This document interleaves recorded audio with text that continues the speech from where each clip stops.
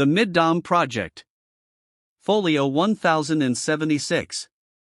By Anna Lee. Chapter 1, The Capital. In time I came to understand fear, not only my own, but the fear that lives in others. I saw it once in the face of a mother who had just learned that her daughter would never come home again. I heard it in the desperate cries of a woman dragged down a corridor, her voice echoing against bare walls long after anyone might have chosen to listen. Those sounds, once heard, never quite leave a person. My own fears were of a different sort, quieter perhaps, though no less consuming. They were the dread of a sudden knock at the door in the middle of the night, the cold knowledge that one might be summoned to account. More than that, they were the fear that one's own cowardice might someday be revealed, not to the authorities, but to oneself. Over the course of a long life I have come to see that people are often punished for what they do, or for what they are. Yet sometimes the heavier sentence falls for something else entirely, for the things left undone. For the moment when courage might have been summoned but was not. For the small act of defiance that never came. For such failures there exists another kind of prison. No guards stand watch there, and no iron bars are required. It is built quietly within the mind, or it walls off happiness and corrodes self-respect, until a person finds it difficult, sometimes impossible, to believe in his own goodness again. I was born in the wealthiest city of Middom, to parents whose education was both rare and remarkable.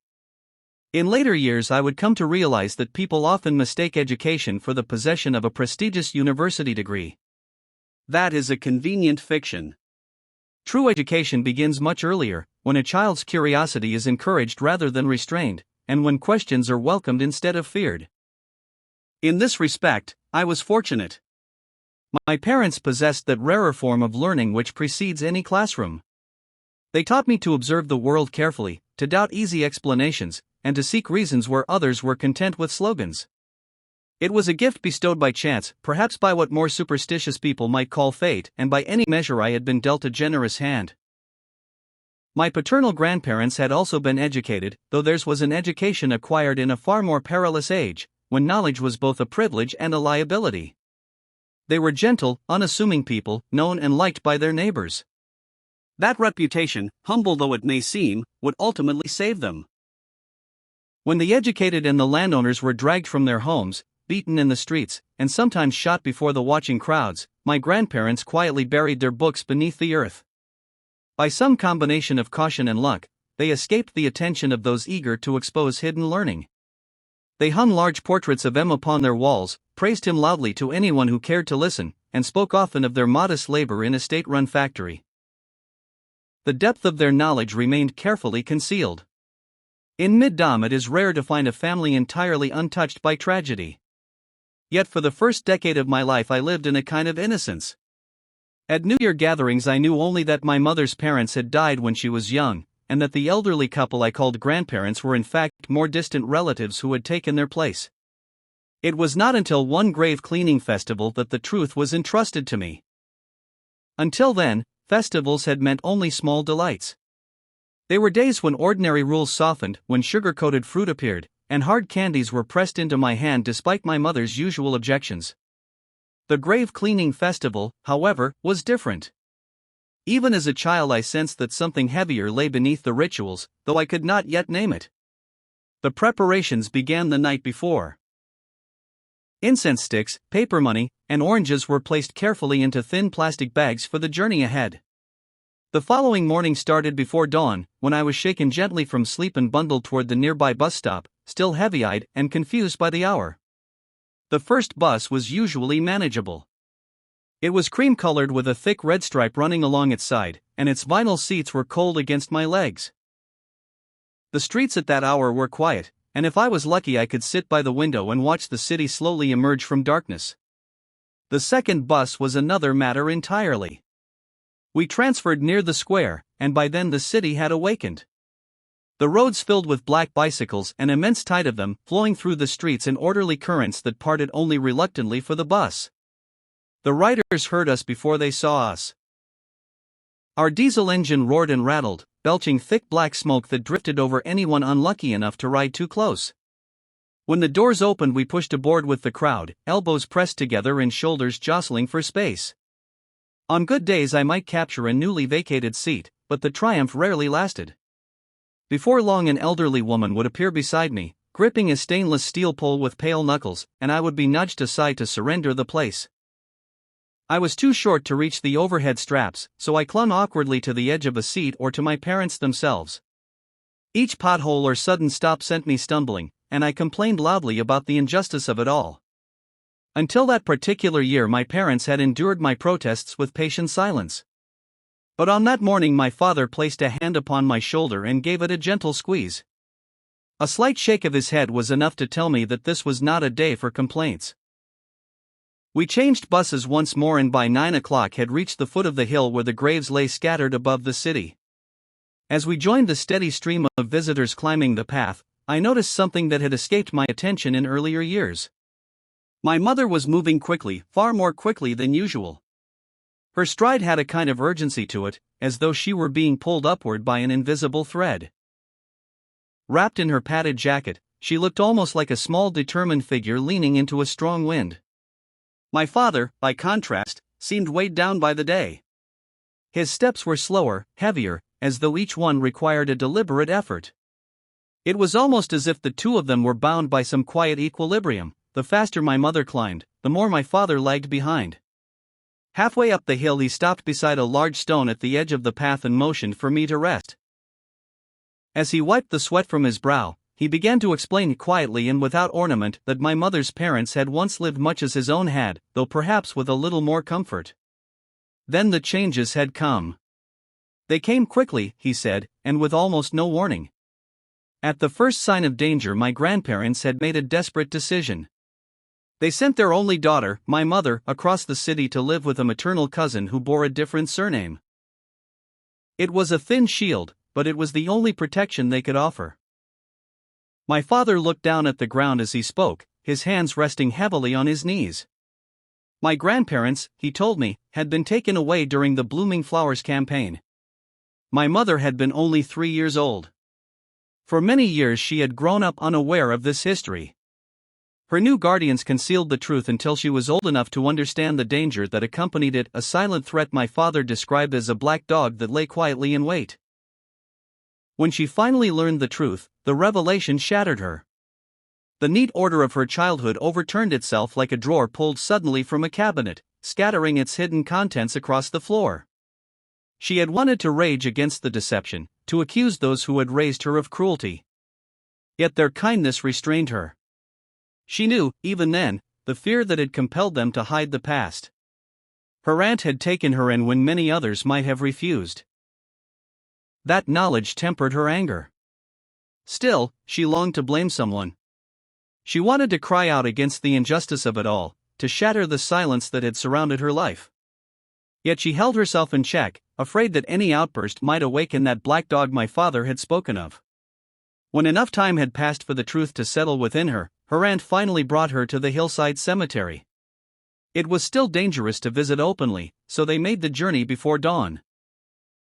There, in the dim light of early morning, her aunt showed her the gravestone. It stood unattended, its surface bare of offerings, silent testimony to years of cautious absence. My mother remained beside it for hours, unable to leave. A terrible guilt gripped her, the guilt of having lived unknowingly while her parents had vanished from the world. For many years afterward she could not bring herself to come on the official festival day. Instead she visited quietly on other mornings when the hill lay empty. It was not enough, of course. No ritual could repair what had been taken. So she made her own form of penance. On the days when she most wished her parents could have been present, her graduations, the milestones of her life, she came here to tell them. Even on her wedding day my father had broken tradition and accompanied her before sunrise. When I was born, she had longed to come immediately and present me to them. Yet it was only 100 days after my birth that she finally carried me to the graves. "Come on," my father said softly, drawing me back to my feet. We resumed the climb in silence.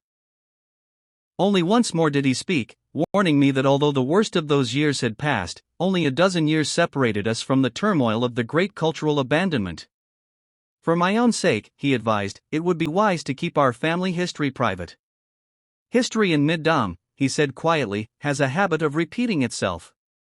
It was only many years later that I realized something else about that day.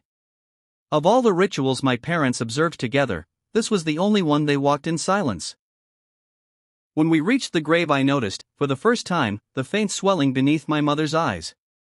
They were the traces of tears shed for parents she could barely remember, two people who, in the greatest act of their lives, had surrendered the one thing they loved most in order to save it.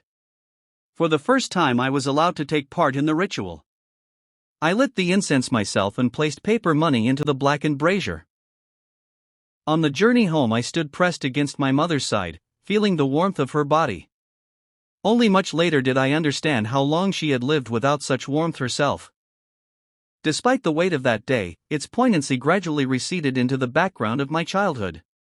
At the time, there were other concerns that seemed far more pressing, chief among them our impending move from the cramped university accommodation into a modest house my parents had somehow managed to purchase in one of the nearby laneways. It was, in truth, a bold decision, perhaps even a dangerous one. Two of my grandparents had lost their lives for the crime of owning property. Yet the country was changing, slowly and unevenly. The government had recently begun allowing people to buy homes again, and a small number had appeared on the market. By then my parents had accumulated 7 or 8 years of savings, hidden away in an old biscuit tin. The worn notes lay neatly stacked beneath the small weight of a bank passbook. Every so often my parents would carry the creased bills to the bank, exchanging them for a fresh line of ink in that narrow volume. Even so, it was not enough. In those years property was cheap, though cheap did not mean easily obtainable. Securing a loan to purchase a home was almost unheard of, and the process required a delicate choreography of quiet meetings and polite evasions. Brown envelopes sometimes changed hands across polished desks. Fortunately, circumstance favored my parents. The university was expanding rapidly and had begun to suffer from a shortage of accommodation. A discreet letter from the head of the university, passed through the appropriate channels, hastened the process. The bureaucratic machinery, once gently persuaded, moved with surprising speed. For months my parents debated the wisdom of their decision. The ghosts of the past were never far from their thoughts. Yet their education gave them a small advantage in navigating an uncertain future. Ideas such as supply and demand, inflation, and compound interest were not abstractions to them but practical tools for understanding the shifting landscape around them. They recognized that demand for housing was temporarily low, a lull they suspected would not endure. Meanwhile, inflation had begun to creep upward as the economy slowly stirred back to life, like a body recovering from a long illness. In the end, it was a simple realization that tipped the balance. If they did not by then, they might never again have the opportunity to own even a small courtyard home. The house itself was something of a mystery. Its age was impossible to determine then, and I still cannot say with any confidence now whether it was 50 years old or 500. The gray brick walls and worn stone steps seemed to belong to no particular moment in time. They carried the quiet weight of many lives lived before ours, each one leaving some faint and almost imperceptible trace. Living in that house marked the happiest period of my childhood. My bedroom was small, with exposed wooden beams running across the ceiling and gray brick walls that remained cool even during the summer heat. I found them endlessly fascinating, as though they held within them the memory of everything that had happened beneath that roof. Above the beams, the roof tiles curved outward in neat rows. To my young mind they resembled enormous eyebrows, perfectly arched. I spent long stretches of time studying their shapes, unable to decide whether their curves followed the geometry of a circle or the graceful rise of a parabola. There was nothing remarkable about that little house, nothing, at least, except that it was mine. It sat within one of the thousands of narrow lanes that crisscrossed the city like fractures in a sheet of broken glass. The lanes rarely ran straight.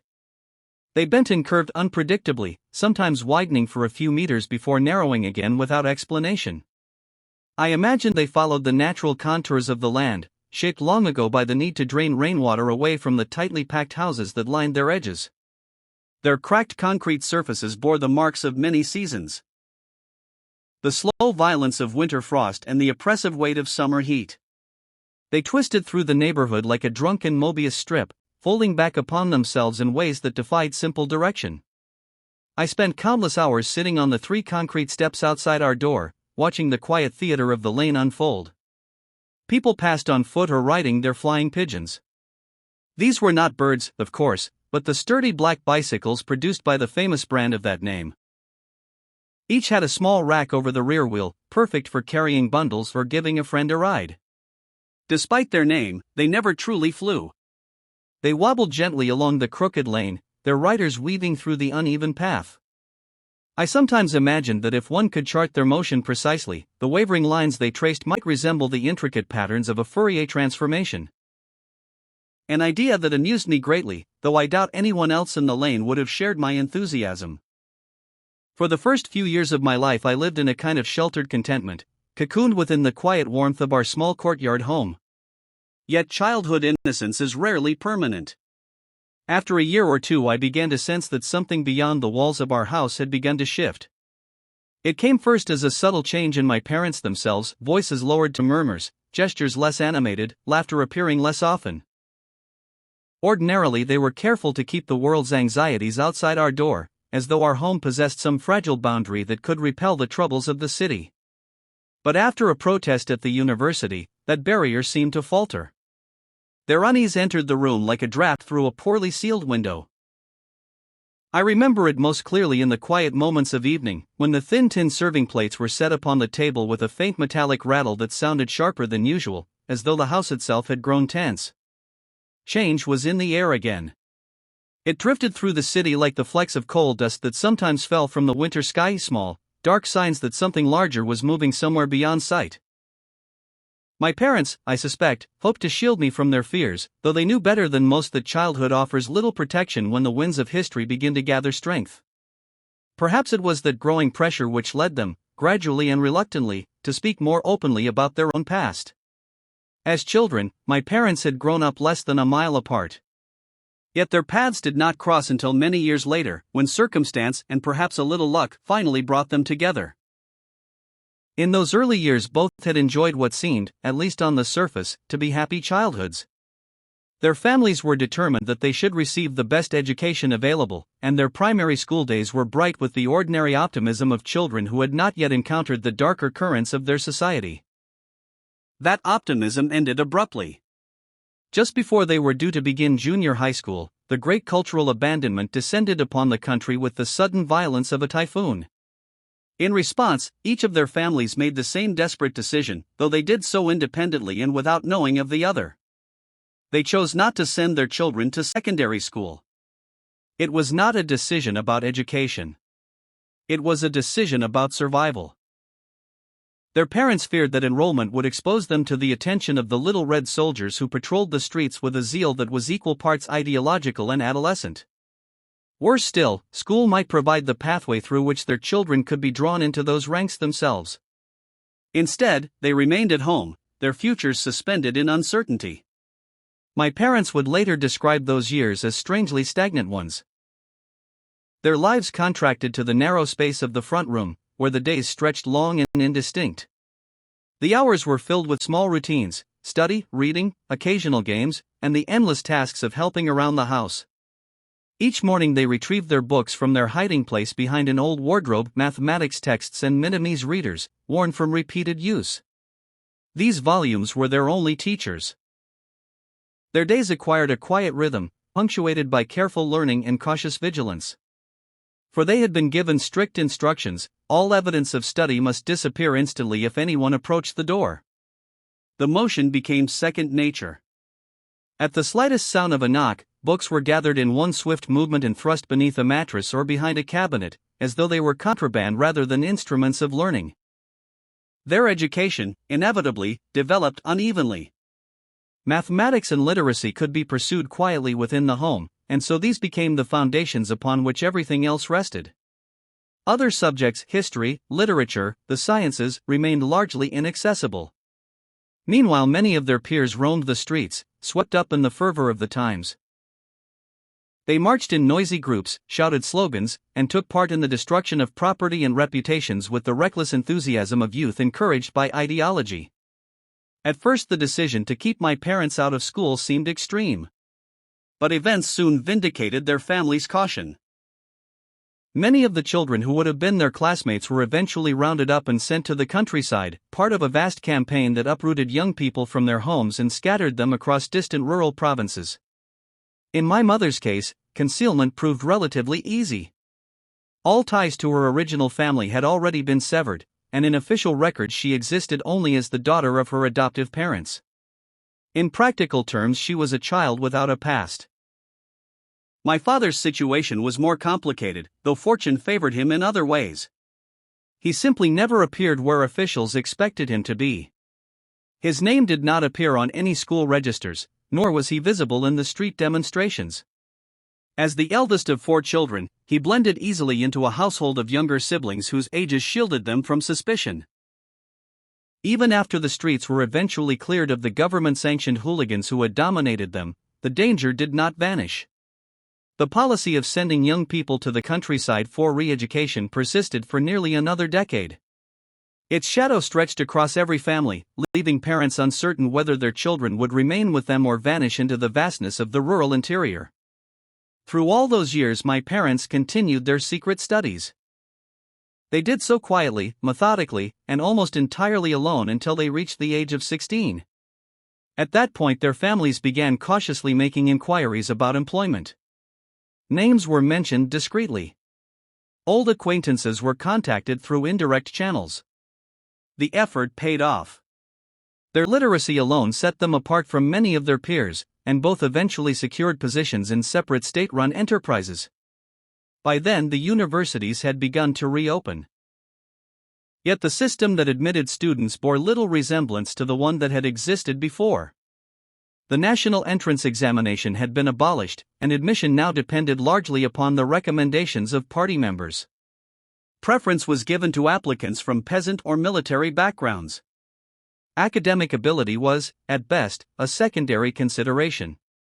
Had the old examination still existed, my parents would almost certainly have passed it with ease.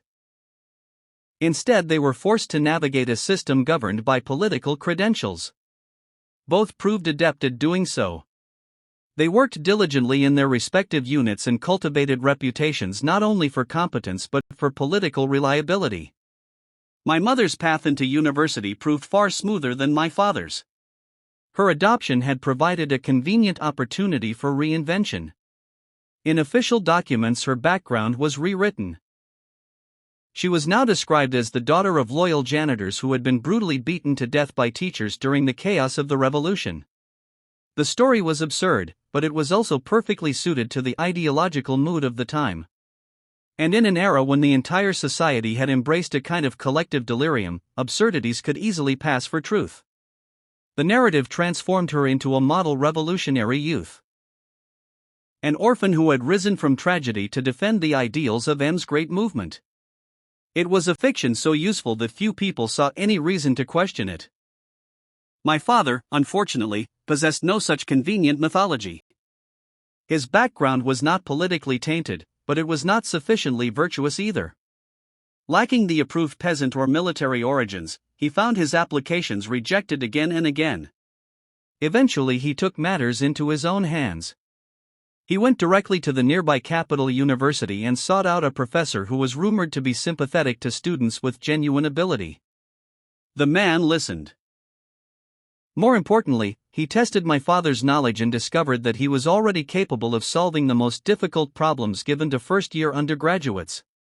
Academic talent, though unfashionable at the time, still had its occasional advocates. The party authorities remained uneasy about admitting someone of uncertain background, but the university itself was struggling to rebuild after years of intellectual devastation. The professor's patronage carried weight, and in the end my father was granted a place. Thus it happened that both my parents arrived at university at roughly the same time. At first they distinguished themselves primarily through competence. Later it would be through kindness. During their first months they found the professors rather strange figures. Many avoided eye contact, spoke hesitantly, or seemed nervous when asked even simple questions. To my parents, who had grown up largely isolated from the worst of the violence, these scholars appeared almost comically fragile, like exaggerated caricatures of aging bookworms. Only gradually did they begin to understand what had happened to them. Through conversations with other students, some of whom had witnessed the violence firsthand, they learned of the humiliations, beatings, and public denunciations that many of the faculty had endured. Several professors bore permanent injuries. Damaged limbs, bent spines, or faces marked by old scars. As this reality became clear, my parents' attitudes changed. They grew more cautious and more observant. They also began, quietly and without drawing attention, to help where they could. A chair would appear beside a lecturer who had difficulty standing. Books would be carried discreetly down a corridor. In empty hallways they made it known that certain professors could rely upon them if assistance was needed. It was through such small acts that my parents first came to know one another. One afternoon they were both helping a wheelchair-bound professor move a collection of books between offices. Their cooperation on that trivial task led to conversation, and conversation gradually led to friendship. By their second year they were studying together regularly, sharing notes and explanations in a way that ensured neither would fall behind the other. If anything, their partnership widened the gap between them and the rest of the cohort. In their third and final undergraduate year, the university offered each of them a position as junior staff members. They accepted immediately. The arrangement allowed them to pursue their master's degrees while drawing a modest salary, easing the financial pressures that had accompanied their long journey into academia. By then, the devastation of the education system had created an unusual opportunity. With so many experienced scholars gone and so few qualified young people emerging to replace them, advancement came quickly to those who possessed both ability and diligence. My parents had both. It was toward the end of their master's studies that they finally married. Soon afterward, the university granted them a small set of living quarters on campus. It was there, in those modest rooms, that the story of our family truly began. There is a certain irony in the circumstances of my conception. It occurred, so my parents later told me, on the 9th day of the 9th month of 1977, the day M died.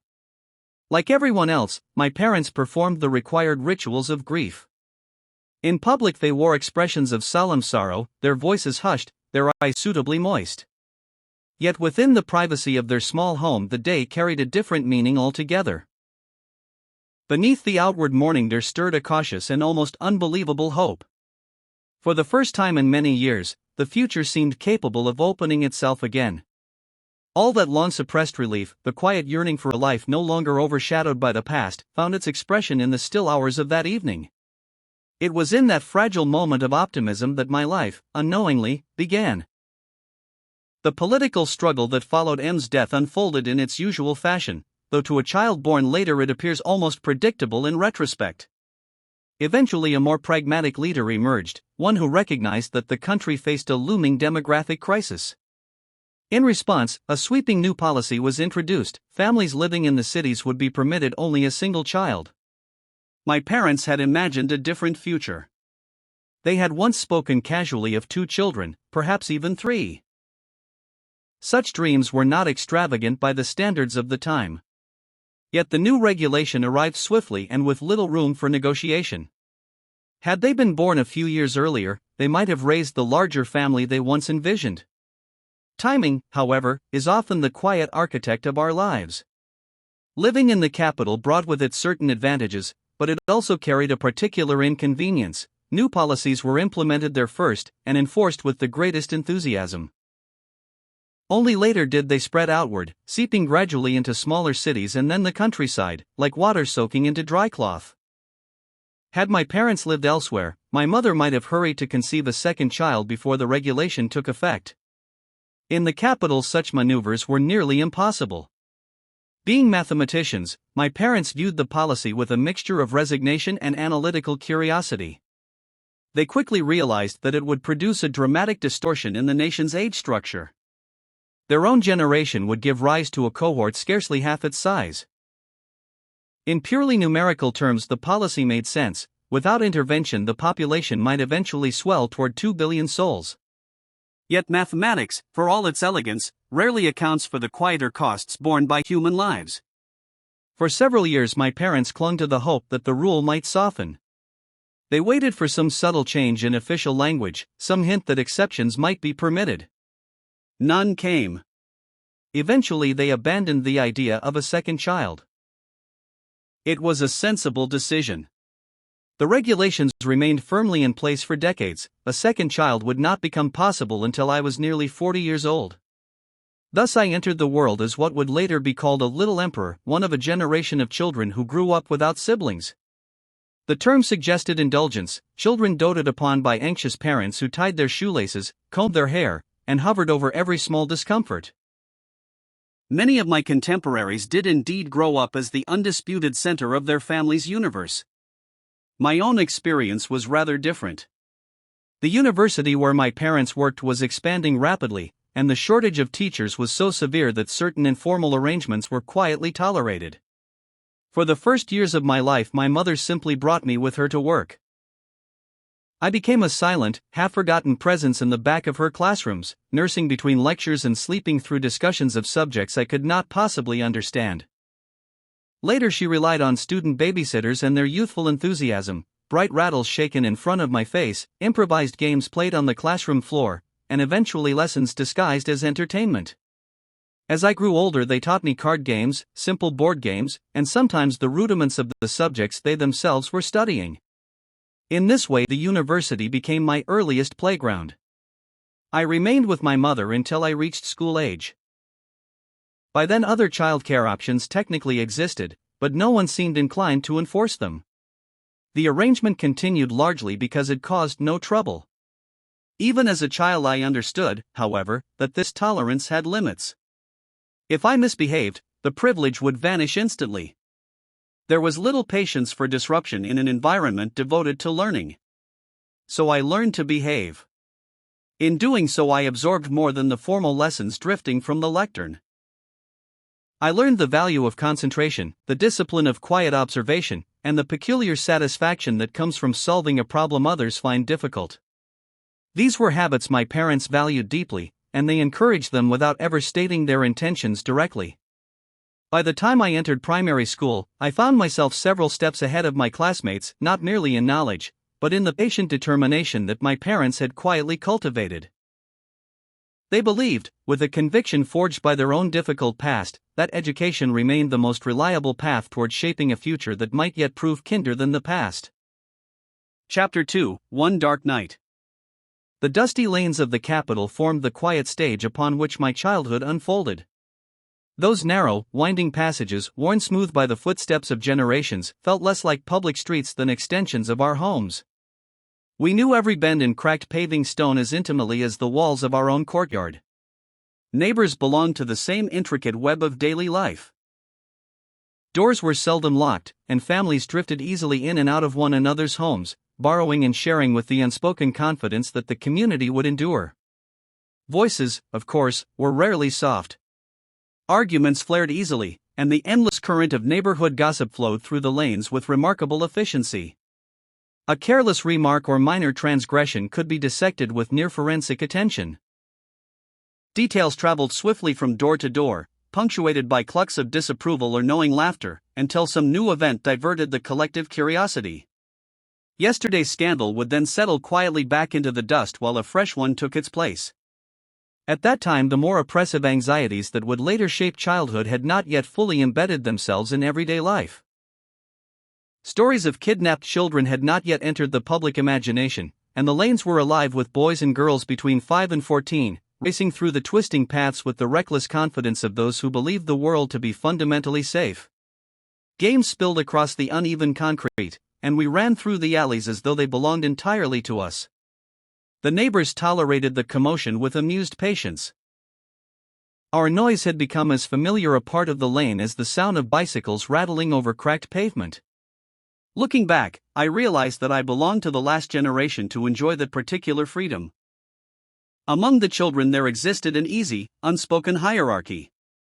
The older ones watched over the younger, guiding games and settling disputes without any need for adult intervention. Yet time worked quietly against this order. One by one the older children disappeared, absorbed into school, apprenticeships, or work, until their laughter was replaced by younger voices filling the spaces they had left behind. The cycle repeated itself endlessly. First we struggled to keep pace with those ahead of us, then we found our footing among them, and eventually we became the leaders ourselves before adolescence carried us away from the lanes. Of all the children who passed through that small world, however, only one remained fixed in my memory in a deeper way. By the time I entered the circle of neighborhood games, she was already drifting beyond it. X was 8 years older than I was. To my childhood imagination, she seemed almost otherworldly, a benevolent figure who watched over my earliest years with quiet patience. She lived only 2 doors away, the sole child of parents who had been limited by circumstance rather than policy to raising only one. Our families shared more than proximity. They belonged to the same small community of educated people who valued learning and careful thought, and because of that closeness she became a near constant presence in my life. For a time she served as my babysitter. When my parents were occupied at the university, she would sit with me through long afternoons, reading aloud or inventing elaborate games to fill the hours. Her smile possessed a warmth that seemed capable of brightening even the dullest winter day, and I adored her with the uncomplicated devotion only a child can feel. At some point I even decided that I would marry her when I grew older. A plan that seemed entirely reasonable to me despite the inconvenient stretch of years between us. When I think back on those days, the image that returns most vividly is not of her face but of her bicycle, and the way she looked riding away along the lane. Her head formed a dark, perfect semicircle above the narrow lines of her shoulders. As she leaned forward to pedal, her hair fell across her back and blurred into the moving air. I would watch her until she disappeared around the bend. Even now, after all the intervening years, I suspect she remains the most beautiful girl I have ever known. Her eyebrows possessed the same graceful curve that fascinated me in the roof tiles above my childhood bed, and her face had the delicate symmetry of a carefully drawn ellipse. Her skin carried a soft, porcelain glow that seemed almost luminous in the afternoon light. Even then, however, some small part of me understood that my childhood dream of marrying her would remain only that. A dream. As it turned out, she never married anyone else either. As I grew older, she occasionally took me beyond the familiar boundaries of our lane. At first these expeditions were modest, a visit to the neighborhood shop, or an afternoon at one of the small cinemas that had begun appearing in the city. Those theaters held only a few dozen seats, and the speakers crackled faintly whenever the film began. On 2 occasions she even took me into the city center by bus. There we arrived at the vast square that served as the symbolic heart of the capital. An enormous portrait of M dominated the space, his stern gaze fixed eternally over the crowds that moved beneath it. Though he was long dead, his image still seemed to watch over everything. Cars were almost non-existent in those years. Only the highest officials possessed them. Everyone else traveled either by bus or by bicycle. Most often the sturdy black flying pigeon, whose riders formed an endless river of movement through the streets. Sometimes X would buy me a skewer of fruit dipped in hardened sugar from one of the small stalls clustered along the southern edge of the square. These makeshift businesses operated from the backs of bicycles or from fragile wooden carts. In a curious twist of fortune, many of those vendors earned more money in a single day than my parents did at the university. The sudden appearance of private businesses fascinated people, but it also stirred quiet resentment. With little competition and a vast, eager market, some entrepreneurs amassed remarkable wealth almost overnight, often with the help of generous loans from state banks and the right personal connections. I remember one evening when X's family joined us for dinner. Her father, normally a reserved man, spoke with unusual irritation about a newly formed taxi company that had appeared in the neighborhood. Where did they get the money for that? He asked aloud. The question lingered in the room without any clear answer. As such ventures multiplied, so too did the whispers of corruption and unfair advantage. Street vendors selling dumplings or sugar-coated fruit could earn several times the salary of a university lecturer. To some observers, their success represented admirable initiative.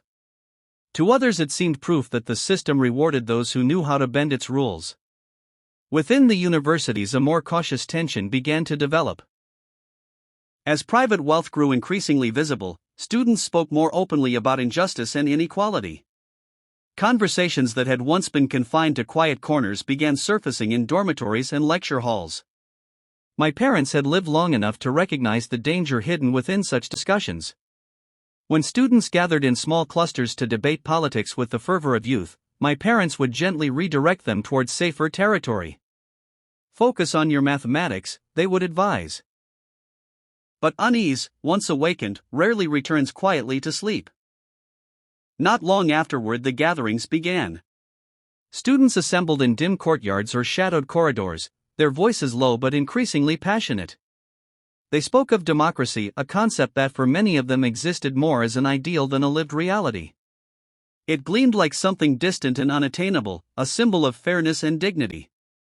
Yet beneath those lofty words lay a simpler grievance, the sense that opportunity and reward had become unevenly distributed. By that time X herself was attending university, and occasionally she went to the great square where what began as festive gatherings slowly evolved into demonstrations. I was in my final year of primary school then, and I begged my parents to allow me to see it for myself. Their refusal baffled me. To my mind it was merely a crowd of people, something exciting and new. I could not yet grasp the layers of memory and caution that shaped their response. They had witnessed how quickly enthusiasm could turn into violence, how easily ordinary citizens could become targets when political winds shifted. Their concern only deepened my frustration.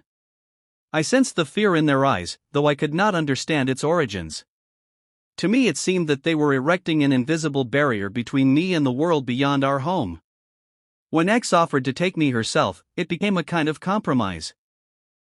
She assured my parents that she would watch over me carefully. After much hesitation they agreed once.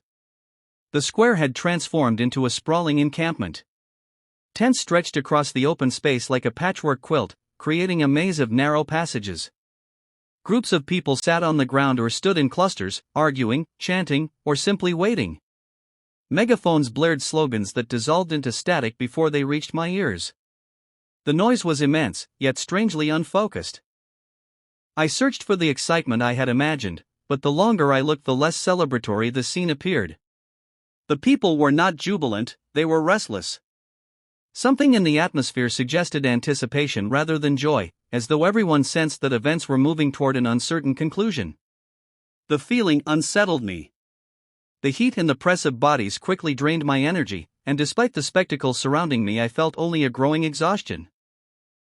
X, by contrast, seemed absorbed in the moment, drawn into the conversations, the optimism, the sense that history might be unfolding before her eyes. For me the experience felt oddly unreal, like watching a play from the wrong seat in the theater. The air hung heavy with sweat and dust, and I struggled to understand why everyone else seemed so invested in what appeared to me an endless and uncomfortable gathering. When we returned home that evening my parents listened carefully as I described what I had seen. Over dinner their questions were gentle but deliberate. They asked whether I believed the demonstrations could continue indefinitely. No, I answered without hesitation. Then they asked how I thought everything would end. The question lingered in the air like a fog I could not see through. I had no answer that felt certain. I don't know, I finally said. It was the simplest and most honest response I could give. At that age I did not understand the forces shaping the city around me. I did not understand the past my parents carried within them, nor the future that might emerge from the events unfolding in the square. My parents exchanged a quiet glance and nodded slightly, as though my uncertainty confirmed something they already believed. They had long ago learned the value of remaining cautious when history began to stir.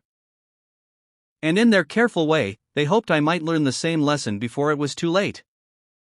That evening the air in our home seemed unnaturally heavy, as though the walls themselves sensed that something irreversible had begun. The distant gunfire reached us first as a faint and uncertain sound, so unfamiliar that for a moment I wondered whether I had imagined it. Yet with each passing minute the noise returned, sharp, irregular cracks that seemed to tear small rents in the quiet of the night. My father's voice remained calm throughout. In later years I would come to understand that such calm was rarely accidental. It was the sort of composure cultivated by people who had already lived through upheavals and had learned that panic solved nothing. He rose, went to the kitchen, and prepared tea. It was a simple act, almost absurd in its ordinariness, yet at the time it steadied me more than any explanation could have done. He told me gently to remain in the living room and not to wander outside. I remember the careful neutrality in his tone, though his eyes betrayed a deeper awareness.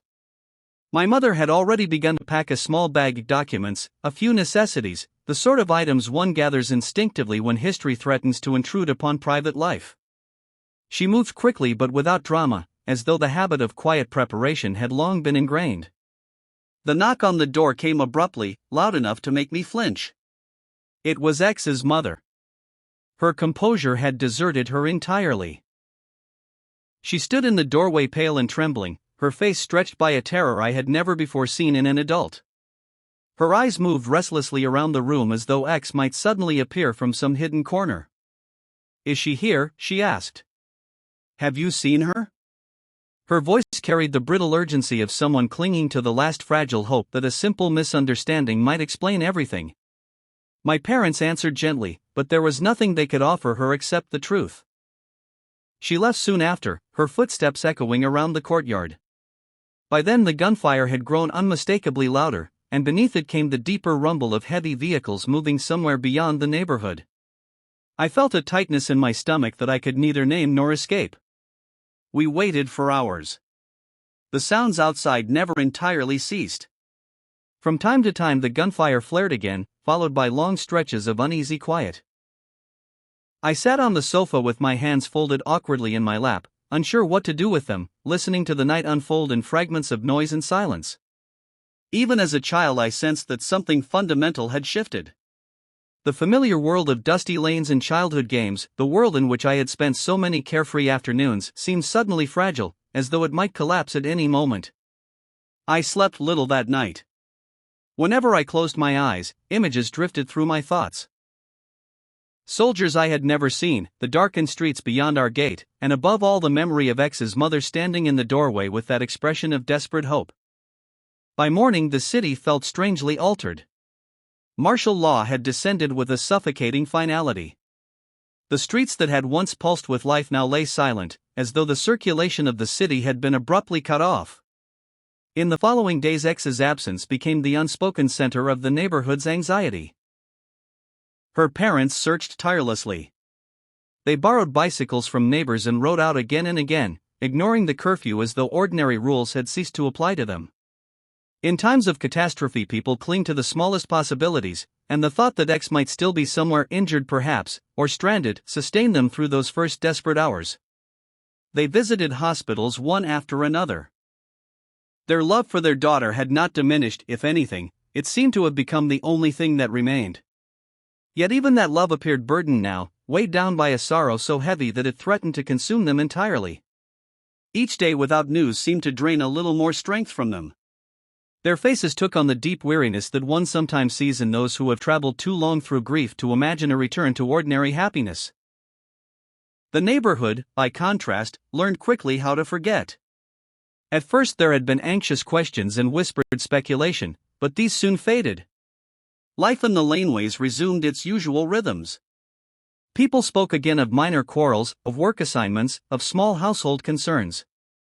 The endless current of gossip that had once flowed so freely returned, though it now moved carefully around the subject of X, as though her name itself carried some faint danger. What had once been discussed openly was gradually folded into silence. For X's parents, however, there was no such escape. Their grief remained fixed in place, immovable and constant, like some permanent feature of the landscape. Occasionally, late at night, a faint sound would drift across the courtyard from their house, a soft, broken weeping that carried through the stillness when all other noise had died away. It was a sound so subdued that one might easily have missed it, yet once heard it was impossible to forget. The rest of the world, it seemed, had resumed its ordinary course. But certain lives had been torn open in ways that time would never properly mend. Those quiet cries lingered in the darkness like ghosts. They were reminders of futures that would never arrive, of children who would never grow older, of hopes that had vanished before they had even taken shape. In time a kind of collective amnesia settled over the neighborhood. It did not arrive suddenly but crept in slowly, like a thin fog that softens the outlines of familiar things. The sharp edge of the tragedy dulled, conversation shifted elsewhere, daily routines reasserted themselves. Yet the laneways were never quite the same. They seemed a little quieter than before, the walls of the courtyard houses a little more imposing. Even the ordinary smells of life. Boiled cabbage drifting from open windows, the dry dust stirred by bicycle wheels felt somehow heavier, as though the air itself carried the memory of what had happened. For me, at least, X never entirely vanished from those streets. Her absence lingered there like an accusation. It was impossible to brush her memory aside as one might flick away an insect. Something far more uncomfortable remained behind. A faint but unmistakable awareness of fear, and of the quiet cowardice with which ordinary people sometimes protect themselves from unbearable truths. As for the effect on my own life, I suspect it never truly faded. The memory of that summer settled somewhere deep within me, surfacing unexpectedly in later years, often when I least anticipated it. For those who had truly loved her, the shadow of those days never entirely lifted. It simply wove itself into the fabric of our lives, where it has remained ever since. Time, as it does, eventually laid a thin veneer of resilience over those events. Life resumed its familiar patterns, and the days accumulated into years. Yet beneath that outward calm the loss of X never truly healed. The mark she left behind was not merely the fading trace of a childhood affection, it became something deeper, a quiet reminder of how fragile a life could be, and how abruptly it might vanish. No amount of effort could entirely escape that truth. For many years I attempted to bury it beneath study, burying myself in equations and proofs as though intellect alone might impose order upon the disorder of the world. Mathematics offered a kind of refuge. Within its boundaries everything possessed clarity, each variable occupied its proper place, each conclusion followed from a series of precise and comprehensible steps. It was a realm in which uncertainty could be resolved, where problems, however complex, yielded eventually to patient reasoning. In that sense it possessed a beauty that life itself rarely granted. Yet even the most elegant logic could not fully insulate me from the ache that lingered beneath those early memories. The loss of X remained something stubbornly resistant to explanation, a wound not softened so much as absorbed into the deeper layers of my thoughts. What surprised me most, in the years that followed, was the quiet depth of my parents' grief. As a child I had believed them immune to such things. They had always seemed the steady ones, the figures who stood between me and the harsher aspects of the world, maintaining a calm distance from turmoil. But their sorrow for X revealed another side of them. The affection they had felt for her was never openly displayed, yet it ran deeper than I had understood at the time. Her loss struck them not merely as a personal tragedy but as a confirmation of something darker about the world they inhabited, that beauty, vitality, and simple goodness could be erased with astonishing indifference. For them, her disappearance was not an isolated misfortune. It was evidence of the random cruelty that history sometimes visits upon ordinary lives. I carried that knowledge with me, though I rarely acknowledged it directly. In many ways my devotion to mathematics became a quiet attempt to resist that chaos, to believe that somewhere beneath the disorder of human affairs there existed a structure that could still be understood. And for many decades that belief provided a kind of uneasy peace. Yet peace built upon incomplete knowledge is always fragile.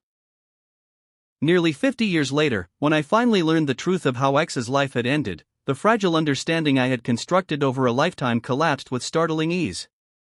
The past, which I had believed long settled, returned with a force that made the intervening years seem suddenly very small. The air in the city had shifted in subtle, almost imperceptible ways. Life continued, and yet it carried traces of the tension that had once gripped the lanes we called home. My parents, ever vigilant, watched the world with a careful eye, their cautious optimism tempered by memories of earlier upheavals. Owning property, once a dangerous ambition, had become a quiet anchor in an otherwise unpredictable life.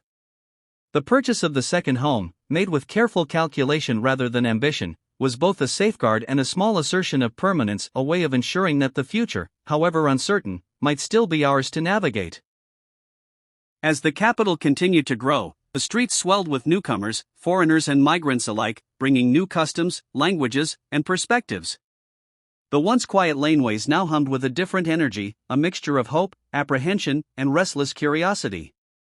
My parents adapted, drawing on their experience and foresight to carve out stability for our family in the midst of rapid change. Their guidance shaped not only our material security but also the way I perceived opportunity and risk, a lesson I would carry through life. My academic path unfolded against this backdrop. Junior high offered structure, senior high demanded focus, and by the time I entered university, I was acutely aware of both privilege and expectation. The choice to pursue engineering rather than mathematics was deliberate, a desire to engage with the tangible, industrial pulse of Middom rather than confining myself to abstract reasoning alone. Even as the city transformed around me, I felt tethered to its rhythms, propelled by both inherited calculation and personal curiosity. University life was a microcosm of opportunity and limitation. My parents' careful preparation had placed me on a trajectory beyond that of most peers, yet the meritocratic illusions of the new system ensured that competition was never absent. I moved through lectures and laboratories with competence, yet observed with humility as classmates outpaced me in brilliance or innovation. Friendships formed easily enough but remained shallow, bound by shared routines rather than the intimate confessions that might have bridged generations or histories. Discussions of personal pasts were rare, the shadows of the square already fading into silence for most, but for me, they lingered as a quiet, ever-present echo. In those years, I learned that life's progress was rarely linear. Security and opportunity often arrived not solely through merit but through the careful layering of experience, timing, and guidance. And while the city expanded and modernized around us, and while the patterns of my own life seemed set upon a steady course, I could never fully escape the quiet awareness of fragility, of absence, loss, and the fleeting moments that once shaped me, long before the wider world had grown familiar. Chapter 3: The Naivety of Youth. When I finally left for my first job, it was a chance not just to advance, but to step away from the memories and responsibilities that clung to me. I moved barely 100 kilometers away, to an industrial city where tall chimneys belched endless smoke, and the low-rise buildings sprawled with uneven colors that told stories of uncertain histories. Here, the streets were gritty and worn, with dust that clung to everything like a persistent memory, far from any notion of cleanliness or polish. I joined a company specializing in heavy steel doors, where precision and hands-on work spanned mechanics, electronics, and electrical systems. At first, I lived in the factory dormitory, a cramped building saturated with the smell of smoke, dust, and scattered leaves. Arguments among machinists echoed through the corridors, each punctuated by the sharp crackle of cigarette paper. I avoided the dorm as much as possible, wandering through the city in search of quiet air and moments of calm. My parents, worried that I might pick up the rough habits of my dormitory companions, offered help with a down payment on an apartment. Weekends were spent exploring the few new high-rises dotting the city. Within months, I chose a 2-bedroom apartment in the tower, a cream-painted monolith that stood stark among the faded sprawl below. On the 16th floor, or 15th, given the local superstition about the number 4. The apartment offered a view over factories, a newly built shopping mall, and the haze of the industrial city beyond. It became a refuge, high above the black dust that clung stubbornly to the streets, a place where quiet order replaced the chaos below. I moved through the factory like a shadow that first year, speaking little, keeping interactions to other engineers and a handful of machinists who remembered me from the dormitory. One day, as I waited in the clanging machine shop for a bracket to be finished, a burly operator called out, "Where'd you move to?" I nodded vaguely, hoping the question would end there. But he persisted. "I heard you moved into the tower," he said, grinning knowingly. I should have denied it, but my surprise betrayed me, and I shrugged. "Ha, thought so," he said, clearly pleased with himself. By the end of the day, the news had spread through the factory, the story of my move adding itself to the collective memory of the workplace, as relentless as the smoke that hung over the city. By the time I was 23, I was still remarkably unseasoned when it came to women.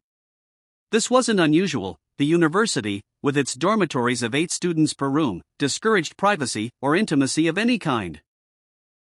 In such an environment, even the slightest deviation from routine sparked scrutiny from the nearest textbook-wielding onlooker. My only brush with romance had been with X, which felt more like a relic of childhood than meaningful experience. Engineering wasn't exactly a field teeming with female classmates, either. At work, educated women were confined to the office, while others labored in a different wing, assembling motors or other parts. Social boundaries were nearly as rigid as at school, rumors weaving through the factory like an invisible thread.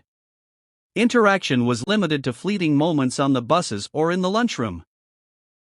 The bus, where exhaustion softened behavior enough for casual exchanges, and the lunchroom, a neutral space where the rigid hierarchies sometimes loosened. The first bus to the interchange was predictable, a near-empty shell into which we filed automatically, arranging ourselves by department, nodding or murmuring polite greetings. The second bus offered slightly more life, a subtle chance for a break in routine. If luck allowed, you might find yourself beside the right girl on the right day, exchanging glances or small talk that felt almost rebellious. Even so, walls of scrutiny remained. People outside the bus peered through dusty windows, ready to carry the smallest spark of interaction back to the factory floor like a prized trophy. The lunchroom, in contrast, was a place of precise maneuvering for those who understood the game. At noon, the first wave charged in, collecting trays and securing seats at steel-banded formica tables. Departments clustered naturally, iron filings drawn to a magnet. Sitting elsewhere risked disapproval, breaking the unspoken arrangement drew attention. Observing and adhering to these subtle codes marked one as trustworthy and in step with the expected rhythm. By 5 minutes past, the hall brimmed, and stragglers had to wait until gaps emerged, slipping into seats that occasionally breached the hierarchy, a minor disruption, but one offering a scent of connection. I remained wrapped in my own bubble, noticing little of the orchestrated glances and whispered exchanges. Only later did I understand that lunch was theater, alliances formed, rumors seeded, suspicion cultivated. Conservatism pervaded the workplace, any extra time with colleagues of the opposite sex was discouraged. Relationships remained strictly professional for months, sometimes a year, before small talk emerged as an understated thawing of distance. The boundaries were subtle yet powerful, woven into the fabric of routines, an invisible code guarding against gossip and impropriety. Slowly, I became aware that several young women were quietly vying for my attention. The dance was delicate, dictated by norms that allowed for plausible deniability. Sitting together twice in a week might spark curiosity, gaps of several weeks masked growing connections. Despite constraints, I came to know many of these women. By 25, I was within the age bracket where marriage expectations loomed, yet opportunities remained limited. The game required patience, tact, and careful navigation, one I hardly realized I was playing until deeply enmeshed. As National Day approached, a colleague invited me to join his family and a small group at the city's fireworks display. It was the sort of invitation impossible to decline, especially given years of shared work routines. The gathering was modest but lively. The host, his wife and child, and 2 other married couples. Each couple was introduced, and polite small talk filled the waiting. Then, as twilight dimmed the sky, the final arrival subtly shifted the air. "Oh, hello," said Elle, her voice soft yet assured. She was slim, almost fragile, yet her posture suggested a quiet confidence cultivated over time. "Do you two know one another?" the host asked, casual yet tinged with amusement. I hesitated, caught off guard. The awkwardness hung like a thin thread between us. The transition from isolation to expectation, stepping into a world where marriage seemed imminent, felt abrupt and unnatural. I never learned whether the meeting had been arranged by the host or by Elle herself. Inquiries would have produced only polite denials. Arrangements like these, carefully orchestrated, veiled in social propriety, were the only way a relationship could form without unwanted scrutiny. It felt artificial, like being cast into a stage role I hadn't auditioned for.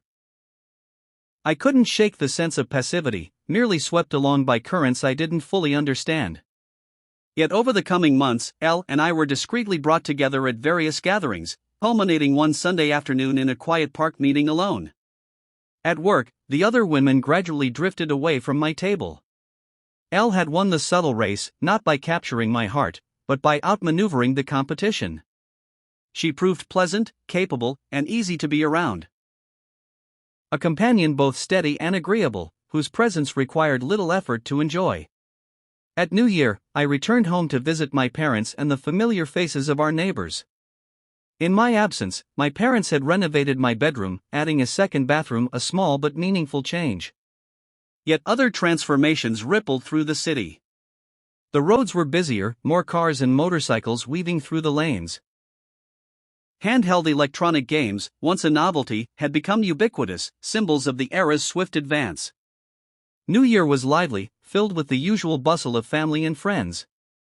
A couple of uncles came over with their children, adding to the noise, while X's parents also attended. They had few living relatives and were not just alone but isolated, their grief a shadow that hung over them, a loss that nobody dared speak of openly. The following day, I asked my mother about them. She explained, with quiet sadness, that few people spoke with X's parents anymore. It was a strange kind of social exile, one that pressed especially hard around the anniversary, when the laneway itself seemed to take on an eerie, oppressive weight. Despite their isolation, X's parents found some small solace in the company of other square mothers, those whose children, too, had been lost in the same tragic events. Together, they formed a quiet group of solidarity, though it was tinged with unease and suspicion. They fought to gain compensation and to learn more about what had happened to their children, while the authorities, ever vigilant, maintained a watchful presence. These mothers were reminders of a past the powers that be sought to erase, echoes of a truth that refused to vanish completely. When my uncles learned of L, they teased me, but I wished they hadn't. Not because the ribbing hurt. It didn't, but out of respect for X's parents, who had always been kind to me. Their unspoken pain made even the most innocent jokes feel incongruous, almost disrespectful. New Year brought the familiar explosions of firecrackers and the lanterns that hung in the dim laneway, symbols of a childhood now growing distant. Of course, X was never far from my thoughts during those moments. She had always delighted in such events, as though she had known her days to enjoy them would be few. My parents said little about L, aside from occasional remarks that she seemed like a nice girl with a good background. Yet the unspoken message was clear: our happiness together mattered most, and they hoped to meet her soon. Before leaving, I made the rounds to visit all the neighbors, saving X's parents for last. By then retired, they lived in quiet solitude, sustained by a modest pension. No one else supported them, so I slipped an envelope of money into their hands. Words of condolence felt hollow, but they thanked me, their gratitude heavy with the weight of our shared history. I was relieved to return to work, away from the stifling atmosphere of the past. By then, Elle and I were meeting regularly on weekends, and soon after, the factory supervisor approached me with an invitation to join the party. At first, I feigned uncertainty over whether I was worthy of such an honor, begging for time to seek my parents' opinion. The supervisor seemed pleased by my apparent modesty, giving me space to consider my options. My parents encouraged me to join. Not out of conviction, but because it would open doors for promotions and help avoid potential complications. I attended the political meetings dutifully, careful to observe without committing too deeply. In time, my hesitance was interpreted as reverence, though in truth, I was no more than a snake handler paying due respect to a viper aware it might strike at any moment and careful not to provoke it. Elle was pleased when I joined the party, and soon I was invited to meet her parents. Normally, I wasn't an anxious person, but her mother unnerved me. With her interrogative stare, bony frame, and hawk-like nose, she seemed a crone, yet held the posture of a commanding store manager in her 40s. Her barrage of questions about my work and background felt like an inquisition, while her husband, a stout and taciturn man, sat silently behind a copy of People's Daily, a quiet shield against the relentless flow of advice and opinions his wife seemed eager to dispense. In the end, Elle's mother softened somewhat upon learning I owned an apartment and had joined the party. That, after all, was what mattered.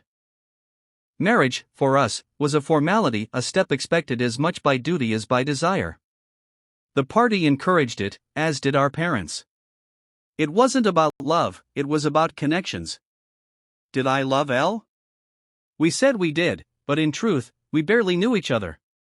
Our conversations revolved around safe topics, music, films, work, while our personal habits remained hidden beneath the surface. Sexual compatibility hadn't even occurred to me, it seemed, at the time, as foreign and elusive as true intimacy. I invited Elle to visit my parents over a rare long weekend, and, to make her feel at home, bought her a cellular phone so she could stay in touch with her family. She stayed in my old room, while I lodged in a nearby university dormitory, arriving each morning before she woke. Our days began with breakfast at my parents' house, then walks through the square, sharing ice cream, chatting, enjoying the rareries of simple pleasures. Yet there was something I never shared with her. X remained buried too deep in my past, a part of me I could not reveal. With Elle, I carried that silence, a quiet weight in the background. It was a joyous time, the spring of our relationship, when everything felt fresh and full of promise. We explored lacquered palaces, marveled at their intricate beauty, strolled along serene lakes, the water reflecting our quiet happiness. Afternoons were spent at my parents' home, helping prepare dinner, basking in the warmth of shared moments. There was a lightness then, a sense that the future could unfold without effort, as if it was always meant to be this way. My parents never had strong opinions about Elle's suitability. She was polite, helpful, and though they hadn't known her long, they found her agreeable. Over time, Elle's enthusiasm for the wedding grew, and it became clear she was eager to take the next step. 8 months later, my parents visited for the National Day holiday, staying in my apartment. I invited Elle's family as well and cooked for them. The 6 of us crowded around the small laminate dining table, Elle and I taking turns pouring tea and serving our respective parents. The atmosphere was cordial, yet charged with formality, as our two families exchanged pleasantries and subtly sized each other up. The next day, conversation shifted to wedding details, a quiet negotiation that felt more transactional than celebratory. Elle and I were eager to begin our married life, excited for her to move into my apartment. She quickly assumed the role of hostess, suggesting upgrades to make the space more comfortable, new curtains to brighten the rooms, a larger refrigerator for our growing needs. I was happy to oblige, eager to make our home a place where she could feel settled and content. Elle's question caught me off guard as we walked through the park, its stillness broken only by the faint rustle of leaves underfoot. "When will you start handing over your salary so I can manage our home?" she asked, eyebrows raised expectantly. I blinked in surprise. "What?" I stammered, unable to mask my astonishment. "The wife runs the household, so the man gives her his wages." "It's what my parents do," she explained, her tone softening slightly, as if defending a long-established custom. "That's not what my parents do," I replied, keeping my voice steady. Her lips tightened. "But how am I going to look after you in the house?" I noticed the pout forming and tread carefully. "Of course, I'll provide for what needs paying, but I also have responsibilities, the apartment loan, party obligations, and my own day-to-day expenses," I explained, hoping to bridge the gap between our expectations. "But I'll give you an allowance for that," she said, irritation edging her voice. The words hung between us. I had heard of such arrangements, but they felt strange, almost degrading. The thought of being controlled this way was suffocating. "That's not something I'll agree to," I said, firmer than intended. Her face flushed. "You don't love me," she exclaimed, heart-lacing every word. "It has nothing to do with love," I replied softly. The tension thickened, and I was about to explain how love, for me, meant mutual respect and freedom, not a financial transaction, when she turned sharply and stormed off. I stood frozen, unsure whether to follow. Following would mean conceding to her parents' expectations, so I turned home instead, the silence between us widening with each step. That night, I called, hoping for resolution, but the silence stretched, colder with each passing hour. The distance felt vast, and I wondered if we had already crossed a threshold neither of us could return from. The following week unraveled slowly. At work, whispers were inescapable, colleagues noticed the tension. Rumors spread that I had jilted her, used and discarded her, and the factory, once a neutral space, became a stage for gossip. Even the supervisor, usually distant, reminded me of my party membership and the responsibilities it entailed, suggesting I had a duty to set things right. I insisted I needed time to reconcile our differences, but deep down, I felt the chasm between us was too wide. The impasse stretched over a week, convincing me the marriage might be over before it began. Then, one lunch break, Elle appeared at my table unexpectedly. She offered a shy, hesitant smile. The few remaining colleagues quickly excused themselves, leaving us alone. She looked at me intently. "Have you come to your senses yet?" she asked. I froze, then replied, my voice steady but edged with frustration, "I assumed you'd come to tell me you'd come to yours." A pause. Then she pulled a used tissue from her pocket and threw it at my feet, a final, petty insult, before storming off, heels clicking sharply on the floor. 2 weeks later, I had convinced myself it was over. Then Elle asked to meet.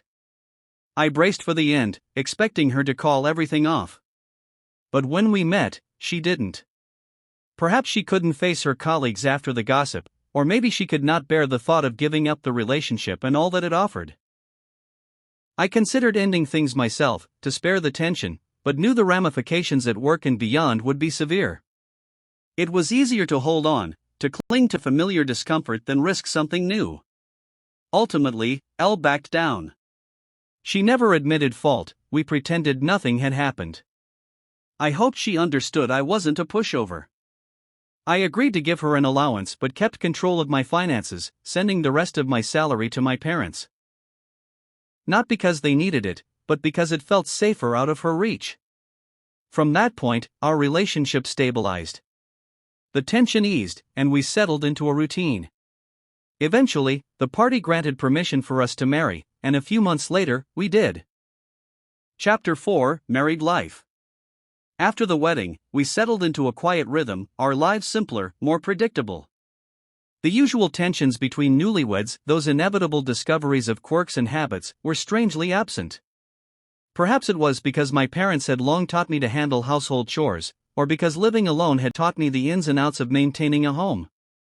Elle, too, appreciated the ease of our routines. Chores became shared tasks, never burdens. We found connection in the ordinary, touching as we passed in the hallway, a kiss over the sink as we washed dishes together. These small gestures wove us closer, day by day.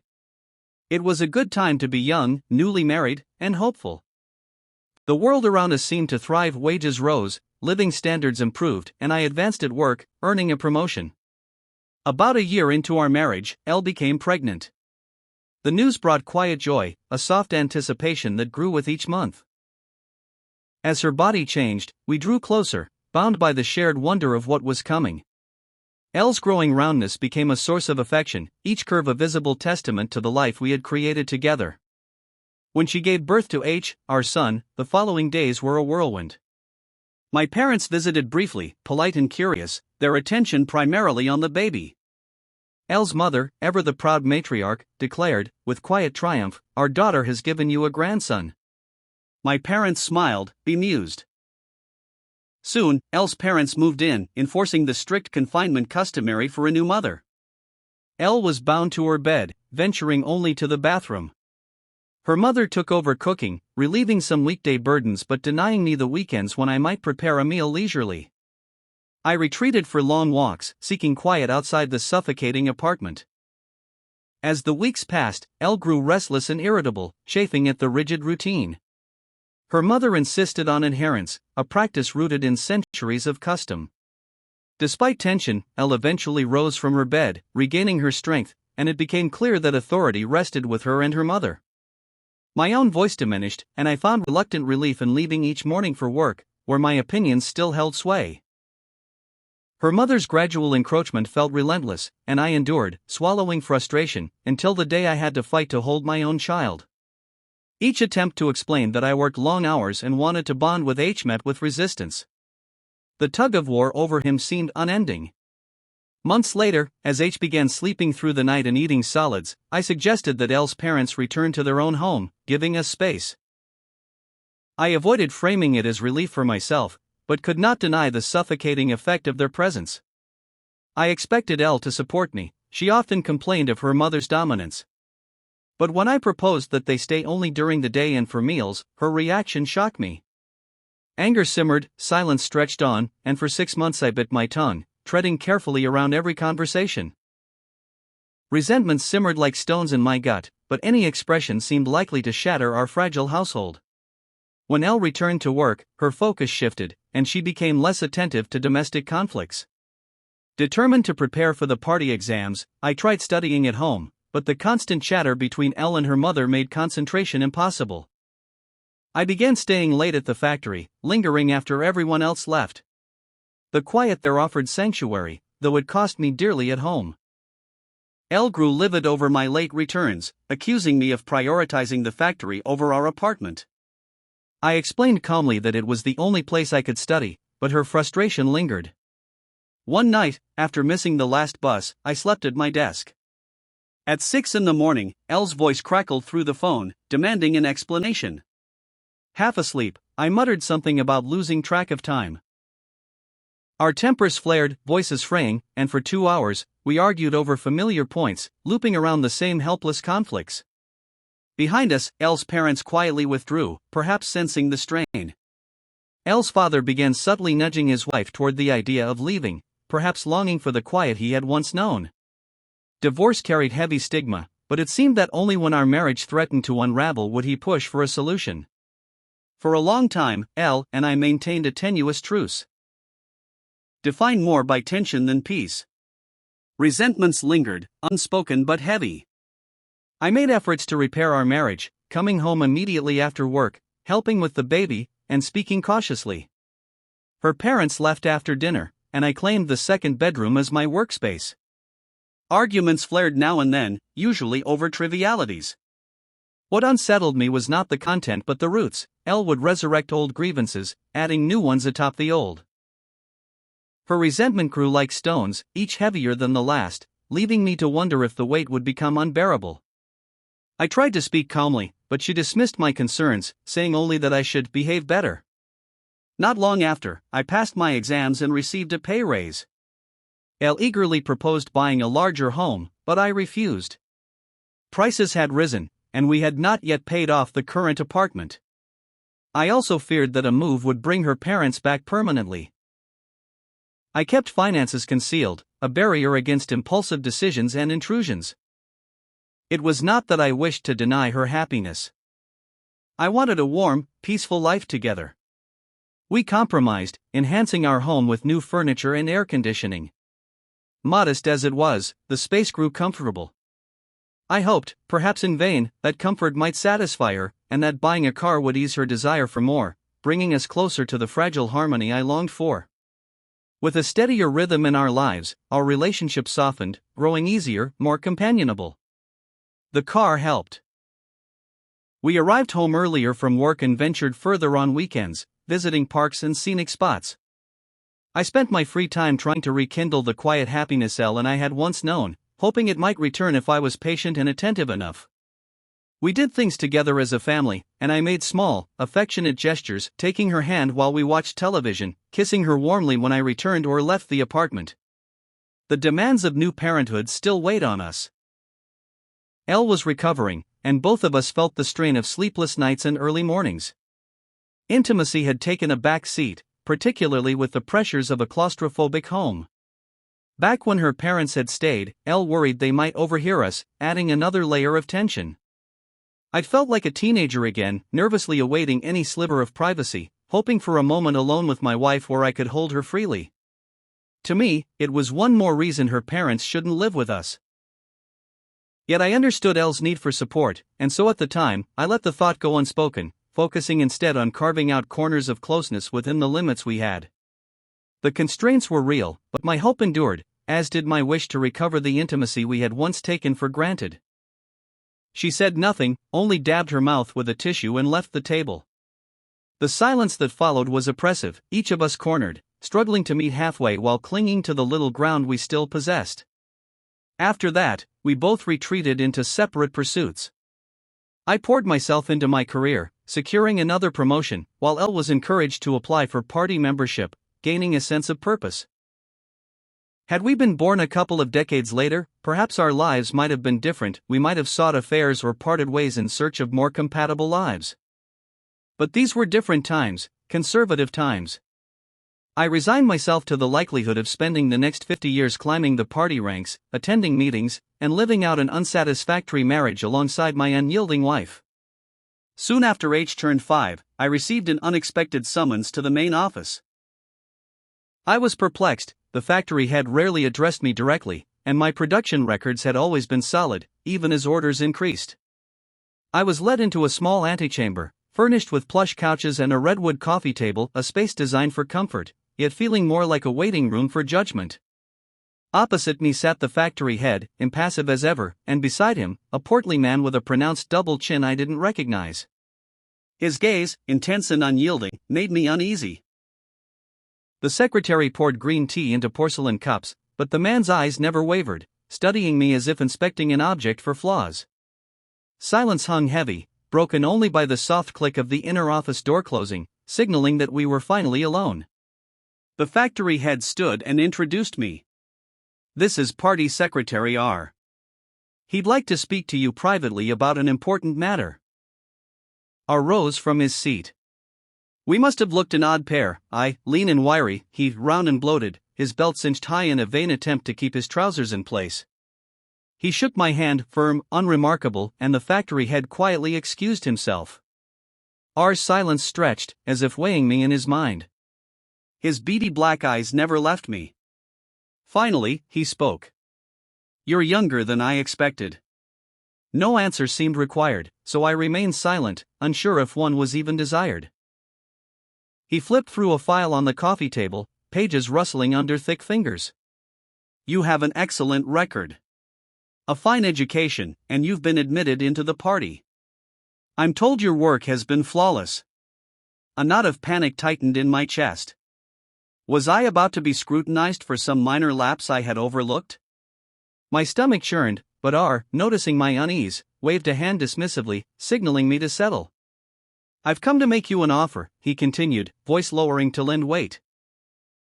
"But I expect you to behave as a party member at all times. And our conversation must remain confined to those directly concerned." I swallowed, nodding. "Of course," I said, voice meek, mind racing. "The party has decided to entrust you with an important project in the border province," R said, steady, almost rehearsed. "Your expertise in door design and manufacture is required there." I blinked. The border province? Remote, neglected, a backwater few would willingly choose. The thought of leaving my life behind for this obscure duty hit like a blow. R seemed to anticipate my shock. "You must decide whether you are willing to make the necessary sacrifices for the party." The words boxed me in. I stammered. "Of course I am. But I need to speak with my family," I managed, mind spinning. R nodded, expression unreadable. "If you accept, you'll be promoted both within the party and at work." My thoughts drifted to L&H, but what about my family? "My son is only 5, I said, voice faltering. Trying to signal loyalty, I added a party phrase I had often recited: "The root of the world is in the state, the root of the state is in the family." R's lips curved in a slight, sardonic smile. "Indeed. That is true." His gaze softened fractionally. "We can arrange for a kindergarten and find your wife a suitable job." He stood, signaling the end of our meeting. "Take a few days to consider it," he said coolly, leaving me to weigh a decision I already knew would be made one way or another. That evening, after putting H to bed, I sat down with L. I masked my feelings carefully, presenting the news with a veneer of indifference, giving nothing away. "But I'd need to leave my parents," she said, her voice rising in shock. "They'd be able to visit, though it's not the same as having them nearby," I said, trying to sound sympathetic. "It's a difficult choice, especially since I expect you'll be promoted too." L's brow furrowed. "But what about schools?" "The party will help with that. And I'll teach H myself, so he'll be ahead of the curriculum anyway," I reassured her, offering a solution I hoped would ease her worries. She studied me, unconvinced. I offered a compromise, hoping to give her some control. "If you're really worried, I can refuse the position. We don't have to go." Her eyes darkened. "But if you refuse, what will that mean for your career?" I sighed, knowing the answer well. "No doubt there'll be consequences. I might not be promoted for years, and you'll probably be denied party membership." I watched her carefully, aware of how much she valued that status. Shrugging slightly, I added, "But it doesn't matter. The most important thing is that we're together as a family. The decision is yours." The words hung between us. Final, giving her the choice, hoping to avoid an argument I knew I could never win. The next day, Elle surprised me with her response. "We should go," she said quietly, almost as if she had already reconciled herself to it. I suspected that, deep down, she cared too much about promotion and status to refuse, but I still asked one last time. "Are you sure? You and H might miss your parents." Elle smiled, a spark of excitement in her eyes. It'll be an adventure, she said. With that, the decision was made. I informed party secretary R that Elle had agreed and that I accepted the position. He wasted no time arranging everything: employment for L, a kindergarten for H, flights, and accommodation. In 2 weeks, we would leave. As I gazed out from the living room window, the smoky skyline seemed a fitting reflection of my thoughts, clouded and uncertain, yet tinged with a distant sense of anticipation. I looked forward to moving west, to the fresh air of new beginnings. After 8 years, the promise of blue skies, a new challenge, and perhaps even a new chapter with Elle felt tangible. For Elle, however, things were different. She was leaving home for the first time. Over the weeks since we'd made the decision, I had tried to be more present, cooking meals, offering foot rubs in the evening, brushing against her in passing. I expected some hesitation, some reluctant fuss over packing, but she remained curiously serene. I supposed the packing wasn't all that complicated, I mused, folding shirts and arranging them carefully in the open suitcases on the coffee table. Elle moved about the kitchen, placing dishes on the table, while I called for H, who was engrossed in a drawing in his room. It was the kind of domestic moment you could imagine on a party propaganda poster: 2 parents, 1 child, sharing an evening meal. I added a few morsels to H's plate, then did the same for Elle. You're so relaxed about the move, I said, trying to lighten the moment. Are you looking forward to it? But the calm mask she'd been wearing fell away. H and I are not going, she said coldly, her voice carrying the weight of finality. What? My jaw dropped. But we decided. You chose this. I've changed my mind, she replied, holding my gaze as if daring me to question her. When? I asked, struggling to make sense of it. A couple of days ago, she said, still steady, still unyielding. But what about the job? The kindergarten for H? The party secretary arranged all of that, I said, panic tightening in my chest. She shrugged. They won't be needed anymore. And your job? I pressed, though I already knew the answer. I've arranged to stay on at the factory. Disbelief crept in. What am I supposed to tell the party secretary? My mind raced, wide-eyed. He wanted you, not us, she said pointedly, as if that explained everything. You think I should still go, while you stay here? I asked incredulously. It's a good opportunity for you, she said, casually, almost as if it were the simplest thing in the world. But we'd never see each other, I protested, my chest tightening. A darker thought struck. Is this your way of telling me you want a divorce? Of course not, she replied flatly, neutral, detached. I stood there, absorbing the weight of her words. Then maybe I should stay too, I said, frustration lacing my voice, and walked out, the door clicking shut behind me.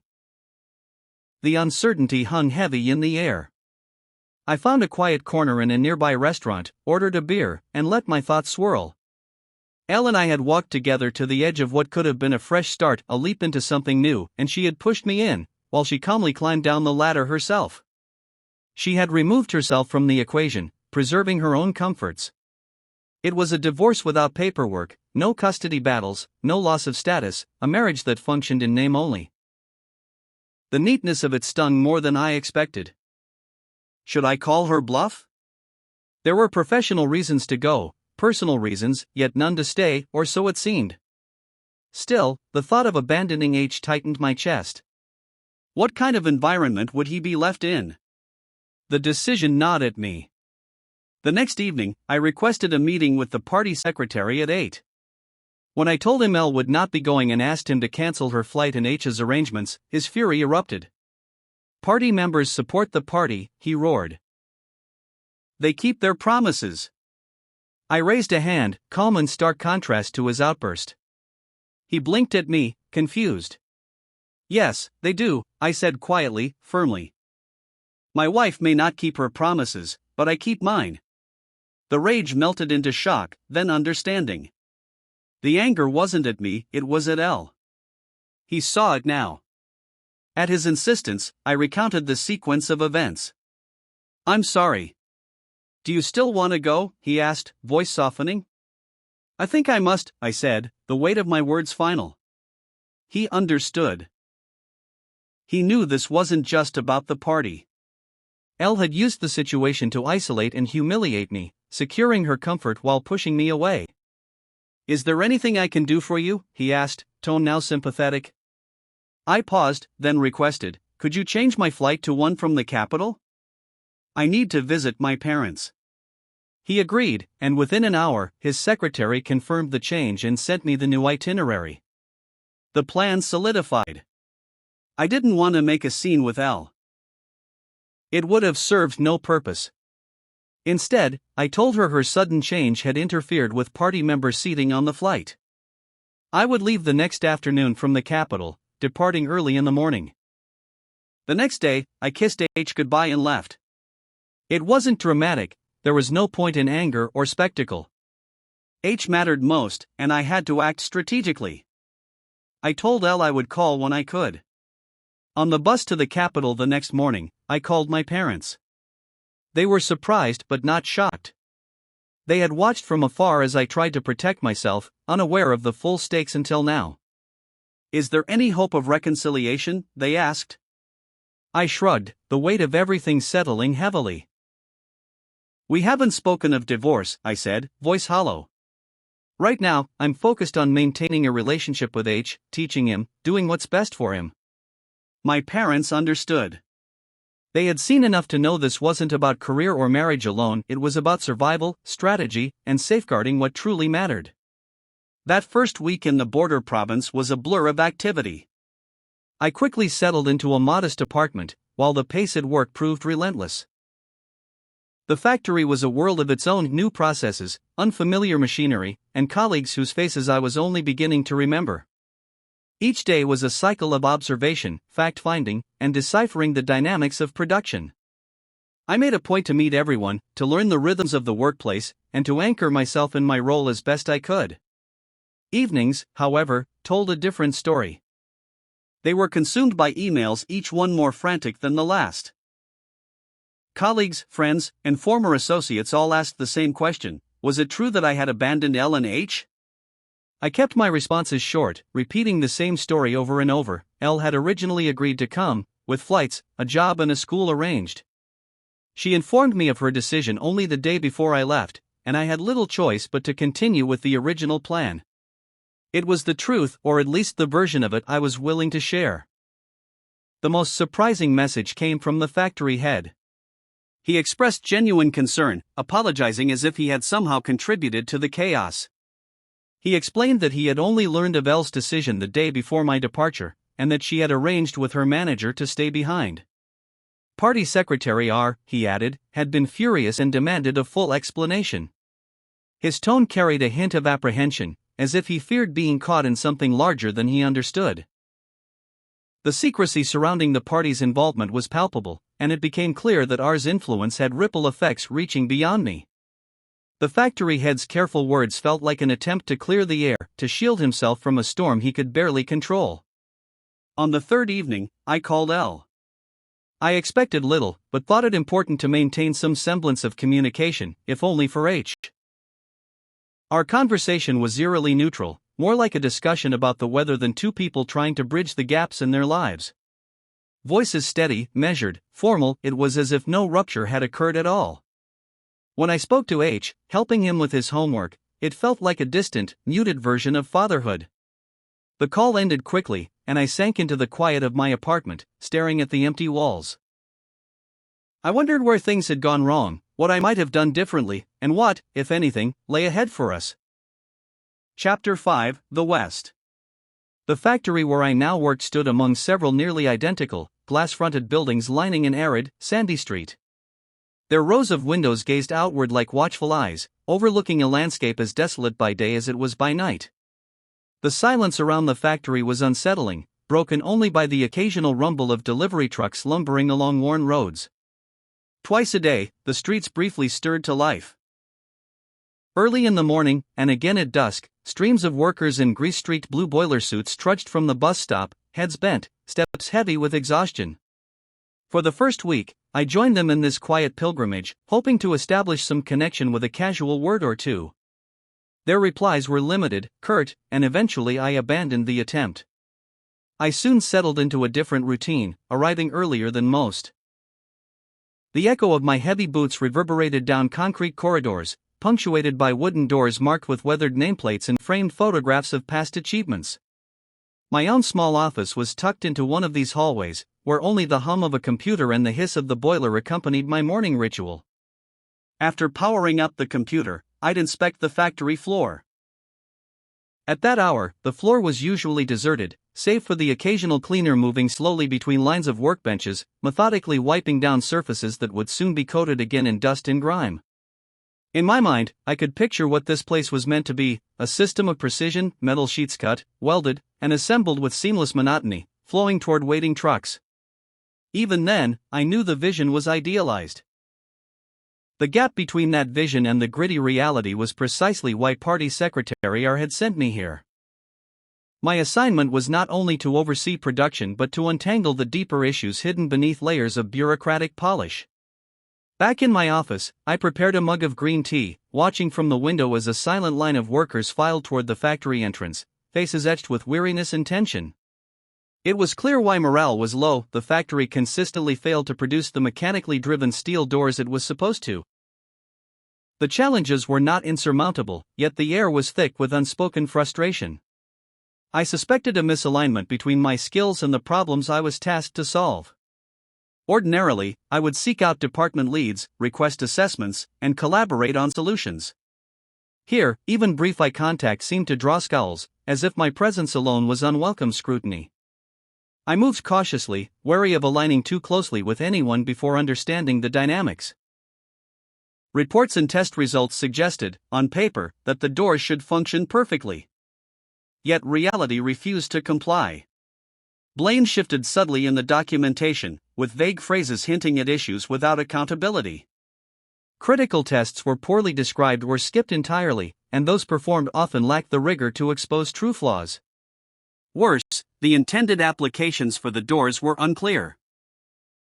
Contradictory specifications and arbitrary choices suggested a design made without real-world purpose. It was a warning I had not been sent merely to repair doors, but to navigate a broken process and, perhaps, a broken culture. The factory head, W, was a paradox, round-faced and cheerful, greeting everyone like an old friend while maintaining sharp observation.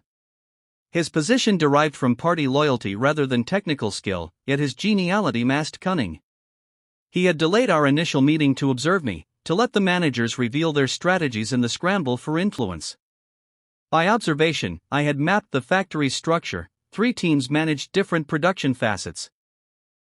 Electrical handled motors, structural oversaw door frames and shells, and mechanical controlled the movement mechanisms. Any team could have fit my expertise, but my arrival disrupted the status quo. In their eyes, I was a lurking challenge. When W finally introduced me with jovial remarks, the manager's smiles remained strained. He assigned me to lead the structural team, the least prestigious of the 3. A subtle wave of relief passed through the room, barely masked behind polite expressions. Some managers exchanged knowing smirks. I had been strategically sidelined. W's move was shrewd. Outwardly, he appeared to place me in my place without threatening his authority or alienating senior subordinates. Inwardly, he maintained the balance of power. I thanked him politely, all while recognizing the careful calculus behind his actions. The factory was a web of vested interests. Any misstep could make me a target. I would have to observe, learn, and let the pieces fall into place before asserting myself in the structural team. In the 2 days before meeting my team, I immersed myself in the door designs, scrutinizing every detail I could glean from the structural blueprints and production plans. At first glance, the design seemed straightforward until I examined the calculations. Door weights were computed based on individual components, yet crucial elements like solder, rivets, brackets, and smaller fittings were omitted entirely. Whether an oversight or deliberate omission, the gap was glaring, and I knew that drawing attention to it could backfire spectacularly. Exposing such errors could upset the delicate balance of authority and put me in the firing line. No one wanted to bear responsibility for mistakes that had likely accumulated over years. The project was not just a technical mess, it was layered with avoidance, obfuscation, and a pervasive unwillingness to admit fault. At meetings, my presence was largely ignored. W deferred to the department heads, and all attention centered on the 5-meter doors, the monolithic challenge riddled with flaws no one wished to acknowledge. I made a tactical decision. I shifted my focus to the smaller doors. My colleagues were surprised, perhaps even dismissive, but that suited me perfectly. It allowed me to study designs and construction methods without attracting the critical gaze of the department heads, and to uncover insights into motors, materials, and scaling that wouldn't immediately seem threatening. Speaking directly with the workers, I began to understand the rationale behind their methods. For the smaller doors, their shortcuts made sense. The units were light enough for these compromises to hold. But the same methods applied to the massive 5-meter doors produced catastrophic results. The stresses generated by the sheer weight required a fundamentally different approach, and scaling up the same processes was simply unfeasible.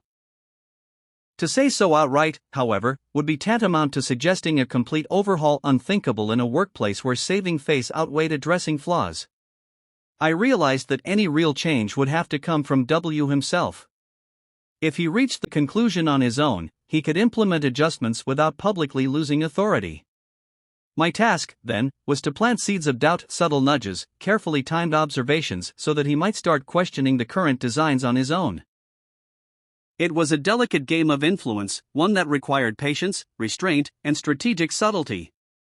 Played correctly, it might give me a chance to guide the project toward a more sustainable path without inciting resistance or resentment.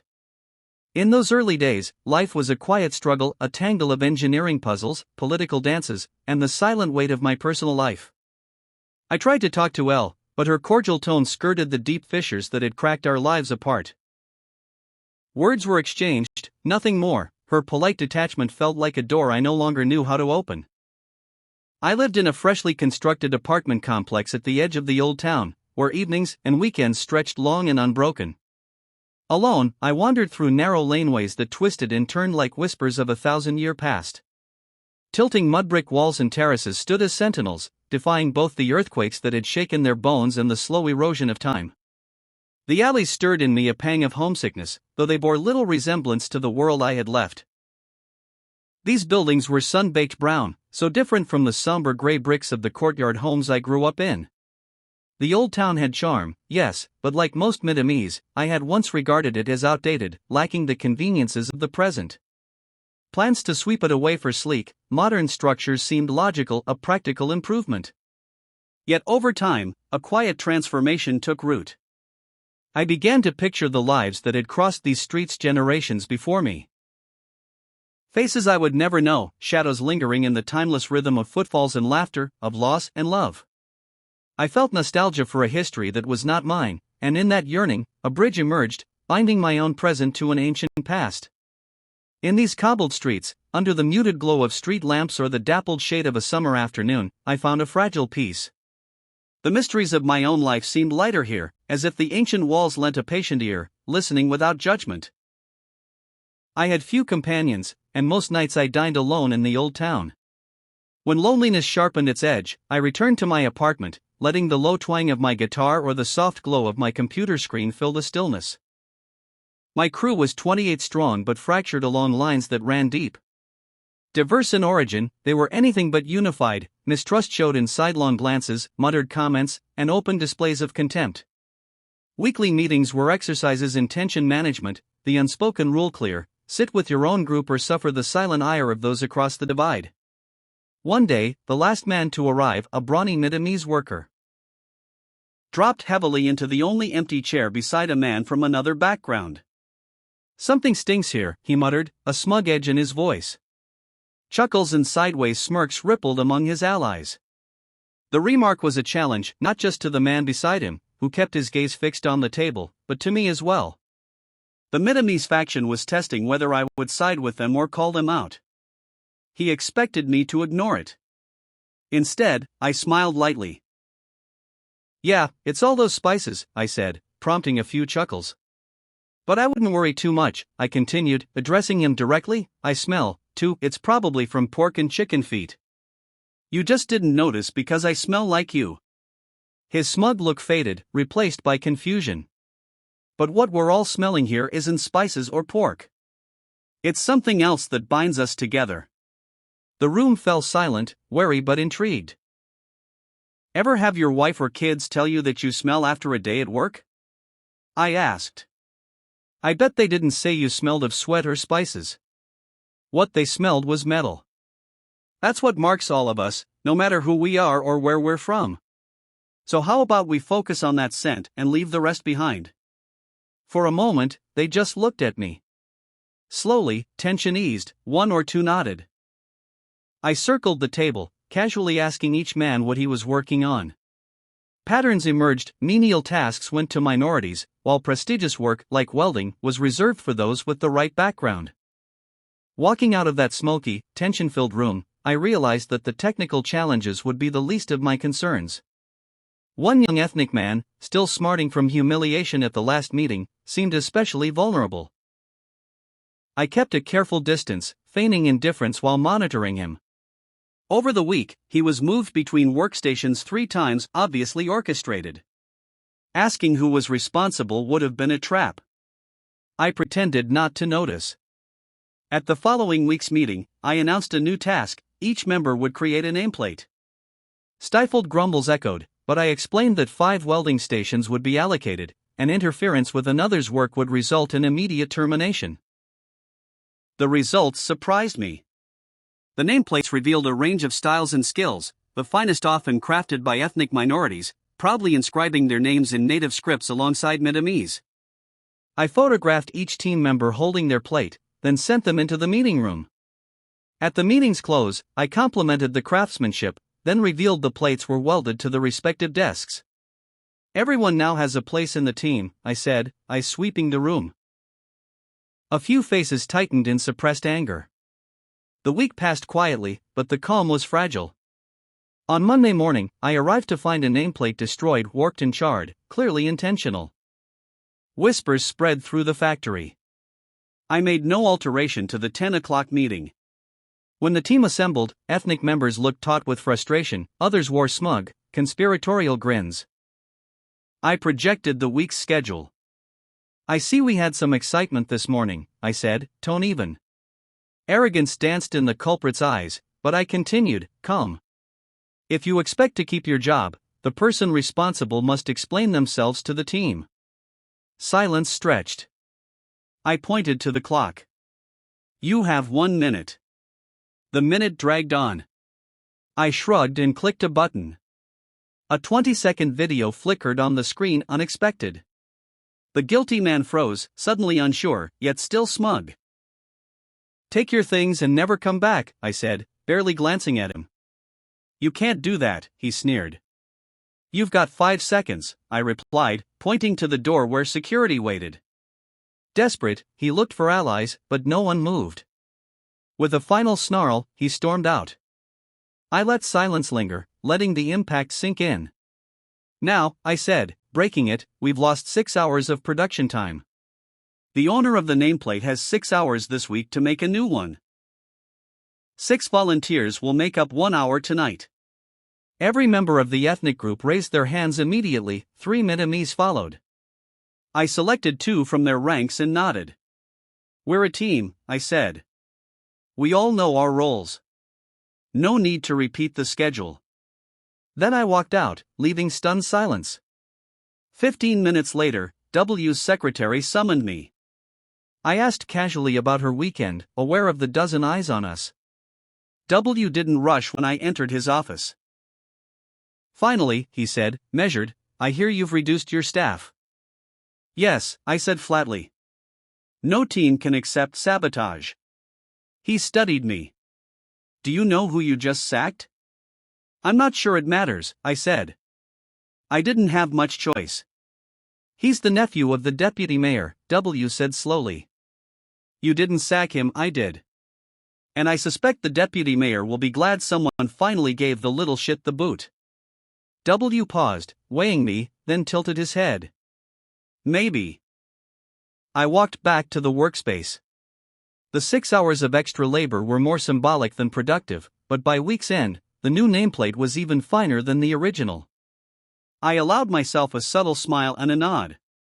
Another photo was taken, the plate was welded to the desk. The following Monday, an unmarked envelope slipped under my door. Inside, my nameplate elaborate, 2 dragons curling around the edges, smoke billowing from their nostrils. Beneath, a simple caption. We all smell like metal. 6 weeks after my arrival, W initiated monthly one-on-one meetings with each department manager. As the most junior, overseeing the least critical department, I was scheduled last. I arrived early, waiting in the reception area. 10 minutes later, F, head of the electrical team, emerged from W's office, laughing in that private, conspiratorial way that suggested all was well. W's expression became more serious as he invited me in. I followed him into the quiet sanctum of his office, where the pleasantries began. How are you settling in? He asked. How's the family? W was a patient man, calm in demeanor, rarely raising his voice. His steady presence gave the impression of complete control, always calculating his next move. I'd already surprised him once with a decisive action that caught his attention. Since then, I'd maintained distance, an air of neutrality. This meeting felt like the first round in a quiet contest to gauge each other's strengths, weaknesses, and intentions. He smiled, leaning back. What have you been working on? A simple question, but one he already knew the answer to. Some of the smaller doors, I replied casually. Unusual choice, he said, withholding judgment. I shrugged. I know the purpose of the doors is classified, I said, but I'm confused about the design. I want to understand more. I don't want mistakes. It's just a door, he said dismissively. It just needs to open and close. Isn't it just a question of weight? I stood and walked over to the door. Slowly, deliberately, I opened it. Seems simple, doesn't it? W's gaze hardened. What's that got to do with it? It's just how I work, I said. I start with a simple problem. It often helps solve the complex ones. He raised an eyebrow. Your point? This door could be a roller door, right? No, it couldn't, he replied, frustration creeping in. I couldn't reach the handle. How about a sliding door? This one swings and takes up space. Does it matter? He asked, already tiring. Not here, I said. Because it works. But I'm not just here to solve weight problems. I'm here to solve design problems. He frowned. Where are you going with this? The reason it's not sliding is that it wouldn't have a housing. Sound would travel. I'd be outside, overhearing everything from the previous meeting. The secretary would know everything. And why would? Why not plastic, steel, glass, or frosted glass? Why a handle instead of a knob? His expression darkened. You think I should break party rules and tell you what the doors are for? No, I said. I don't need specifics. Just like the designer didn't need to know who would ultimately use the doors. They only needed high-level requirements. W's gaze sharpened. You're saying the party hasn't separated classified from non-classified? I don't pretend to understand the party's decisions, I said. They have their reasons. I'm just trying to understand how I can help. He leaned in slightly, now impatient. The question was why you focused on smaller doors? Yes. I don't understand the design of the larger ones. The simpler ones help me learn. Aren't you supposed to be one of the best engineers in the field? He pushed. And you don't understand our doors? I understand how they work, I said.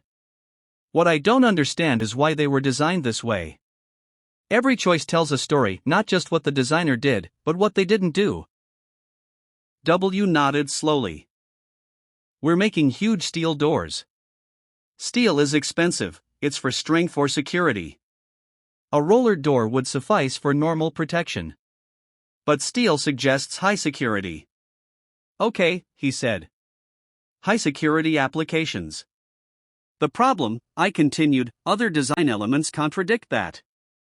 The motor is exposed, a sensible attacker could destroy it. There is no redundancy. What if it fails? I don't want to change things I don't fully understand. You're saying you'll do nothing? He asked, skeptical. No. I need more research. I need to understand the design history, how the smaller doors evolved, when failures began. Only then can I make safe improvements. W nodded thoughtfully. All right. Keep going with what you're doing. I had planted a seed. Now, I needed only to wait and see if it took root. The operation was amateurish, remote, with little expertise and even less attention to detail. The bigger challenge, though, lay in the team's divisions. The doors were for a high-security military facility. They were far too reinforced for anything else, but I couldn't say that to W. A big mouth would have been dangerous. No one welcomed a spy. Chapter 6: The Games We Play. One late evening, after the factory floor had gone silent, I lingered by the window of my small office, watching the shadows stretch across the streets. The quiet gave me space to think, to sort the patterns that had emerged over the past months. The 5-meter doors were still a puzzle, a tangle of miscalculations, half-hearted reports, and unclear purpose. Yet in studying the smaller doors, the shortcuts, the compromises, I had begun to see the logic that governed the larger ones. It was a lesson in patience, in observation, in reading the spaces between what was said and what was done. And in that moment, I realized something. My approach with the doors mirrored my approach with L&H. I had been patient, listening and observing, learning the subtle cues that revealed what really mattered. I didn't confront the larger problem at once. I started small, building understanding before acting.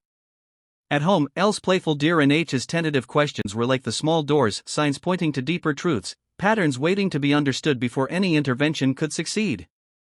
I picked up my notebook and began sketching a new door design, but my mind wasn't just on steel and motors. Each component and panel reminded me of the careful steps I took with H. Guiding him without overbearing, helping him solve problems without taking them away. Each weld and bracket echoed the way I navigated L's expectations, providing stability without surrendering control. It was then I understood, both worlds demanded the same discipline. Whether engineering doors or nurturing tenuous relationships, success relied not on force, but on patience, observation, and strategic guidance.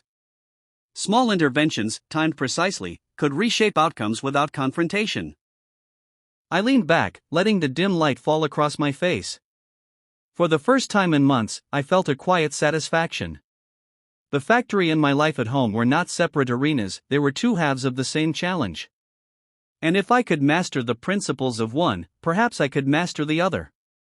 In those early months, when the isolation of the border province felt almost suffocating, I turned to nature documentaries as an escape. Penguins sliding effortlessly into the icy waters of the Antarctic, or lions stalking their prey across the African savanna, these fleeting glimpses of nature's rhythm became a welcome reprieve from the battles at work and the endless strain of dealing with L. The narratives were simple, yet profound, and I found solace in their certainty. The survival of these creatures, governed by instinct, contrasted sharply with my own struggle for balance amid the chaos of the factory and the pressure of the party. At work, I felt like a bear in a freezing stream, hungry and desperate, constantly lured by flashing opportunities that raced past like salmon. Each fleeting possibility seemed so promising, but diving in too eagerly would only lead to failure. Patience was essential. I had to wait for the right moment, poised and balanced, so that when the opportunity arrived, I could strike decisively, yet without desperation. I often stood at the window of my office, gazing out at the black bitumen river that flowed past the factory gate. It reminded me of my own situation, constant movement, constant flow, but with no clear path forward. What I needed most was an overall solution, a way to bring together the different pieces of the puzzle. I knew I had to approach this challenge with composure, understanding that the real breakthrough, the big fish, was elusive. It would take patience and timing. The 5-meter doors were that big fish. The more I studied them, the clearer it became that I didn't have all the pieces I needed. The motors might not have enough power to slide a redesigned door smoothly. The tracks weren't aligned perfectly, and the massive panels twisted slightly under their own weight. I longed for access to the electrical department's reports to find the missing specifications, but that would never happen. Instead, I had to work with fragments. Management reports that described failures only vaguely. The omissions in these documents were telling. They were like flashes of silver in a stream, elusive and slippery, but guiding me toward the underlying issues. The numbers alone didn't provide the answer, but they were enough to begin a cautious strategy. The sliding mechanism required careful alignment, the motors needed precise placement, and the weight of each panel had to be limited to avoid strain. There were inefficiencies I couldn't measure in variables I couldn't control. Yet I didn't need perfection, just enough to begin testing, observing, and nudging the system toward stability. Each small improvement moved me closer to the solution, even if the progress was invisible to anyone else. W's easy smile and lighthearted banter were as much a part of his persona as his calm demeanor, but there was a stiffness in his movements that day. While he didn't mention the party's dissatisfaction outright, it was clear in the way he rushed into business, his usual gleam of confidence dimmed. He didn't waste time on pleasantries. Another test was scheduled for the end of the week, and the motor needed to be relocated above the upper rail, built into the housing, and designed for greater flexibility so it could be fitted from either side. His instructions were simple, but the implications were clear. The push for results was intensifying. My face reflected the same mask of neutrality as the other attendees wore, though inwardly, a seed of an idea began to germinate. As the meeting dragged on, it became evident that the only solutions being discussed were brute force approaches, more power, bigger motors. Classic, grand gestures of strength, reminiscent of the military tanks parading past the square in the capital. The party's way: show force, demand more, but not necessarily solve the underlying problem. I had never approached a problem that way. As the discussion carried on, I grew increasingly detached. The others, sensing my isolation, relaxed slightly, their smiles becoming more genuine as they saw I no longer played their game. Eventually, W turned to me. "And what about you? What are you doing to make this thing work?" I took a deep breath. "I've come up with a new design for the doors," I said steadily. "They'll be at least 10% lighter. I was hoping for your approval." W paused. "All right, there can't be too much to them," he said casually, though his tone had shifted. He dismissed the others, telling them they could leave if they had work to do. One by one, the managers filed out, their attitudes subtly altered as they departed. With only W remaining, the weight of the moment settled over the room. I outlined the proposal. Replacing the steel frame with aluminium, making the front sheet thinner, adding a back sheet, and placing solid rubber blocks in the cavities. Trading off strength for weight was always going to be necessary without additional power, W admitted, nodding. Structurally, the new design is weaker, I acknowledged, but the likelihood of it being breached is more important than raw strength. W watched silently as I sketched the old design on the board. "Look at it from the perspective of an attacker," I explained. "With the original, everything is exposed, especially from the rear. The frame shape is evident from the rivets, so anyone can see exactly where the weak points are." I indicated the cavity around the frame. An attacker would study this and focus on these spots. They'd know precisely where to concentrate their efforts. Then I traced the new layout. With this design, the frame is concealed, shifting perceived weak points. Even if someone accessed purchase data, they'd assume the thickest steel was on the largest doors. They'd be guessing, targeting where they think it's weak, not where it actually is. I pointed to the combination of rubber block and frame. The force required to breach this new weak point is far greater than in the original design, even before considering the flexibility of the new materials. W's expression remained unreadable.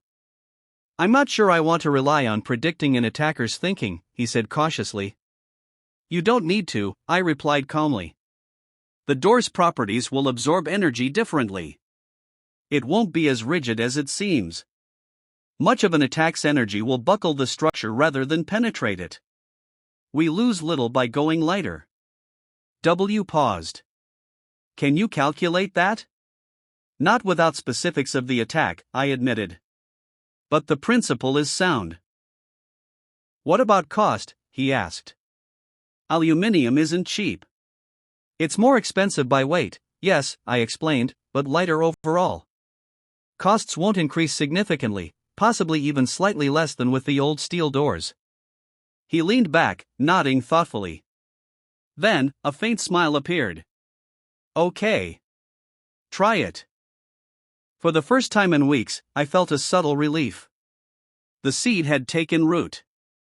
Now it was only a matter of careful execution, ensuring that the new design not only functioned but also passed the scrutiny of the party and the practical realities of the factory floor. Evenings in the old town were harsh and slow, a kind of heat that lingered faintly in the mud brick long after the sun had gone down.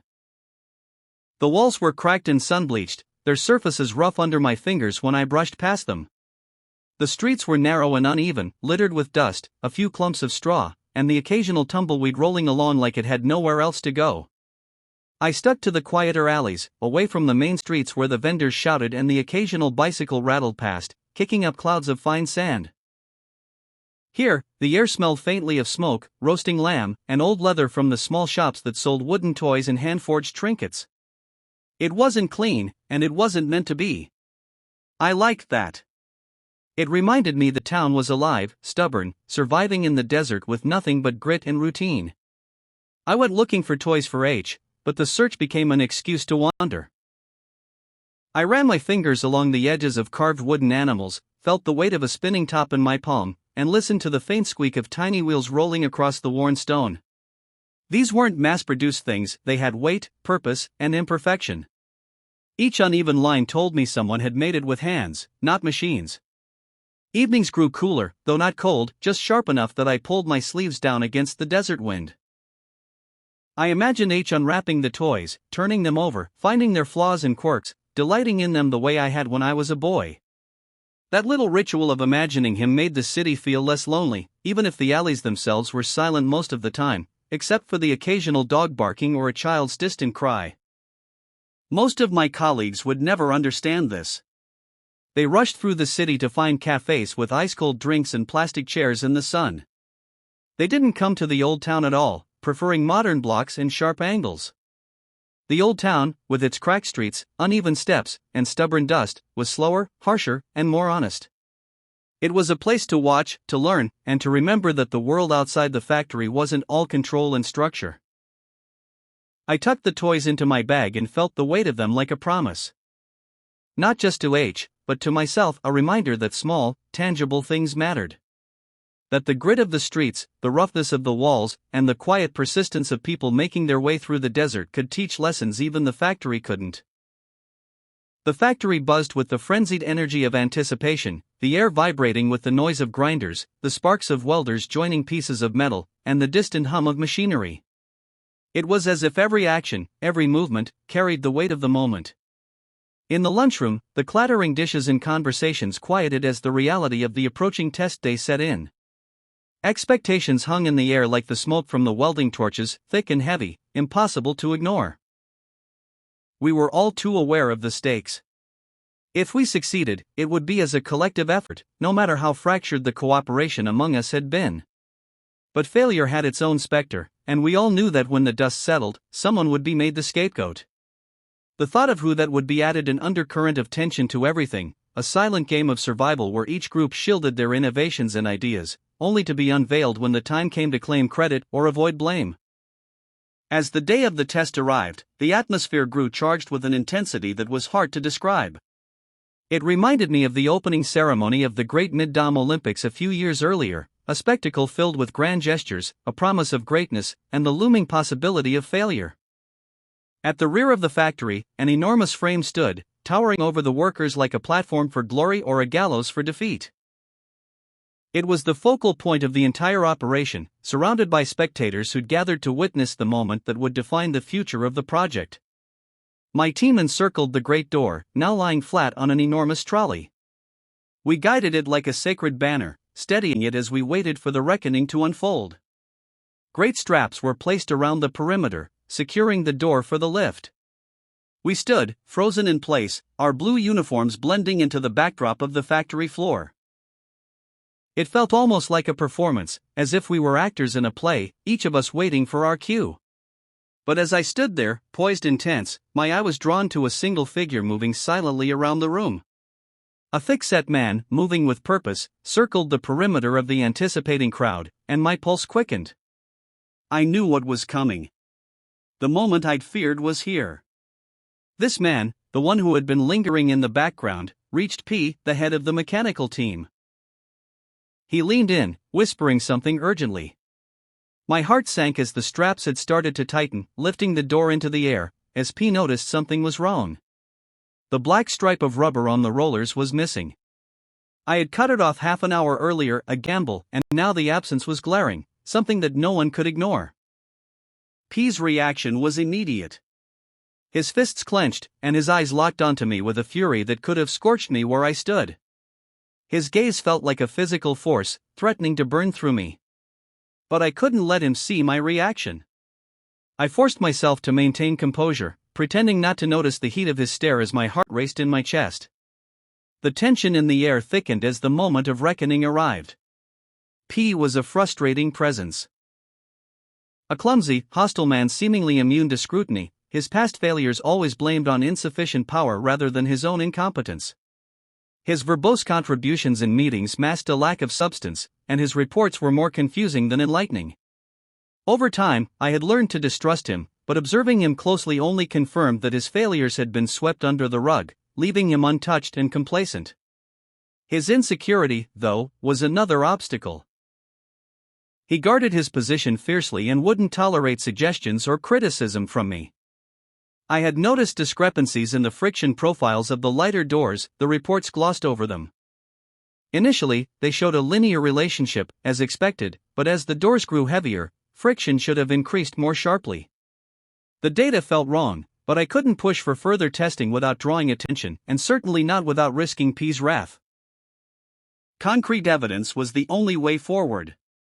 I couldn't ignore the issue, but confronting P directly was a trap. His pride and unpredictability made that certain.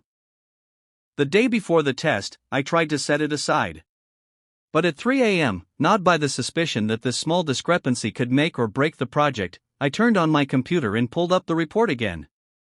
My eyes scanned the friction data, line after line, number after number.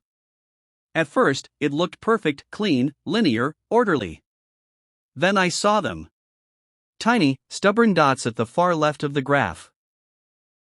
They were clustered, almost mocking in their isolation, and they told the story P had hoped no one would notice. Only the lightest doors had been tested. The heavier doors, the ones that would make or break the test, were absent. The line that stretched toward the higher weights was empty, save for the ghostly absence of data. Extrapolation, not interpolation. My pulse quickened. The dots weren't just dots, they were a fingerprint of laziness, negligence, and deliberate ignorance. I slammed my fist on the keyboard, muttering curses at P. The lazy bastard.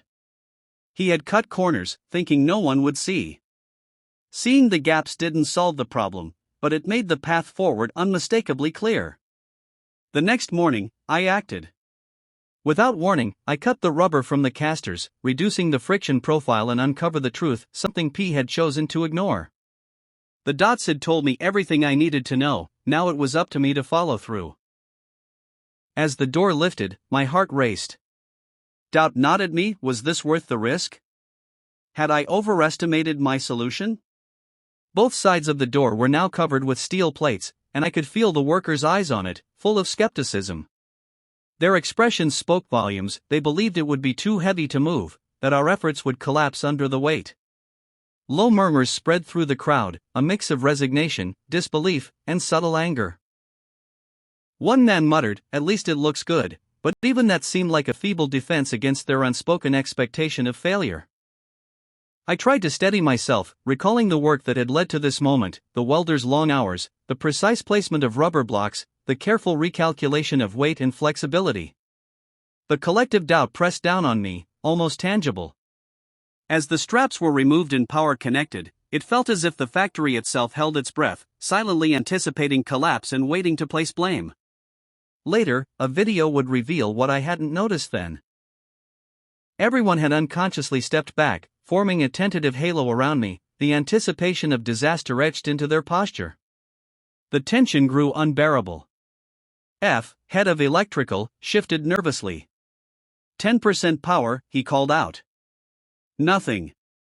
20%, and still the door refused to budge. Mutters spread across the floor, half predictions, half protests.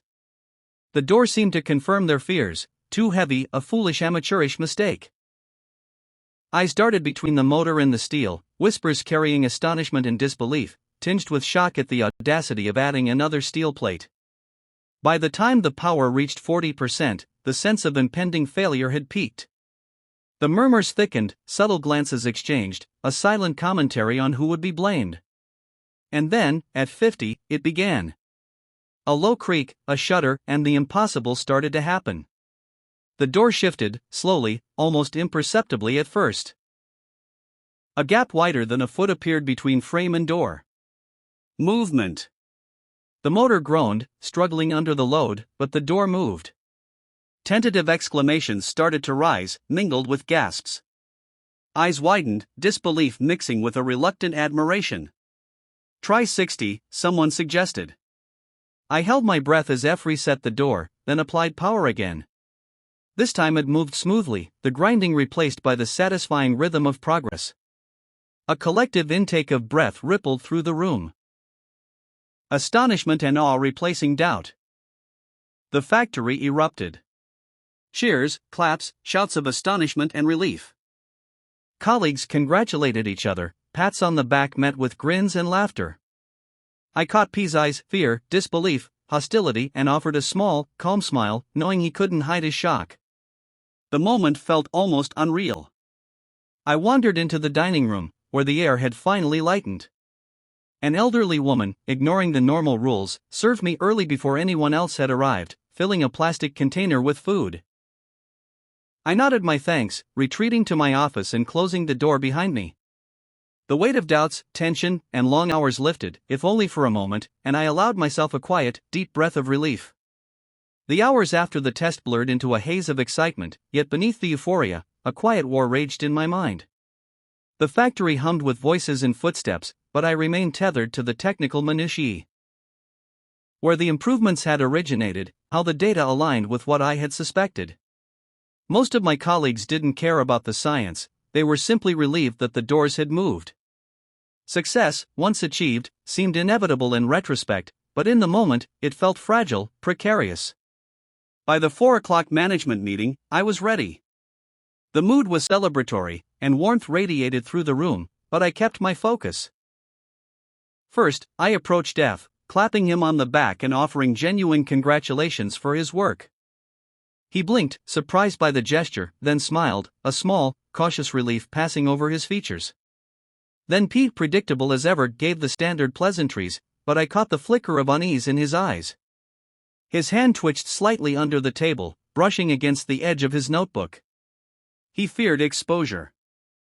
When W took his seat at the head of the table, silence fell. The faint scrape of a chair against the floor echoed across the room. All eyes turned to me. No one but W knew why the doors had moved so readily. I didn't hesitate. Rather than claim credit, I deflected praise to F, congratulating him on the power adjustments that had made the success possible. Heads nodded, shoulders relaxed, murmurs of agreement rippling through the table. F's eyes brightened, and he straightened slightly, basking in the attention. When the floor returned to me, I played my part with care. I downplayed my role, mentioned the aluminium frame, thinner plates, and joked that the door worked because it was prettier. P's feet shifted beneath the table, brushing against the legs of the chair as he tried to appear calm. His jaw tightened imperceptibly, and his fingers drummed lightly against the table. I handed the floor to him, thanking him for checking the rollers. His eyes widened briefly, then he smoothly claimed credit, his posture rigid but his smile forced. I caught a faint, knowing twitch at the corner of W's mouth. He understood the unspoken game entirely. That evening, in the car park before the celebration, I approached P carefully. I spun a story, a lie, letting him save face.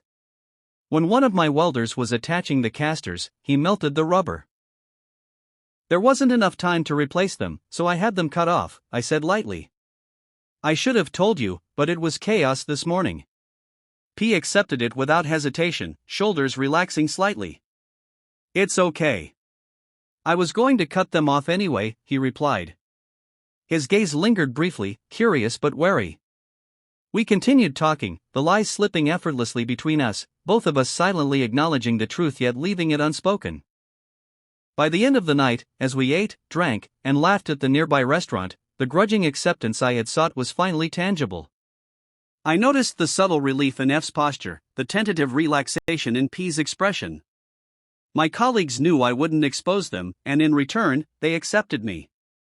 The test, the tension, the hours of work, they all felt distant now, dissolved in the warmth of camaraderie and the quiet understanding of shared victory. Chapter 7: Unfinished Business. As National Day drew near, the factory began to empty, the workers peeling away in twos and threes, eager for the holiday. At the time it felt like a small migration, the building gradually hollowing out as people drifted back to their families. I slipped away with the rest of them, my own plans set on a return home. I imagined long hours with H, perhaps a few visits to old friends, and the quiet comfort of shared meals that required no effort of explanation. 2 days before my flight, a brief email arrived from the party secretary. Even now I remember the mild surprise I felt reading it. He asked that we have dinner when I returned. Almost as an afterthought, he mentioned that L's application for party membership was due to be reviewed the following day. It was only a single line, but it lingered in my mind longer than the invitation itself. Before dawn I packed my bags, filling the remaining space with small treats and gifts, and caught an early flight to the capital, where I had arranged for a driver. When I arrived at L's door she greeted me briskly, her manner efficient and reserved, as though we were colleagues meeting over a minor obligation rather than family. H, by contrast, could barely contain himself. The moment I handed him 2 small toys he began hopping and clapping, the kind of unguarded excitement that adults quickly forget how to display.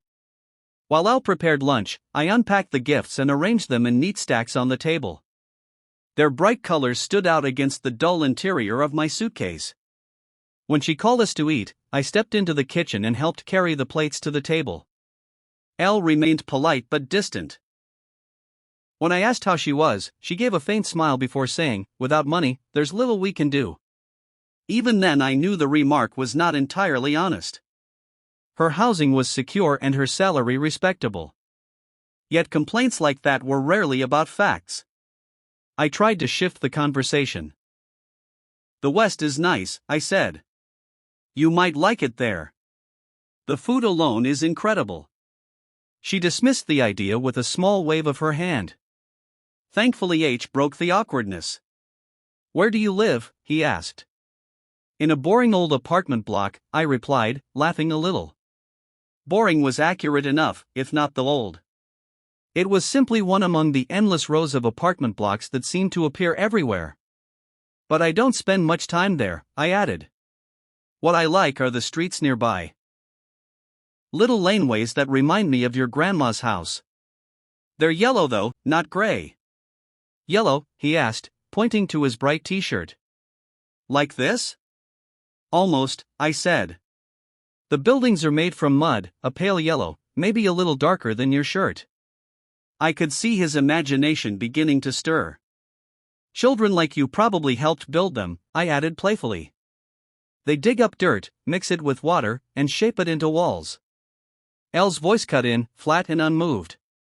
"It sounds dirty. Backward. Run down." I could not tell whether the remark was directed at me or at the places I described. Many people felt that way about old buildings. Nostalgia had never been a particularly common instinct among us. But H wanted to know more, and so I indulged him. I filled his mind with images of crowded markets and unfamiliar spices in the air, of men with long black beards and round cylindrical caps, of women in bright clothes unlike anything he had seen before. When I asked if he wanted to see what they looked like, he nodded eagerly. I brought out 2 outfits from my bag, one for him and one for L.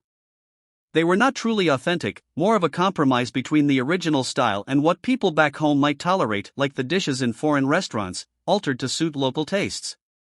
"He can't wear that," L said abruptly. "Why not?" I asked. "People will laugh at him." "Let them laugh," I said with a shrug. Her patience thinned. He's not wearing it outside. Fine, I replied. He can wear it inside if he wants. Then I turned to H. I brought some snacks too, I said. You can try them later. That evening we went out to eat. The dishes arrived one after another and were placed in the center of the table, and we shared them in the familiar way, passing plates back and forth with polite remarks that never quite managed to bridge the distance between us. I asked Elle about her work, her family, her friends. She answered each question, but sparingly, as though every detail required careful rationing. At moments she mentioned changes at the factory, yet her words were reduced to their bare bones, leaving little for me to grasp. Later that night we lay side by side in bed. After a while I reached across and placed an arm around her waist, though I did so without much expectation. I remember thinking that perhaps, for H's sake, it might still be possible to preserve some thin thread of connection between us. Instead, she stiffened. She turned toward me, her eyes sharp in the dim light. You did it, didn't you? She asked. Did what? I replied, genuinely puzzled. The party membership, she said, her gaze fixed on mine. I paused for a moment. Did they decide already? I asked. Did you get in? I had assumed she would. The difficult step was usually the invitation. Once that hurdle was crossed, the rest tended to follow as a formality. You know I didn't, she said, her voice tight with anger. Did they give you a reason? They said I wasn't morally ready, she scoffed. But we both know that's not the real reason. It's because you told them not to. I did no such thing, I said, more firmly than I intended. Don't lie. I'm not lying, I replied. Why would I sabotage you? If you're promoted, it benefits everyone, including H. Do you really think I'd do something that might harm him? For a moment she hesitated. The certainty in her accusation seemed to falter, though it did not disappear entirely. It was as if suspicion had already taken root too deeply to be pulled free. In the quiet that followed, I found myself continuing. I can make a pretty good guess at what happened, though. Then tell me, she said, her voice brittle. Do you remember your little stunt when you decided to stay behind without telling anyone? I said. The factory head had no idea. When I called the party secretary to cancel your ticket, he thought I wasn't coming either. He was furious. I shifted slightly on the pillow, recalling the call. He only calmed down when I told him I would keep my word. Then he wanted to know how long I'd known about your plan. Her face hardened in the dimness. He wasn't pleased, I continued. The project mattered to him. He knew he was asking a lot, and he expected our support. He blamed the factory head, assuming he'd approved your sudden change of heart. The factory head called me later, worried I'd be angry, swearing he hadn't known anything about it. By then he'd already received a blistering call himself. I let out a slow breath. So don't blame me, I said.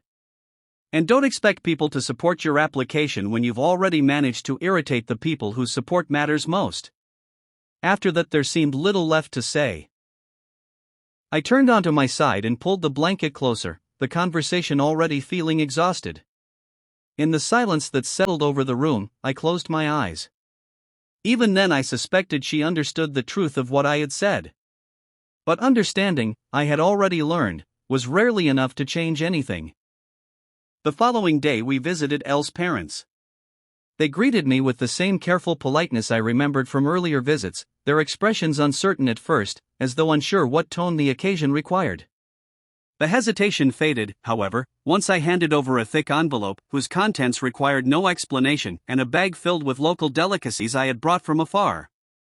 Small gestures like these had a way of smoothing awkwardness more efficiently than conversation ever could.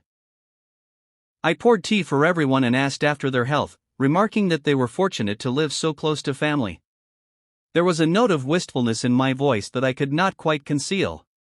They nodded politely, perhaps sensing what lay beneath the remark, though no one chose to dwell on it. The afternoon passed quietly. We settled into a game of cards, and the familiar rhythm of the game gradually replaced the lingering tension from the previous day. Elle seemed more at ease in her parents' home, her manner loosening slightly under the comfort of familiarity. Watching her there, I allowed myself to wonder whether the moment might offer some small chance to repair what had begun to fracture between us. "Have you changed your mind about coming out west?" I asked when we were finally alone. "No," she said. "I need to stay close to my parents. And H wouldn't benefit from moving." I let the words settle for a moment before continuing. "What about us?" I asked quietly. "Are we really going to live like this, barely seeing each other for more than a few days each year?" "For a while," she said, almost absent-mindedly. "Then that's the plan?" I pressed, abandoning the caution I had been maintaining.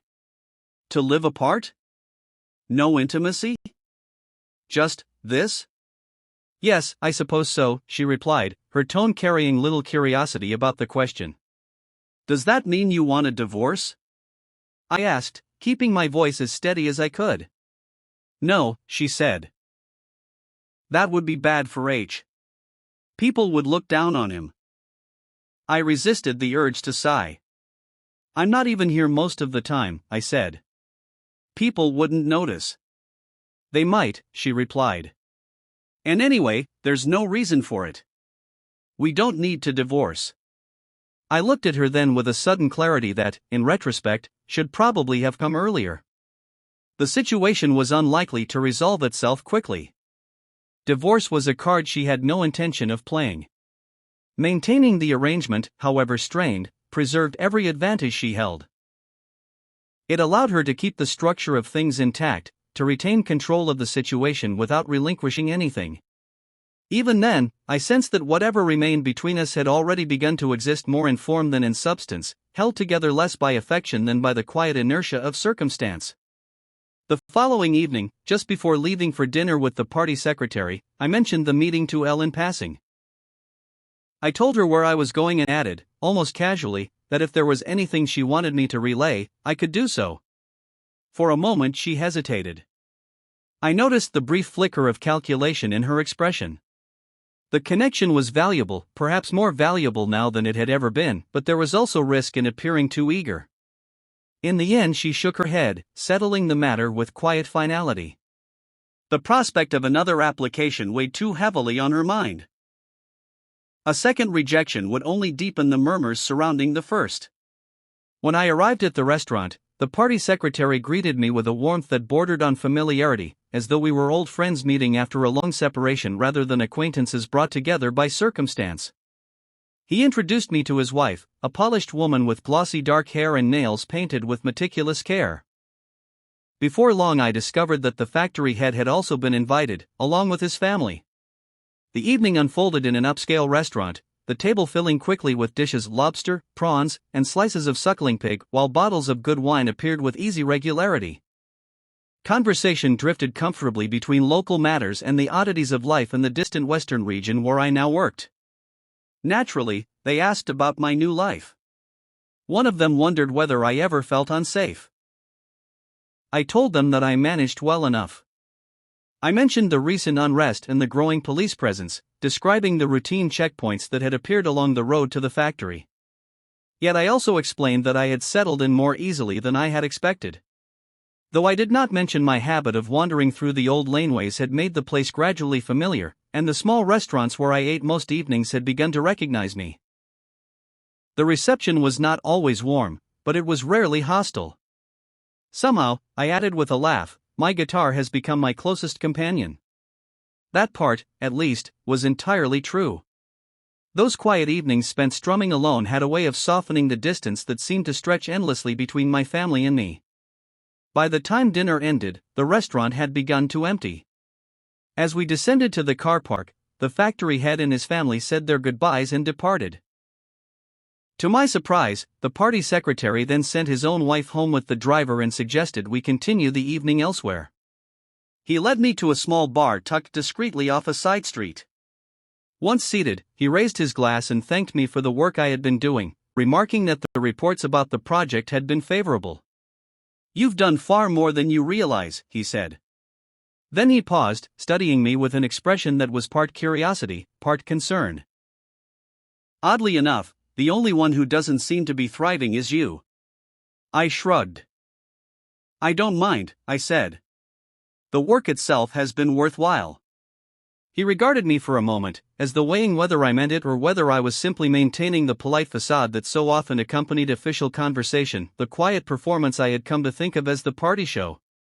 After a while he asked about Elle and our marriage. I saw little point in softening the answer. "What remains of it," I said, "rests on two things. My desire to remain close to my son, and her interest in the financial stability I provide." He sighed softly. "I had hoped things might turn out differently."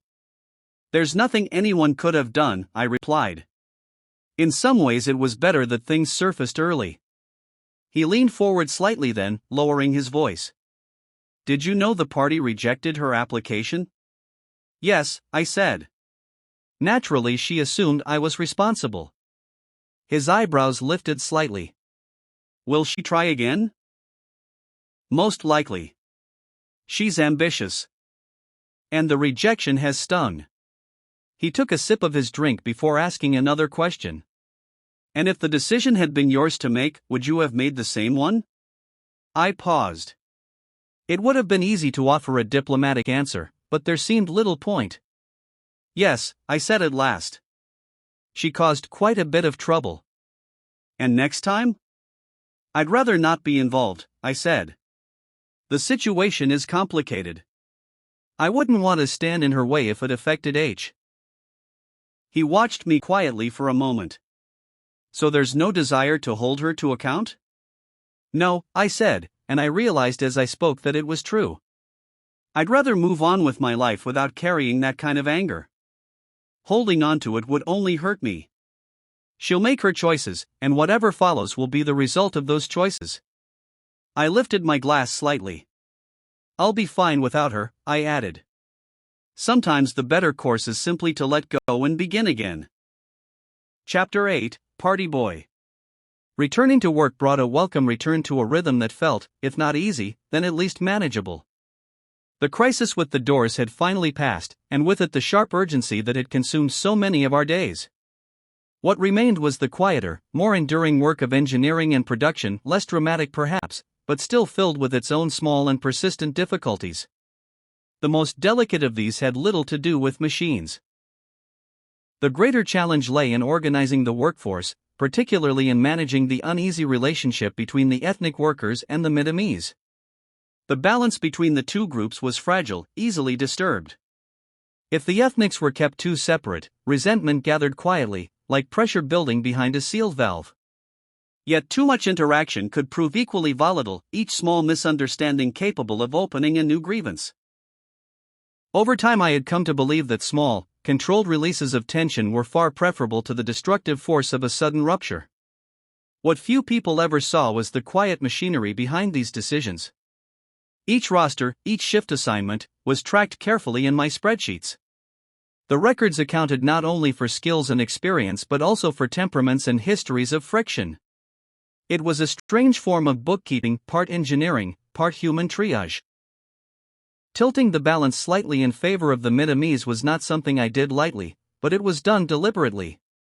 Their trust was necessary to keep the system functioning, yet the preference could never become too obvious, or it would breed hostility among the ethnics. I could only hope that those on the receiving end of the imbalance recognized that I was doing what little I could within the narrow limits of what the situation allowed. As a result, even the smallest interactions required calculation. A brief conversation in a doorway, a comment offered in passing, the tone of my voice, all of it was quietly measured and adjusted. These small performances became as routine as the spreadsheets themselves. Trust was too much to expect. If I could earn their reluctant respect, that was often enough. In the evenings I sometimes went out with F, P, and W, and conversation would occasionally drift toward the tensions within the team. Over glasses of clear spirits that caught the light as they were raised and set down again, the subject would surface almost inevitably. W and F regarded the minorities with a kind of distant tolerance, something to be accounted for and managed like any other operational inconvenience. P, however, was less restrained. His temper surfaced quickly in those discussions. His glass would tighten in his grip, his fists occasionally clenching as though each drink were holding back a tide of unspoken grievances. For my part, I tried to remain neutral, stepping in where I could to soften the sharper edges of the conversation. If the grievances could be redirected, even slightly, into something less destructive, that was already an improvement. Privately, my hope was simpler. I wished that the ethnics on my team might one day look at our shared frustrations, shrug off the smaller injustices, and recognize, if nothing else, that there were worse supervisors they might have ended up with. Life gradually settled into a rhythm that felt, if not like happiness, then something close to acceptance. The regular drinks I shared with colleagues were enough to keep loneliness at a manageable distance. They provided just enough company to remind me that I was not entirely alone. On other evenings I wandered through the older parts of the city. The district had once been lively, but much of that life had quietly drained away. A few of the longtime residents had been relocated to newly built shops and apartment towers, leaving behind streets that would later become forgotten. The old town attracted little interest from the Middomese, and when I walked through the narrow alleys at night I felt acutely conspicuous, like a stray dog wandering through someone else's territory. Over time a few restaurant owners grew used to the sight of me. Occasionally one would offer a few words when I passed, a small courtesy that felt more meaningful than it probably was. I also began visiting the metalwork shops scattered through the area. My interest had been sparked after discovering that several of the workers on my team possessed remarkable skill with metal. Once I started asking about the objects displayed in the shops, how they were made, where they came from, conversations slowly began to open. After I had bought a few pieces, there were moments of quiet recognition, a slight nod from behind a counter, sometimes even a restrained smile. They were small gestures, but they suggested that I had begun, in some modest way, to belong. At home my life moved at a gentler pace. Some evenings I stayed in, watching old films or practicing guitar. Over the years my playing improved, and the instrument gradually became something like a companion. I spoke with H several times each week, though my conversations with L remained infrequent and brief. Looking back, those years seemed to hang in a kind of suspended stillness. Nothing changed quickly, yet time moved on all the same. Words between us often felt incomplete, as though the shape of our lives had outpaced the language we once used to describe them. In that quiet space, the old streets, with their fading walls and dim evening lights, offered a peculiar sort of comfort. In time I came to enjoy the work more than I had expected. There was a certain calm in the steady rhythm of the days, the movement between meetings, the quiet of my office, the constant hum rising from the factory floor. The routine formed a kind of shelter. Most days passed without incident, the team manageable, the production target steady. Even when the occasional problem surfaced, it usually arrived in forms that experience had already taught me how to resolve. Yet beneath that comfortable routine there remained a quiet unease. It was never strong enough to disturb the surface of daily life, but it lingered all the same, like the faint awareness that calm weather can change without warning. One afternoon that uneasy feeling seemed suddenly justified. I was studying the weekly production schedule when the quiet of the building shattered under the sound of running feet. The noise surged down the corridor toward the factory floor. Urgent, heavy, far too many people moving at once. For a moment my heart lurched.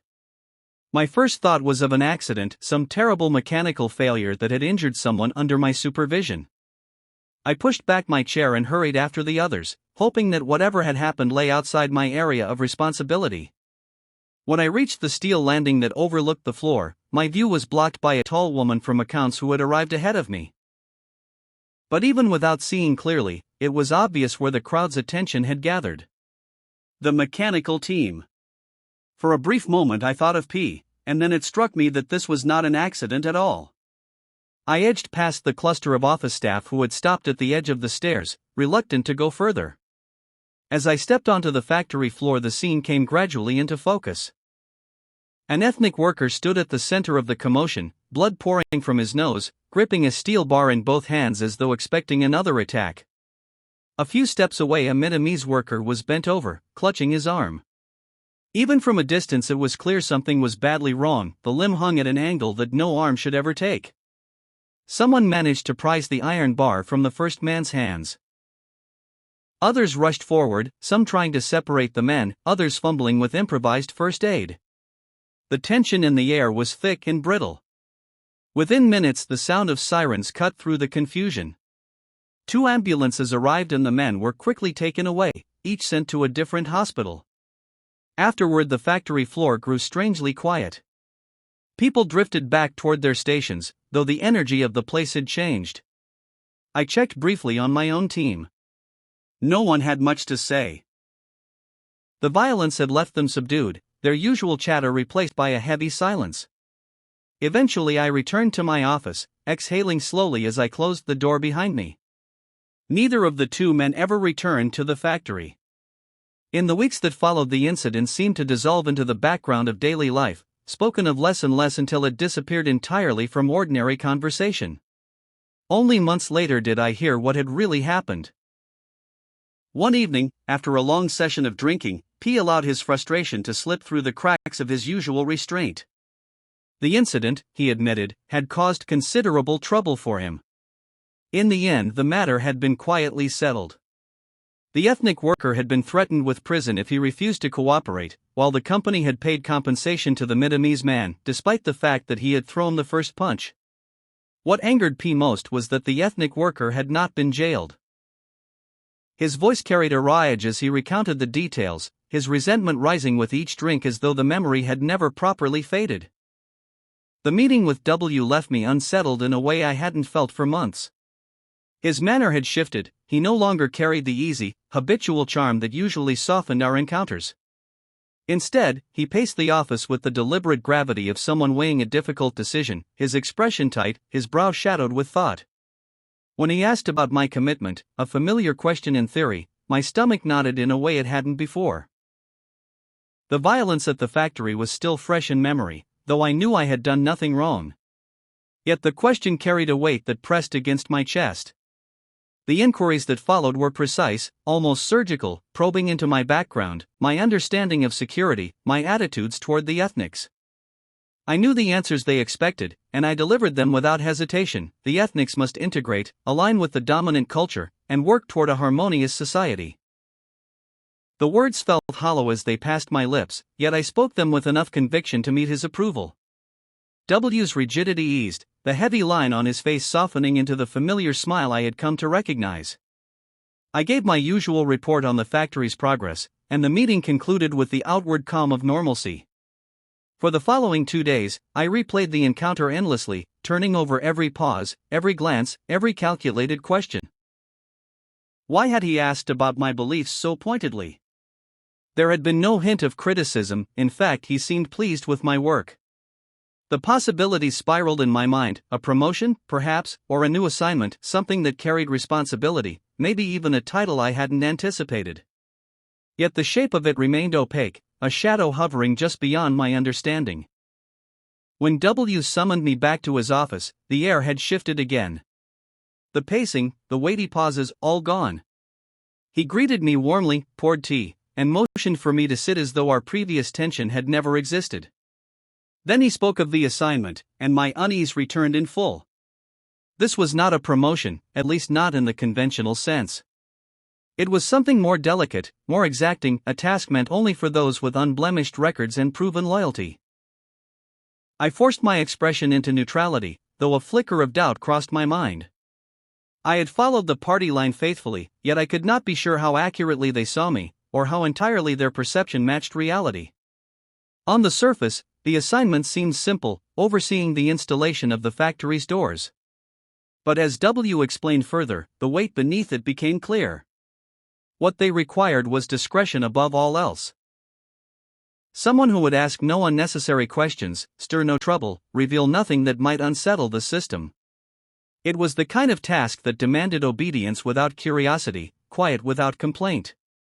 That was when the familiar unease crept back, curling around the edges of my certainty. I was to be picked up at 6 the next morning.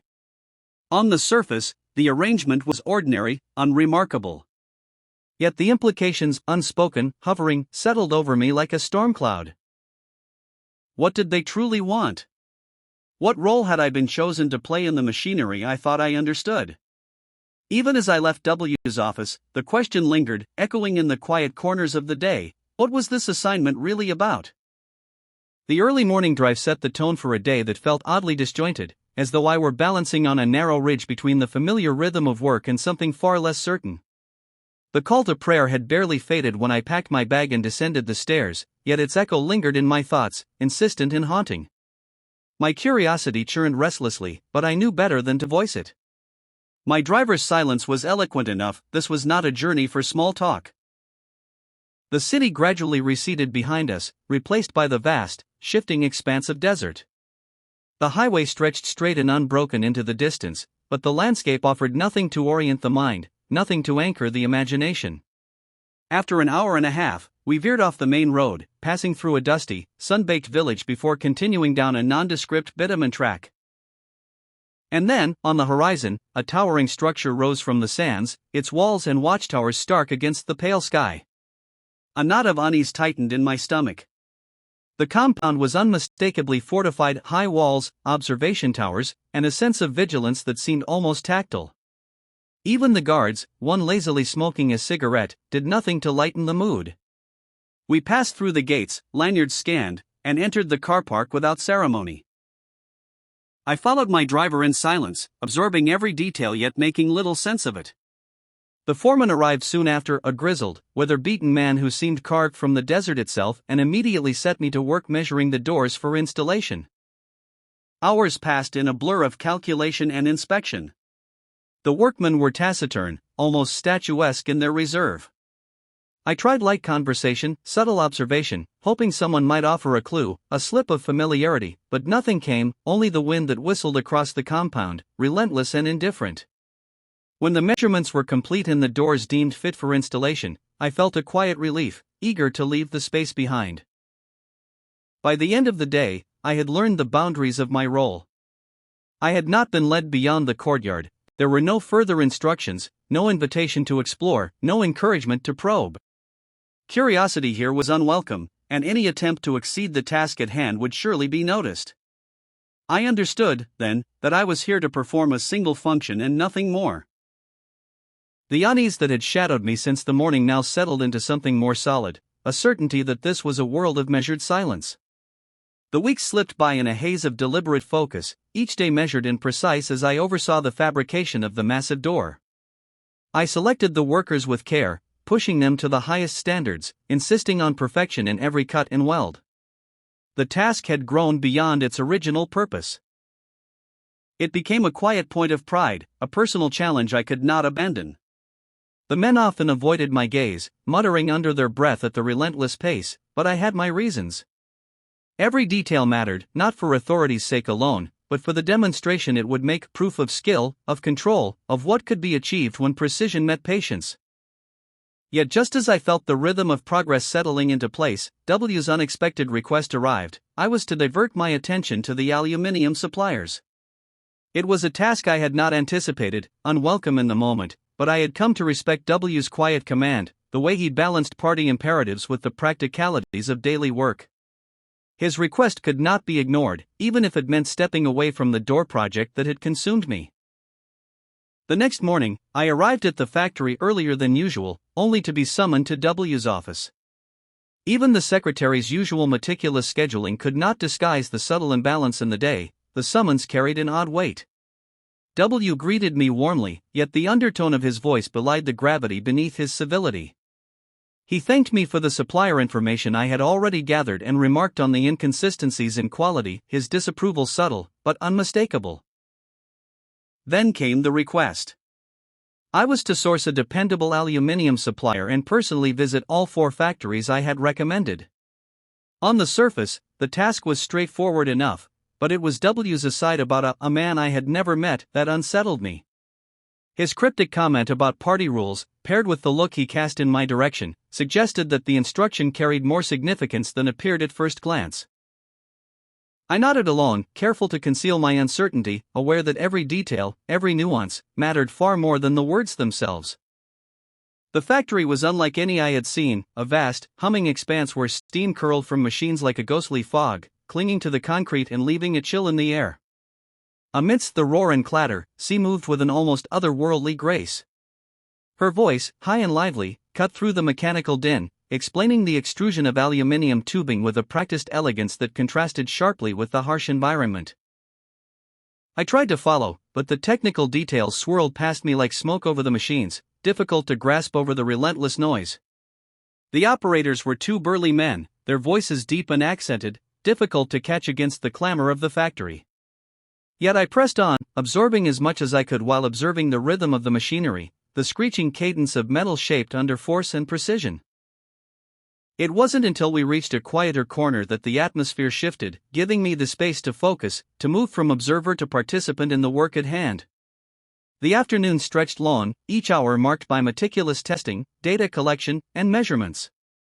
My muscles ached from the exertion, but I maintained the precision I was known for, conscious that every detail mattered and should be collated as soon as possible. W's secretary had demanded the report be sent before I left the last factory, adding to the urgency, a small peculiarity I noted without comment. It was simply part of the world I had entered, a reminder that nothing was ever entirely routine. Soon after I'd settled in to compile the latest data, A appeared. Tall, with a disarmingly friendly smile, he suggested dinner. There was something in the ease of his manner that suggested he was accustomed to having his way, a quiet authority that left little room for refusal. I nodded, unsure what to make of him, yet aware that his presence introduced a new variable into a day already heavy with calculation and observation.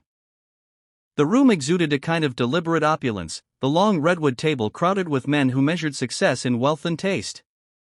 Laughter and the clinking of glasses mingled with the mechanical rhythm of a meal consumed not for sustenance but for display. Platters of lobster, crabs, and suckling pork were laid out with ostentatious flair, yet I felt less of the excitement of the previous evenings. This was the third stop in a circuit of indulgence, and the spectacle had lost some of the novelty, a small reminder that the entire performance, both culinary and social, was a show designed to impress, not to nourish. The earlier factory owners had seemed like actors, each movement rehearsed, each word weighed. Their fates, I suspected, had already been sealed, though they carried on with the precision of those positioning themselves for the inevitable future. The conversations were punctuated by laughter that rang slightly rehearsed. The women in the room, draped in finery, seemed little more than ornaments to the theater of the evening. I had grown accustomed to this kind of staged intimacy, to transactions masked as charm, to the subtle assertion of power beneath the glittering surfaces. Then A's voice cut through my detachment, pulling me back into the present.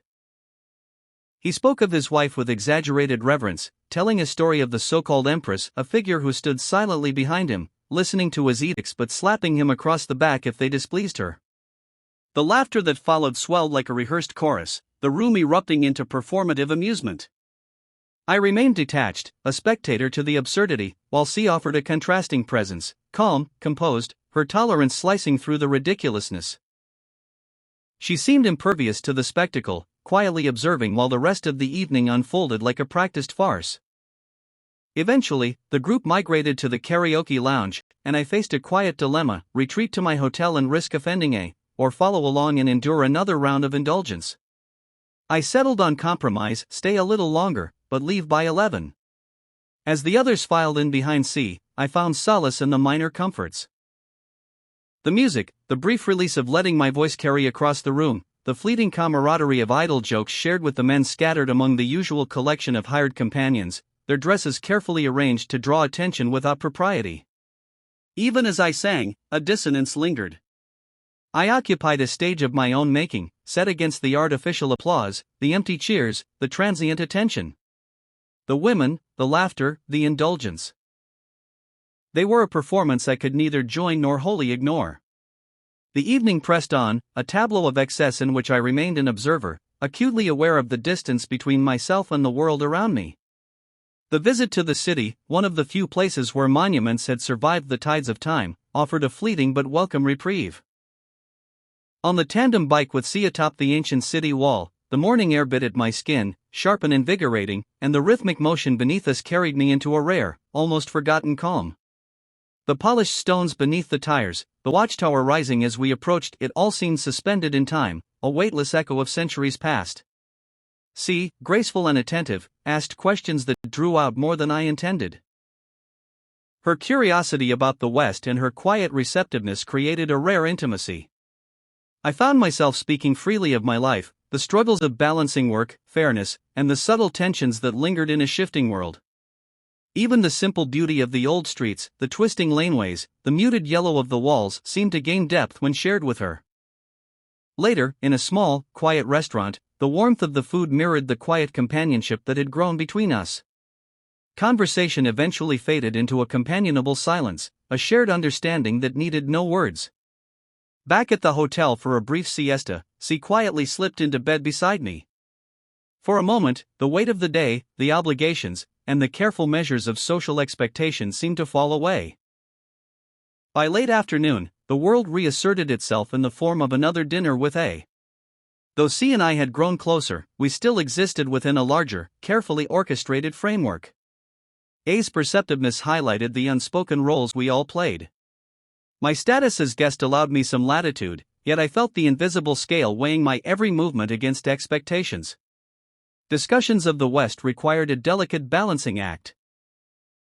With A, I spoke cautiously, aware that any insight I offered was just one move in a broader game. In contrast, personal recollections, stories of university days, small memories of work and streets long walked, offered a fleeting reprieve from the carefully choreographed formalities. Still, the night left a residue of unease.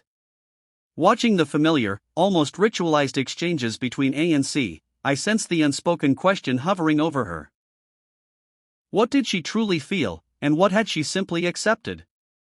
Her subtle actions, paying the bill with quiet efficiency, moving in near imperceptible rhythms, left me wondering how much of herself she surrendered to the performance around her. She stayed with me that night and lingered in the morning farewell at the airport, her hesitation and brief gestures etching themselves into memory. There were no answers, only layers left unexamined, threads of interaction yet unresolved. Work soon reclaimed my attention. One more factory remained to visit, and the report for W demanded completion. The tour concluded the following day, tests done and data recorded. By the time I was speeding toward the evening's restaurant, the report sent and my duties accounted for, she remained with me in thought, a quiet, persistent presence that neither obligation nor diversion could entirely dispel. The final days before the doors were installed passed in a blur, each hour swallowed by the grit and precision the work demanded. Attention to detail became a kind of refuge, a narrow focus that allowed me to move through the chaos without being undone by it. I watched the men tirelessly laying the final touches, their movements precise and weary, and felt a strange kinship with their exhaustion. The long drive to the site, once a pause for reflection, had become a muted comfort, the low hum of the road a lulling rhythm that settled into my bones. By the time we reached the site, late December had carved its chill into the air, freezing the scaffolding and numbing fingers as the doors lay wrapped and waiting, inert yet full of promise. Against the sparse, yellow desert, the skeletal scaffolding and concrete forms had a stark, almost austere beauty. The unnatural geometry of construction cutting against the emptiness, the sun casting long, pale shadows over frozen dust. The cold was pervasive, stubborn, and relentless, even brief rays of light could not soften it. Adaptation became a necessity. With concrete ill-suited to such temperatures, 44-gallon drums filled with refuse were set alight, their acrid smoke curling into the bitter air. The fumes stung, the heat was inconsistent, yet work pressed on. Watching the men labor in such harshness, their breath steaming, their muscles straining against steel and rope, I felt both admiration and a quiet unease. Each step forward carried its own risk. By day's end, the steel frame stood, the concrete cured, and exhaustion had settled like a weight I could neither shake nor resist. Dinner with the foreman and crew was a raucous, heated affair, liquor burning down throats, laughter rattling across the cold night. In that brief warmth, the world outside the site seemed distant, almost unreal. The following day brought new trials. Wind cut through the scaffolding, making movement precarious and every beam a test of balance and patience. The steel frame for the motor and pulley system resisted our efforts, cumbersome and unyielding. Each shift of metal was a small victory, each successful placement a quiet triumph against the elements. Yet as I watched the bamboo sway beneath the weight of iron, ropes fraying under pressure, a knot of dread took residence in my stomach. That evening, standing alone by the braziers, I stared into the starry sky, the desert vast and indifferent around me. Responsibility weighed heavily, a silent pressure pressing on every thought. The certainty of mishap loomed, the imagination of failure vivid and relentless. Still, there was no choice but to continue, to meet the task on its own terms. Morning arrived with a bitter wind, teeth against the exposed skin of hands and face. I gathered the crew, cautioning against complacency, reminding them of the dangers that threatened with every misstep. Their impatience was evident, a restless energy eager to see the labor concluded. Step by careful step, they maneuvered the massive door across sand and scaffolding, each click of steel against steel carrying the weight of finality. When the last plates locked into place, the sound rang with quiet triumph, a grounding moment amid the unforgiving landscape, a small, hard-won proof that diligence and endurance had not failed. The party that night had the air of a grim celebration. Flames leapt from the brazier in the center of the compound, casting long, distorted shadows over the workers who circled the fire. The red glow swallowed the night, drowning out the stars, leaving only the shimmer of burning waste behind. Laughter punctuated the darkness, too sharp, too loud, carrying an edge that insinuated an invisible cruelty. The door, now firmly installed, loomed like a silent sentinel, its weight pressing down on the compound and reminding everyone of the barrier it represented. The sense of confinement was subtle at first, then more insistent, settling over the festivities like a shadow no fire could banish. I joined the others in the revelry, though the heaviness remained, a persistent presence that dulled neither thought nor instinct. The raw taste of alcohol, the heat from the flames, did little to diminish the unease. The door felt symbolic, more than just a physical barrier, a mark of something unspoken. Morning came in stark contrast. The raucous noise had vanished, replaced by an eerie stillness. The wind had died down, leaving the compound draped in quiet and the faint residue of a hangover that matched the emptiness around us. The only sounds were the occasional shout from the crew or the clang of metal as work resumed, a suspended moment, hovering between what had been and what was coming. I climbed the scaffolding carefully, each step deliberate.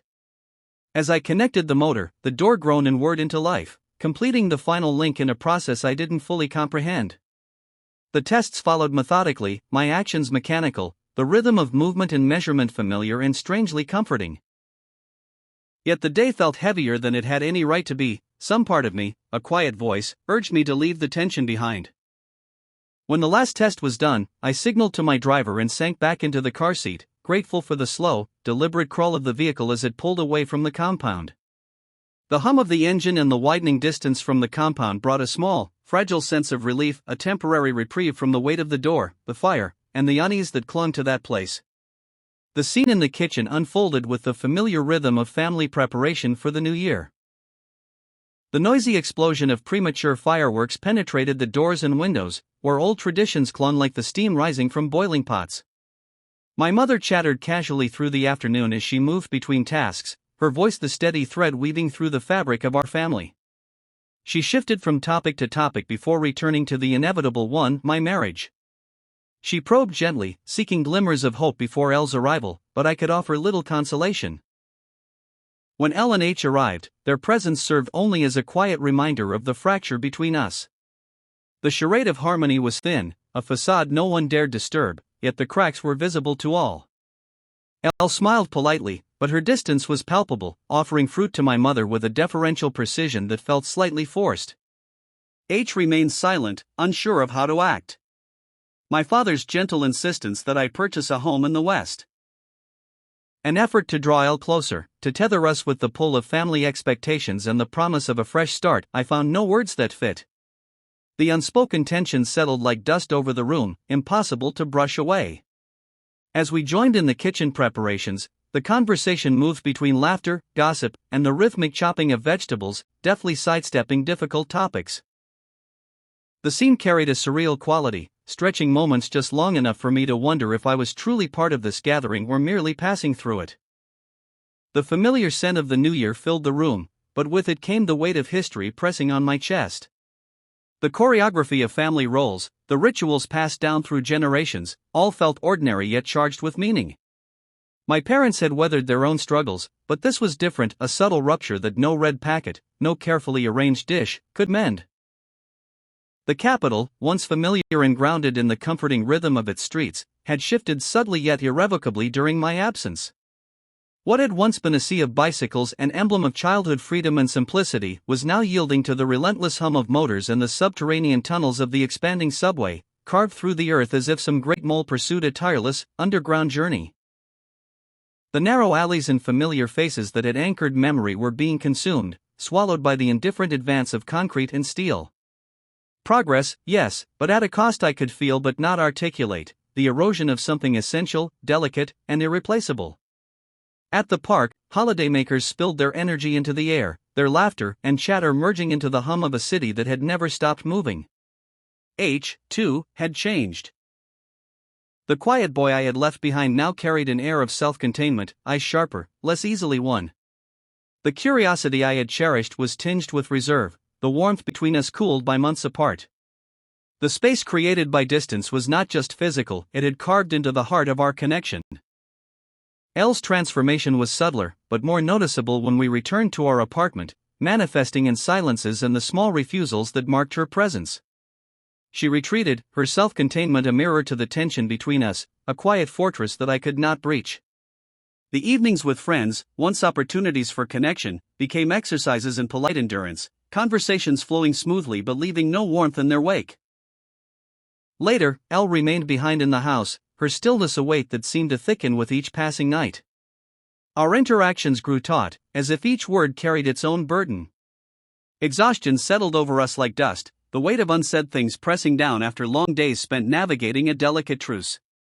By evening, any remaining goodwill evaporated, leaving only a quiet, mutual weariness.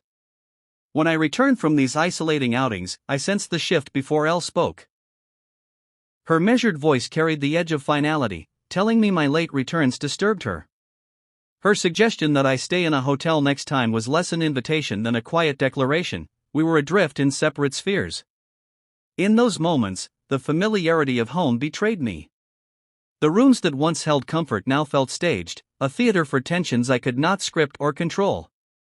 I had come home, yes, but not to the refuge I had imagined. Home had become something mutable, something I could no longer define, a space suspended between memory and reality, belonging and estrangement. The dry cold clung to the air as I returned to the site. The larger doors were already installed, leaving only the mid-sized doors for the dining halls, exercise rooms, and dormitories. These went up smoothly under my careful watch, each one sliding into place without issue. The smaller internal doors were left to the regular crew, freeing me from the extra labor. Chapter 9, A New Home. I moved through the old town, the mud brick streets a little quieter than I remembered. The lanes twisted and narrowed, and the courtyards opened only briefly before vanishing into shadow. Life was retreating slowly, shops that once rang with chatter now stood emptier, and the occasional figure passing in a doorway only highlighted the thinning presence of residents. The town was slowly emptying, not abandoned, and each step felt like moving through a place suspended between what it had been and what it was becoming. The BMW keys in my pocket weighed heavily, a single gift meant to bind me, a tangible emblem of compromises I could not refuse. She drifted into my thoughts, her presence lingering in the spaces of memory I had reserved for her. She had never been here, never seen these streets, yet I imagined how she might notice the narrowing alleys or the way the mud walls caught the fading sun. Her memory was a fleeting warmth against the chill of the emptying town, comforting and troubling in equal measure. I could no longer tell if our connection had ever been real or merely a mirage I had chased, a fragile illusion in the midst of so much deception. The car and the quiet streets became inseparable in my mind. A reminder of the world I navigated, of loyalty and compromise, and of the fleeting possibility of something genuine, if only in memory. As the months passed, the pressure continued to mount. The factory's production ramped up with growing demand, and party officials became regular visitors. Their smiles and gestures were friendly enough, but the message was unmistakable: we were to deliver faster, always faster. With scrutiny came the banquets. Private rooms, enormous round tables, endless food and liquor. The subtext was clear. This wasn't merely about work, it was about being measured, being seen. Amid this, I remembered my father's advice to find an apartment. W listened as I raised my concerns, then suggested a new development on the edge of the old town. He even introduced a contact who could help, though he suggested not buying anything without consulting him first. The development was appealing, close to the city's core but set apart from the chaos, with a small pool, gym, and supermarket within the grounds. Yet the apartments were sold as empty shells. No kitchens, no bathrooms, nothing beyond bare concrete and walls. To make one livable would take weeks, perhaps months of renovation, a luxury of time I wasn't likely to have. Still, I visited the units, weighing the merits of an 80-square-meter apartment against a larger one of 120, knowing that whichever I chose, it would demand work before offering any comfort. As the agent led me back to my car, she casually waved toward a villa far beyond my budget, insisting I take a look anyway. The villa was fully finished, every detail designed to impress, a sharp contrast to the empty shells I would have to wrestle into order. The news hit me harder than I expected. W outlined the expansion plans. The current factory, under P's management, would handle the smaller doors, while a new facility would be dedicated to the larger motorized doors under F's supervision. W himself would oversee both factories in a newly created role. The sting came not from the growth itself, but from realizing that F and P were being entrusted with more responsibility, while I was positioned on the sidelines in a way I hadn't anticipated. I tried to mask my disappointment, but my expression betrayed me. W, ever perceptive, immediately noticed. I steeled myself as he continued, explaining that my role was also a promotion. You'll report directly to me, the head of engineering, a consultant to both factories, and oversee all installations. You rank at the same level as the factory managers, and your office will be next to mine, he said, his tone leaving no room for debate. I nodded mechanically, yet a knot of unease lingered. My mind returned again and again to the fact that I had been passed over in favor of F and P, in particular, whose competence in my eyes was questionable at best. I tried to press the point. Surely, they can handle the installations themselves? They've already done the largest doors with me.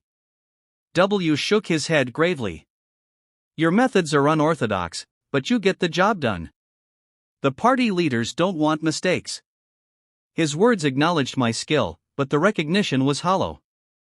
F's reaction was more genuine than I had expected. He twirled his glass between his fingers, as if processing the news. When I sat down, his eyes flicked up briefly, registering a flash of surprise, before he turned back to his drink. Ordering one for me seemed a quiet way to ease the tension. The new jobs caught me off guard, he said. P and I were the last combination I'd have expected. I shrugged. Don't sweat it. It wasn't your decision. I've worked for W for 10 years and still can't work out how he thinks, F muttered. I let out a short, bitter laugh. It's not too bad. I'm just glad we'll still work together. He looked at me for a moment, weighing the words, then away. I just don't get W sometimes. The way he handles everything. It's like he's playing a game none of us are privy to. I took a sip of my drink and set it down. I'm happy for you, F. Maybe W's decision was about the long road trips I'd have to take. You've got a daughter, this might give you more time with her. F considered that quietly. Maybe you're right, he said finally. I didn't expect you to be this understanding about it. I nodded, keeping my expression neutral. Understanding was one thing, acceptance another. Beneath it, a small knot of resentment lingered. W's decisions were always strategic, and we were the pieces. I'd learned long ago not to mistake politeness for clarity. W's management style was always subtle, pushing from the background while presenting himself as hands-off, yet ensuring the right decisions were made behind the scenes. I was growing detached, sinking deeper into the role I'd carved out. A party man, complicit and corrupt, with a hollow marriage and a life spent serving the ambitions of others. When W asked me to embark on a second trip, this time to the steel suppliers, my earlier anxieties had been replaced by something darker, self-loathing. I was no longer just a cog in the machine, I had become part of the system I had once watched warily. The visits to the steel factories blurred together. 6 in total over 2 weeks, each deal tainted by the unspoken exchanges that marked every interaction. I followed the script, dutiful party member, reporting, logging, and arranging logistics. My free days were less about reflection than escape, drinking, wandering the cities, trying to drown the discomfort that came with every handshake and contract. When I finally returned to the factory, it took W nearly a week to acknowledge me. The party dinner, when it came, was a predictable performance. W greeted me with the ease of an old friend, slapping my back as if we were equals, as if I hadn't spent the past weeks tangled in his web of manipulation. "You must despise me," he said, joking about my fatigue. "Back from an arduous trip, and off again next week."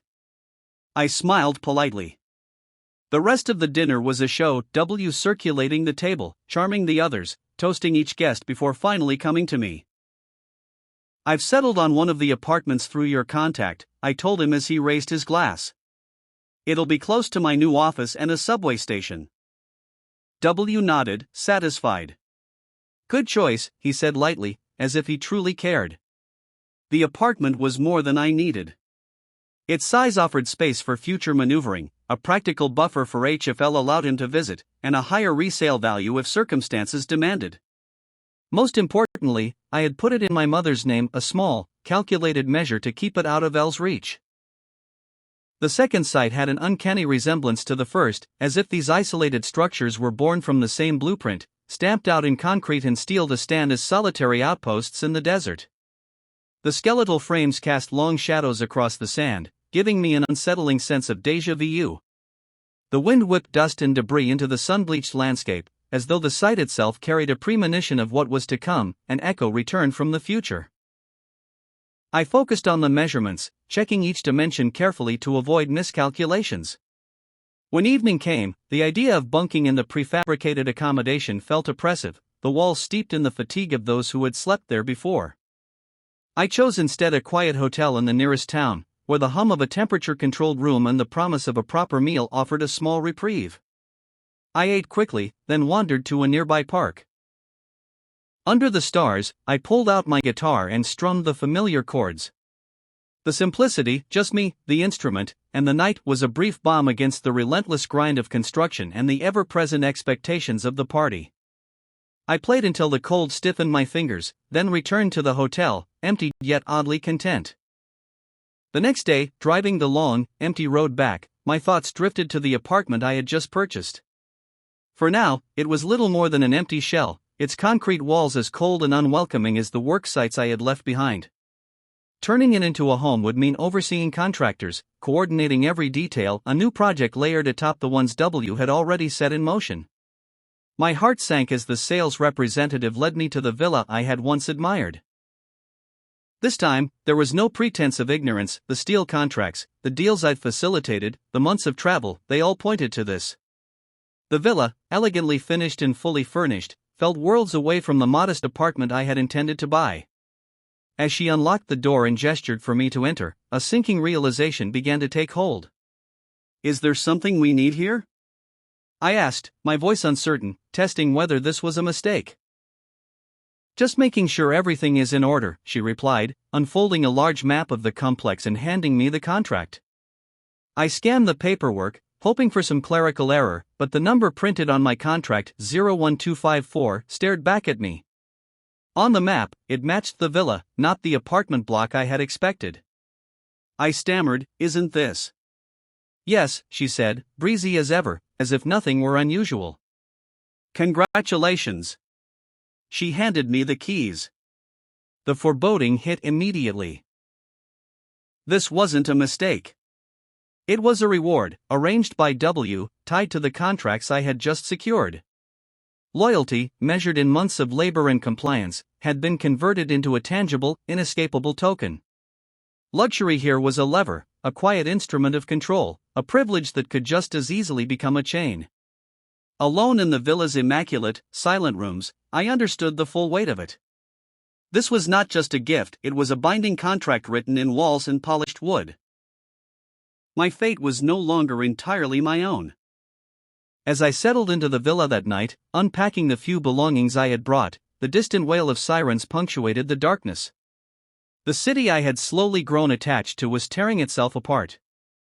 Ethnics and Middamese clashed in the streets, the eruption of long-simmering grievances sparked by a brutal injustice, the beating to death of a couple of ethnics falsely accused of a crime. The violence was the visible surface of deeper fissures, a ripple that surged through every corner of the city, leaving suspicion and silent mistrust in its wake. Even at the factory, the strain among the workers was palpable. People moved cautiously, their glances wary, their gestures tense. Even months later, evenings brought no reprieve. I wandered through the streets, keeping to the margins of markets, avoiding the old town lanes now heavy with unspoken hostility. At small restaurants, I offered tentative smiles and ordered in the local language, an effort to mark myself as neutral, as someone not drawn into the escalating divisions. But the sands had shifted. That fragile sense of belonging now felt as foreign as the sanitized streets of the new town. The new town was a dissonant echo of the old. Wide, exposed avenues glared under the sun, their concrete walls reflecting heat back into the streets. Alleys were smooth, corners featureless. Devoid of the worn textures that had lent the old town its character, a place where residents thinned, clinging to the remnants, their despair visible in every line of their faces. The immediate violence faded, but the questions lingered. Conversations about those nights focused on blame, never on deeper causes. Middom was no anomaly, similar fractures played out wherever colonial histories and tribal divides intersected. Every faction assumed its rule would bring order, blind to the intolerance simmering beneath the surface. True peace required patience, the willingness to navigate potholes, to persist with scraped knees and bruised egos. Real strength lay in restraint, in refusing to feed the cycle of violence. Yet I knew the inevitable. Middom's power structures would crush or absorb dissent. This was the advertised path, the one that led to quiet streets bordered by walls, resentment hidden behind order. Any alternative was a display of weakness.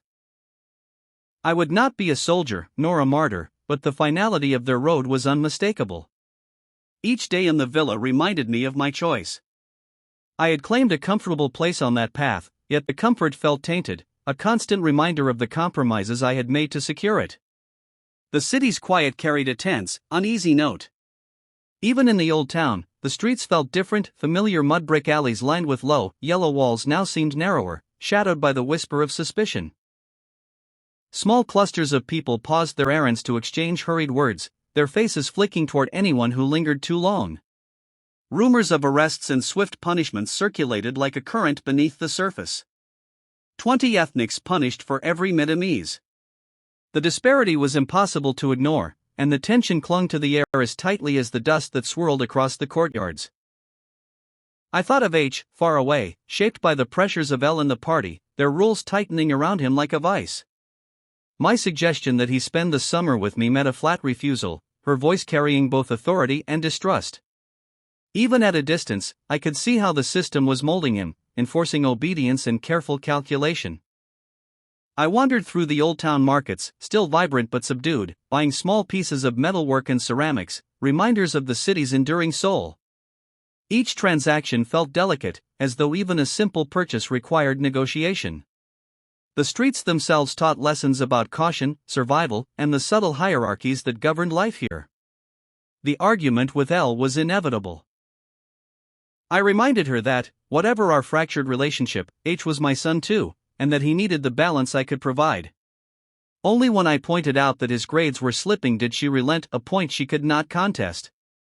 She understood, at least partially, that H's upbringing was not entirely hers to control. I hoped that, over the summer, I could reach him in the time we had, showing that life was more than silent obedience, more than measured steps through a world ruled by rules.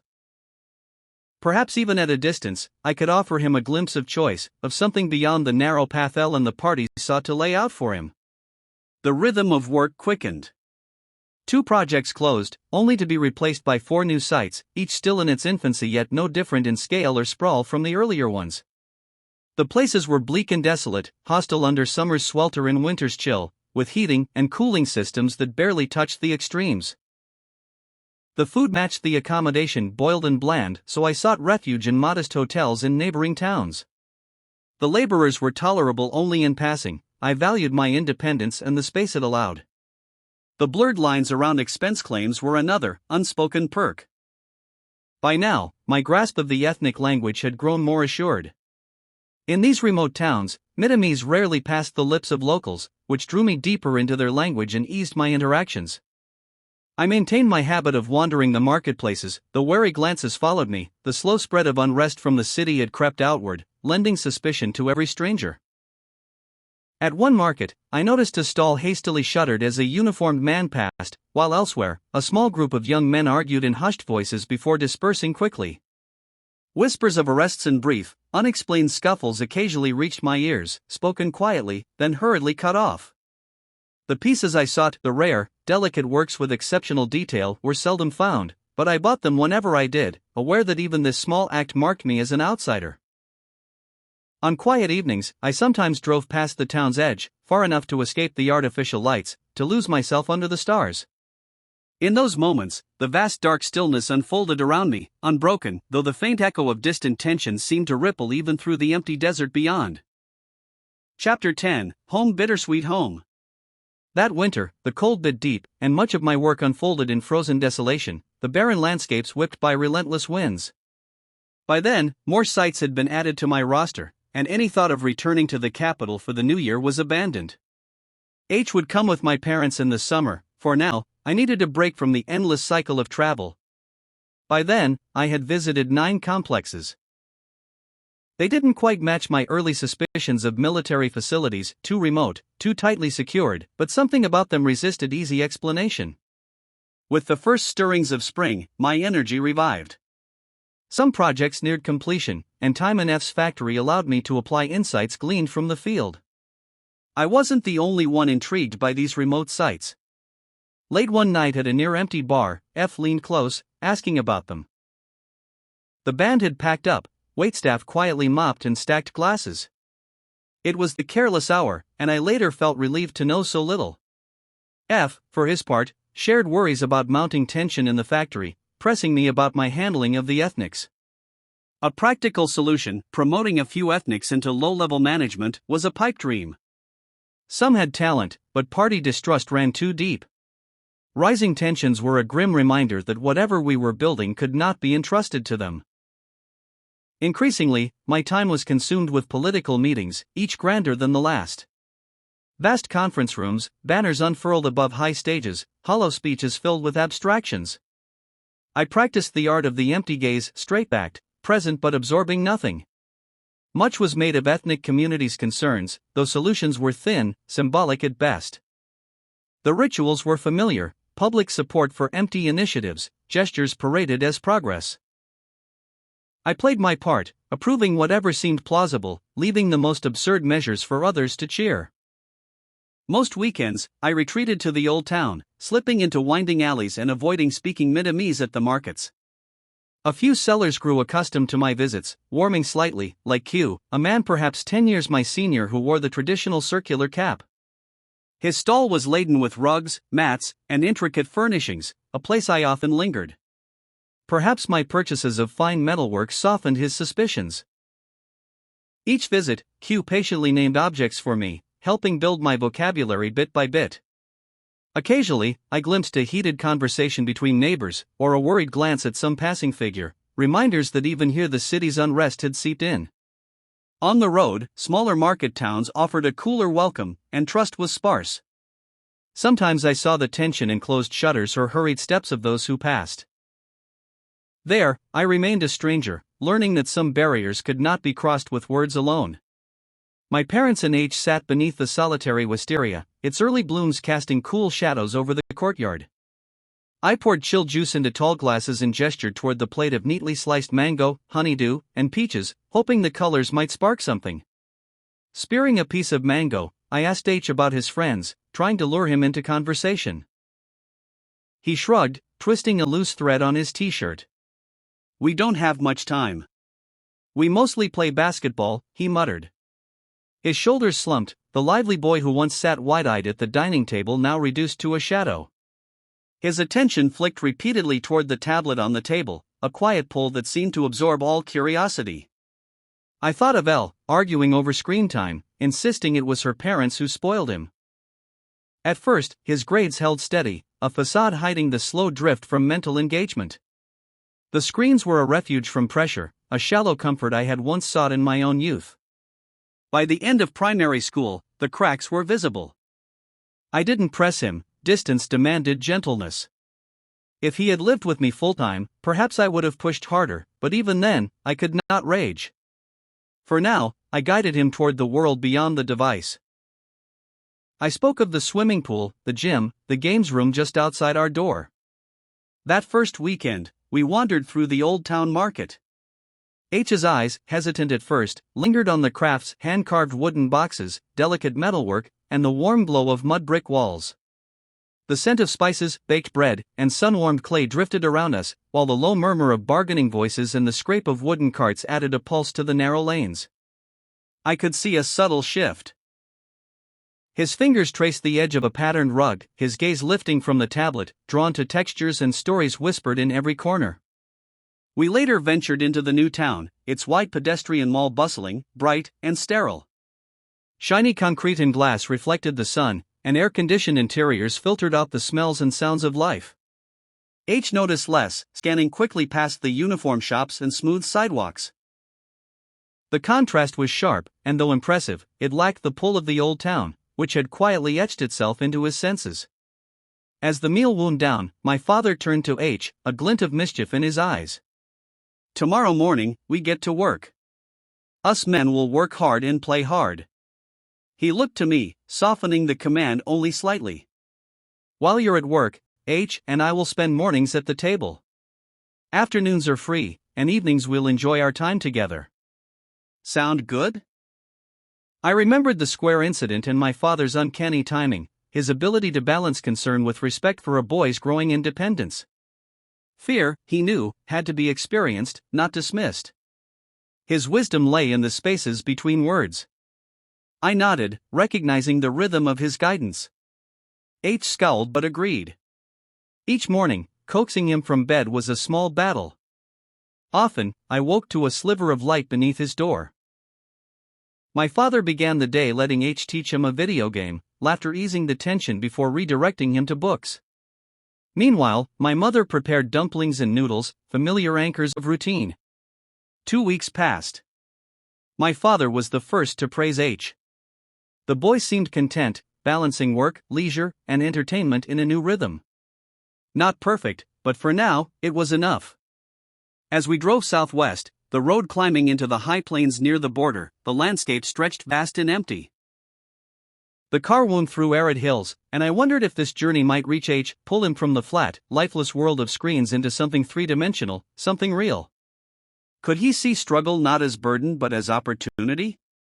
Could the contrast between my parents, curious and engaged, and his other grandparents, whose world rarely extended beyond flickering television screens, awaken him? Could 6 weeks be enough? When we stopped in the windswept parking lot, H darted ahead, drawn to the fresh, cool air. The endless plains stretched before us, the lake reflecting clouds like drifting ghosts. Against the treeless expanse, his small figure moved with energy, skipping over tufts of grass, tossing stones.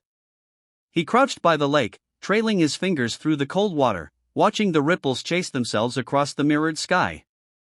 His laughter was quiet, unguarded. A flicker of presence that contrasted sharply with the heaviness I carried.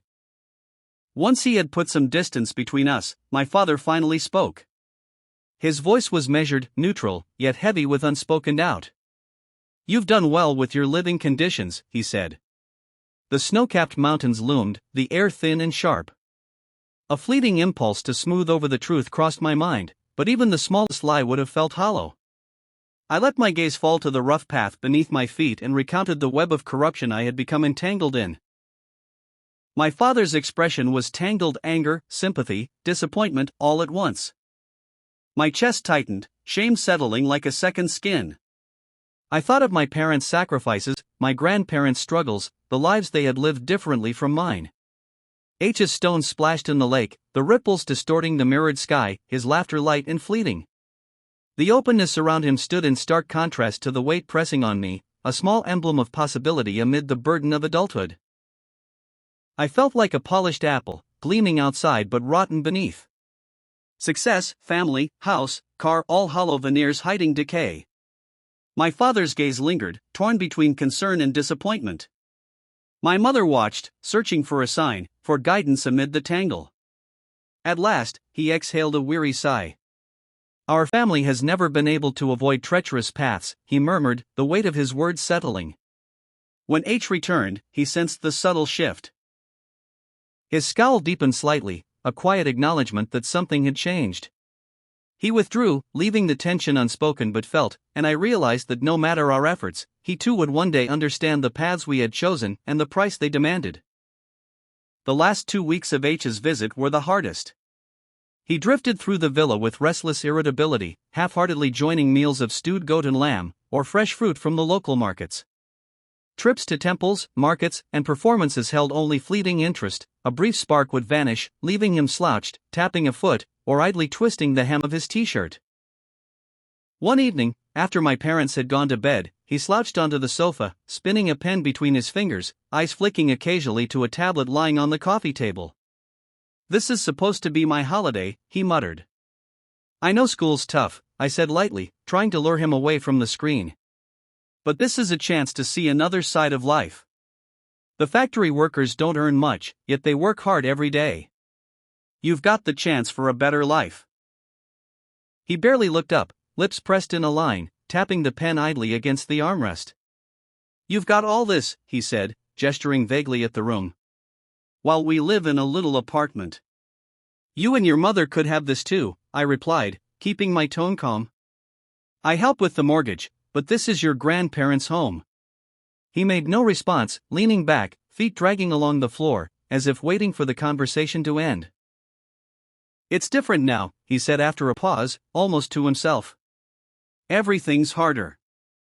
"Yes," I said, softening my voice. "It's harder. But that's life. The only thing we can do is take the chances that come our way. Your grandparents waited and worked. When the opportunity arrived, they seized it. I did the same. What about you?" He didn't answer, rolling the pen between his fingers, gaze flicking to the window where the last rays of sun hit the terrace. I tried again. "Do you think your grandparents have your best interests at heart?" "Yeah," he muttered, almost grudgingly, but his eyes flickered with lingering doubt. "You're growing up," I said gently. "Listen to those who've been through it. Learn what they can teach you." He gave a faint shrug, bouncing one knee up and down, eyes already wandering back to the tablet, and without another word, pushed himself off the sofa and disappeared upstairs. I stayed behind, the quiet folding around me. The conversation had drifted into a void I couldn't bridge. I shut off the lights and let it go. A few days later, at the airport, I handed him an envelope before he went through security. "It's been good spending time together," I said. He took it without a word, face unreadable. He walked on, shoulders slightly hunched, swallowed by the throng of travelers, no glance back, leaving the quiet weight of distance between us. Standing there, I realized that no matter how much we tried to guide him, H would have to navigate his own path through this world, with all its complexities, choices, and compromises. The villa, the trips, the lessons, they were only a moment in the long stretch of time that awaited him. By the following week, I found myself on the road again, driving toward yet another remote site. The clusters of buildings rose like fortresses, isolated in the high plains. The fences topped with coils of barbed wire, guard posts at every corner, windowless walls, and heavy gates all seemed designed to repel casual observers. Even the sterile prefabricated accommodations, the empty parade grounds, and the careful separation of workspaces suggested control beyond what any civilian project would require. F's questions lingered in my mind, growing more insistent with each visit. Over a quiet dinner after one trip, he asked about the layouts, the distances between buildings, and the flow of materials. I answered in the measured tones of someone discussing standard engineering, but I could feel him weighing every word, searching for a pattern I hadn't revealed. His curiosity wasn't idle, he sensed there was more than met the eye. My conviction that these were military sites grew stronger when our relationship with Gunica, Middom's largest trading partner, began to sour. The country slapped tariffs on Middom's exports, and I wondered if this was a defensive maneuver, an attempt to move critical infrastructure deep into the western regions, away from prying eyes and potential threats. Every gate, every guard post, every isolated compound seemed to reinforce the theory. I measured, checked alignments, and recorded dimensions, but my mind kept circling the small details, the reinforced doors, the angles of the cameras, the way the perimeter was laid out to allow no approach unseen. Every site mirrored the others with uncanny fidelity, as though stamped from the same blueprint. And yet, despite the familiar signs of military planning, something about them remained off, as if their purpose had been disguised, or even hidden from me. The parallels between the city's uneasy quiet and these isolated complexes gnawed at me, the same logic, the same control, the same warning. Middom was preparing, and I was complicit, a witness to its careful, measured escalation. A chill hung in the air as I made my way from the airport to the hotel I had booked near H's city at the end of September. The streets looked familiar yet alien, layered with time and distance, making me feel like a stranger in both his life and the place itself. I unpacked the gifts for H&L, trying to calm the nerves tightening in my chest, before heading downstairs for dinner. They were half an hour late, a buffer that only heightened the tension. L moved with deliberate precision, hanging her coat and avoiding my gaze. H, meanwhile, seemed absorbed in the floor, twisting at the hem of his t-shirt. His grades had stabilized, but the spark I remembered, the curiosity, the engagement, was gone, replaced by a wary reserve that made the evening fragile. "Hello," Al said cautiously. "H enjoyed his time this summer, and he couldn't stop talking about your car." I tried to deflect. "The car is for work. I drive long distances on remote roads. It has to carry tools, and it can't break down in the middle of nowhere." "It matches your villa too," she said sharply, the undercurrent of disapproval unmistakable. "That monstrosity was my parents' doing," I replied, leaning back. "I'm on the road most of the time. What do I need a 300 square meter home for?" "The sacrifices we make," she countered. I pressed on. "My parents bought it for you, not me. I'd still love for you and H to fill it, to make it a home." Her gaze hardened. "And what about H's schooling?" "There are good schools there," I said, trying to keep the conversation steady, but she snorted in disbelief. H, meanwhile, withdrew further, absorbing the tension in silence. L softened, framing schooling as a long-term benefit. "It's just a few years of study, and it will serve him for the rest of his life." I understood H's perspective, a 14-year-old staring down what felt like endless restriction. I tried to offer guidance, emphasizing opportunity and lessons from previous generations, but he retreated, silent and distant. By the end of the evening, the gaps between us were unchanged.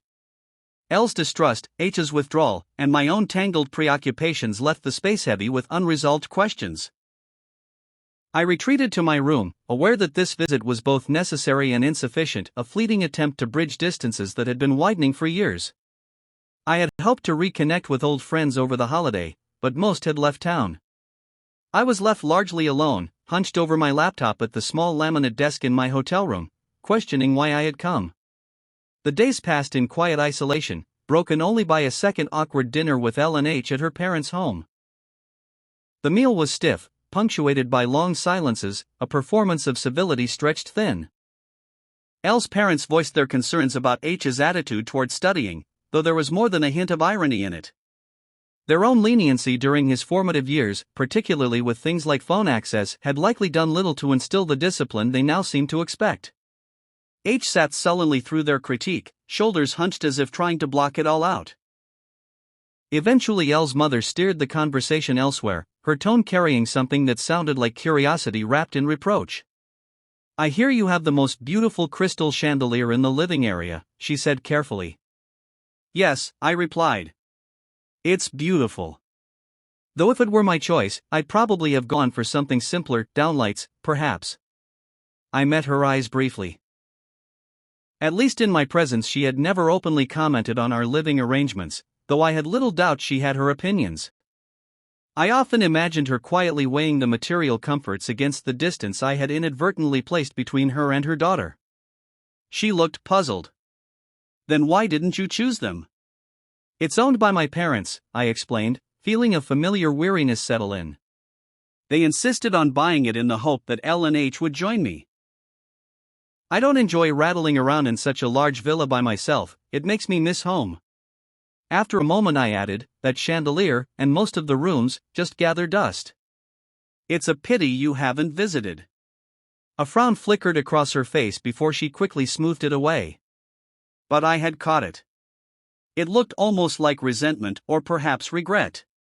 L&H's lives had been shaped by forces beyond her control, and the rewards of those changes had not fully flowed back to her either.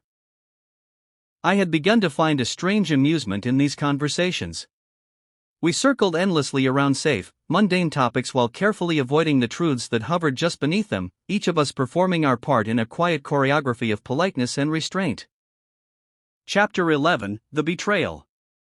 For the first time since I was young, I sensed an unsettling shift in Middom. For 2 decades I had watched the country climb steadily along a path of development, each year bringing new roads, new towers, new confidence. Recently, however, the pace had slowed, and an unease had begun to creep in at the edges of society. Tensions with Guernica sharpened month by month. The news filled with confrontations in disputed territories, each incident a little more heated than the last. Middom's government had become increasingly focused on reclaiming the breakaways, a policy that only intensified friction with Guernica, who was funneling weapons and support to the island. Relations cooled not only with the Guernicans but with their allies as well, the chill extending even to distant countries in Musumia. Against this backdrop, it seemed obvious why the government was quietly expanding bases and strengthening its military posture. The new installations I occasionally encountered during my work in the West appeared to fit naturally into this wider effort. As an engineer, I sometimes noticed details that did not quite resemble the military facilities I had seen elsewhere, but I assumed they were simply newer designs. At the time, no other explanation seemed necessary. Meanwhile, property prices were spiraling. Even in smaller cities, housing had become painfully expensive, trapping a new generation in dependence on their parents' fortunes. The result was a quiet frustration that surfaced in conversations on factory floors and construction sites, a sense among younger workers that the ladder their parents had climbed was now being pulled up behind them. Unrest had long simmered in the West, but it suddenly erupted into shocking violence. The attack came at a crowded railway station. A group of ethnics armed with long blades moved through the station, slashing and stabbing with terrifying speed. The brutality left a trail of horror in its wake and sent shockwaves across Middom, deepening the already strained relations between communities. Fear hardened quickly. In the public imagination, ethnics were no longer simply a distant minority living in the border province, many now saw them as potential terrorists. The perception spread far beyond the region where the violence had occurred. For most people in Middom, distance softened the impact. Initial shock faded into routine. But for those of us living or working in the West, the fear lingered close to the surface. I found myself moving more cautiously through streets and markets, glancing over my shoulder and studying those around me with a mixture of apprehension and mistrust. My work schedule grew relentless. 3 or 4 days each week were spent traveling between early-stage construction sites scattered across small towns. With every trip I noticed more checkpoints along the highways, more temporary police stations, and more watchful eyes. New regulations required large knives to be registered and stamped with serial numbers, small measures that hinted at a larger anxiety. The authorities were leaving little to chance. In the smaller towns where I stayed and took my meals, the atmosphere felt heavy, almost defeated. Some had seen mosques reduced to rubble, grim signs of retaliation and deepening mistrust. Faces hardened as I passed through the streets. Occasionally I caught flashes of anger in their eyes, as though I, a Middamese outsider, represented the distant forces now pressing down on their communities. Elle's video call was the first in months, and I sensed something was different from the start. She seemed genuinely worried about H's grades, but her tone made it clear that her concern had turned inward, morphing into frustration more than a real desire for guidance. "Maybe it's us," she said slowly, almost to herself. "Perhaps our situation might be affecting H's focus in school." There was a quiet edge to her voice, the kind of admission that only surfaces in late-night doubts or weak moments. "What do you mean?" I asked, pretending not to understand where she was heading. Elle took a deep breath and finally asked, "Do you think we should divorce? It might be better for H." Her gaze was steady but cautious, testing my reaction. For a second, I let my mouth fall open in a theatrical response, as if the idea had never crossed my mind. Then, in my mildest tone, I replied, "You could still both come here, and he'd have a proper family." Elle shook her head, her resolve hardening. "I tried that, but H will become more stubborn," she said firmly. I sighed, relenting. "Fine. But let's do it quickly. Dragging it out isn't going to help H." Her hesitation lasted only a moment. "I'll need somewhere to live," she added, her voice rising just slightly. "You can have the house," I offered, already bored with the game. "I'll cover H's school fees, but that's it. Take it or leave it, I'm not going to argue." I watched the calculation flicker behind her eyes, weighing her options. When she realized I was resolute, she agreed with a small nod. The call ended, and I reached for a bottle of white spirit, letting the weight of 16 years slip off my shoulders. As I settled onto the sofa, I felt a curious mixture of satisfaction and relief. I'd allowed her to win, or at least that's what she might think. She got the house, after all. But the house meant little to me now. I'd secured myself a comfortable safety net through padded expense reports and carefully hidden supplier kickbacks, and the prize I truly wanted, H, was still within reach. In a few years, he'd be at university, grown and free from L's influence. Sipping my drink, I considered the years ahead, imagining a new chapter, unmarred by the past. In time, perhaps I'd even marry again, maybe to a younger woman. That was what most in my circumstances did. The possibilities were open, as if the future had begun to unfold in the glint of the chandelier above, dazzling and full of promises I had long delayed. It was a fleeting moment. One of those small, seemingly inconsequential encounters that somehow lodges in the mind and reshapes the path ahead. Late one afternoon, as shadows stretched across the earthen lanes, I wandered the market, savoring a rare week at home, free from the grind of site trips and the relentless demands of work. Politics had taken over, even spilling onto military bases, halting the entire country in its tracks. Meetings and inspections kept me in the city, giving me time to lose myself in the slowly emptying alleys, where the warmth of the day still clung to the walls. I stopped by a familiar stall and noticed a finely carved hardwood screen, its intricate swirls catching the last of the light. "How much?" I asked Q, who glanced at it before ducking behind a flimsy curtain to check the price. Behind it, a young couple spoke urgently in hushed voices. The brief look I caught of them was unremarkable, almost forgettable, yet a minute later, as Q returned, I overheard 3 words that lodged themselves in my mind like an uninvited guest: "We leave tomorrow." Q's face drained of color. I recovered quickly, asking the price, which he named without allowing any negotiation. I needed a moment to think and walked away, returning minutes later to seal the deal. I arranged to collect it the following weekend, adding casually, "Was that your son and his wife? They're leaving?" His nod was almost imperceptible, but the fear it conveyed formed a barrier I could not ignore. "I shouldn't have asked," I apologized, fishing out the red envelope that I'd hurriedly prepared and pressing it into his hand. A small gift for them. Even I was surprised by the gesture, driven more by a sense of foreboding than reason. Perhaps it was the latent awareness of danger that spurred it. In that split-second silence, I felt the line I had crossed. "I've got to get home," I said, shifting my weight and glancing away, trying to appear unconcerned. But then I stopped. My eyes widened, pleading even as I held my voice neutral. "Big party meeting on Thursday night. The higher-ups are coming in from out of town, so everyone's scrambling to show how diligent they are. It'll be easier once the meeting kicks off. After that, they'll finally relax." Silence. My words hung in the air like a lifeline. Q's eyes widened in recognition, the tension flaring across his face. He understood what I was trying to say, what I couldn't articulate directly. Something told me to walk away quickly, and so I did. Q's gaze lingered on me, wary, aware, while I slipped into the dusk. As the meeting day approached, news broke of terrorists captured on the run. Details were scant and faceless, yet each report blared triumphantly of the party's vigilance.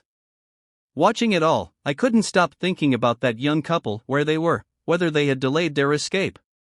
In the vast assembly of delegates, while party leaders spoke of harmony and the eradication of undesirable elements, my mind drifted to the quiet, desperate hope of those fleeing into the night. When I returned to the stall to collect the screen, Q seemed on edge, his skin sallow in the early morning light. He loaded the screen onto a small handcart, his hands trembling slightly. Just as I turned to leave, he leaned in and whispered, "They crossed the border. Others are missing." Pushing the cart down the empty streets, the screen loomed before me, its carved patterns casting delicate shadows across the pavement. Through its intricate cutouts, I glimpsed myself, exposed, revealed, a silent witness now drawn into the heart of a conflict I could no longer ignore. The divorce was final, and with it, H drifted into silence. Calls dwindled to the occasional brief exchange, polite but hollow, and even those grew rarer, punctuated by H's claims of homework and L's steadfast refusal to engage. The invisible thread of duty and distance, that fragile line spanning 3,000 kilometers, was severed. I was no longer necessary. There should have been sadness, some pang of loss, yet all I felt was a quiet relief, as if a weight had finally rolled off my back. L had long left in spirit, and H was following in her shadow. Perhaps he'd return someday, but until then, I remained the lone figure in the portrait of our family, an outsider in my own life. With this strange mix of freedom and emptiness, I filled my days wandering the old town, tasting its weathered whispers. Evenings slipped away over drinks with colleagues or the familiar notes of my guitar. Yet the air felt increasingly charged, thickening around me like smoke. I moved carefully, keeping suspicion at bay, mindful of every step, every trace left behind. I stopped taking my phone into the narrow alleyways where I once lingered, hoping the data would suggest a slow retreat, a fading interest. The city, once familiar, now carried the subtle tension of a world on edge.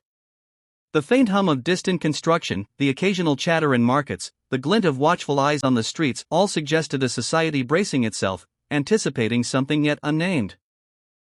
Even in my private routines, I felt the pull of this larger unrest, a quiet reminder that life continued beyond personal victories and losses. The door designs had been a quiet triumph, smooth, efficient, and durable.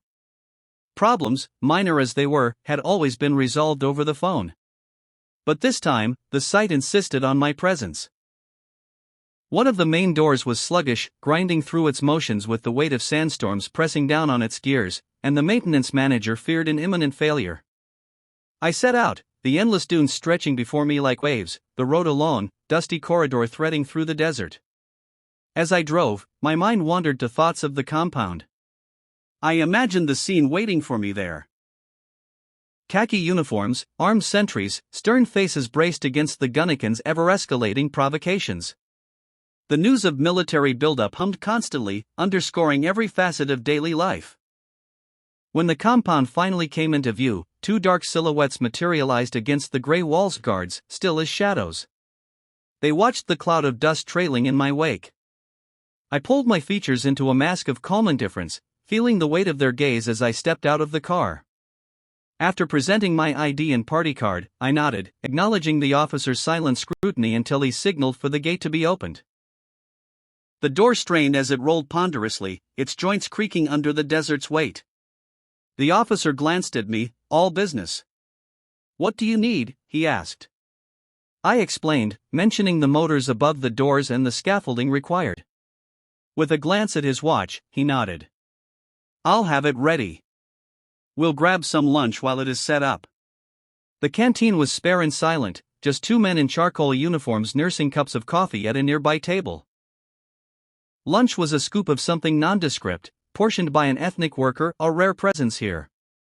I murmured my thanks, gaze lowered, unsure whether my attention had been noticed. As we sat in silence, I searched for something to break the ice. "You're not local?" I ventured. He shook his head. "Moved out here a few years ago, wife and kid in tow."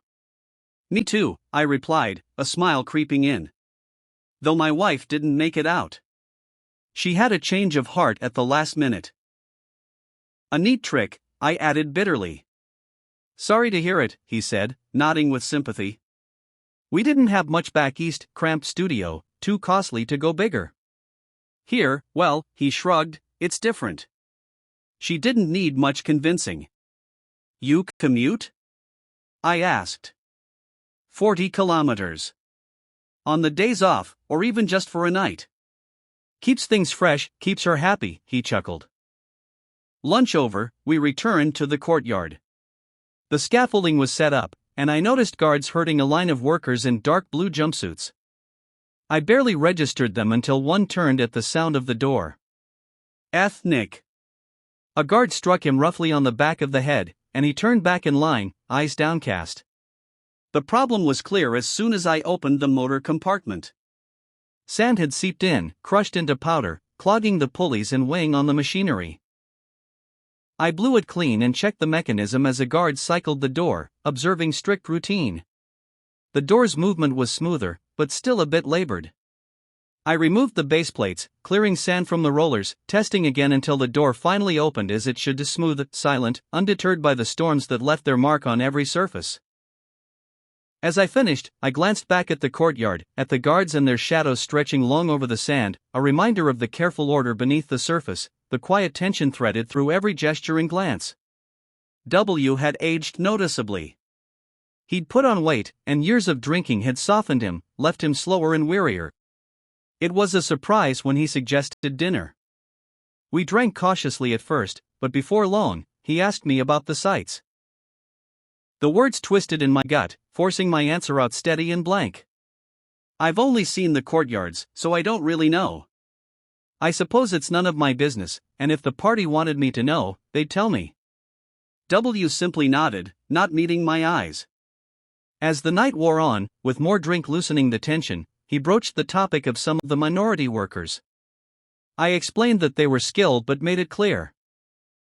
Trouble had been brewing back at the factory, and I was lucky to sidestep it. Putting an ethnic in any position needs thought. W's attention sharpened, and he leaned in as I continued.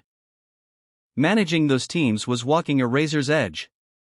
I kept myself impartial, watched people reveal their own intentions. I wasn't there to make friends. A lot of people think you're a minority sympathizer, he said, his tone probing. My hands dampened, but I held his gaze and shrugged. It wasn't about preference. I focused on keeping the peace. Sometimes that meant giving the ethnics a little more.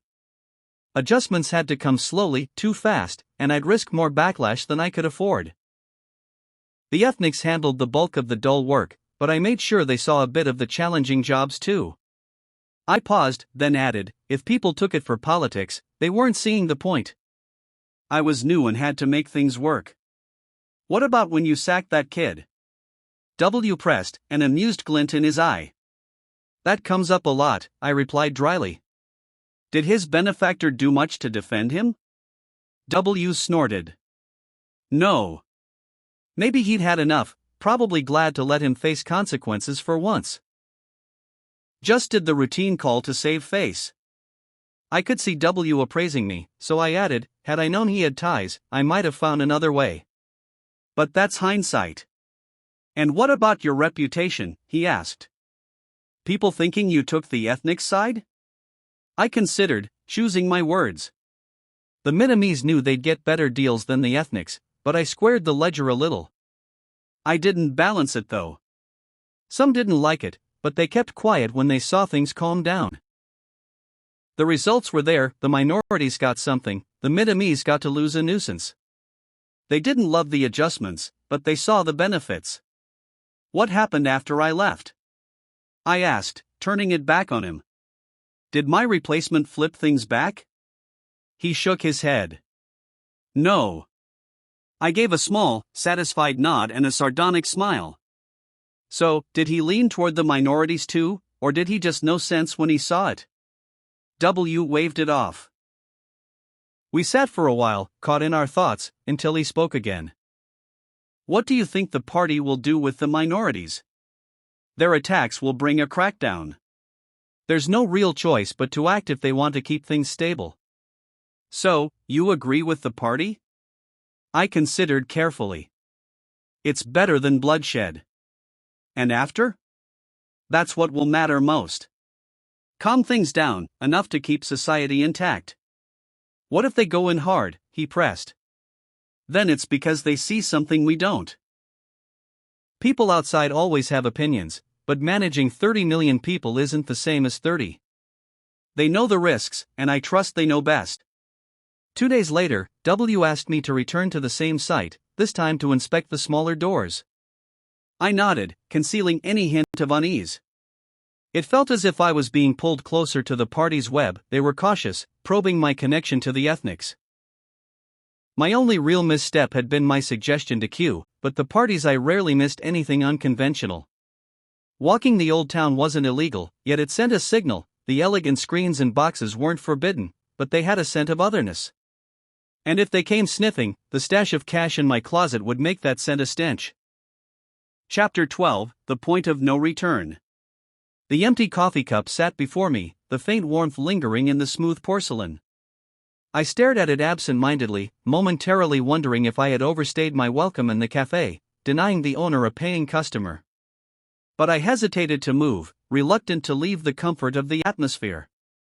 The rugs on the walls soaked up sound, wrapping the cafe in a soothing embrace, making it difficult to imagine anywhere else. A slim man with dark skin approached and collected the cup, brushing the crumbs from the table onto an empty plate that had once held a croissant. Before he could leave, I ordered another coffee. As he returned, wiping the table clean with a damp cloth, he leaned closer and asked in low, careful Middamese, "Are you free for lunch with Q tomorrow?" I nodded, trying to keep my expression neutral. His hand briefly touched my shoulder in quiet acknowledgement before he moved away to prepare the coffee. I cursed myself for getting involved with Q. I had no idea what he wanted, but I suspected he might use me as a tool or a spy. I resented my own stupidity for agreeing so quickly, yet the stories of my mother's childhood, her family's struggles, played on my mind, and I knew I couldn't refuse anyway. The next morning, I was extra cautious, leaving my phone behind. I drove through the old town to a part untouched by surveillance and the silent eyes of security cameras. I made my way to Q's shop, careful to stay out of sight. I was ushered discreetly into his residence, my heart pounding with each step. Q poured tea from a tall, ornate silver teapot and gestured for me to sit. As we chatted about business and the growing tensions in the country, his wife brought out skewers of meat laid on a bed of rice, along with other fragrant dishes. I knew Q's wife only slightly, her timid grace belied by the defiant gaze she sometimes gave me from beneath her hijab. I must have stared too long. She softened, offering a hesitant smile when I complimented the spread. I had not seen a hijab in years, and I was sure my surprise had shown. I quickly apologized, asking if it was culturally appropriate to compliment her attire. Q laughed, nodding.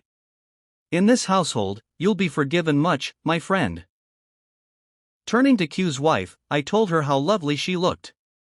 She smiled warmly, her eyes melting a little further, and then thanked me for helping their son escape. I felt a pang in my chest but said nothing as Q continued. "Our son has crossed thousands of kilometers," Q said, his voice laced with a mixture of pride and worry. "He and his wife have found work, demanding and poorly paid, but they're safe." I couldn't help but ask, was it really necessary to make such a perilous journey? Q's posture stiffened slightly, his eyes narrowing for a moment before he relaxed. "You don't see what we do. It doesn't seem real until it happens to your neighbors, your friends, taken in the dead of night. There have been arrests, but haven't they been involved in the trouble?" I asked. Q's face darkened. "Many others have also been taken. No one knows where they are." I froze, the implications of his words crashing into me. I thought of the men who had been working on the scaffolding.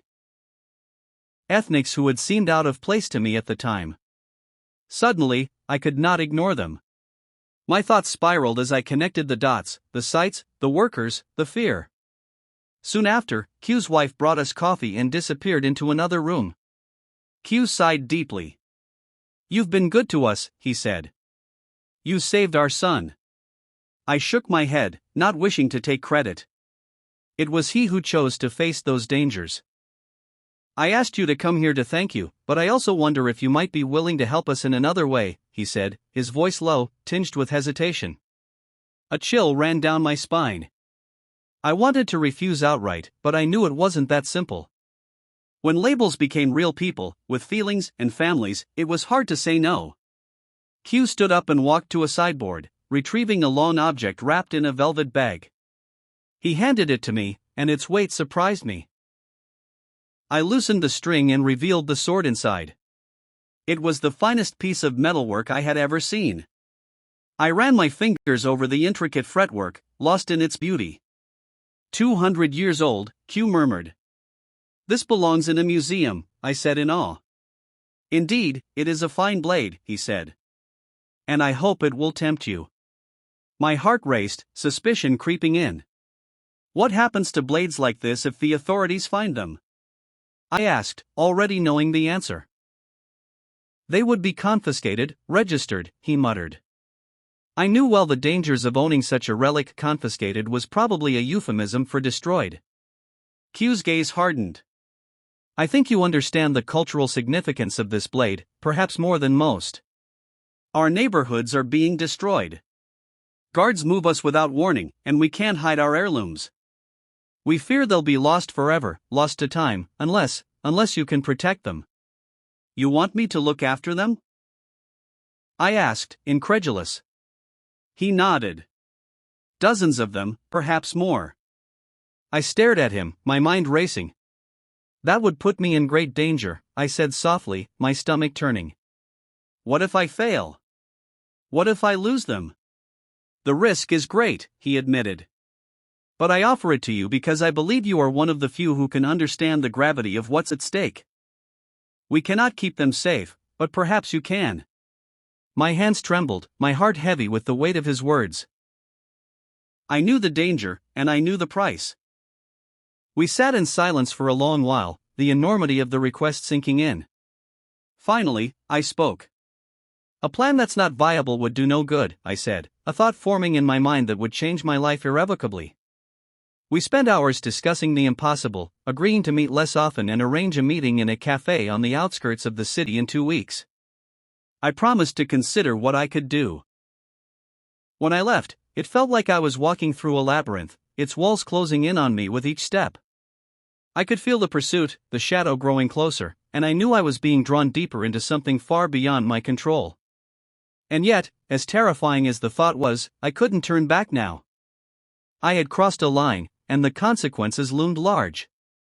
The work was monotonous, a dull routine of cleaning fine sand blown into the doorframes leading into different areas. The exercise yard, the canteen, the education room. Everything seemed ordinary, at least until I turned my attention to the doors that led into the long, silent corridors. For a moment, it could have been any school or university, the kind of place that lulls you into a sense of normality until you realized where you were and what you were doing. Climbing the narrow aluminum ladder, I focused on securing my plastic toolbox, the scrape of my boots against the rungs loud in the stillness. Up top, I inspected the motor above the door, but every so often, my eyes strayed downward. I found myself watching the locks, the heavy shutters on the rows of steel doors. Those features marked the boundary between the ordinary and the terrifying. This was no military installation. At times, I worked in complete silence. At others, faint voices echoed down the hall, or the distant thud of a door slamming shut reached me. Cameras were everywhere, their lenses invisible, always watching. I couldn't stop thinking of Q's son, his escape, the dangers that had pushed him away, but I forced myself to concentrate. Multitasking was never my strength, and drawing attention could be fatal. The crisp click of leather shoes on concrete would sometimes signal a guard escorting a prisoner. I nodded subtly, never looking directly at them. They were shadows passing through my peripheral vision, their stories were not mine to know. I forced my gaze back to the task at hand, pretending not to notice as they slipped by. When my work took me to other towns, I stayed in hotels where the sounds of life, laughter and restaurants, clinking glasses, felt surreal against the grim backdrop of what I had become. Markets buzzed with insects darting in the light, crowds flowed past, and yet inside, I felt at a crossroads. The question hung over me like a storm cloud: who would I become? Would I even have a choice? For the first time, I began to see the world differently. The boundaries between ethnics and Middamese, between manager and worker, began to blur.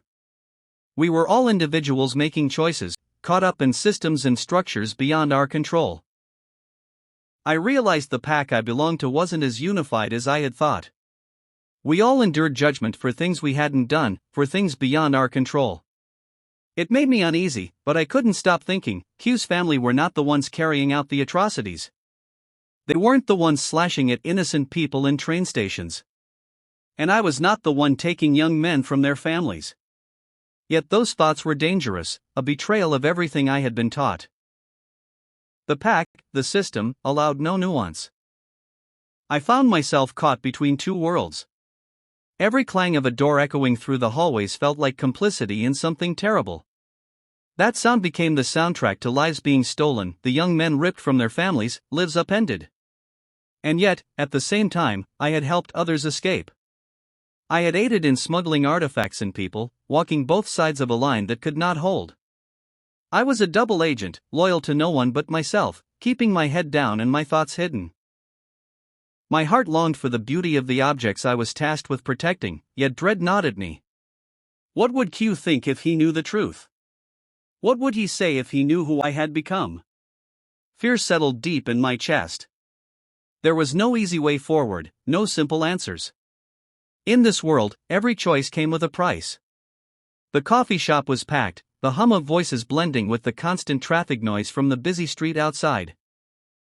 The sharp crunch of tires against gravel filled the air, drowning out our quiet conversation, making it feel as though we were speaking in whispers, though no one nearby could overhear. I sat across from Q, the weight of what we were about to arrange pressing heavily between us. We spoke in coded terms, careful to keep our voices low.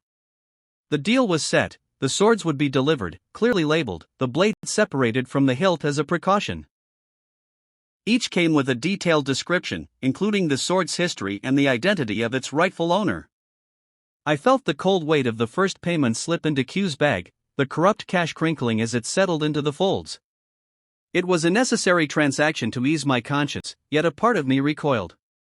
I knew exactly what I was getting into. This wasn't just a business arrangement, it was something far more dangerous, and the thought of it twisted my stomach into knots. But I couldn't stop now. I had already promised to return the artifacts if the opportunity arose. It was a weak, half-hearted promise, but one I clung to, hoping I could honor it if circumstances ever aligned. The idea of these swords, these objects of history and culture, being lost forever haunted me. Yet the weight of the deal pressed harder, and with every passing second, I knew there was no undoing what was happening. Q's gaze met mine, sharp and knowing, as though he could see the battle raging behind my eyes.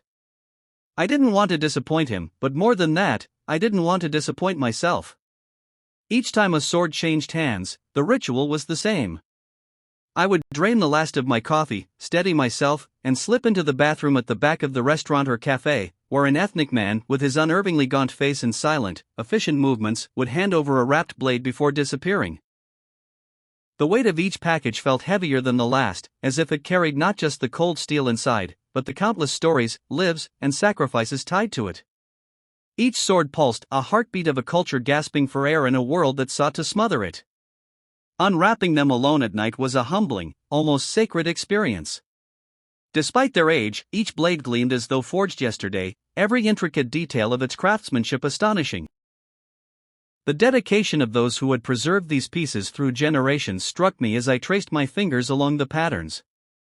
These swords were heirlooms, relics of lineage bound to land and tradition, yet here they were, relegated to shadows, smuggled through back alleys, hidden in the dark recesses of my garage. Storing them became a complicated dance. With each new arrival, the walls seemed to close in, as though my own home rejected these dangerous treasures. The cash from years of kickbacks was slowly handed over to Q for the swords, but fear drove me to divide it into smaller piles, hidden meticulously, behind furniture, tucked into toolboxes, buried beneath the roots of potted plants. I imagined the roots clutching the bills, strangling secrets into silence. It wasn't just the swords piling up.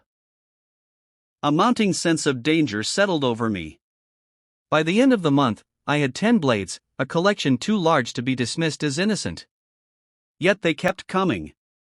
I'd leave my phone behind, pack my bag with lengths of old, splintering pine, an alibi of tools and projects to mask my true purpose, and head out, knowing another blade awaited. Each sword weighed heavier on my conscience than the last, adding layer upon layer to the ever-shifting mask I wore. The person I had once been slipped away, buried under secrets, dangers, and ethical compromises inherent in the task. With each drop off, I walked farther down a path where turning back seemed not only impossible, but pointless. The swords felt like they were sealing my fate, binding me to an uncertain, perilous future. The aftermath of the latest party conference weighed on me like a fog, clinging to every step as I trudged through the back streets of the old town. The day was overcast, the dim light draining even the mud brick walls of their usual warmth. Perhaps it was just the hangover dulling my senses, but I could feel a tension rippling through the streets, as if the city itself were holding its breath. Faces turned away when I passed, and I sensed the silent undercurrent of fear woven into the hurried steps and sidelong glances of those around me. The voices from the conference echoed in my mind, stirring an unease that even the strongest drink hadn't been able to drown. The speakers spat their words like venom, the tone thick with fury. Everything was framed as a call to arms against dissent. The lines drawn between us and them had sharpened, narrowing the margin of tolerance until even a minor misstep could plunge someone into the abyss. I kept up my act, plastering on a grin, clinking glasses, pledging my allegiance with every toast. I laughed and cheered until my voice grew hoarse, never daring to let my guard slip for a single second. The threat of what I'd been part of hung over me like the leaden sky above. I could no longer shake the sense that my mask, however flawless, might not be enough. Q's hand shook slightly as he poured the tea, and his wife's gaze darted from him to the street beyond. Her face was a mixture of pain and fear, etched with lines that deepened with each silent moment. She clutched the doorway, bracing against my news, her presence an anchor holding them to the life they'd always known, even as it was being stripped away. Q set his cup down with deliberate slowness, his expression one of quiet resignation. "I understand," he murmured, glancing toward his wife, then back at me. The old town had been hollowed out slowly, its soul eroded under relentless waves of concrete and steel, its people edged further toward oblivion. He knew that if he didn't act soon, his second son, still just 16, might not have another chance. "It's true," Q's wife whispered. "He is young, too young, but..." Her voice faltered, breaking as she trailed off. She looked at Q, her face resigned, the helplessness in her eyes mirroring his. I leaned forward, the urgency in my voice carrying a weight I could barely hold. "You've seen the signs. You know what will happen." Q reached over, taking his wife's hand in a quiet gesture of comfort. He nodded, almost to himself, his gaze distant. "He must leave," he said at last, his voice barely above a whisper. "I will arrange everything." His wife wiped away a stray tear, her expression firm now with the resolve that had kept their family together through generations of hardship. As I left, a chill settled over me. Not from the cold, but from the realization that my words, this final warning, marked the last of a crumbling world I'd tried to protect, even as it slipped beyond my grasp. I left work early the night before my departure for an extended New Year holiday. I'd arranged the leave carefully, dropping hints to colleagues about overdue family obligations and the long drive ahead. That night, I packed 55 swords under the folded-down seats of my car, stuffing plastic bags filled with packets of dried mutton, goat, spices, and sauces along the sides to mask the weapons when the doors were opened. I layered pillows in the gaps, covered the pile with quilts and bags, and placed carved wooden panels diagonally from the front passenger seat to the rear to discourage any curious guard from probing too deeply. By the time I finished, it was late, but my car looked convincingly like that of a son heading home for New Year, packed with gifts and essentials. At dawn, as the moon set, I began the 40-hour journey to the capital. The most nerve-wracking part was the 3 checkpoints before the motorway. Luck favored me, at the first 2, familiar guards waved me through immediately. The third was less certain. A policeman with narrowed eyes scanned the vehicle under the glare of the pre-dawn lights glinting off the bonnet. My breath steamed as I lowered the window and handed him a leather wallet with my ID, driver's license, and party membership card. Upon seeing the membership card, he visibly relaxed and, after a quick look in the back, waved me on. I drove hour after hour, stopping only at rest stations for fuel, both for the car and myself. These stations were identical, grimy mini-malls with a convenience store, a chemist, and a few food stands selling greasy noodle dishes or haphazardly constructed burgers, slumping on plastic trays like forlorn mud brick homes in neglected villages. Each stop was a cookie-cutter structure where travelers stretched their backs briefly before resuming their drives. By evening, I wondered why these places didn't offer accommodation. Had they, I might have stayed to avoid additional checkpoints. I dismissed the thought and left the highway, stopping instead in a modest town with a hotel offering underground parking. The aging guard on duty, clad in a faded uniform, was security enough to deter thieves. The next morning, as the sun rose, I joined a short line at another checkpoint. The vehicle's accumulated dust offered extra camouflage, and the exhausted police waved me through, their shift nearly over. By late morning on the third day, I approached the final checkpoint. The car's license plate and plastic bags labeled me as a long-distance traveler returning home for New Year. Once waved through, I crossed the invisible line, my cargo transforming from contraband to legal goods. The past months had been shadowed by worry. A silent dread of an unexpected knock at the door or a random stop that would unravel everything. Only as I descended from the high plains, winding between snowy mountains, did the sensation of slow suffocation start to ease. What I'd done was both no crime and the worst of crimes. Moving decorative swords out of the province was no act of public infamy, no tale for newspapers to twist. Yet it was a mental transgression, a felony of thought, and an affront to authority too delicate for headlines, which could only speak in black and white. It was the blasphemy of defying the omnipotent, a sin meant to be shuddered away at the top of a 3-story building with barred windows in a distant town. At last, I reached my parents' home, exhausted and hungry. I took the bag on the passenger seat, slinging it over my shoulder like a schoolboy returning after a long day, but I felt something else, a son home with disappointing grades, about to face family disappointment. I walked in to find my mother in the kitchen. 10 minutes, she said, as I brushed past her with the bag, depositing it in the bedroom. I returned to the car to bring up more supplies, including one of the swords, still wrapped in hessian. My father opened a bottle of white spirit, filling 3 glasses as he welcomed me home, asking about the drive before raising the subject that weighed on him most. "Have you spoken to H?" I shook my head. "I try every week, but he never answers." My mother sighed and looked away. "I expected as much," I said. "I can't compete with Elle and her family while I'm so far away." "We'll never see him again," my mother murmured. I forced optimism. "He has his memories. I hope I managed to hold on long enough for him to come find me someday." "Are you considering remarrying?" she asked, a note of hope in her voice. "Not much opportunity out west," I replied. "If I were to marry again, it would have to be a true partnership, like Q and his wife, or what my parents had." Society was more materialistic now, and another relationship like the one with Elle was discouraging. My mother sighed, her gaze distant. "I'd hoped your life would be easier." "There will always be challenges, but there are rewards, too," I said, trying to sound reassuring. I stood up, unwrapped a sword, and laid it carefully before them. Their eyes widened in shock. My mother nearly spat out her tea. "Where on earth did you get that?"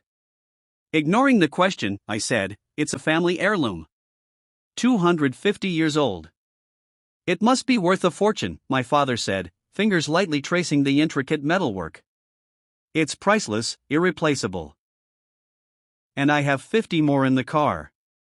Fear contorted their faces, their skin turning gray, and before they could speak, I turned to my mother and gave her a reassuring smile. "It's in the genes. I'm just trying to work out which set of grandparents I got them from." I recounted the story in full, sparing no detail. When I finished, my mother protested, "But they're not family," then paused, face reddening. "I mean, they're not one of us." "No, they're not," I replied. "But sometimes you don't choose, you get chosen. Refusing may seem safe, but in reality, it's an act of self-preservation that leaves you hollow, hating yourself." I'd never been good at reading minds, but I could almost see the flickering images in hers, the memories of her own early years, as her shoulders sagged in understanding. My father looked at me solemnly. "You know, if they find out, they'll come for you. They'll find out about everything else, too." I nodded, accepting the reality. "If they come knocking, disown me." The days leading up to New Year unfolded slowly, marked by quiet visits to X's elderly parents, now frail with age, and the occasional evening spent with university classmates. The rest of my time was consumed by a quieter pursuit, photographing artifacts, translating documents, and annotating them with my own reflections. New Year, this time, felt different, muted, almost subdued. H wasn't there, and X's parents, weary and resigned to the inevitable, seemed more like shadows than people. Their presence was only a reminder of time's relentless passage. Their suffering, hidden behind the walls of the home, reminded me of the West. In that world, there was no room for empathy. Pain was ignored, tucked away beneath the state's official narratives. When people asked me about the West, they inquired only about the food or, occasionally, about safety. It was safe, as long as you were Middamese. But X's parents left me with a more unsettling thought: the families like Q's, with one child in exile, another missing, both absent from the holiday table. They'd received no word of their youngest son. And there were so many more families like them, their children scattered, unreachable, their lives a mystery. The silence was a kind of unbearable weight. I turned inward, disgusted by my own complicity, by the powerlessness I felt in the face of so many unanswered questions. Was I a coward? Had I saved the cultural relics for them, or was it only for my own sake? I had profited, there was no denying that. But if the day came when I was forced to return the swords, would I? Perhaps in that moment, I would finally discover the true measure of who I was. The festivities did find their spark eventually, ignited by my mother's energy and the enthusiasm of a cousin. I had already burdened my parents with enough of my own troubles, so I wore the mask of happiness for them. To the outside world, there was much to be proud of: a large house, a respectable car, a stable government job. Yet even with all that, there was one thing missing: H. I could live without him, yes, but the absence of self-respect was far more difficult to endure. Nevertheless, the weight of the swords had been lifted.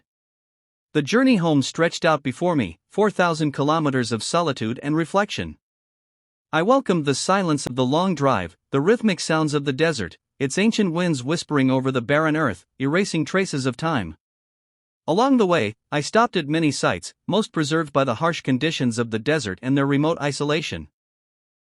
But when I visited the grottos, a place etched with religious figures dating back 2,000 years, I saw the scars of destruction left by the great cultural abandonment.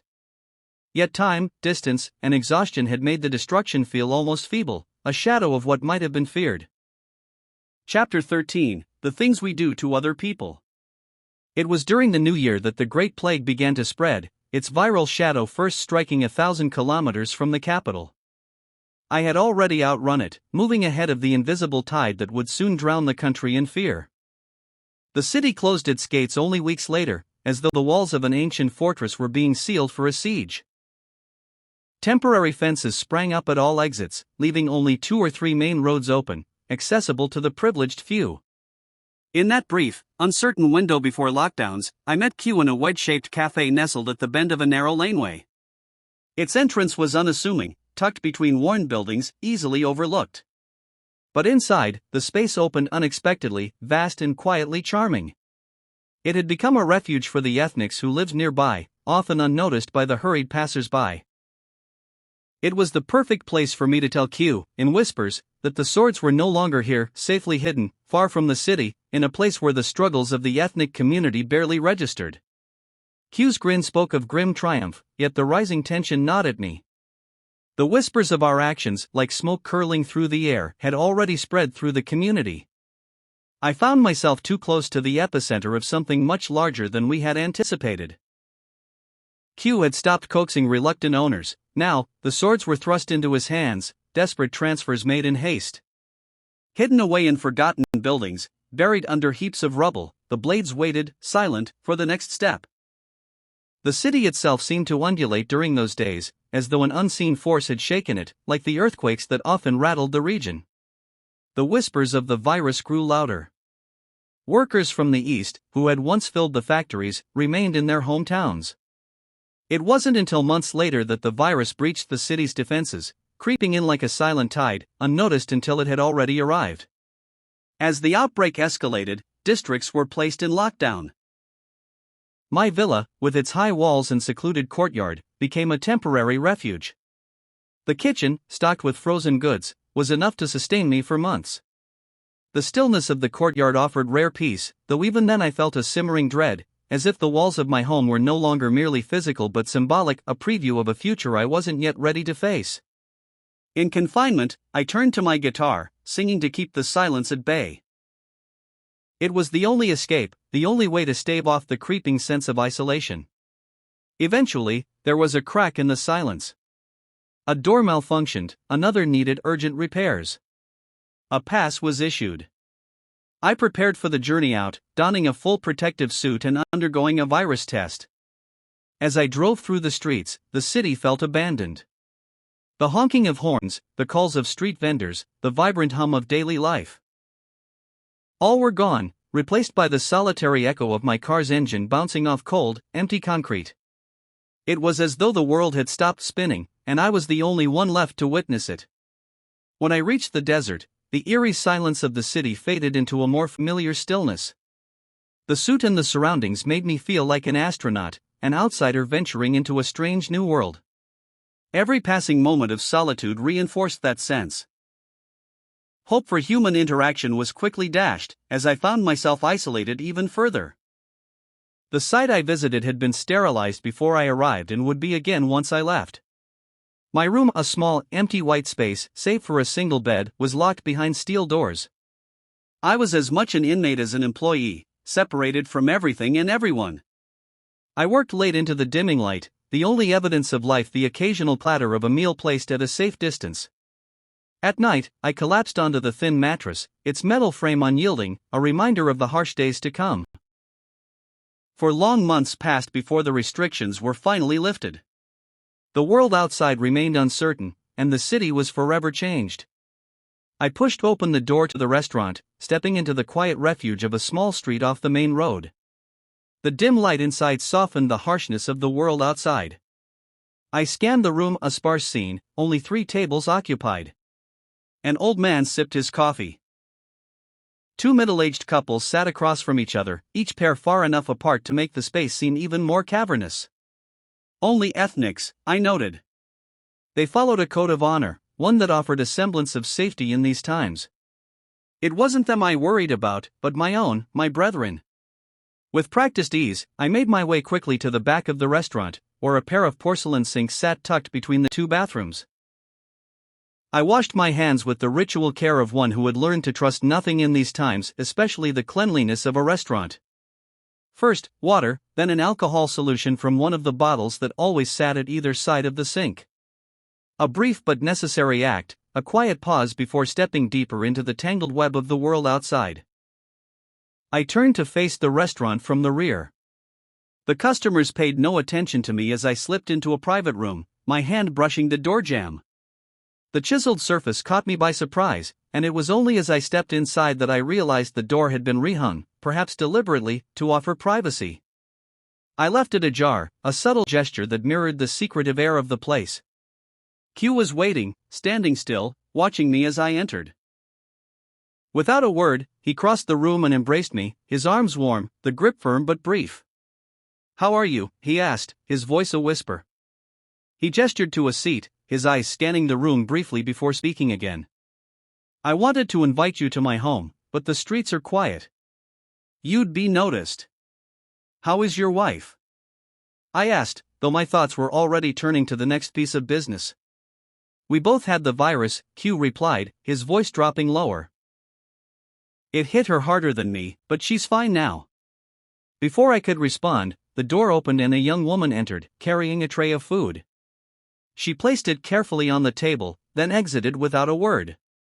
"Let's eat," Q said, settling into his seat, while I took my own, the weight of our conversation hanging between us like an unspoken agreement. I picked up a skewer of lamb, my mind elsewhere, as Q's words interrupted my silence. "There are still many swords. We must move them quickly." His tone was insistent, a sharp edge of urgency cutting through the quiet. I shook my head, cautious. "Now's a time for patience," I said softly. "There are too few people around. We might draw suspicion." But Q frowned in return. They're held in groups. If any were discovered, it would be a disaster. We must move them as soon as possible. I knew he was right. We both were. After a moment, we agreed on a plan. I would bring my bag with me, and sometimes swords would be delivered, sometimes not. 2 at a time, small enough to explain away if caught. It would have to do. As the dishes were cleared away, a hot coffee was placed in front of Q. It was then that I asked, "Do you have other news?" Q leaned back slightly, his expression guarded yet tinged with something I couldn't quite place. "My son made it. He's safe, with his brother." There was a visible attempt to contain his elation, but the strain in his voice told me what he couldn't say aloud, that he knew he might never see either of them again. For months, I had wondered if I had made a terrible mistake in urging Q's son to flee. A sigh escaped me, more from relief than anything else. "Thank God," I murmured, though in truth, I had feared that my advice had led him toward something far worse than death. Once the moment passed, I asked quietly, "How did you find out?" Q's eyes shifted, as if debating how much to share. "There's a website from outside. It's dangerous, and information is sparse. I can't access it, none of us can. But for you, and a few others like you, it's different. Messages are passed." It was years later that it occurred to me, the ethnics had their own Middom Project. They had found a way to survive, to protect each other, in ways I hadn't imagined. Q continued, his voice tinged with something deeper, darker. "My younger son's journey was far more difficult than his brother's. He was both brave and fortunate. And lucky to receive your wisdom." He paused, the weight of those words settling between us. "You were right," he said grimly. "There was no time. The days of running are over. Those who remain must endure." I wondered then, as I often did, what Q would think of me if he truly knew who I was, what I had done, what I had become. Would he still see me as a brother, a trusted ally, or would he see me as something far less? The fear that had been gnawing at me for days crystallized in that moment. The party head's office, with its polished marble floors and rosewood desk, suddenly felt like a tomb, too clean, too quiet. He poured the clear liquid, the harsh scent of alcohol cutting through the air, and I knew this meeting wasn't just about pleasantries. His calm demeanor, the way he spoke as if everything were a normal exchange, only heightened the sense of dread settling into my bones. The more he digressed and prevaricated, the more I worried. I kept my face neutral as he began commenting on my family, his eyes gleaming with something close to satisfaction when I mentioned my divorce. The tension in the room thickened when he suggested, almost casually, that my personal life had become difficult. My heart rate quickened, but I forced myself to remain calm, to present the same mask I had worn so many times before. His remark about my life outside of work struck me hard. What did he know? I had taken every precaution, kept my private life as concealed as possible. Yet here he was, casually hinting at my loneliness. Had he been keeping an eye on me all along? When he spoke about my work with the minorities in the factories, I heard the thinly veiled praise, though laced with something more sinister, something that made my skin crawl.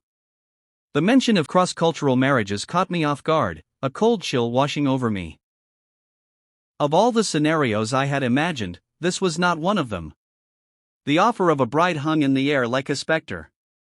Marry one of the young ethnic women, participate in one of the party's projects, and continue serving the party. It was framed as an opportunity, a way to build a harmonious society, a future where everything was in its proper place, but what he was really suggesting was a life bound by more strings than I could ever untangle. I could feel panic rising in my chest, cold sweat gathering on the back of my neck. I had been in tight situations before, but this was different.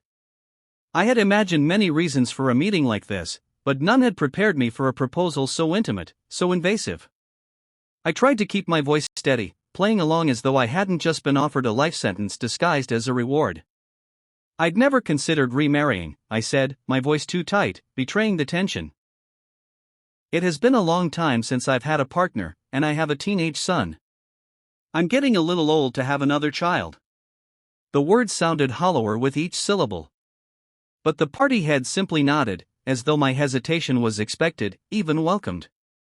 He was patient, watching me closely, his eyes betraying no emotion. "Think on it," he said, almost kindly. "The girls are young and beautiful, and you offer the security they seek. It could be a good match." His words hung in the air like a weight. I imagined only what the girl might think of me, a man who she was tethered to, the very one who took her dreams away and violated her. Did those who had accepted this arrangement ever consider that? Or did they believe it didn't matter, that only the facade of normalcy counted? I felt sickened by the whole exchange, by the way people were reduced to commodities in some larger, twisted game. And the worst part? I wasn't sure if I had a choice. The following day, I was back on the road again.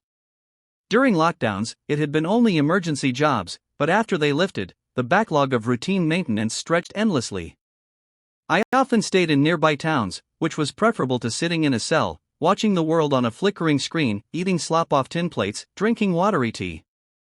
At least here, I could stretch my legs in dusty streets, gauge the sullen faces, and measure the undercurrent of hostility. It also gave me time to think. Thoughts of the party head pressed down on me, heavy and persistent. His calm, measured responses, the way he had made everything sound reasonable, the offer, the justification, had unsettled me. I had prepared myself to refuse, but the casual authority in his words made my rejection seem almost unnatural. In a way, it felt as though he was testing me, probing the edges of my resolve. I walked through the empty streets, my mind tangled, my thoughts echoing off shuttered windows. The world outside felt strange, disjointed, as if the rhythm of my life had been disrupted by the party head's proposition, by the lingering question of whether any choice I made was truly my own. There was no comfort in rejecting him. His words about others accepting lingered. "Not everyone," he had said. That small admission was a challenge, a provocation. He knew this was no simple choice for me, it never had been. He had made it clear that the girls were nubile, pliable, their compliance not just expected but a goal. I could sense his disdain for notions of proper relationship, for mutual respect or affection. In his world, women like the one he suggested were instruments, to be shaped, molded, kept in line. The thought that I might refuse valuing more than obedience would unsettle him. I could have tried to rationalize it as doing it for the greater good. After all, I could provide one of these girls. These women with security in a world that offered none. But even as I considered it, the logic rang hollow, a thin veneer covering the betrayal it represented, the betrayal of everything I had fought to protect. Then there were the swords, the weapons I had hidden away. What would a wife, so young and entirely outside the system, think if she stumbled upon them? Too dangerous. Too risky. If she even suspected, I would be exposed, and I would never trust that she wouldn't turn me in, even at her own peril. Sometimes revenge is the only thing that remains. The party was also always watching. Even Q, for all his courage and connections, would eventually be caught in its sweep. And then there was my son. The party head had hinted at my lonely life, the sadness in my response about Elle. Was it true that I had no one? The thought knotted me, because in some ways, it was too close to the truth. Yet the idea of dragging someone else into a life of secrets, lies, and survival seemed like a death sentence for any possibility of connection. The world outside felt quieter now, almost empty, a giant void swallowing my thoughts. Even after walking for hours, my mind churned, trapped in a relentless loop of choices and what-ifs. In the end, my refusal was as much about survival as it was about morals. I could not take on the mantle of a husband again, not here, not now, not in a situation doomed from the start by coercion and the absence of free will. I wouldn't do it. I couldn't. The streets had adopted a disconcerting uniformity, a transformation that would have seemed unthinkable just a few years prior. The vibrant splash of turquoise and purple headscarves that once adorned the ethnics had faded, replaced by a sea of straight black hair, while the few beards that persisted were now meticulously trimmed, no longer cascading freely like banners in the wind. Even the number of ethnics on the streets appeared diminished, perhaps my imagination, or perhaps the expansion of the camps cast shadows over perception. The violence had ceased, yet the air thickened with a sense of foreboding. It felt as though retribution was merely biding its time. By that point, construction of new sites had largely ground to a halt, and my work had shifted from the excitement of installations to the monotonous rhythm of maintenance, punctuated only by emergency calls when doors refused to cooperate. Most callouts occurred during daylight, yet occasionally the night summoned me forth. Meanwhile, an array of swords and other finely wrought instruments accumulated in hidden stashes behind the workbench in the garage and high within cupboards.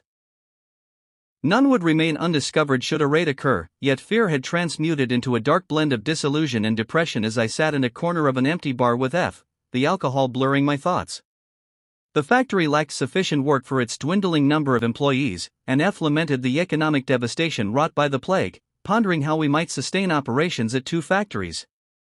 "You've got it easy," declared, swirling his glass. "Maintenance engineers don't need new work. There are plenty of doors out there in need of fixing. Maybe you've landed the plum job after all." His innocent remark pricked at me, and under the influence of liquor, I nearly made a grave misstep. I caught myself just in time, hissing, "You wouldn't want my job. If your choice is between that and unemployment, choose unemployment." Drained his glass, masking his shock, but suspicion flickered in his eyes as he opened his mouth to respond. Just then, my phone rang, and when I set it down a moment later, his gaze remained fixed on me. "I've got to go." "Door emergency," I said, rising. "Wait," grasped my arm. "You can't go. You'll be lucky to find the steering wheel. Call someone else." "There is no one else," I shot back, and left. Within half an hour, I navigated the desolate roads, weaving through the stillness. It was only as I approached the checkpoint at the town's edge that it struck me the guards would detect the acrid scent of alcohol on my breath. I rolled down all the windows as I slowed, then returned them to their original positions, save for a small gap at the top. The guard took my ID, scrutinizing it, and asked me to lower the window. A frown creased his brow, but he hesitated, caught in a moral tug-of-war between duty and the risk of reporting someone with unusual privileges. I found a cruel pleasure in his discomfort, but I was beyond caring. They weren't about to throw me in jail or revoke my license. He glanced around, noting the other guard engrossed in his phone, and waved me through. I almost regretted it, but we were all playing the same game of expediency. Hours of driving lay ahead, but once I found myself on quieter roads, I rolled down the window and pressed the accelerator, reckless in the night. I arrived just past 1 in the morning, invigorated by the wind caressing my face.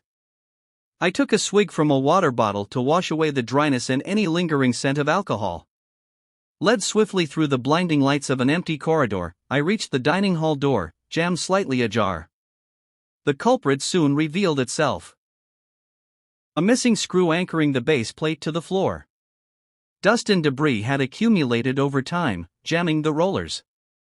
As I knelt to remove the screws, a young woman's desperate cries echoed down the corridor, chilling in their clarity. "No, no, no," she pleaded, her voice a panicked, imperfect rendition of Middamese. "Then it's about time you got a little education. After all, that's what you're here for," came the reply, punctuated by a second guard's laughter. "No, no. How will I get a husband?" she cried. "Don't worry. Men like a girl who knows what to do," the guard replied, his tone dripping with menace. Her screams pierced the air, followed by the sickening sound of a blow, and then a door slammed shut. I froze, terror seizing me first for the young woman and then for myself as I realized there were video cameras, silent witnesses recording every move. I should have ignored it, pretended I hadn't heard a thing. Forcing myself to focus, I tried to work steadily, as though nothing unusual had happened, but my hands trembled, betraying me. In a flash, I imagined the face of Q's daughter-in-law. Eyes wide with horror, realizing she'd been overheard. I unscrewed the base plate, revealing an unspeakable sludge in the channel.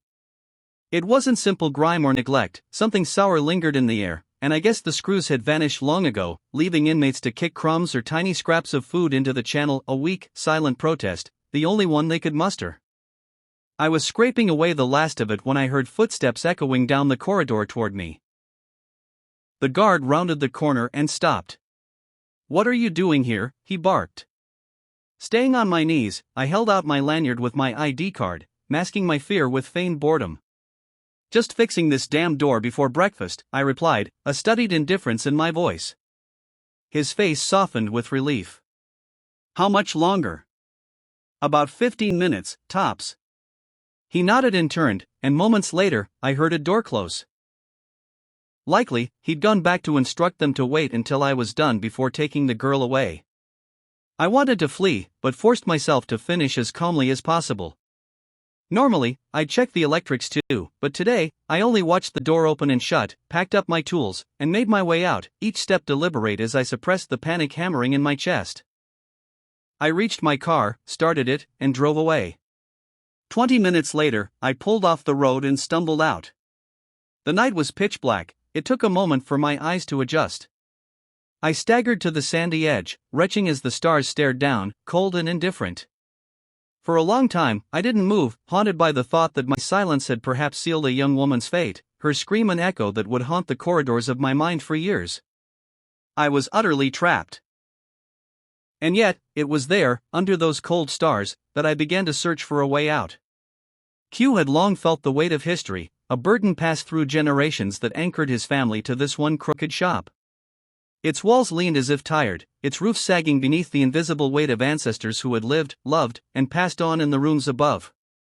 But now, from the east, a new force, something vast and indifferent, was bulldozing toward him, uprooting his life and nudging him to a modern shop in the new town. The new shop would be larger, outfitted with services promised to be more reliable, at least in the short run. Its walls, smooth with fresh render, lacked the familiar bend and breadth of old bricks. They fought against the elements rather than yielding to them, radiating heat and trapping cold. The age-old mud brick walls that had sheltered Q's family, absorbing the ebb and flow of seasons, would be scattered, a final undoing of his family's legacy. He felt himself part of a defeated generation, his heritage lying in ruins, a remnant of an extinct line. The only balm was the knowledge that his children had already left this place, carrying with them only a faint whisper of a forgotten past. He accepted the news in silence, anything else would be folly. In those final months, urgency coursed through us. I had already replenished the collection lost to the capital, and more, but there remained 30 relics to be collected, each one a connection to the past. Every piece had a story, a life entwined with the fragile memory of a people, and each theft, rescue, or transfer weighed upon me like a ledger of souls. At first, I couldn't tell what kept driving the nails into my skull at midnight, wrenching me awake, drenched and shivering. Was it the unrelenting lockdowns, the swords hanging over us, or the gnawing fear of exposure? Or perhaps it was the camps themselves, grim as concrete tombs. But when dawn began its slow bleed into the sky, I knew. It was her voice. The woman whose face I had never seen yet whose pleas haunted those cavernous corridors and returned to me in the dark, whispering back the truth of who I was, of what I had done. I had thought I could close those doors behind me, seal them as I had sealed so many others. But her cries followed. They always followed. Like a curse. Macbeth hath murdered sleep. The line surfaced unbidden, and once it did, it refused to leave. Sleep no longer belonged to me. My mind felt wrung out, like a rag that had wiped away one mess too many, leaving only residue behind. The nightmares came gently at first, like a shallow fever. Once every few weeks, I would wake slick with sweat, my chest rattling like a battered drum. In the stillness, I would reach for my guitar, fingers moving instinctively across the strings, searching for rhythm, something steady, something mine. Slowly, my heartbeat would fall into line with the sound, breath by breath, note by note. After an hour, sometimes more, I would lie back down.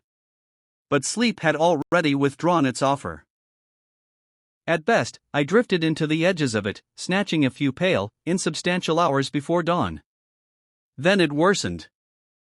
The night sweats grew relentless, no longer a visitor but a presence, like a vine tightening around my chest, squeezing the air from my lungs, from my thoughts. Each night it returned stronger, more certain of its hold. I wanted to leave. God, how I wanted to leave. But 10 years still stretched ahead of me. 10 years, or I would lose the pension that followed, the only guarantee that the future would not collapse entirely beneath me. Escape was already distant. With each passing month, it receded further still, as the economy itself began to fray. The truth was, The peak had come and gone before the Great Plague, though no one dared name it. Unemployment crept upward, wages shrank back, and the weight of millions of pensions loomed as M's generation edged toward retirement. I suspected my own would slip further and further beyond reach. Others had already begun to act. Some feigned illness, grasping for early pensions. Desperate calculations made in quiet rooms. A few were caught, exposed, and denied the relief they had gambled everything for. Their examples lingered, warnings disguised as cautionary tales. I would be lying if I said the thought hadn't crossed my mind. In those lone, fractured hours of the night, I considered it claiming psychological illness, presenting it as my exit. Ironically, it would not even have been a lie. But that path carried its own danger.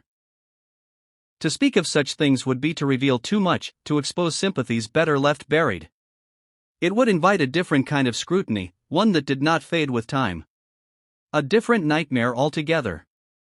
So I chose another way. Slower. Quieter. Safer. I began to construct a history. Back pain came first, plausible, ordinary, unremarkable. I laid the groundwork carefully, complaint by complaint, gesture by gesture. A wince here. A stretch there. Subtle, but visible. Enough to be noticed, never enough to provoke real concern. When colleagues asked, I waved it away with practiced ease. "Oh, it's nothing." They responded as expected. "Drink more hot water. Perhaps you should check with the hospital." Eventually, I took their advice.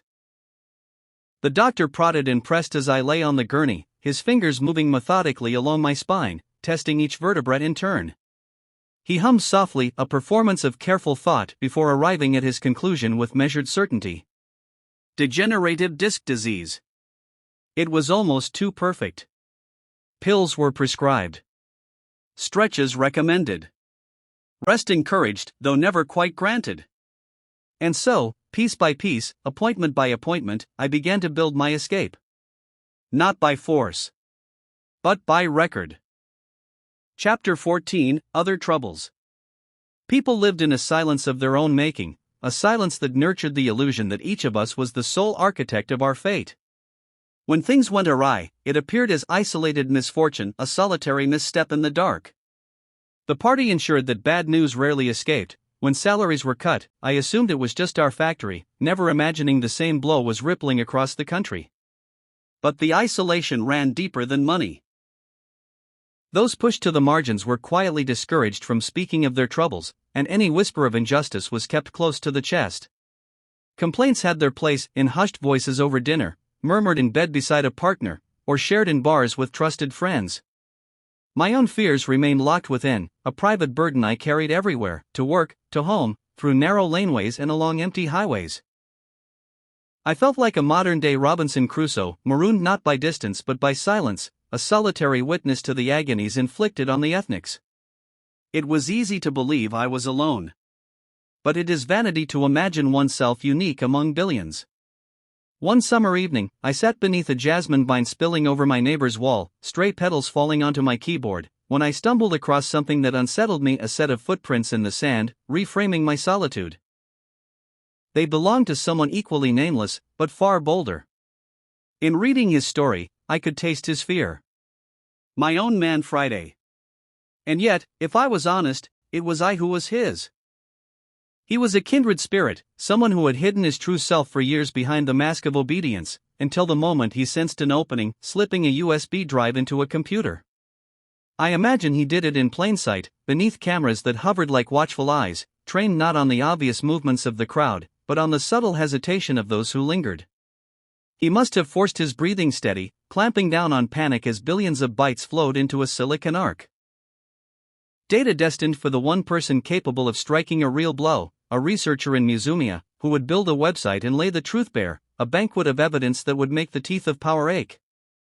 I pictured him walking out, outwardly calm, passing through guillotine-like metal detectors that somehow spared him, only allowing himself to exhale once he was alone in his car. Then the next steps, VPNs, layers of encryption, a borrowed ID, a forged email. Each move deliberate. A distant cafe. A quiet corner. Coffee cooling at his side as he cut through a dense slice of cheesecake, waiting as the data began its journey.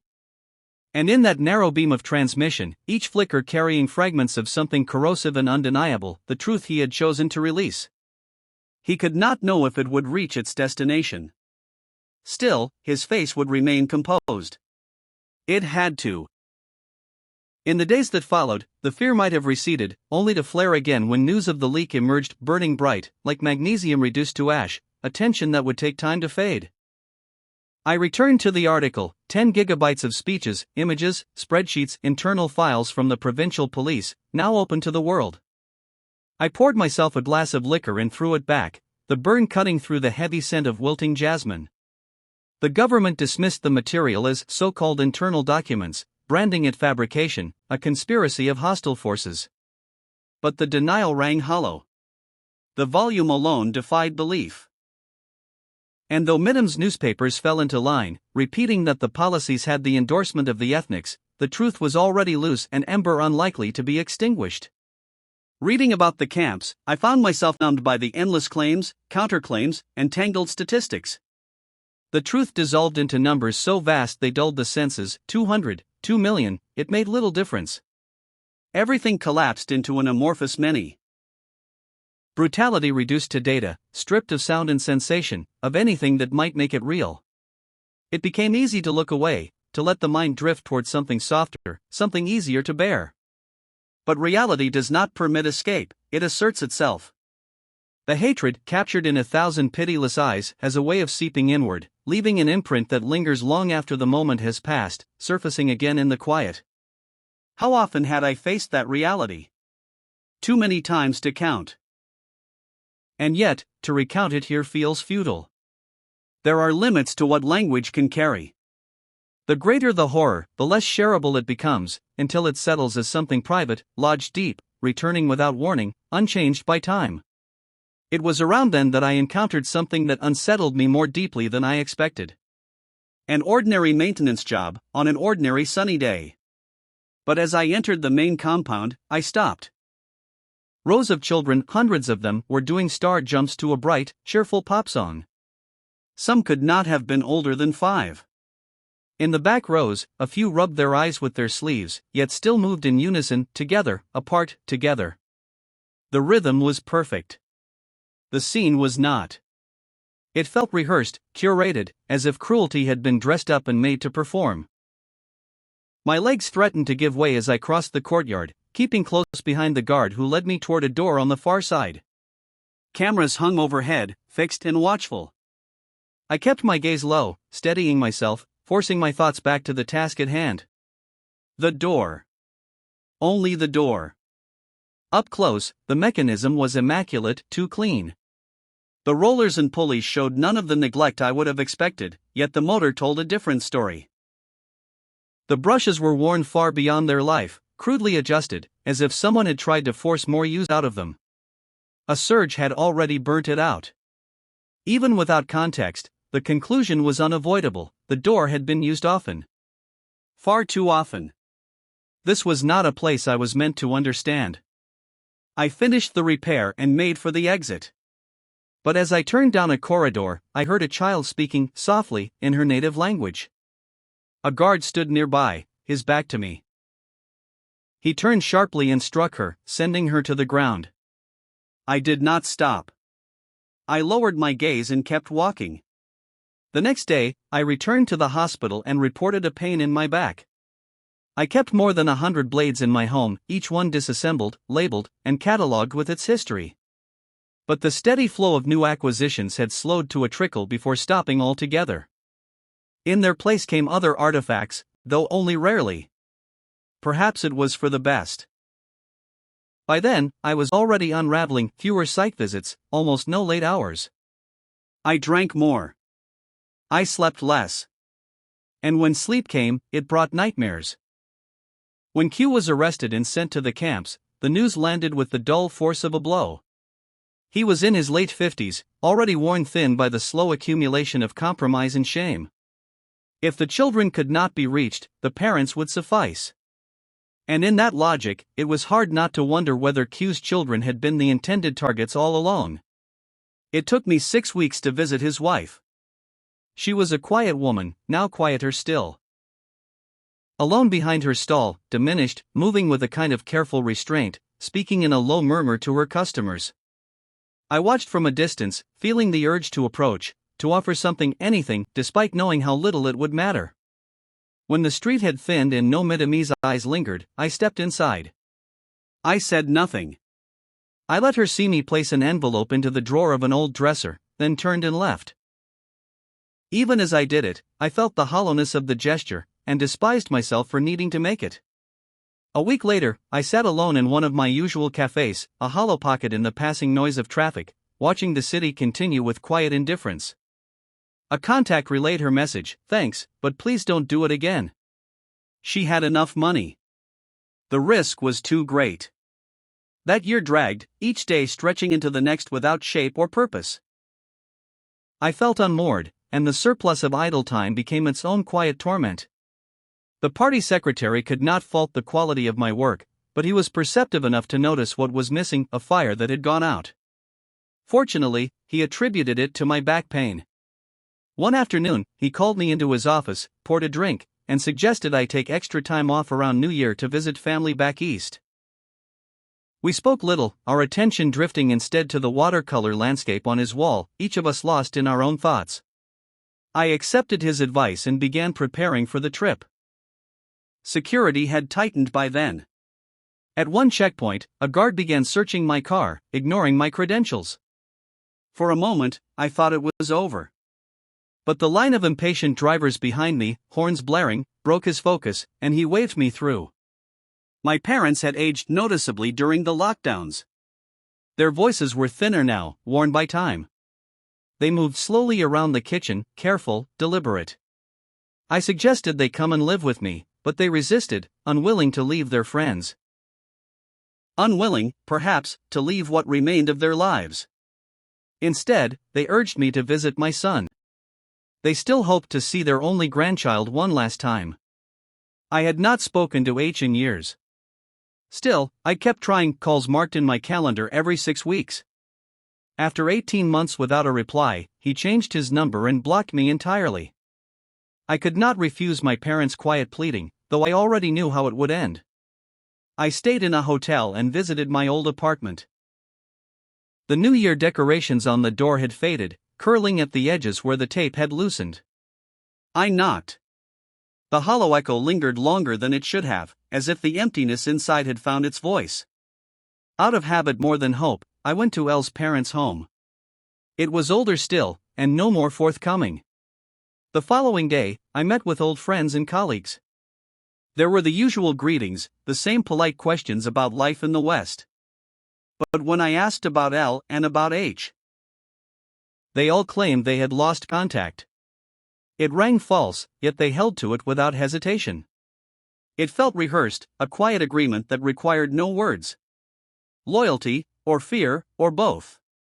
It cost them nothing to offer a small kindness, a passing remark, a vague reassurance that H was well, studying somewhere, living some kind of life. But they offered nothing. And in that silence, bitterness took hold where gratitude might once have been. That night, I did not return to my parents. I stayed in the hotel, avoiding their questions, their hope.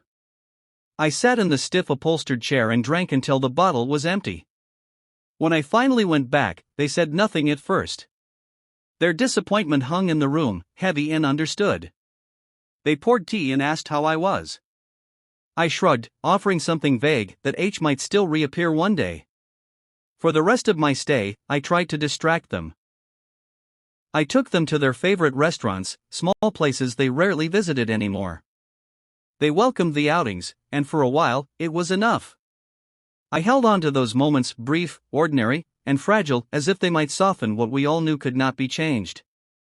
The drive home carried me through snow-dusted peaks, their stark beauty as indifferent as the sky above.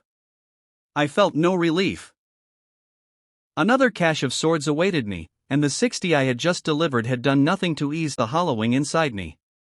The air thinned as I climbed, and the road stretched on like a passage into Dante's ninth circle, frozen, bound, without reprieve. I had grown used to the hopelessness, the way resistance was crushed under steel-capped boots, the way any hint of solace flickered and vanished like fireflies in a moonless night. And yet, I was not as alone as I had believed. Resistance endured, surfacing in unexpected places, a senior official leaking hundreds of pages to a newspaper, exposing orders for its smashing, obliterating campaign, policies where families could shorten detentions through silence, and the quiet disappearance of the very official who had once released detainees, now swallowed by the same system. The leak was not measured, it was a howl, raw and unrestrained, and I felt it echo within me. The isolation I had wrapped around myself began to loosen. I had witnessed enough, but these documents spoke of things beyond even my imagining: systematic cruelty, quiet erasures, punishments for those who tried to flee. What struck me most was not the scale, but the betrayal.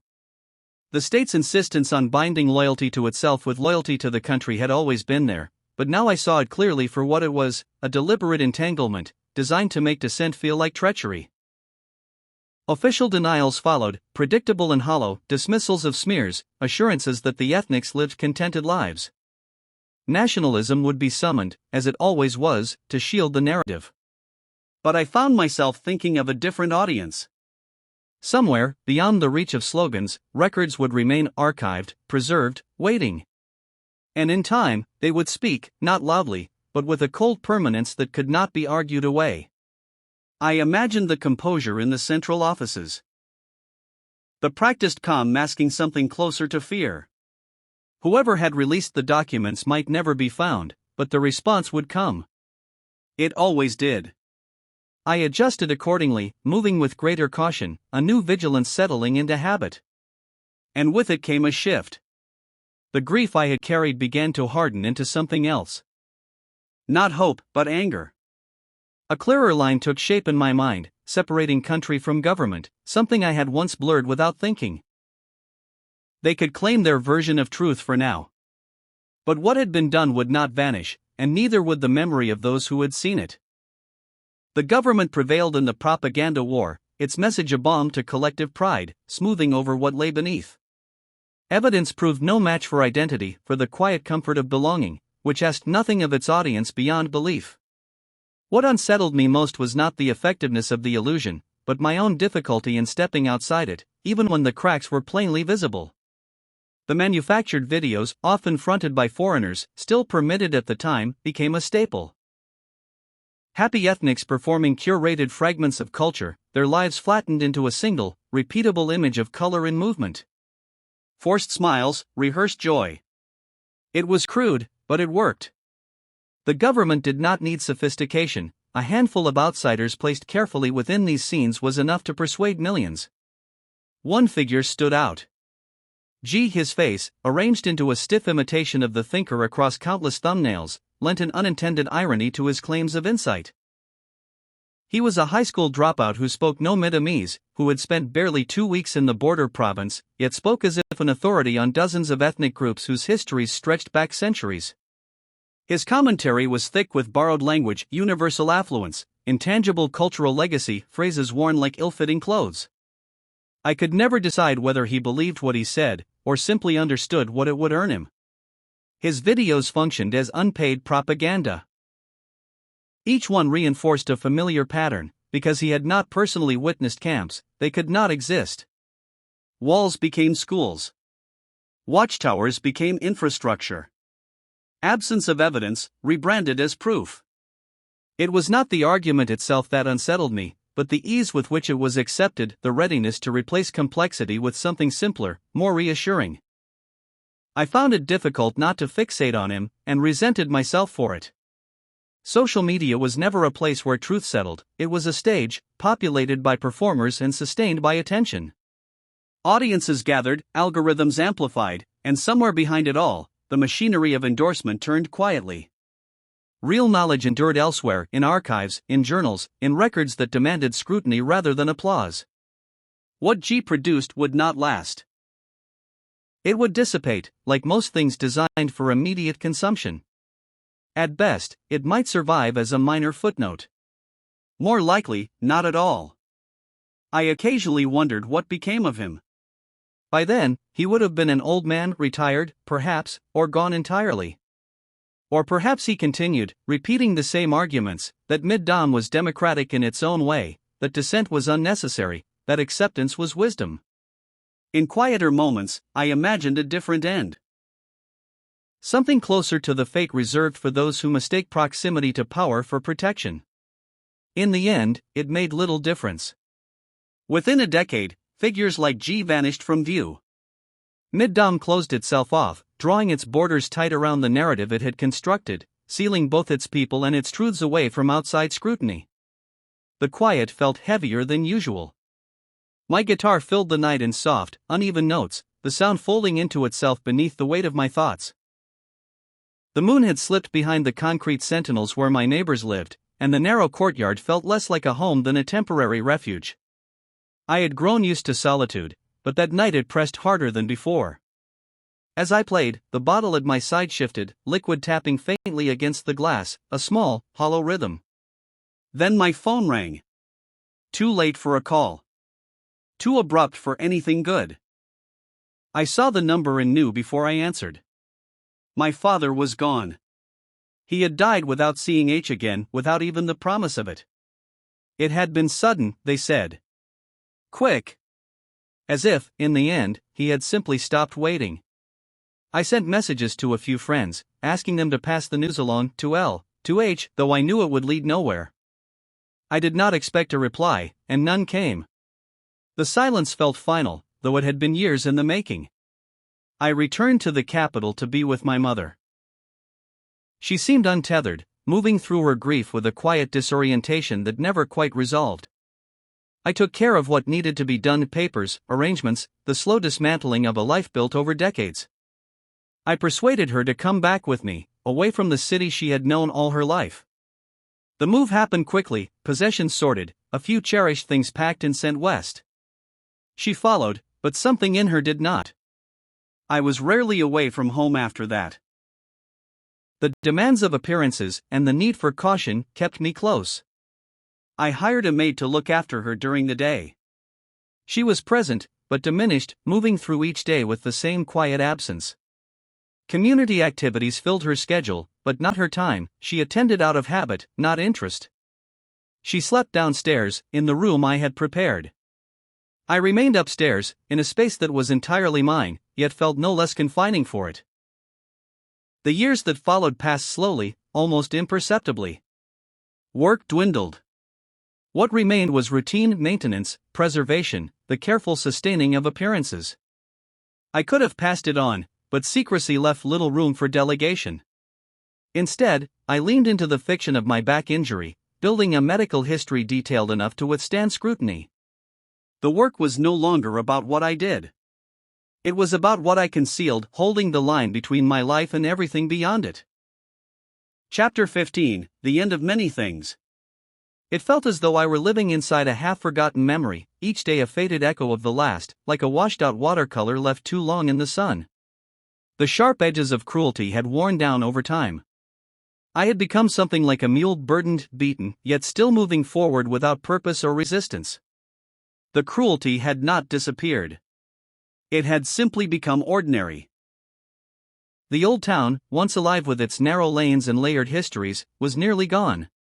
Streets that had endured for centuries had crumbled into dust, and even that was carried off by the wind, as if determined to leave no trace behind. Those who remained seemed indifferent, breathing in the remnants without comment. The artifacts I had once pursued were no longer there, hidden away, relocated, or lost entirely. There was nothing left to recover.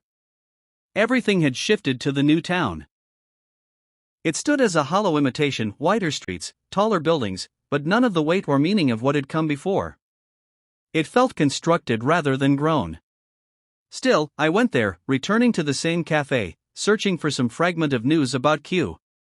The owner never acknowledged me, though I was certain he remembered. I recognized the same careful performance in everyone, the polite greetings, the rehearsed warmth, the quiet insistence that everything was as it should be. The visits became a ritual. My own small act of persistence. I would order coffee and a pastry, sit in silence, and pretend, briefly, to take part in the world around me. It filled the time, if nothing else. One day, as I pushed aside a plate scattered with crumbs, the owner approached. He leaned in just enough to be heard. "He's back." Q had returned. For a moment, relief came first, the simple fact of it, that he was alive, that his wife would no longer be left in that suspended fear. Q's transformation was stark. The man before me was a shadow of the one I had known, his cheeks hollowed, his face stripped of its former character. The change was so complete it ached to look at him. I wanted to embrace him, to close the distance between us, but something held me back, a hesitation I no longer questioned, only obeyed. His voice, however, was steady. "Come. I am not a young man," he said. "I endure the battles I cannot win." He dismissed it with a small wave, as though the years of suffering were no more than a detail in a longer story. I nodded, and for the first time, I felt something like kinship, not just shared experience, but recognition. "It is well that it was I who went in that place, and not my sons," he continued. "Young men do not bend. They break. They wanted weakness from me, and I gave it to them. I chanted, I sang, I studied as they required. But words are not belief. I keep truth for those willing to hear it." He said little, but he did not need to say more. His eyes carried the rest. I poured him a coffee and let the silence settle. When I asked about his sons, he said he had heard nothing. There was concern, but it sat quietly within him, as though he trusted it would not grow. I told him about the swords, how I had moved them, how I had kept them safe. It was a confession I had carried alone for years. "You bend with the wind," he said, studying me. "But there is steel in you. I thought of you often." The words caught in my chest. "You have much to hide," he added, gently. "But you need not fear my judgment. You act when you can, even when the cost is high. My family has not forgotten." The weight of it pressed into me. He could see what I had become. "I can hardly remember when I was honest," I said. "If everything about me were known, I would have no friends left." He shook his head. "I do not claim to understand your burdens," he said. "But I see them. You have been forced to bend more than most, and it leaves its mark. I see it in you, because I see it in myself. Do not be so certain others would not understand." "Maybe," I said, though I did not believe it. "When we were taken to the fields," he went on, "I had time to think. I thought of you often. At first, I asked why you helped us. Later, I realized that was the wrong question." He paused. "The question is how you knew to help us, when others did not. The answer says more about what was done to you than who you are. It is not what we are forced to do that defines us. It is what we choose, when choice exists." "I cannot see myself that way," I said. "I know," he replied, a trace of sadness in his voice. "And perhaps we will not see much of each other again. My sons are safe. Our legacy endures. And I think it would not have survived, if not for the things you had no choice but to become. You were forged in difficult fires." I shook my head. I could not accept it. He reached out then, resting a hand lightly on my shoulder. "There are things I never said to my sons," he said. "I will not make that mistake again. Our friendship has been uncertain, but it has mattered. More than I have ever said." He held my gaze. "We have both lived difficult lives.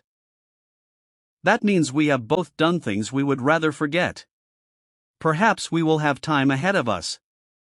I hope so. But more than that, I hope you learn to forgive what you could not change, and recognize what you did." I nodded, though the weight of it remained. "Go in peace," he said. "Go in peace," I echoed. "It's good to see you home." The meeting with Q had shaken something loose in me, a realization that time was passing, and I could no longer pretend to control everything. His words stripped away the last vestiges of complacency. The things I had long accepted suddenly became unbearable. A week later, I requested a private meeting with the party secretary. He greeted me with the warmth of someone who thought they knew me well, ushering me into his office like an old friend. His concern seemed genuine, but the weight of my decision pressed down on me as I sat, wincing slightly from my back. "Is your back still troubling you?" he asked, his voice carrying a faint edge of paternal sympathy. I nodded, keeping my face neutral. "I can't do this anymore. I have to leave." "Return to the East." He blinked, puzzled. "Because of your back?" I drew in a slow breath. "I still love it here, but I can't get the treatment I need. I'll be left a cripple, with no one to care for me." The words landed heavier than I expected, severing a part of myself from the past. I slid a thick file across the desk, feigning another pang of discomfort. I never spoke up before because I thought it would get better. I didn't want to change jobs. I just hope someone can help me before it's too late. He scratched his head, reading the file carefully. "It's hard to move now, especially to the east. Things aren't as smooth as they once were. I'll do my best, but it may take time." I nodded. Relief was tempered by uncertainty. I didn't know how long it would take, or how my request would be received by those above him. But one thing was certain: I had reached the end of my tether. Staying longer would be more burden than I could bear. After that meeting, he asked about my back during our occasional interactions. I kept up the doctor's visits, dutifully, though a part of me suspected his concern was less about my health than his own desire to manage the situation. Either way, I had taken the first step. I had made my decision. Whatever came next, I was moving on. The streets of the new town felt more alive. They had a thin, slightly forced vibrancy, yet contrasted with the years of shadowed corners and quiet fear I had grown used to. I walked beside my mother, her hand resting lightly in mine, feeling her warmth and the gentle rhythm of her steps. The market stalls spilled spices and teas into the air, their scents mingling with conversation, and for a fleeting moment, I imagined the world as ordinary, even safe. We stopped at a cafe, small and unassuming, the sunlight pooling over the tables. I watched my mother's eyes light at the swirl of colors in the performers' costumes, the twirling skirts and painted faces. For the first time in years, the ordinary seemed luxurious, a pause from the weight of everything we'd endured. Then the owner approached, moving with unusual urgency. He leaned close, voice low and careful. "Q's wife." The words struck like ice. My stomach churned, the warmth of the afternoon dissolving into cold dread. "The camps?"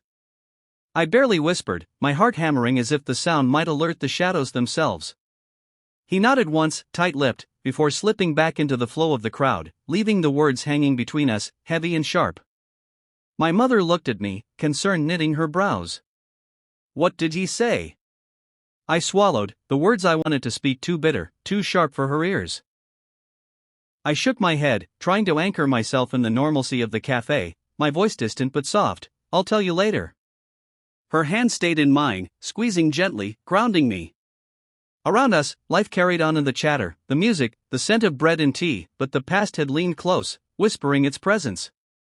I felt the shadow of what Q's wife might endure, and I felt it not just for her, but for all the things I could not protect, all the lives I had glimpsed but could not reach.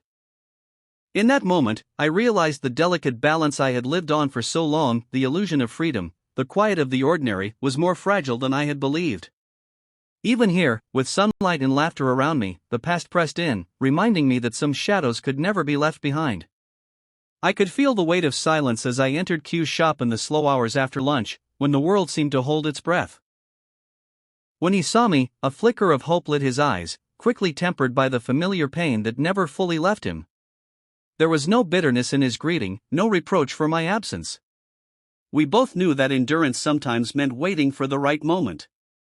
"I hope it will not be for long," he said, his voice high-pitched yet fragile, betraying the strain behind his words. The dark circles under his eyes told the story of sleepless nights and gnawing worry. In those few minutes, I learned more about Q's wife than I had in all the years we'd known each other. The cruelty of fate struck me harder than I anticipated. Here was a woman, gentle and steadfast, who had spent her life caring for her family, building a quiet and devoted life. And yet, she had been taken from her home in the dead of night, vanished without a trace, while my own ex-wife, a woman who had brought me pain, continued on in freedom. The injustice was unbearable. Q's wife had always been the family's anchor. From her own childhood into adulthood, she had cared for others selflessly. She had found a husband who valued her, and together they had built a life, raising 2 sons with love and quiet devotion. She had never sought the spotlight nor tangled herself in politics. The world's cruelty was too unyielding, so she had focused on her family, ensuring their well-being through hardship. Her life was simple, yet remarkable in its strength. And then, in one merciless moment, it was all upended. She was taken, without reason or warning, thrown into the abyss of the camps. The injustice shook me to my core. The pain in Q's voice was deeper than I could comprehend, his torment magnified by what she might endure behind those walls, the ways it could twist mind and body. The thought haunted him. His daily prayers, more frequent than the required 5 times, became his lifeline. He prayed for her safety, her well-being, that she might return whole to him, though he knew the hope was fragile. That meeting with Q was the hardest I had ever faced. The rawness of his grief, his devotion, and the tragic injustice that had befallen his wife left me shaken. Yet, if there was hope to cling to, it lay in her resilience, her wisdom, and the strength that had carried her through a lifetime. Before I left, Q asked me to pray with him for her safe return. It was a request I could not refuse. For the only time in my life, I bowed my head and prayed, not for myself, not for what I had lost, but for Q's wife, for a woman I had never met, imprisoned and enduring, and for children who endured more than anyone should ever have to face. I had long since stopped worrying about money. My life was measured in quiet comforts, a practical car, a modest home, the freedom to act without scrutiny. True luxury, I realized, was invisibility. The ability to move through the world without leaving traces. Yet most of my funds flowed into swords, to ease my conscience for taking them, to stay beneath notice. The ethnics saw me as a benefactor. They did not know that the money I gave bribes, support for new lives, quiet rescues, was not an act of virtue, but an exercise in survival. Their reverence was misplaced, yet I let it stand. It was easier than explaining the shadowed logic behind my generosity, easier than revealing that each note passed to them was a measure of my own fear, a hedge against the consequences I never wanted to face. I met F&P at a near-empty bar, its black table swallowing the dim light, the silence between us heavy with unspoken truths. "You could make a killing on apartments," P said, as if I were blind to the collapsing market. "Maybe," I said, hoping the conversation would drift away from the speculation I had long avoided. "You lucked out.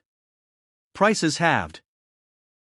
Government won't let them fall further," he continued, assuming that my refusal to invest in a bubble and the quiet accumulation of cash had been accidental. I waved him off. "Maybe when I go back east," I said. I didn't want to debate supply and demand. It wasn't about opportunity, it was about distance, about keeping my hands clean. F tried to lighten the air. "When do you think W will retire?" "Can't be too far off," I said. "Do you have your eye on the job?" "I thought you would've," he laughed. I winced, stretching my back. "I'm out. Too much of a cripple." "Early retirement?" F teased. "What would I do?" "Besides, the government isn't keen on pensions," I replied. "No pension?" "Then Haid Technologies," P said. "Gunica sanctions, millions of chips sold. Certain as sunrise." "I'm still recovering from wagey optics," I said, pretending the sting of a past failure I had sidestepped. P shrugged. "Bad luck," he said. I watched more than I acted. I warned the young traders once, but many chased fleeting highs in a market that was more casino than economy. Money moved, morality waited. They didn't understand the party's pronouncements were signals. Birth rates, unemployment, property, all reactive, rarely forward-looking. When they painted health, I retreated. Survival demanded attention, not trust. "It's time to get back in the saddle," P said. "Perhaps," I murmured. I sipped my drink and let my mind drift. Retirement was a horizon I longed for, yet the weight of unfinished business pressed against it. Money was simple. Survival required calculation. But morality, the reckoning of what one did with power, discretion, and fear, was a burden I carried alone, heavier than any sword or coin. In the quiet, I wondered if I had traded too much of myself for safety, if invisibility was worth the compromises I'd made. Perhaps someday I would know. Perhaps, by then, the questions would no longer matter. Her absence left a hollow ache in the house, a silence that pressed against every wall. My mother's death was quiet, private, no grand spectacle, no crowd to witness it, just the fading of the life I had always relied upon. I stayed by her side until the cold certainty came, the finality of a life ended. In that moment, the last tether to my past seemed to snap. I was alone. My home, once filled with warmth and routine, felt impossibly empty. And yet, amid that emptiness, a fragile sense of hope stirred when news came of Q's wife. After all the years, after the fear and despair, she had returned. Though gaunt and weary from the ordeal she had endured, she had survived. The thought of her walking free, of returning to the life she had been torn from, brought a shock of relief that was almost painful in its intensity. The small victory felt monumental. Proof that, however cruel the world, endurance could still be rewarded. When I met her, she was quiet but resolute. The trauma she had endured was evident in the lines of her face and the cautious way she moved, but her spirit had not been extinguished. She had returned not for herself alone, but for those who still needed guidance and reassurance. She spoke little of her own suffering, but the strength in her voice, the steadiness of her presence, spoke volumes. Those who sought her out found solace and wisdom, a reminder that even after profound injustice, some measure of grace remained in the world. For me, her return was a bittersweet counterpoint to my loss. My mother was gone, and I could not undo that absence, but witnessing her emerge from the darkness brought a clarity I had not expected. Life would go on, in ways both cruel and merciful, and there was at least one proof that endurance and hope could survive even the harshest of circumstances.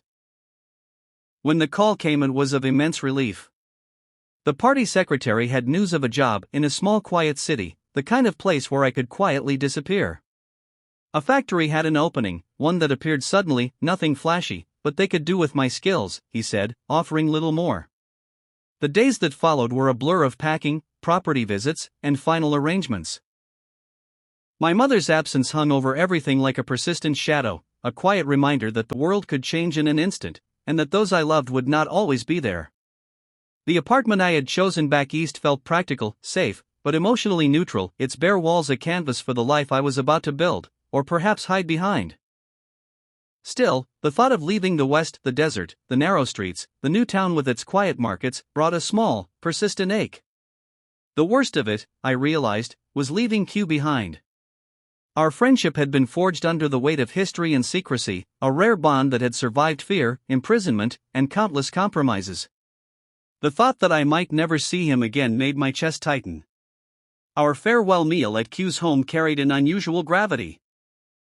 His wife moved quietly in the kitchen, preparing simple dishes with a care that belied the years of trauma she had endured.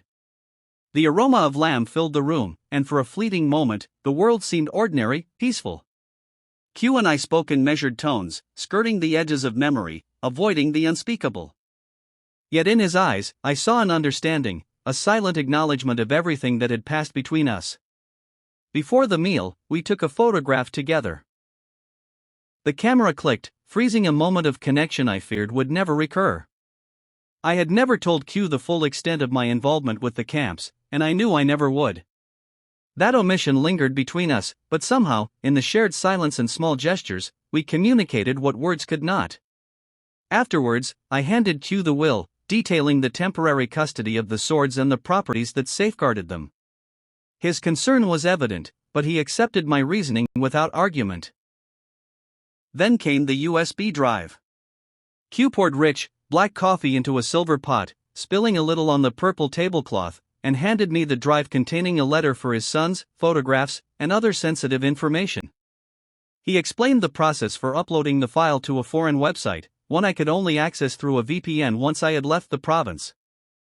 We lingered long after the formalities, sharing quiet words, gratitude, and tears. His wife sat nearby, a silent pillar of resilience, offering presence without words, her strength a quiet reassurance. When it was finally time to leave, we embraced, a final acknowledgement of friendship, loyalty, and the small victories of endurance.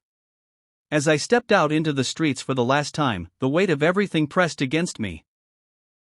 The loss of my mother, the life I was leaving behind, the dangers I had narrowly escaped. Yet, somewhere in the midst of it all, there was a sliver of solace. Q's wife was safe, his family intact, and the bonds we had forged would endure, even if we never met again. The world might remain cruel and capricious, but in that fleeting, fragile moment, something right had been preserved. The road stretched before me, a ribbon of asphalt winding through landscapes that gradually softened from desert grit to the rolling hills of the south. I drove alone, the quiet of the car both comforting and oppressive. Memories of the past weeks, the packing, the secret preparations, the last interactions with Q and his wife, pressed on me like a weight I could neither discard nor fully embrace. I thought of my mother, her absence leaving a hollow in the spaces where laughter once lived. Her death had been quiet, almost imperceptible in the flow of daily life, yet its effect was profound. Every mile I drove reminded me of that absence, the permanence of what I could no longer change. By mid-afternoon, the monotony of the highway was punctuated only by the occasional village or town, small pockets of life and commerce that seemed untouched by the broader upheavals I had left behind. I imagined Q and his wife in the new town, the quiet strength of their lives slowly returning to equilibrium. It was a small comfort, a reminder that even in the chaos, some things could endure. I made deliberate stops along the way, not out of necessity, but to mark the passage of time and distance. At a roadside cafe, I ordered tea, sitting in silence as the aroma warmed my hands. I let my thoughts drift, imagining the swords I had hidden now lying in quiet security, their edges sharpened not for violence but for preservation. The enormity of what I had carried, both physically and morally, pressed on me again, a mixture of relief and lingering guilt. Night fell, and with it came a quiet darkness that felt heavier than the desert twilight I had left behind. The headlights carved pale rectangles of clarity into the surrounding obscurity, revealing glimpses of the world without illuminating it fully. Sleep tugged at my eyelids, but I resisted, unwilling to let go of consciousness before reaching the first milestone of my new life. Somewhere along the route, I realized that leaving the West was more than an act of relocation. It was an acknowledgement that the world I had known, its danger, its loyalties, its fragile balances, was gone. The East would not erase those experiences, but perhaps it offered the chance to live without constantly looking over my shoulder, without the weight of secrets pressing against my ribs. By the time I reached the outskirts of my new city a few days later, the first light of dawn was creeping over the rooftops. The air smelled different here, warmer, wetter, and foreign in ways both unsettling and promising. I parked in front of the apartment, the building quiet and largely empty. For a moment, I lingered, listening to the silence, feeling the hum of a place that would now be my home. I stepped inside, carrying only what I needed for the immediate future. The apartment was modest, the floors dusty, the walls bare, but it felt right. I moved carefully through each room, placing a few of the swords in their hidden spaces, arranging the artifacts I had brought along, and finally sitting in the living room to breathe. Outside, the city stirred, alive and indifferent, and I felt both the weight of the past and the strange lightness of survival. It was a beginning I had not sought, but it was the one that remained. And for now, that was enough. Chapter 16, New Beginnings. The arrival of the delivery truck was an event in itself. The low rumble of its engine cut through the stillness, drawing attention in a place where nothing new had happened for years. An elderly woman in a faded floral top paused her weeding, straightening slowly to watch. Across the lane, a curtain shifted, just enough for a curious eye to peer through lace. The neighborhood, long settled into its routines, stirred at the presence of something unfamiliar. I stretched my back as I stepped out, performing the familiar stiffness, and followed the crew at a measured pace as they unloaded the truck. When it finally pulled away, the silence returned, but not for long. They came soon after. 3 of them. 2 women and a man, all older, all carrying the quiet authority of people who had lived side by side for decades. Each held a plastic container, opaque lids concealing their offerings. I let them in, clearing space on the table, apologizing for the disorder. One of the women, solid, direct, set her container down and opened it without ceremony. The man, with the unmistakable bearing of a retired party official, wasted no time. "What do you do for a living?" "In a factory," I said. "Design work." I kept it simple. The bird-like woman, thin and watchful, was already scanning the room, her eyes flicking from object to object as if assembling a picture I had no intention of completing for her. I'm from the capital, I added, but I moved here after I injured my back. Couldn't continue my old work. The man nodded, satisfied or perhaps simply willing to move on. His wife asked about my family, her tone softer, but before I could answer fully, the bird woman spoke again. You have peculiar furniture. There was a faint disapproval in her voice. I inherited it with my last place, I said. It's solid. I've grown used to it. She held my gaze for a moment longer than necessary, then looked away. The conversation drifted after that, polite but measured. Questions asked, answers given, nothing of substance exchanged. When they finally left, their curiosity dulled but not extinguished, the room seemed to exhale. That night, under the dim glow of a distant street lamp, I began the real work. One by one, I carried the remaining swords inside, moving deliberately, aware of every shadow, every sound. By midday the next day, they were concealed. Hidden behind false backs and hollow spaces, folded into the structure of the apartment itself. Invisible. By the end of the week, I hosted a small open house. It was a necessary gesture. Nearly a dozen neighbors came, the remnants of a community that had outlasted whatever had driven others away. I gave them what they wanted. I bought here because I was worried about retirement, I said. Heads nodded. Sensible. Understandable. And I'm single because no woman wants to spend her life caring for a cripple, I added lightly. A ripple of sympathy passed through the room. Subtle, controlled. I told them just enough: married once, a life altered by injury, a separation that had followed. Their reaction came in a soft chorus of disapproval, more reflex than judgment. I smiled. She was active. Her life was cut short by my condition. It was for the best. They accepted that. People preferred simple explanations. I poured myself a glass of white spirit. The retired official joined me, ignoring his wife's disapproving glance. The conversation loosened after that, though never entirely. Questions came, but I answered them with practiced ease, enough detail to satisfy, never enough to invite deeper inquiry. It was a balance. One I understood well. By the time they left, the arrangement had settled into place. They had their story. I had my privacy. For now, it was enough. But as the door closed and their voices drifted away into the night, I knew the truth lingered beneath it all. They would talk. They always did. The factory was an odd place, its once thriving industrial pulse now reduced to a muted hum. Machines stood idle more often than not, their presence a reminder of what the place had been rather than what it was. Outside, the decay continued, cracked pavements split by stubborn weeds, half-empty parking lots dotted with aging cars that seemed to have outlived their purpose. The whole place felt suspended, as if waiting for something that would never come. D, the factory manager, met me at the entrance.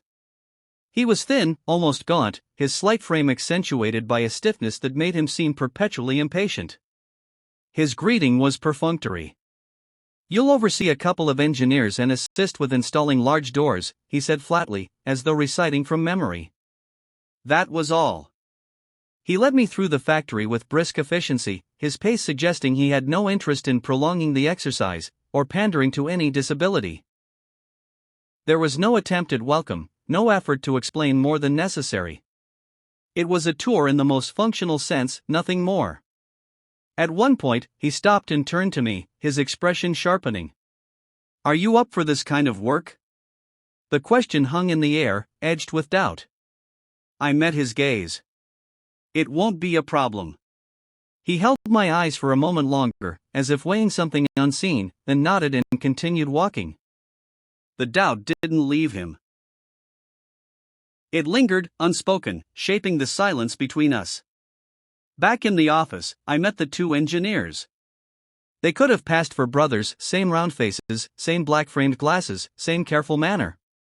Their greetings were polite but measured, the kind reserved for someone whose permanence was uncertain. They spoke with enthusiasm about their work, describing the factory's doors as world-class, laying out blueprints with practiced pride. I listened, but as I looked closer, something unsettled me. The designs were familiar. Not vaguely so, but precisely. Every line, every proportion identical to work I had done years earlier. Even the small typographical error I had never corrected remained embedded in the drawings, carried forward unnoticed. I said nothing. For the rest of the week, I kept to the background. I read documents, attended meetings, observed without comment. No one paid me much attention, which suited me.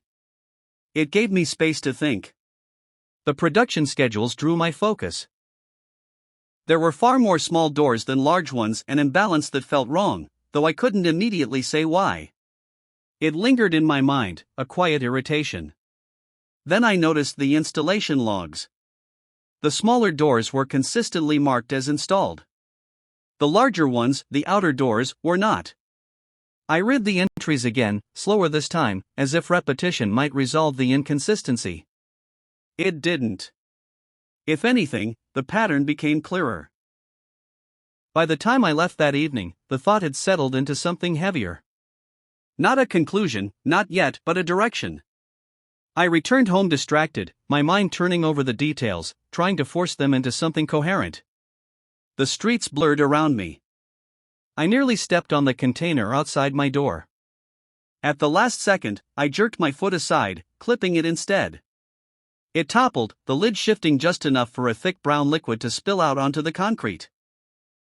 I crouched quickly, steadying it, setting it upright before it could empty itself completely.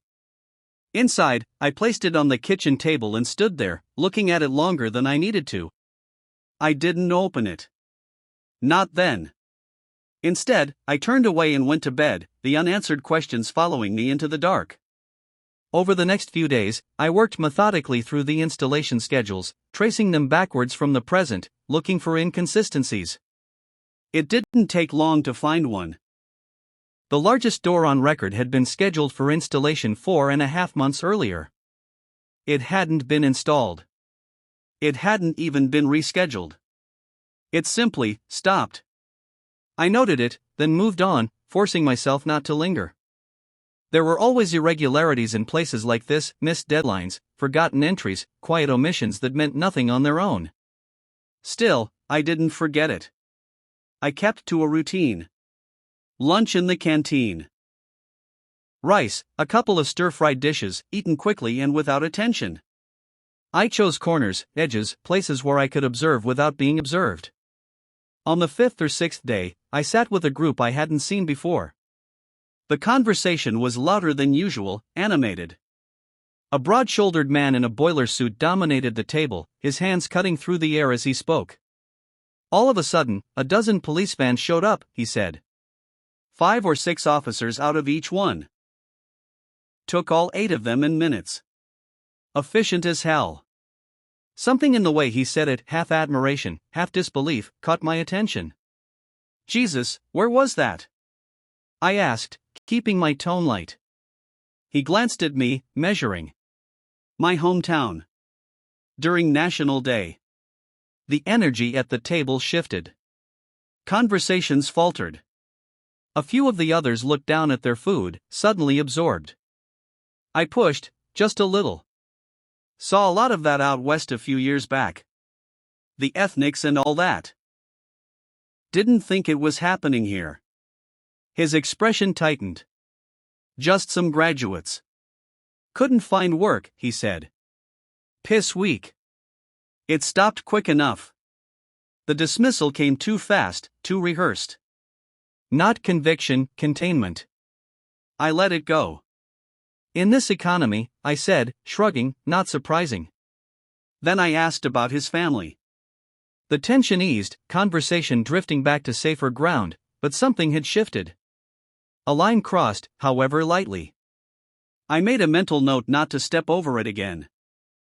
That evening, I returned home with the same dull weight in my head, the door schedule, the incomplete entries, the tone of that conversation looping quietly in the background. She was waiting for me. The slim neighbor. Mid-40s. always hovering at the edges of things. She stood near my door, clutching a takeaway container, her posture tight with a kind of nervous resolve.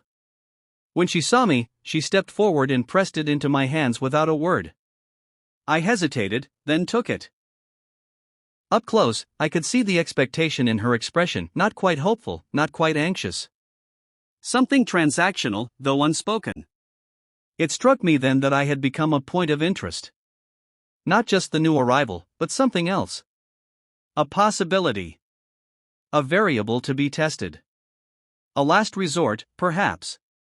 The thought unsettled me more than I expected. There was something in the way she lingered a moment too long, in the quiet calculation behind her eyes, that made the exchange feel less like kindness and more like negotiation, one in which I had not agreed to take part. I nodded, offering a brief thanks. She gave a small, tight smile, then retreated down the path. Inside, I placed the container in the freezer beside the others. Between the factory and this place, I could feel it now, the same pattern emerging in different forms. Things presented. Details withheld. Meanings left just out of reach. And beneath it all, a sense that I was being drawn into something I did not yet understand. The meeting with D had barely begun before the tension settled over the room. It wasn't overt, no raised voices, no visible confrontation, but it lingered in the pauses, in the way people avoided looking at one another. D called for updates, his tone flat, his words lacking conviction. Reports came in, short and careful. No one volunteered more than they had to. Then he said it. The main door will be added to next week's schedule. The words landed heavily. Across the table, the installation team leader stiffened just for a moment, but it was enough. Others shifted in their seats, eyes dropping, pens suddenly more interesting than the discussion. It was a decision no one wanted to acknowledge, let alone challenge. D turned to me. You'll oversee it. I nodded once. No reaction, no hesitation. It was the sort of responsibility I had carried before. But as the meeting broke and we filed out, the air felt tighter, as if something had been set in motion that couldn't easily be undone. I caught the installation team leader's eye and gestured toward my office. He followed, though not willingly. His shoulders sagged slightly, as if he were already bracing himself. I poured 2 cups of green tea and slid one across the desk. He didn't touch it. There seems to be some nervousness around installing the large door, I said. A pause. Then a small nod. There, cumbersome, he said. It was an answer without substance. They were scheduled months ago, I said. But it didn't happen. He shifted in his seat, the discomfort now unmistakable. His eyes flicked to the door, then back to the table. The installation failed, he said at last. I let the silence sit for a moment. That happens, I said evenly. But not for 4 months. Another pause. Longer this time. There was an accident. His voice had dropped. A door swung loose. Hit one of the workers. He hesitated. He died. The room seemed to contract around the words. I nodded slowly. I'm sorry. It sounded insufficient even as I said it, but there was nothing else to offer. The kind of damage he was describing didn't stay contained to a single moment. It lingered in memory, in hesitation, in the way a team moved afterward. That caused problems, he added, almost as an afterthought. Of course it did. I leaned back slightly. Do you have enough time to prepare? I suppose so. He didn't believe it. Neither did I. Another failure, another mistake, and it wouldn't just be the team that paid for it. In a place like this, consequences didn't fall evenly. They traveled downward, gathering weight. I could feel it already, the quiet calculation around me. To them, I wasn't a leader. I was an outsider. A compromise. A man with a bad back and an unclear past, placed over them without explanation. If this went wrong, I would be the one it settled on. I had done this work before, many times. But always with people I trusted. people I understood. I knew how they worked, where they faltered, how far I could push them. This team was different. They were cautious where they needed to be decisive. Uncertain where they needed precision. And beneath it all, there was fear unspoken, but shaping everything they did. I looked at him across the desk. "We'll prepare properly," I said. It wasn't reassurance. It was a statement of necessity. Because whatever had happened before, whatever had gone wrong, could not happen again. As the crane began to lift the door, the air seemed to tighten with it. The steel rose slowly, its weight suspended in a careful balance that allowed no margin for error. Around me, the workers moved with practiced routine, guiding, signaling, adjusting, but there was something off in the rhythm. Too loose in places, too rigid in others. It lacked cohesion. I watched from the edge at first, silent, phone in hand, recording every movement, every hesitation. I let them proceed just far enough. Then I stepped forward. I raised a hand. The crane halted. The door hung mid-air, swaying almost imperceptibly. A ripple of frustration moved through the crew. It was subtle, tightened jaws, exchanged glances, but it was there. They had been here before. Stopped, delayed, sent back without explanation. "What is it?" one of the engineers asked, unable to mask his irritation. I looked up at the sky, then back at the suspended mass. "Rain's coming. Wind will pick up." The excuse landed flat, but it was enough. It always was. No one argued outright, but I could feel the doubt. They didn't believe me, not fully. And they weren't meant to. The truth was simpler. They weren't ready. Not for this weight. Not for the way it would move once committed. One mistake, one misjudged angle, one lapse in coordination, and it would turn from procedure into something irreversible. They had seen it before. I wasn't going to see it ever. "Bring it down," I said. The crane operator hesitated for a fraction of a second, then complied. The door descended slowly, reluctantly, until it rested once more on its supports. The crew moved in, unfastening lines, securing it, covering it as though putting something dangerous back to sleep. I watched until it was still. Then I turned to them. "We're not working on site tomorrow," I said. "Factory. 9 o'clock. A pause. Then the question, inevitable. "We're already behind. What about the schedule?" "The lost day's my responsibility." I didn't elaborate. Authority didn't require explanation, only consistency. There were looks exchanged again, quieter this time. Calculation, not frustration. Good. I walked out of the compound without waiting for a response, aware of their eyes on my back. Word would spread quickly. Another delay. Another interruption. Another reason to doubt me. Halfway across the yard, I stopped and turned slightly. "Join me for dinner?" I said to the two engineers. The shift was immediate. Not trust, but something adjacent to it. Curiosity, perhaps. A willingness to reassess. It was enough. Because if I was going to make this work, if I was going to keep that door from becoming something else entirely, I needed more than compliance. I needed control. The tension at the table lingered even as the food arrived, heavy and unspoken. It sat between us, dulling conversation, until the drinks began to loosen it. Gradually, voices lifted, sentences lengthened, and the edges softened just enough for something real to slip through. I waited. When the moment came, I took it. "What happened with the accident?" I asked, as if it were an afterthought. Both engineers stiffened. It was subtle, but unmistakable. "A gust of wind," one of them said after a pause. "Bad timing. Bad judgment." The explanation came too quickly, too neatly. "It must have been horrible," I said, keeping my tone even. "It was a cold day," he continued. "We'd gone to get a hot drink." He trailed off, as though the rest spoke for itself. The casualness of it jarred against the weight of what he was describing, like a story repeated too often, worn smooth at the edges.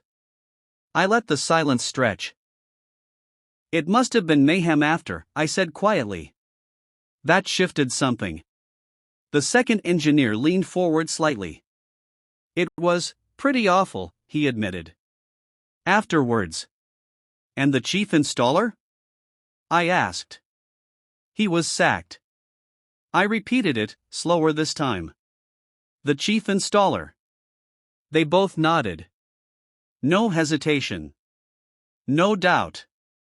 Who else would they sack? One of them said, almost reflexively. I studied them for a moment, then shook my head. That man probably didn't get past junior high school, I said. He's not calculating loads or moments. He doesn't know anything of pendulums or angular momentum. He's not assessing structural risk. He's making sure people follow instructions. Neither of them spoke. He wasn't the one who designed the process, I continued. And he wasn't the one who approved it. The color rose in their faces. Not anger, recognition. If something goes wrong, I said, quieter now, they won't stop at the obvious. They'll look for someone to hold responsible. The implications settled heavily between us. This time, neither of them rushed to fill the silence. They understood. Not just what had happened, but what could happen again, and that they would not escape so easily this time. I let the conversation drift after that, easing the tension deliberately. A lighter tone, a few small jokes, enough to dull the edge of what I had said without removing it entirely. They relaxed, eventually. Or at least, they pretended to. But the seed had been planted. They would think more carefully now. Move more cautiously. Question what they were told, even if only in private. And if they didn't? They knew what waited at the end of that path. The meeting began under a familiar weight. They were expecting a reprimand. I could see it in the way they sat back straighter than usual, hands still, eyes guarded. Waiting. I walked in as if it were any other day. Instead of taking a seat, I climbed onto the edge of the table, legs hanging loosely, and let out a small stretch. A smile followed. Casual, almost careless. It unsettled them more than anger would have.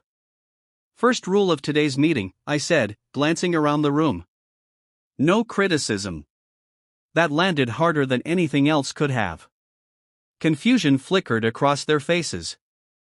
A few exchanged quick looks. Everyone here works hard, I continued.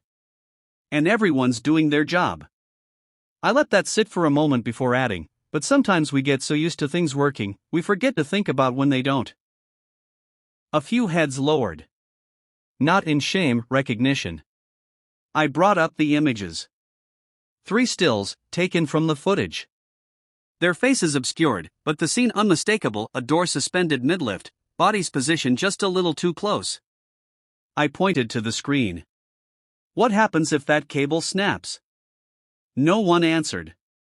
They didn't need to. I gave them a second, then continued. They were just trying to do their jobs. Move quickly. Help out. I gestured lightly toward one of the workers. We've all done that. They nodded, reluctantly. We trust the straps, I said.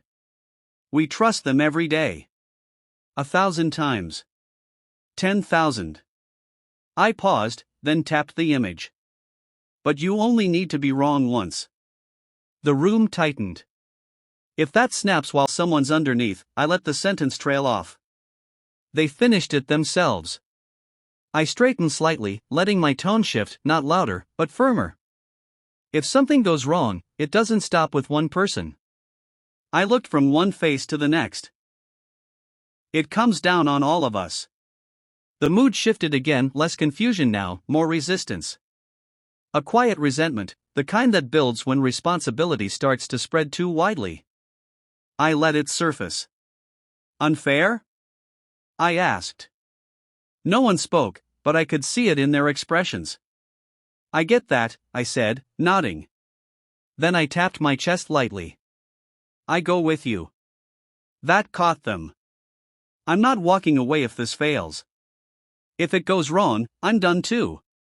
Silence. Real silence, this time.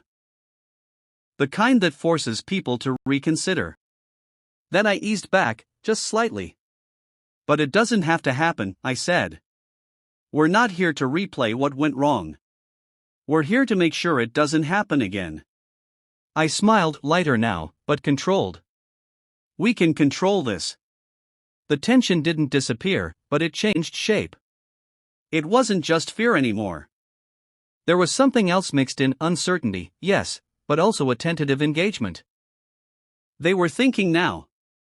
That was enough. The rest of the day unfolded without formality. We worked through the process together, step by step, detail by detail. I didn't lecture. I asked questions, let them answer, nudged when they drifted. They began to speak more freely, offering suggestions, challenging small points, testing ideas. Not confidently, but more than before. It wasn't perfect.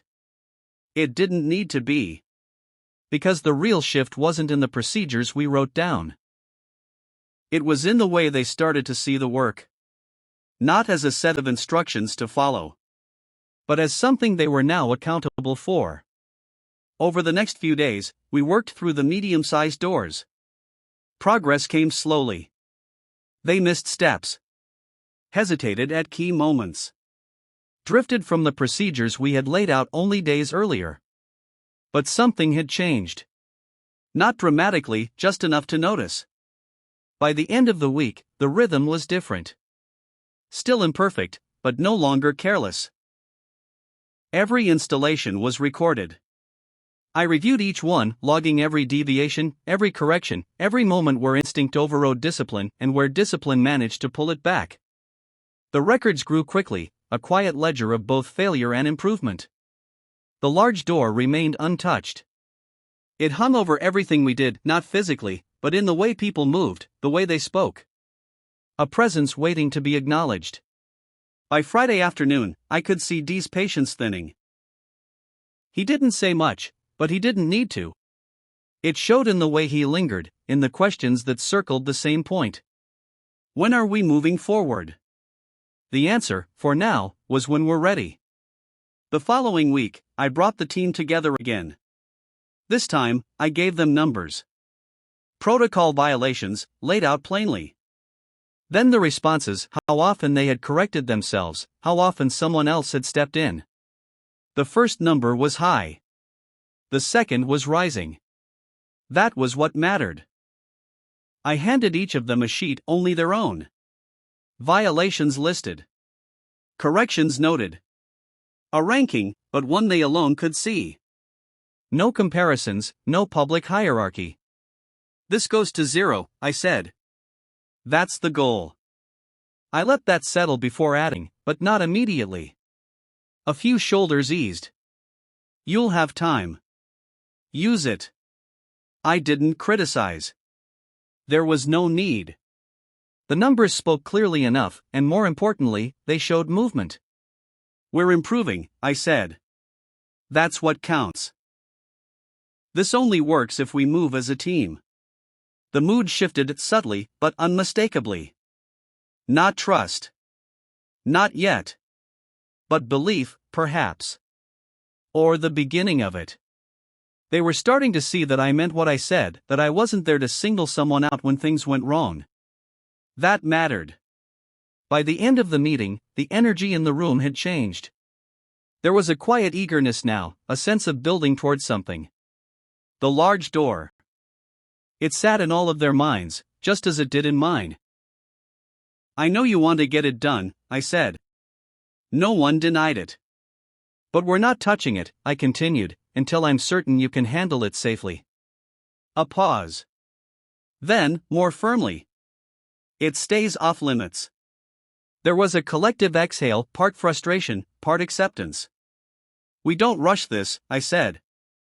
Not this one. No one argued. They understood now. Because beneath the procedures, beneath the numbers and the structure, they had begun to grasp the reality of it. This wasn't about finishing the job. It was about surviving it. I spent the next few days watching the team closely. It was tedious work, but necessary. Each evening, I returned to the factory, usually stopping on the way for a quick bowl of noodles or a rice lunchbox. Then came the long hours under the flicker of fluorescent lights in my office, sorting through the day's notes, reducing them into something orderly, something presentable. Slides for the next meeting. Clean, structured, controlled. By the time I got home, the building was always dark. My neighbor's windows were black, the only light coming from a distant street lamp casting thin, tired shadows across the pavement. And there it was, as always, a plastic container sitting neatly on my doormat, a rubber band holding a note in place. I never read them. I picked the whole thing up, note and all, and dropped it straight into the freezer before going to bed. Friday was the exception. I stayed late, finishing the report for Monday. When I finally got back, I opened a bottle of white spirit and worked through it methodically, letting the burn settle whatever remained unsettled in my head. A thin blade of light crept beneath the blinds the next morning. I woke slowly, the residue of sleep and alcohol still clinging to me, when a sharp knock cut through the room. Another knock followed. I dragged myself out of bed, pulled on my dressing gown, and shuffled to the door. 2 women from the party stood outside, each holding a plastic container. They wore matching expressions of mild disapproval, though it seemed directed more at each other than at me. When I opened the door, both quickly rearranged their faces into polite smiles. I waved them inside. As they stepped in, I cleared away the debris of the night before, crumpled tissues, the empty bottle, then flicked on the kettle, muttered an excuse, and went to get dressed. When I returned, the woman with neatly set hair was sitting upright on the edge of the chair, hands folded tightly in her lap. She looked at me with a trace of embarrassment. "I'm sorry," she said. "I didn't expect you'd still be in bed." I gestured toward the clock. 1:10. "That's fair," I said, rubbing my eyes. "You probably think I'm some kind of drunk who stays up until dawn." "No, of course not," the other woman said quickly, her tone warm, almost rehearsed. She adjusted her blouse. "You just work very hard." She lifted the container slightly. "You must be hungry. We can heat this for you." I shook my head. "Thank you, but I can't eat right now." "Later, perhaps," the first woman offered. "You're very kind," I said with a faint smile. "But I haven't had the chance to try any of it. It's all in the freezer." They exchanged a brief glance. "Work's been heavy," I continued. "Early mornings, late nights. Yesterday my mind wouldn't stop, I couldn't sleep. Ended up finishing a whole bottle of that stuff." I gestured vaguely. "I'll probably sleep through the weekend. Next week will be the same." "You must have a very important job," the second woman said. I shrugged. "I fix doors." They didn't respond immediately, so I added, "In this economy, you'd think they'd hire another person." "But they know I won't leave. And they know I can't." A pause settled over the room. "You should have someone to look after you," one of them said softly. I shook my head. "I won't go down that road again." They waited. "I had a wife," I said. "I made her miserable." She left. "That was my fault." "What happened?" the first woman asked gently. I waved it off with a thin smile. "Women are patient, but they want a life too. At first, they think they can accept it. The hours, the absence. Then it wears them down. I don't earn much, I don't go out, I drink too much. It's not complicated." I paused, then added quietly, "She found someone who could make her happy." They nodded, accepting the explanation without question. I looked at them properly then, both in their late 30s, still carefully presented, still holding onto a version of youth that required effort to maintain. "Look at you too," I said lightly. "Still young. Still beautiful." They smiled, though there was something uncertain beneath it. I shifted the conversation to them, and they followed willingly: office routines, weekend habits, television dramas, shopping. Safe topics. predictable rhythms.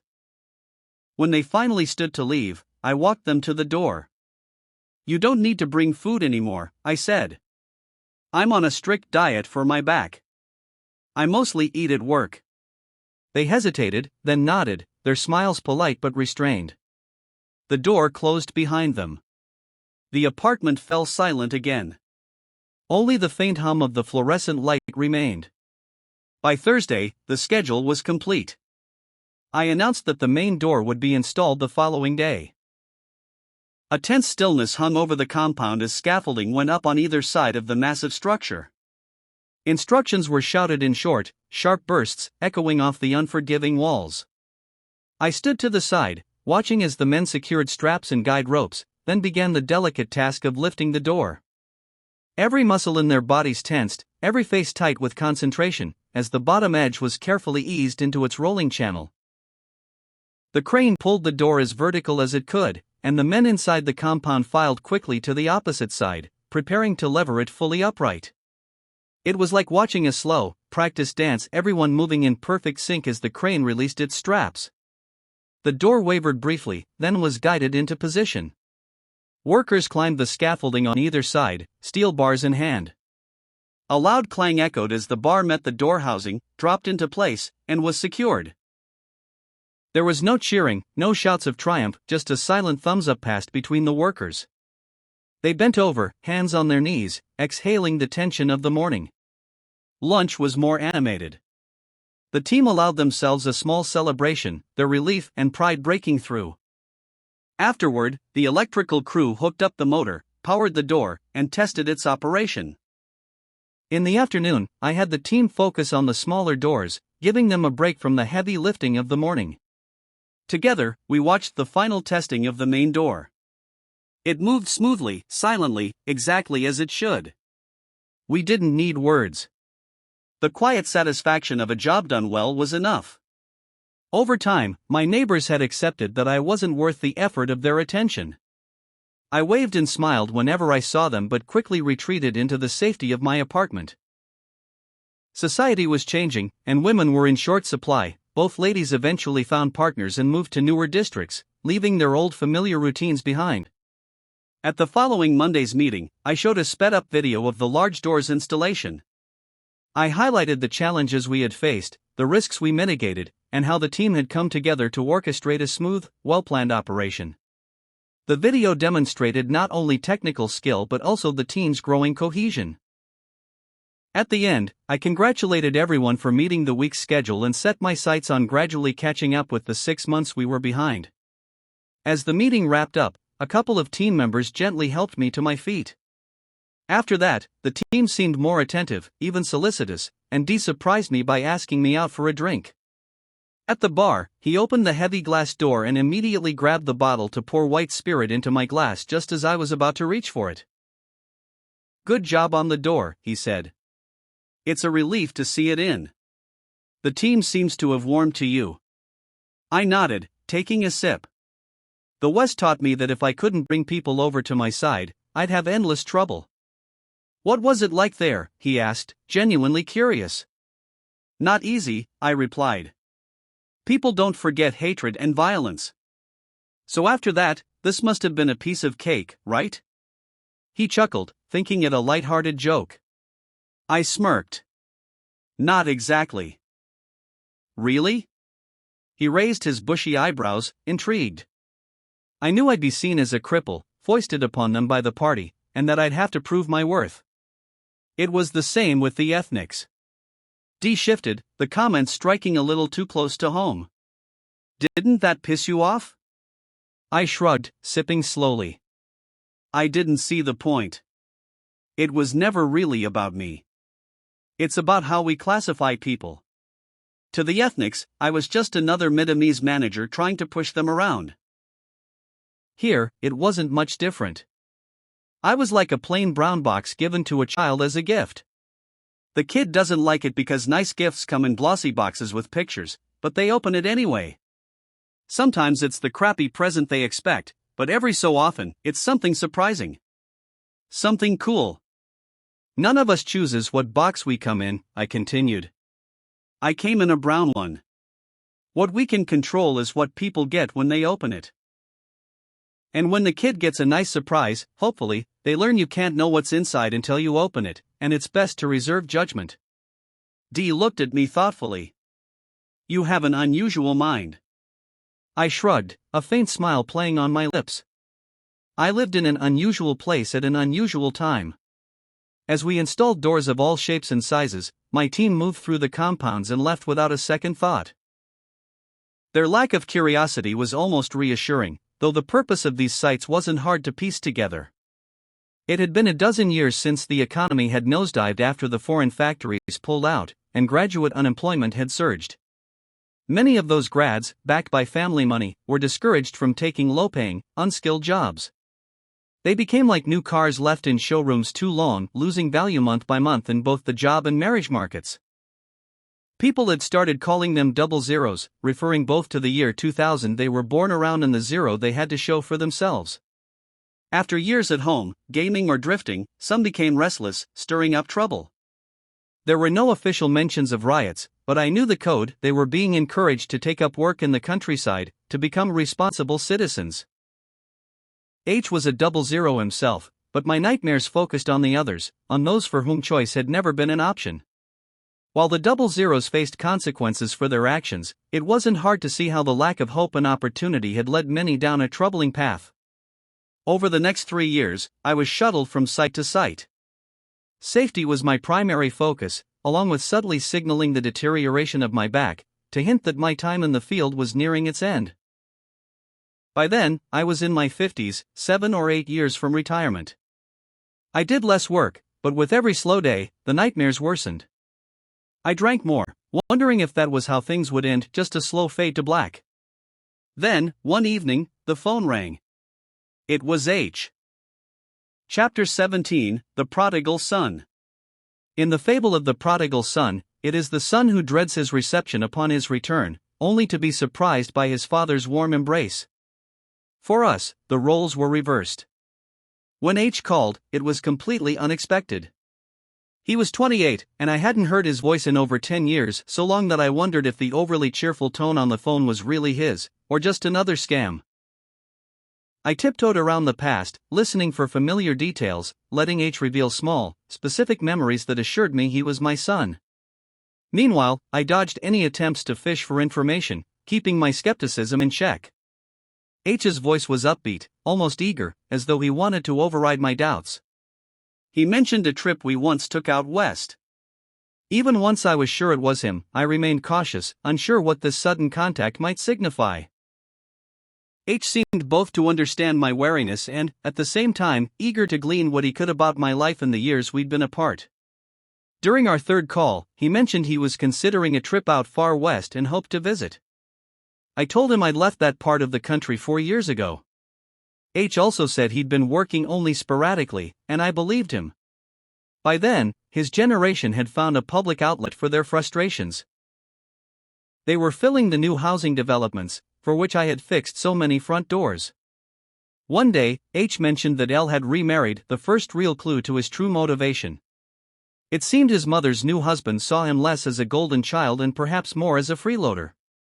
He asked about his grandparents, and when I told him they'd passed away, I realized he was fishing for something, even if he didn't yet know what. At first, I thought the calls might trail off, but over the months, he kept in touch. We danced around the past, keeping our conversations light. He eventually told me that he'd graduated with a business degree from a middling university but admitted that he mostly stayed alone now in his mother's apartment. A few months later, he asked if he could come to stay for a while. And so, I prepared myself to finally see the man my son had become. 2 weeks later, I waited at the high-speed train station, scanning the crowds until I spotted H wheeling his suitcase through the barriers. Taller than I remembered, he carried the easy slouch of someone unused to much effort. Beneath that, though, was the same slight frame from childhood, just softened slightly with the beginnings of a belly. He shook my hand limply, then turned toward the exit with an unexpected burst of energy, weaving impatiently through the crowd without a backward glance. When he was a good 15 meters ahead, he paused, finally noticing I hadn't kept up. He turned, head tilted, scanning over the sea of faces until he spotted me shuffling along, hand on my hip and an occasional grimace.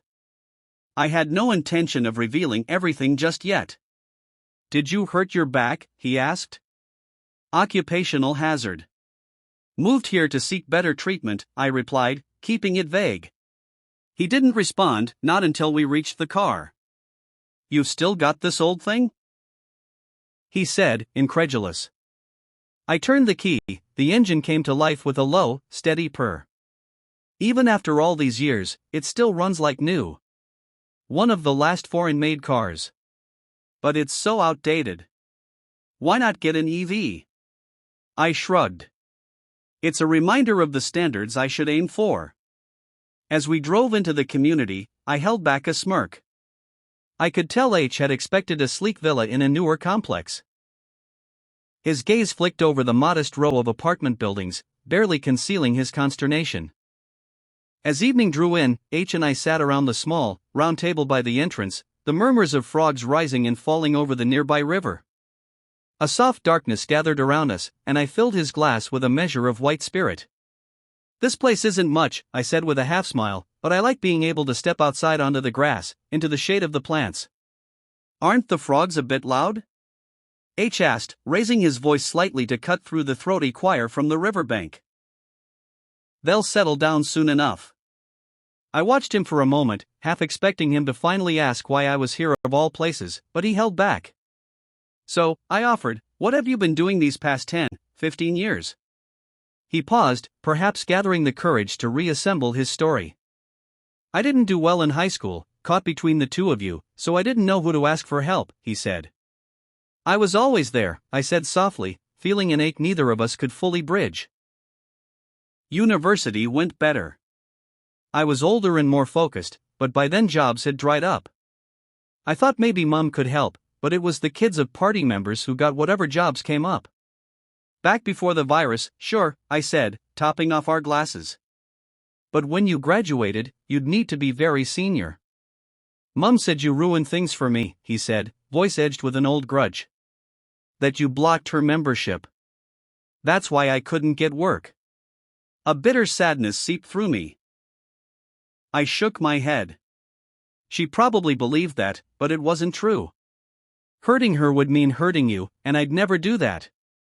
I doubted he believed me, but I offered him a chance.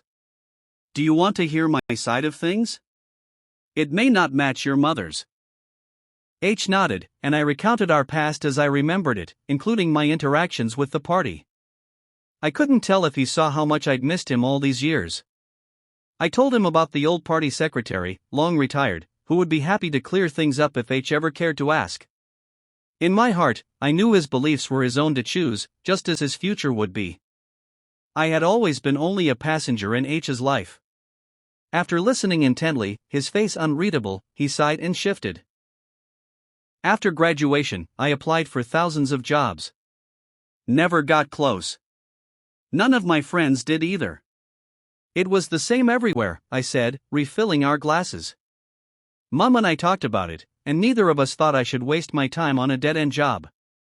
So my friends and I just hung around, watching movies and gaming. It was fine until she found a new man. And what's he like? I asked, keeping my voice even. He was fine at first, H admitted, but he got demanding. Everything had to be his way, and they'd nag about the smallest things. Eventually, they moved out, leaving me at Mom's old place. She didn't send much money after that, and I did a few small-time scams with friends. Surprised by his honesty, I looked at him calmly. Were you okay with that? He glanced away. I didn't have many options. I knew we'd get caught eventually, so I quit after one good payout. 3 months later, the others got busted and sent to hard labor. You got out just in time. He nodded. Lots of people were doing reckless things. Fights, thefts. It was stupid, but we were all fed up. So, you came here to get away? I asked. He shrugged. Something like that. It sounds like a smart choice, I said, giving him a reassuring nod. But it doesn't solve anything, does it? His voice sounded smaller, edged with the same hopelessness I'd sometimes felt. You don't have any magic answer, do you? Not now, no. I leaned back, letting out a sigh. You were born in a hard time, and solutions don't come easily. But that doesn't mean they don't exist. What does that mean? He studied me, eyebrows raised. Maybe, I said slowly, we're looking for answers in the wrong places. Everyone's on the same conveyor belt: go to school, get a job. But at the end, there aren't enough positions. 95 people scrambling for 5 jobs. Maybe there's a better way, someplace no one else is looking. What do you have in mind? He looked up, weary, yet tinged with hope. Nothing clear yet, I said, measured. But maybe it's time we both started looking. My plans began to edge closer to reality through a moment of pure accident. In the canteen one afternoon, my feet skidded on the oily linoleum, and I landed hard on the unforgiving floor. Pain shot through my lower back, and I gasped, clutching at myself. A small crowd quickly gathered, unsure whether to help or call for a stretcher, their eyes wide with uncertainty. Are you all right? Someone asked, hovering above me. Thank God you didn't hit your head, another chimed in. The observation soon reached Dee's ears, though I couldn't have known it then. Less than a week later, Dee appeared at my side as the last attendees drifted from a routine meeting, his expression a careful balance of concern and calculation. I heard you had a fall, he began, his voice measured. Are you all right? I'll manage, I replied, letting a faint wince punctuate the words. Just my back, it's been giving me trouble for a while. He nodded, absorbing the performance. The topic of early retirement has come up. Would you consider it? I looked away, hesitating just long enough to appear reluctant before nodding. It's probably for the best, I sighed. But I worry about my son, he's still out of work. I don't know how I'll manage to support him without a salary. Any chance the factory could help him out? Dee pursed his lips thoughtfully. You know the situation here. Openings are tight, and I can't make any promises, but, he paused, weighing the options, I'll see what I can do. In the weeks that followed, living with H grew increasingly fraught. He constantly asked for money and stayed awake long into the night, the hum of video games pressing through the walls. I kept my inner life tightly guarded, but twice that week, H was woken by my nightmares. The second time, I jolted upright, a strangled cry tearing from my throat, the sheets twisted and damp, my heart hammering against my ribs like a war drum. Fragments of the dream clung to me as I struggled to wake. I had finished installing a door when I saw a group of men in blue jumpsuits trudging into the fortress's hollow corridors. Their eyes were unyielding, unforgiving, and something deep inside me clenched an old, familiar dread that struck like a blade. Then I looked up and saw H's face among them, jaw set, dark loathing in his eyes, and I lurched awake. I threw off the quilt, stumbling toward the kitchen sink, while rising in my throat. H's voice followed me down the hall, cautious, watchful, as I splashed cold water over my face, desperate to purge the taste of fear. But no amount of water could wash away the bitterness, and I felt his gaze settle on me, steady and assessing. I sank into a chair at the table, clutching a glass as if it alone could keep me upright. H slid into the chair across from me, face wary, searching mine. Nightmares? He asked, his voice unnervingly calm. I nodded, hand raking over my face. You're not the only one who's had a hard life, H. You look like you've seen a ghost, he said. In a sense, I murmured, my voice strangled with the weight of memories better left buried. Why? I drew in a shaky breath. That's a story I've never told another living soul, I said, pausing to meet his gaze. Maybe one day I'll tell you, but know this, there are things worse than struggling to find a job. After that night, something shifted irreparably. I caught H looking at me as though he were seeing me for the first time, or perhaps glimpsing the creature beneath the patchwork, the monster stitched beneath a veneer of respectability. As the weeks turned, I watched H wrestle with his place in a world that seemed to tighten around him. I felt helpless, knowing his search for purpose had become a relentless labyrinth, him hacking away at brambles with no hint of daylight. Then, one day, D offered a glimmer. When I retired at New Year, H could start as a metalworker in the factory. Nearly 30, he was a man by any account, yet between us hung the awkward tension of a father and his teenage son. I took on the clumsy enthusiasm of fathers no longer perceived as heroic, and he regarded me like a relic, grade, unimpressive, fractured. I waited, timing my approach as if he were an untamed animal, conscious that any rash move might make him bolt. A late summer evening after dinner, insects buzzing around the stairwell lights, we sat at the riverbank listening to the frogs' chorus. I poured each of us a glass of white spirit and broke the silence. "Have you thought about what you want to do for the next couple of years?" I asked. "Since you're a party member, can't you get me a cushy office job?" His tone carried the bitterness of someone who had watched others advance while he remained stalled. I laughed, trying to shake off the tension. Things are tough everywhere. Even my bosses can't conjure jobs out of thin air. The bribes alone. "So you can't do anything," he cut in, dismissive. "We have to play smarter than that," I replied. He squinted at me. "What's that supposed to mean?" "Would you say most graduates are chasing the same few jobs, often reserved for those with connections?" "Obviously," he scoffed. "So that path is a dead end for people without influence." "But if we try another path?" "Just say it," he sighed, arms crossed, skeptical. "I can get you a job in metalwork at the factory," I said. "Seriously? You want me to be a manual worker?" His voice was edged with anger, years of resentment simmering beneath the surface. "Listen," I held up a hand, "that's just the start. The real plan requires patience." He glared, but I pressed on. "You start on the factory floor, learn the basics, prove yourself. After 6 months, they'll see you're reliable. Then you start helping in the office. Little things. They'll notice, they'll rely on you. When a desk job opens, you'll already be there. They don't want the hassle of upsetting party officials, who all want jobs for their children. They'll quietly take the guy they know. And if this fails? Then at least you have a skill," I replied. "It's like a board game, H. Every roll counts. You might only get a 3, but even then, you've moved. And once you're off the starting square, you're closer to bigger opportunities." "Or I'm just one step into a dead end," he retorted, pacing like a caged tiger, fury and distrust coiled in his posture. "You're looking for a 12 on every roll," I said. "Life rarely gives us that. You get a few meters of visibility, that's it. Take a few steps, and the view changes. Sometimes you see a fork you didn't know existed. But if you never move, you'll never find those paths." I sensed I was losing ground, so I played my last card. "I'll make a deal. If you're still on this path after a year, I'll buy you a place of your own. And if you're still working at 5 years, that place is yours outright."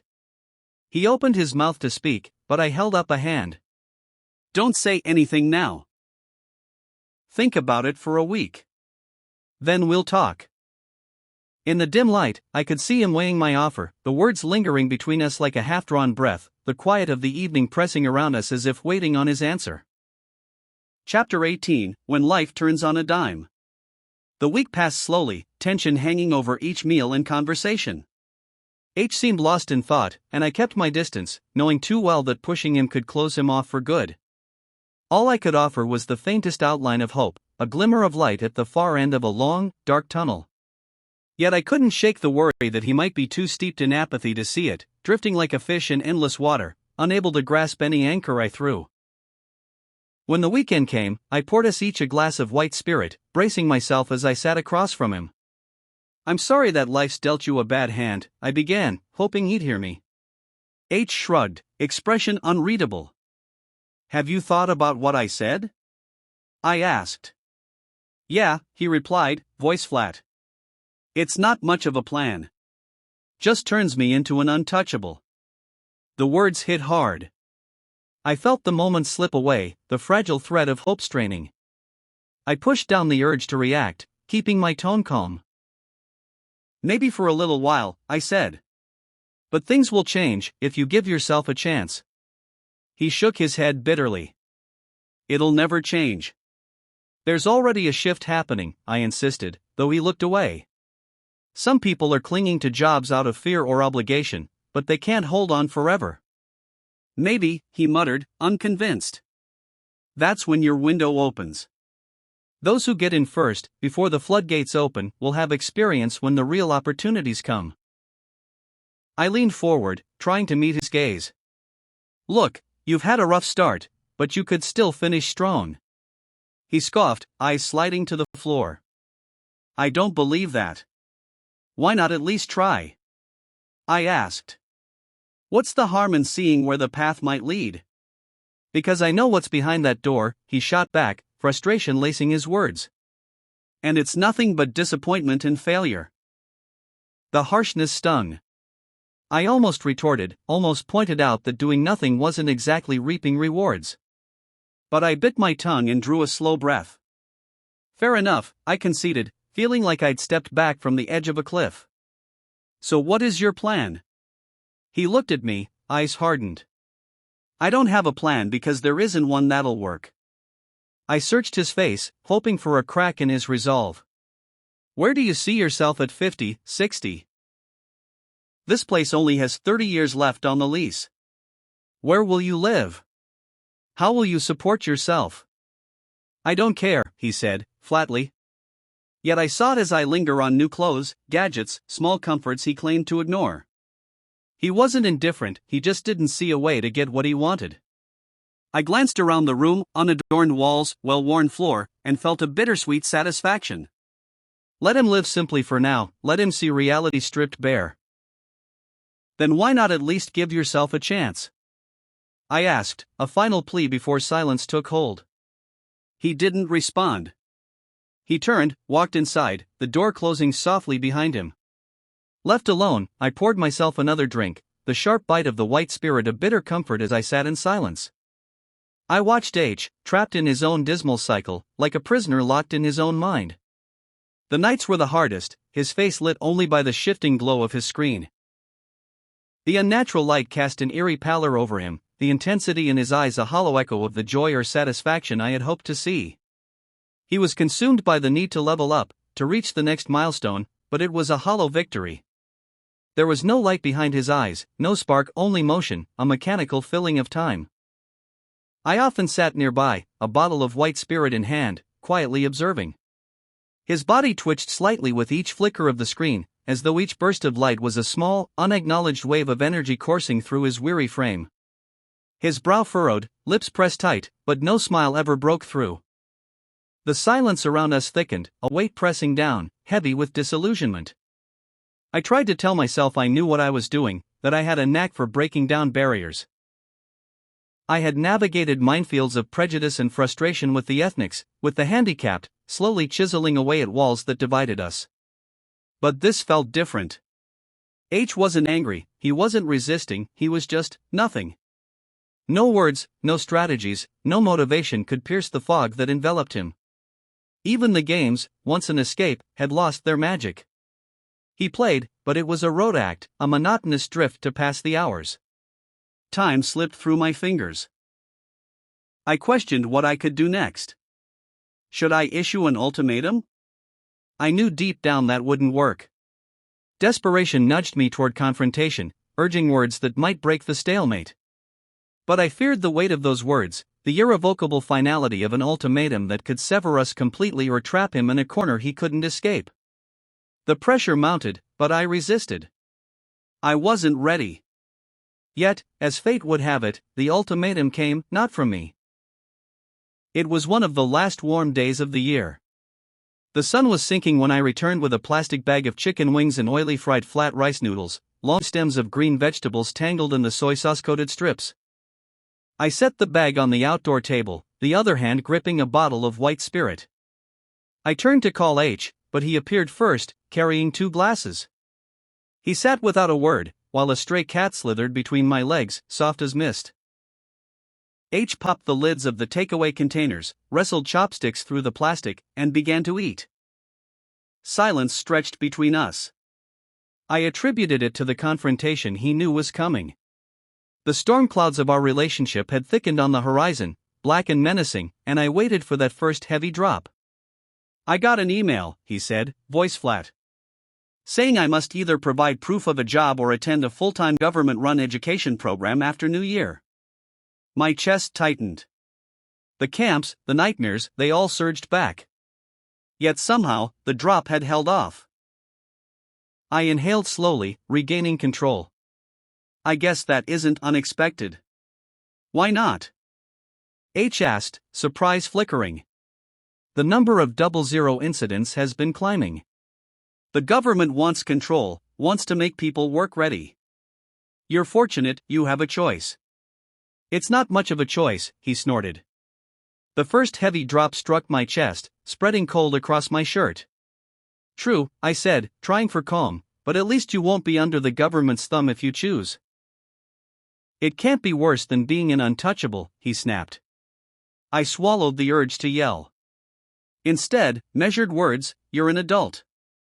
You make your own decisions. But being in a camp will follow you: files, records, reputation. So what? You already label me untouchable, he yelled. I'm not labeling you. I'm giving you a chance to define your own label, I said quietly. What does that even mean? I felt the storm break. Do you know why my nightmares haunt me? Seeing what happens to those the government deems trouble. That's why you got that letter. Because they'll need us, he said, but for the first time, doubt flickered. That's part of it, a small part. Why not let companies train you instead? He looked sullen. I pressed on. Crime, riots, what will the government do about that? Nothing? They'll throw people in jail, he said. You weren't paying attention. When there were minority attacks, they didn't round up a few dozen, they rounded up millions. Fear of organized resistance. The 00s are next. Right now it's small, scattered incidents. What if they unify behind a leader? The government is striking first. H stood, silent. Did all your classmates get selected, or just some? Just some, he admitted. What was different about those who did get selected? Mostly the worst students, he said. Mostly? Did any strong students get picked? A couple. So, not just grades. What made them different? One had a warning from a dodgy deal, another was involved in a fight, the third. I don't know. See a pattern? It's not much of a sample. No, but it makes sense. Why do you think you were chosen? Bad grades, he muttered. Really? I stared. I haven't done anything wrong. You weren't caught because you weren't worth their time. Not because they didn't know. You're guessing. Yes. People who keep out of trouble guess motivations, watch patterns, step aside. You have a chance, take it. I don't believe you. You're just looking out for yourself. I care more about you than they ever will. You think they'll educate you? It's about control. I'm giving you a path, but paths take work. They aren't obvious at first, or everyone would take them. You're at a fork, move forward, or be cleared out of the way. Bullshit, he said and walked off, the door closing softly behind him. I was consumed by terror for H, a gnawing dread that haunted every waking moment. My nights were fractured by nightmares, and by week's end, deep, ink dark circles had settled beneath my eyes, shadows of my own despair. We sat together on the couch, silence heavy and unspoken, condensation crawling across the cold iron windows, the world outside indifferent. I closed my eyes, opened them to pour another glass of white spirit, drank it in one swallow, hoping the burn would quell the flames of anxiety coiling in my chest. H must have sensed it. I drank to dull the edges of my fear, but the liquid could not wash away the suffocating sense of helplessness. Hours passed, nights passed, and the bottle emptied. Around midnight I stumbled into bed, seeking oblivion, yet sleep offered none. By 3 a.m. Drenched in sweat, I rose, staggering toward the kitchen, gulping water as if it could wash away the taste of decay clinging to my throat. Had H not been there, I might have turned to my guitar. Instead, I retrieved the metalwork from the back of the sideboard. The pieces lay like forgotten relics. I sat, polishing them in the half-dark, the rhythm of cloth against cold metal cocooning me in quiet. Hours passed unnoticed. It wasn't until dawn broke, light refracted through droplets on the window, casting faint rainbows across the walls, that I realized the night had passed. The storm had moved on, I had only begun to calm. I tossed the cloth aside, crawled back into bed, and hoped daylight might offer relief. I don't know whether it was the sound of H stirring or the quiet weight of morning itself, but I awoke to find him in the kitchen, eyes fixed on the gleaming metal. "Sorry," I murmured, hoarse from drink and sleeplessness. "I had a rough night, did some cleaning. Should have put them away." "Where did you get these?" he asked, reverent. "Out west," I replied, pouring water into a glass. "They look expensive." His fingers hovered above the pieces. "I bought them because I like them," I said slowly. "After my time in the factory, I came to appreciate this craftsmanship. The ethnics, they were artists, not just welders. Their work was wasted there." "It's beautiful," he murmured, tracing a jug's curve. "Must have cost a lot." "I paid for it," I said. "But the cost is nothing compared to the value. True value is in how rare these things have become. Culture, fashion, depends on your point of view." "It must be amazing to own something like this," he said, wistful. "I don't really own it," I replied softly. "I'm its guardian, for a time. It's been passed down through generations. This jug is 216 years old." "What?" His incredulity was palpable. I turned it over, showing the marks on its base. "These symbols, one marks the year, the other the maker." "But it's just a stamp," he said. "Could be fake." "Faking something like this isn't simple. Metals weren't pure then. Molds leave marks. Provenance matters, records, photographs. Great pieces don't appear 2 centuries later out of nowhere. These are ethnic pieces," he said, piecing it together. "How did you get them?" "I was best suited to guard them," I said quietly. "Is this the most valuable?" "Depends how you define value." I handed him a nameplate. He examined it closely, fingers tracing the fine detail. "It looks brand new," he said. "Newest here," I agreed. "By over 100 years. But still older than anything you own." "How old? Why is it valuable? What does 'we all smell like metal' mean?" "Old things matter not just for beauty, but for history. This piece is only 20 years old." "It looks like yesterday," he remarked. "Objects of beauty are timeless," I said. "Even if rusted, it would still be beautiful. Perhaps more so, because of the cruelty it carries." "Do you know the maker?" "Yes, but not well. It was a gift, unasked for, one that changed lives. Made by an ethnic and untouchable just a month after I arrived in the West." He laughed disbelievingly. "What's he doing now?" "Re-education," I said quietly. He didn't know it, but he built the doors that locked him away. I did too. H's jaw dropped. I saw understanding flicker in his eyes. My final choice for him lay there: stand with those who lock others away, or be locked away. The choice I had faced over and over, comfort at the cost of others, resonated now through him. "You asked about my nightmares," I said, voice tight.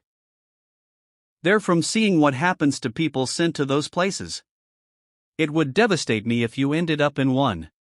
But it would hurt you more than it would hurt me." I dropped the rag with a snap and walked away.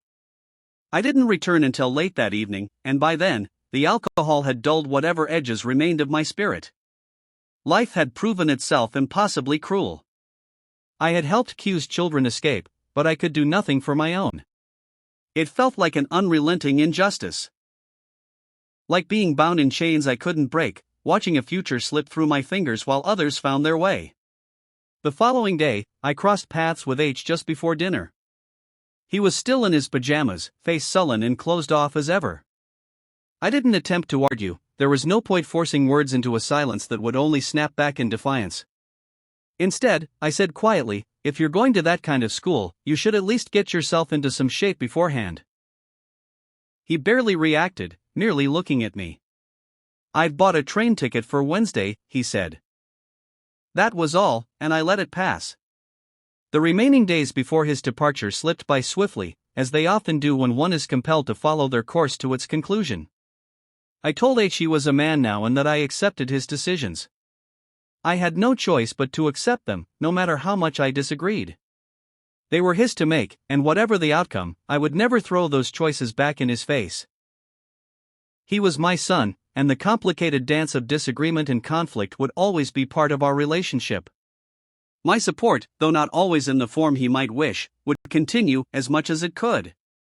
I told him I hoped to see him soon, and that my fears, though strong, might prove unjustified. Regardless, I would always offer a safe harbor, if it were within my power. H didn't seem moved. He gave no indication of feeling one way or the other. I took little comfort in our parting, knowing that in relationships like ours, who spoke often mattered more than what was said. My words, no matter how well-intentioned, would never resonate with him the way they should have. The years of tension, the history between us, had already cast my voice into a shadow of hostility in his eyes, a place it could never reach. After H left, a heavy cloud descended over me, and I sank into a deep depression. I drank more as the days passed. A poor attempt to numb the weight of all that had happened. Hours blurred together until 6 weeks later, when I retired. It wasn't so much a choice as a surrender, a final letting go of something I could never reclaim. Chapter 19, X marks the spot. Even in the brightest of days, attention to the retired was fleeting, a candle guttering before it had fully warmed. Colleagues who once shared the hum and heat of the factory became ghosts the moment the whistle blew, their presence dissolving like mist over the river. I had been there only a few years. Too brief a span to imagine friendship stretching beyond the clang of machinery, beyond the invisible line separating labor from the long, shadowed years that followed. Only H had seemed a fragile tether, a thread back to the world, but he, too, vanished, leaving only silence. I filled it as best I could, with books, with films, with the hesitant tremble of guitar strings, small confessions to a life that had grown distant, almost indifferent. I had become the stereotype I half feared. The solitary old man, apartment shuttered against the city, venturing out only for groceries, evenings spent with the cold glow of a tablet and the sharp burn of white spirit. I moved through streets lined with fading neon and cracked pavement like a shadow of myself, careful, slow, almost invisible. Perhaps it was fitting. Perhaps even merciful. My life seemed destined to drift far from the currents of others, a solitary iceberg glimpsed only briefly, its vast bulk submerged beneath dark, still waters. Detached from its origin, it floated slowly, melting imperceptibly in the warmth of years, unseen by all but the occasional gull overhead. Yet I was not ready. Mid-50s, ostensibly my back began to mend. Not by miracle, but by time, by stretches, yoga on a mat long folded in silence, motion explained to neighbors as prudence, a simple necessity. I had imagined myself dissolving into the background, a billiard ball rolling through streets that hardly noticed, nudged from one minor task to the next, always inching toward the pocket where I would vanish quietly from the game. I thought I had disappeared already, a whisper among the city's sprawl, a name forgotten before it was spoken. Then the email arrived. From a party member I had never known, thanking me, offering a gift. The world I believed frozen tilted, its axis trembling, dislodging everything I had grown accustomed to. The comforting illusion of quiet passage was gone. The party did not send gifts to the retired, certainly not to those who'd long outlived their usefulness.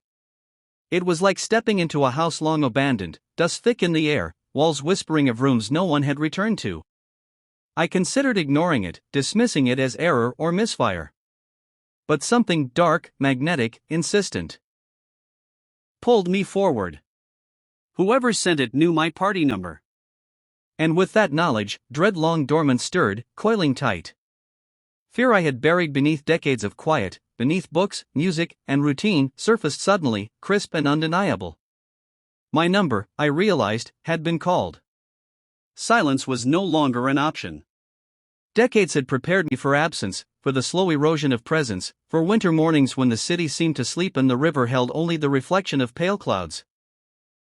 And yet, as autumn leaves fell, carrying the faint smell of smoke and wet earth, something unseen reached into my life, shaking the foundation of calm I had built. I was no longer a shadow. I was called into motion. And the world long thought stationary breathed around me once more. I skirted the edges of the electronics store like a shadow, careful not to disturb the narrow laneway behind it. Each step was deliberate, measured, as though the ground itself might betray me. Doorways yawned like hollow eyes, but the alley was empty, save for a rat that darted behind a bin, vanishing into the darkness as if it had never existed. I waited, timing my move with the rhythm of a departing customer carrying a microwave. The door creaked, a soft bell chiming twice, and suddenly the room registered a presence I had not quite anticipated. 1138 was there.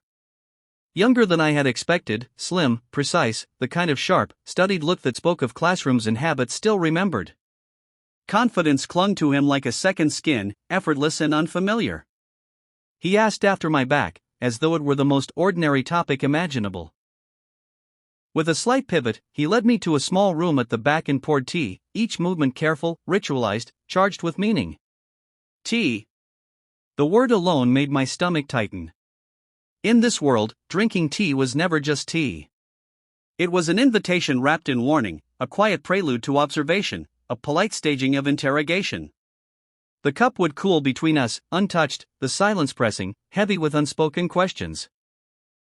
Would I be folded into a story I had no part in shaping, my past services co-opted, rewritten for convenience? The gift itself, a television, felt absurd against the weight of everything I had done, a perfunctory gesture. Yet 1138, with an air of conspiratorial honesty, admitted even he found it inadequate. He handed me a USB drive instead, saying it contained something more appropriate. A document. Something that might, if I dared, offer clarity. The vagueness spun the room, leaving me unsteady, uncertain whether gratitude or suspicion should prevail. Time fractured there.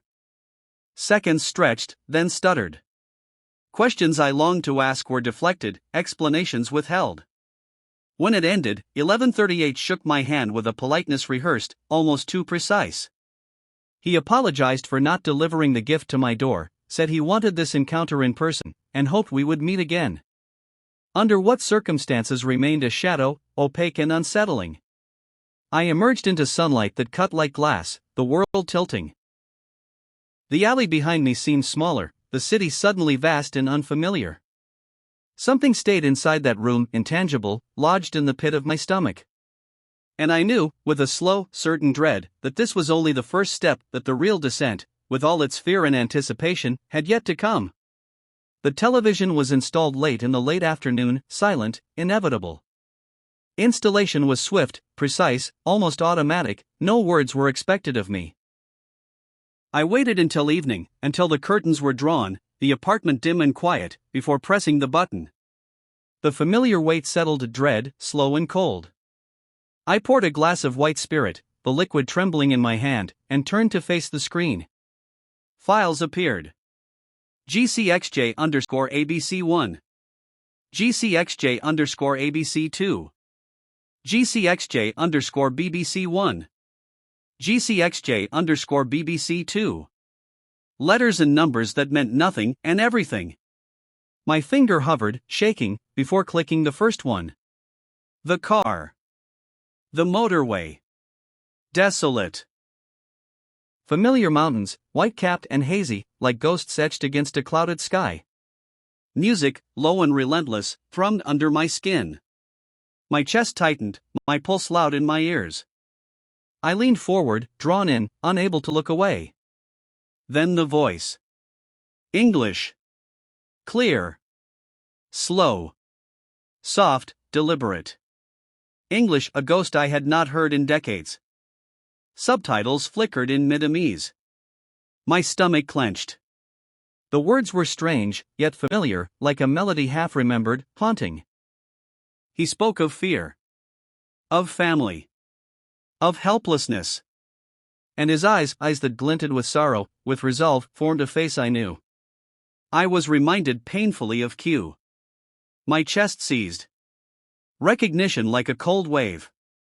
The story unfolded, the trembling voice, the ache of experience, too familiar, too real. My mind recoiled. My body froze. Images shifted. Interviews. Satellite grids. camps, endless, cold. And then, the doors. The doors I had designed, built, touched with my own hands. Standing there, indifferent to me, indifferent to the lives they enclosed. Alleyways demolished, homes crumbling, lives erased. I thought of Q and his wife swept into the machinery I had helped construct. I had made this. I had built this. I wanted to look away, but my eyes clung. The footage became a mirror, and I saw not only them, but myself, my hands, my choices, my complicity. The world inside the screen and the world of my apartment blurred, overlapping. Time folded. The video ended, but the weight did not. I threw back the white spirit. I wanted numbness, escape. My body obeyed small, mindless rituals, relief, sipping, shifting, while the room tilted around me. Every image, every frame, pressed deeper into my bones. I could feel the cold logic of it, the inevitability. The past was here.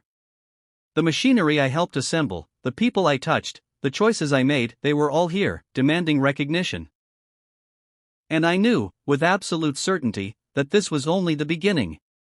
That the descent had started, and nothing, no glass of spirit, no wall of denial, no ritual of forgetting, would stop it. In moments like this, the simplest questions slip away, vanish into the cracks in my mind. How did I get here? How did it all come to this? And the act of asking feels like lifting a mountain.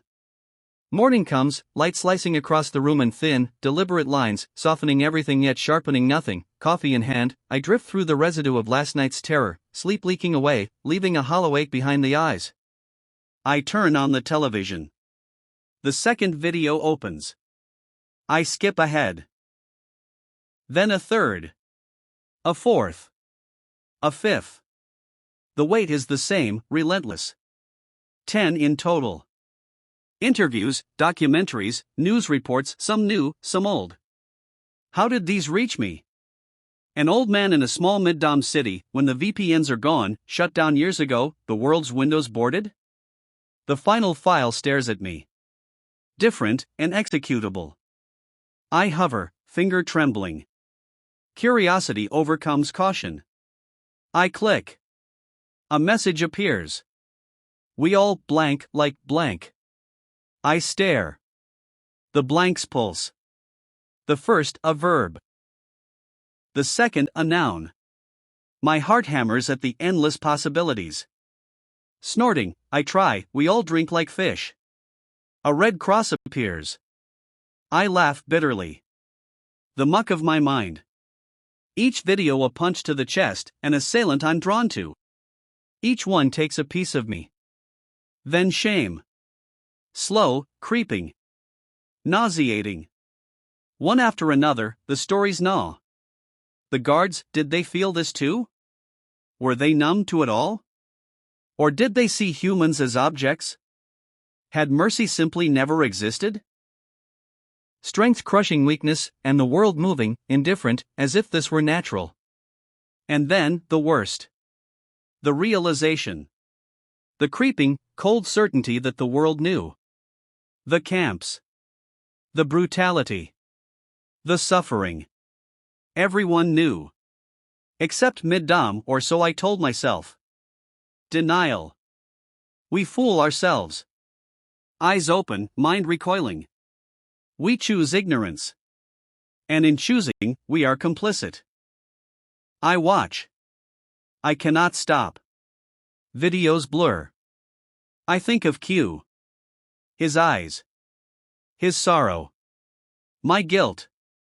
Looping, endless. Time fractures. The screen is alive, the apartment no longer mine. The walls breathe.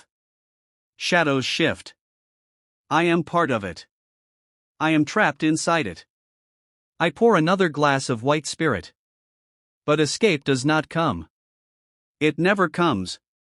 The footage presses, settles into my bones, roots itself. I am hollowed and raw. And I know, with a cold, inevitable certainty, that this is only the beginning. The descent has started. And it will not stop. The tension from the password coiled in my mind like a tightly wound spring, each turn of the puzzle pulling me deeper into confusion, each failed guess leaving a sharper edge of frustration. For days, it occupied the spaces between thought and memory, slipping through my attention in quiet moments, yet tugging insistently at the corners of recognition. It wasn't until the hot water of the shower bore down on me, stinging skin and nerves alike, that the breakthrough arrived. The idea struck like lightning, so improbable, so absurd, yet it carried a weight of inevitability. My breath caught, a shiver running down my spine. I stumbled from the bathroom, still damp, pulling on clothes in a frantic, almost desperate ritual. Hands shaking, I moved to the living room, the keyboard cool beneath my fingers. The file waited, indifferent, patient, as if it had always known I would arrive at this moment.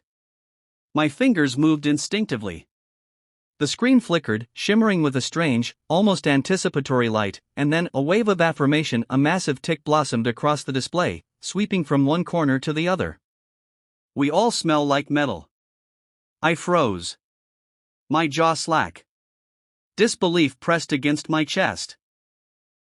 The tick lingered long enough for the weight of it to settle fully, and then, as though mocking my astonishment, it vanished, leaving only a single document. The text was spare, clinical even, yet every line carried gravity, instructions for accessing more videos, more windows into the clandestine world I had been drawn into. Details for authenticating my identity, for confirming that I had crossed the threshold into something I could not undo. The quiet certainty of the document pressed on me, a reminder that the game had only begun and that I was no longer merely a spectator. As the date for the next set of videos drew near, the possibilities swirled around me like a storm I had no means to control. My mind spun endlessly, prodding at the puzzle as a dentist presses at a sore tooth, each question sharper than the last, but no answers surfaced. Who knew so much about me?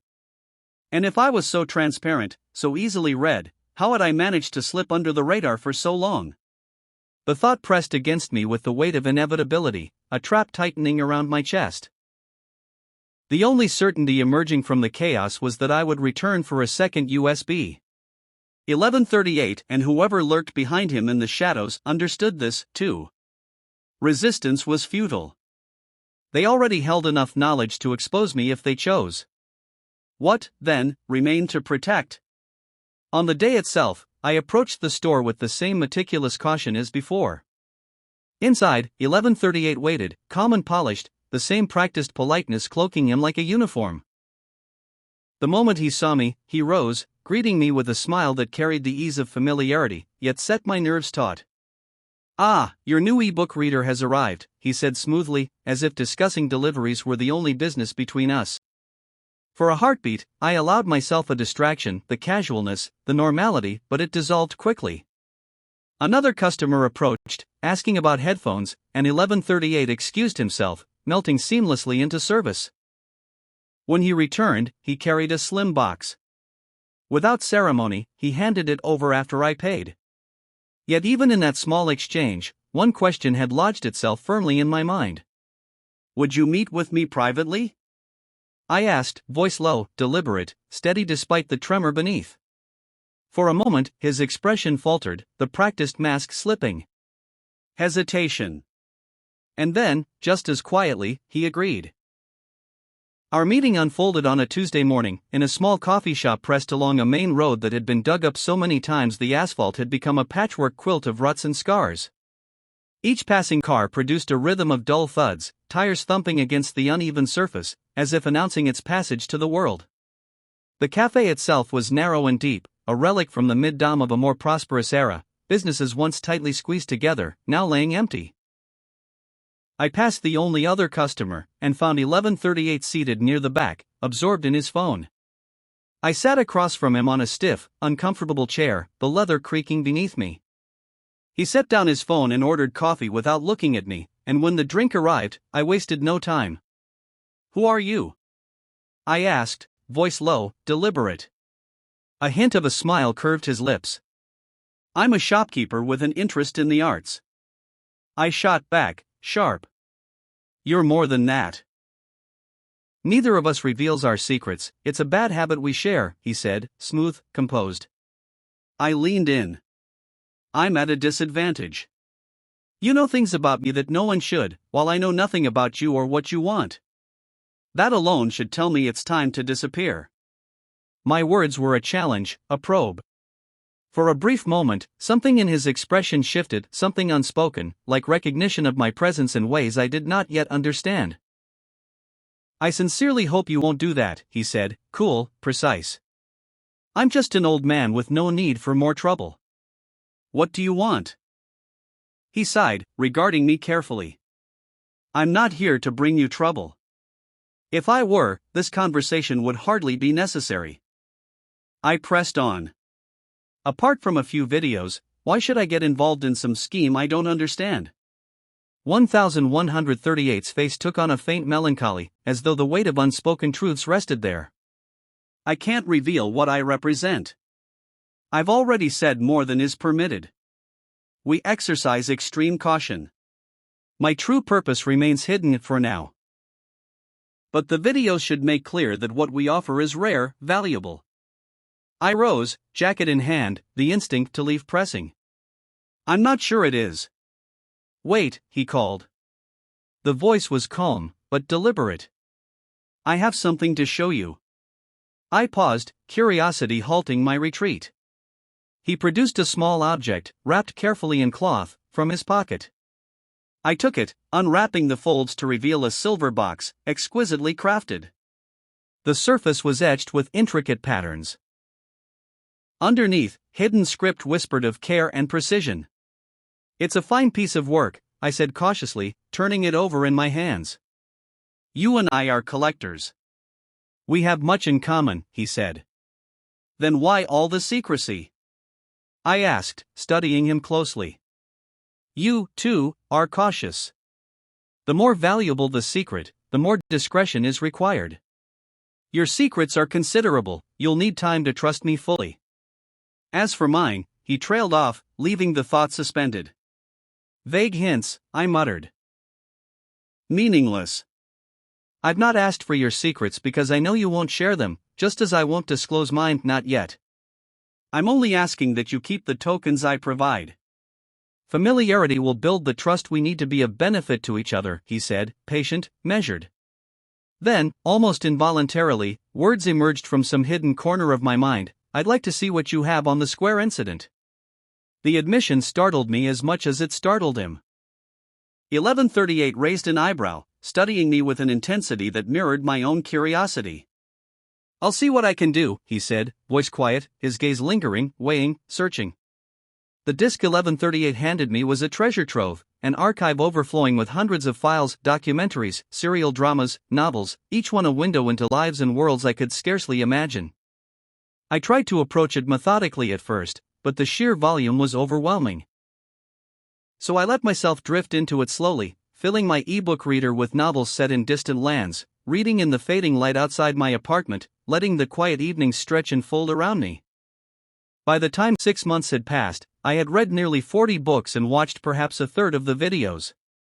Each one left its mark, a subtle reshaping of thought and memory.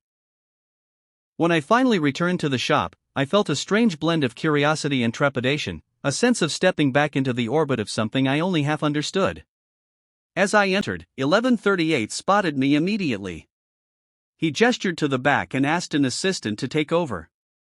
We sat down, and he poured tea with the precise care of a ritual. "Not many people care about the square incident these days," he remarked casually, his tone neutral but probing. "It was a long time ago," I replied, keeping my own voice light, non-committal. "Did you grow up in the capital?" he asked, watching me carefully.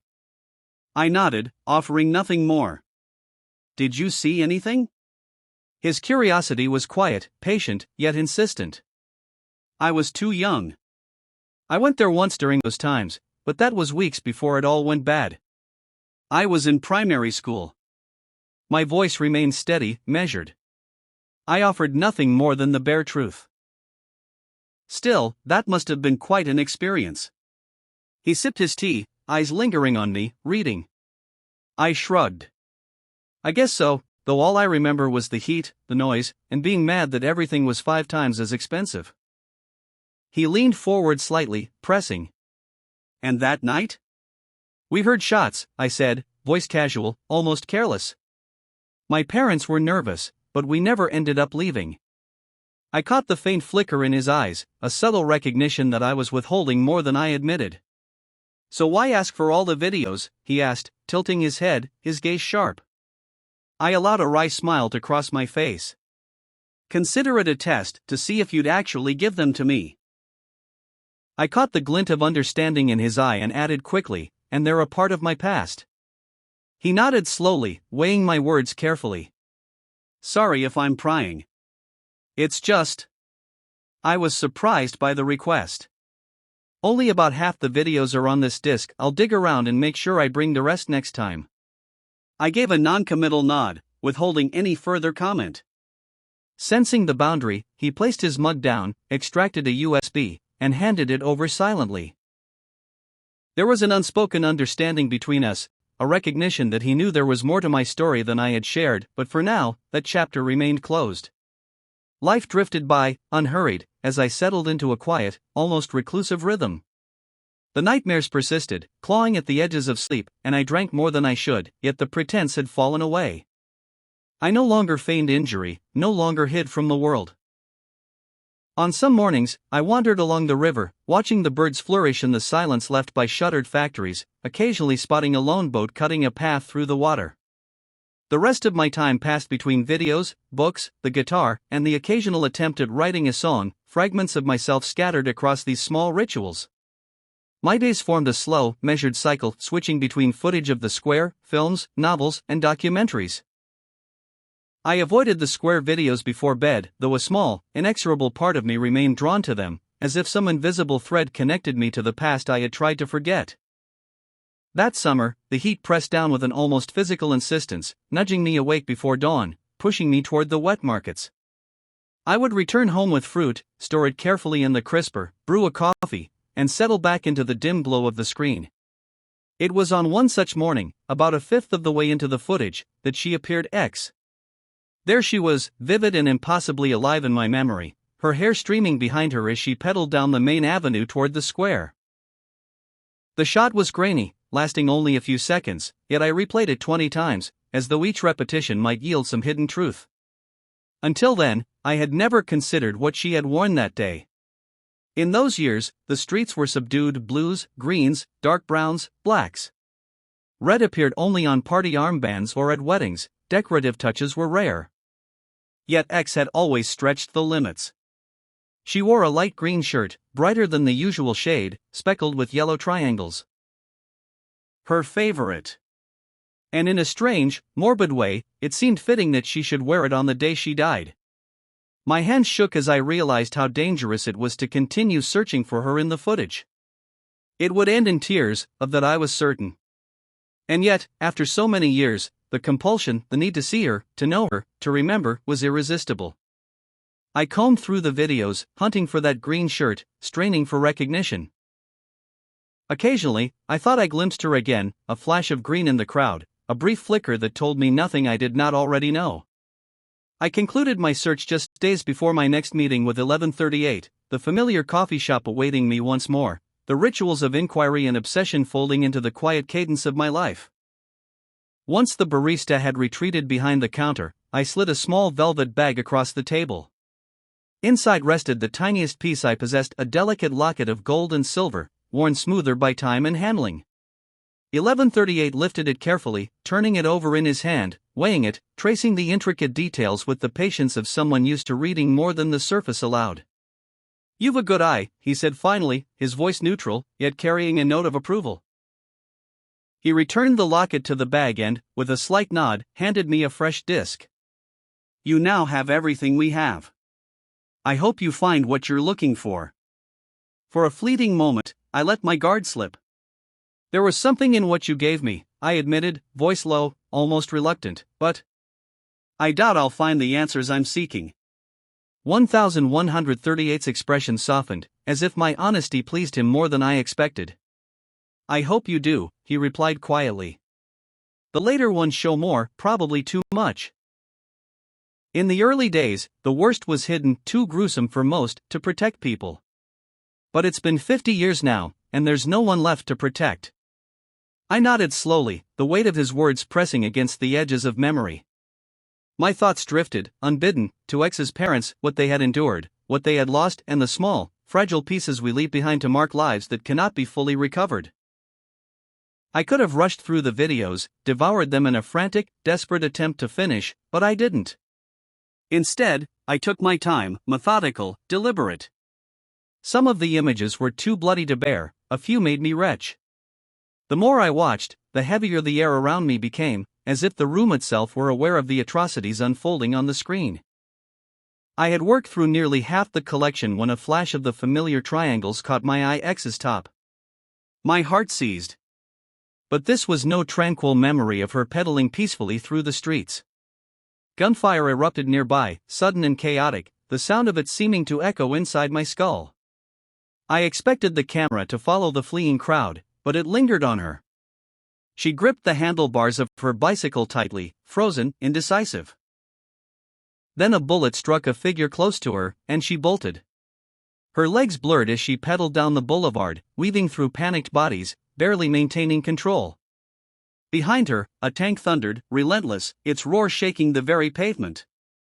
People scattered, but the high curbs trapped her, a narrow corridor carved from fear. She sprinted for her life, the metallic growl behind her growing louder. Then, as she passed the cameraman's vantage point, panic overcame her balance. She fell.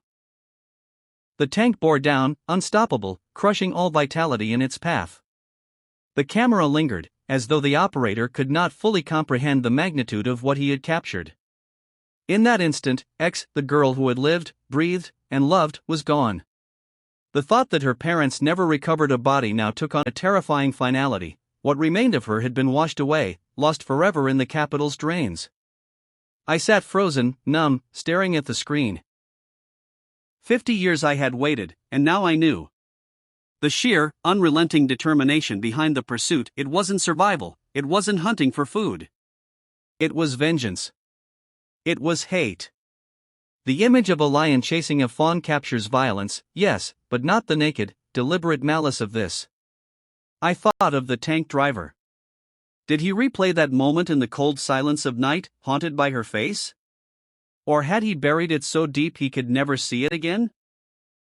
Did he have children, perhaps, who might stir a ghost of recognition in him, an echo of the life he had extinguished? More than anything, I was struck by my own reaction. I did not hate him, I pitied him. He had faced a choice that night, and he had failed it. He could have let her escape. He chose not to.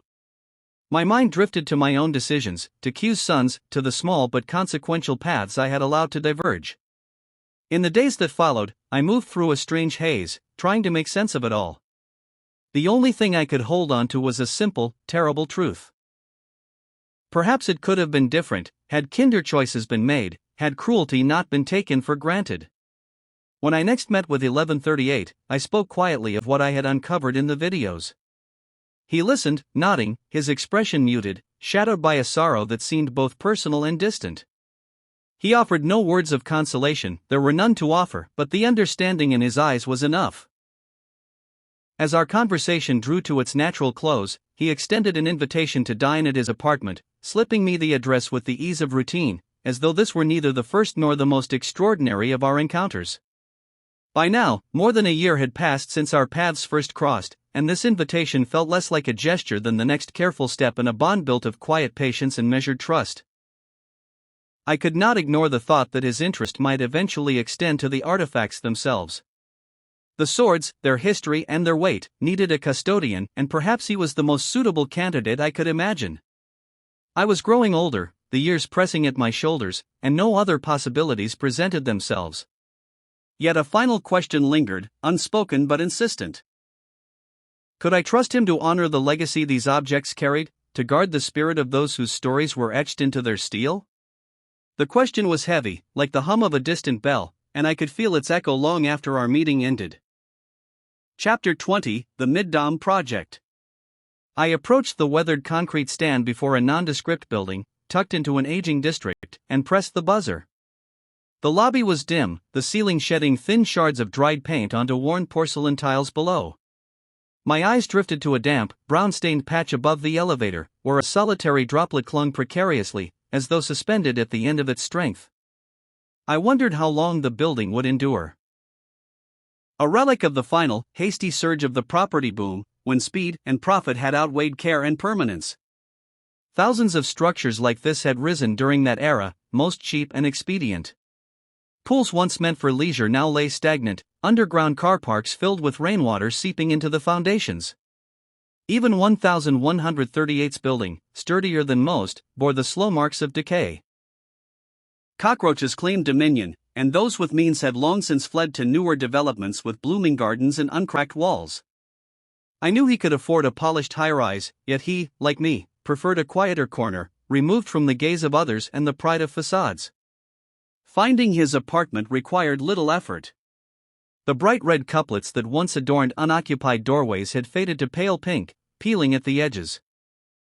When 1138 opened the door, I anticipated the familiar pattern, a tired exterior masking careful interior order.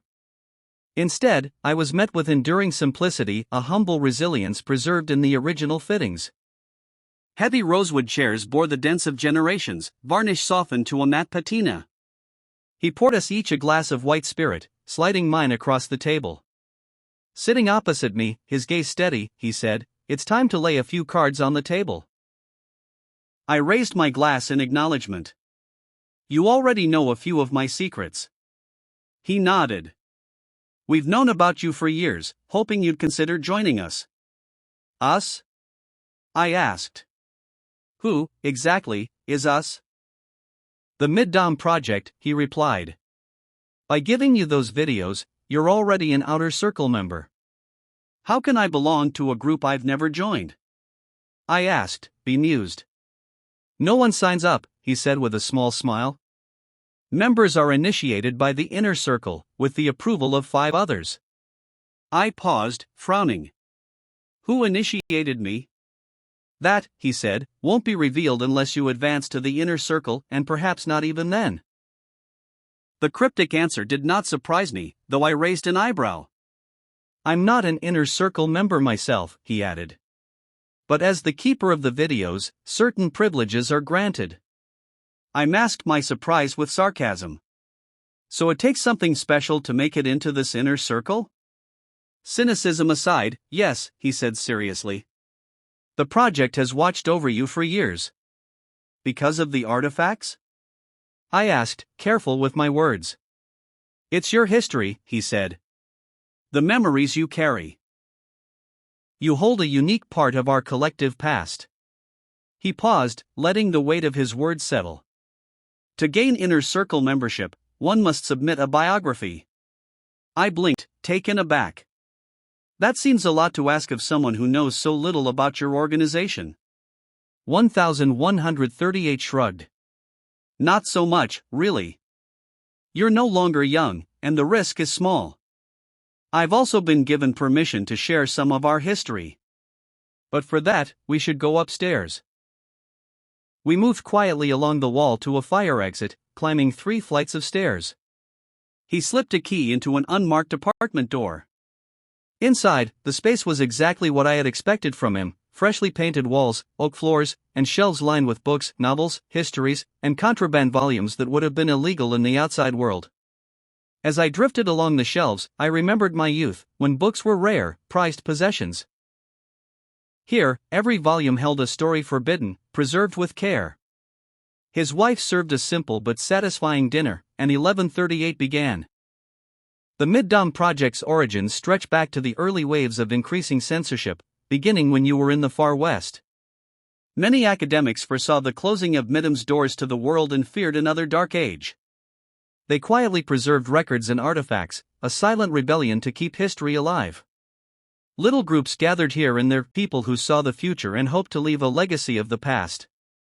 Eventually, these groups connected, forming a national network of hidden cells. He paused, studying my face. The project became formalized around 2030 and now serves to preserve the history and culture of Middom. I remained skeptical, but he seemed to sense it. "Until recently, you posed too much of a risk. But you've always been watched over, protected." By whom? I asked. He hesitated. We hope, eventually, that you might consider joining us, and perhaps eventually, entrusting your artifacts to us. But we will never ask outright. Such decisions must come of your own accord. We only hope the project proves worthy. And if I join? I asked cautiously. There are conditions. Secrecy, foremost. And, as I mentioned, we ask members to write their life histories. I considered this, weighing the magnitude of his request. What's the benefit? A chance to keep history alive, he said solemnly.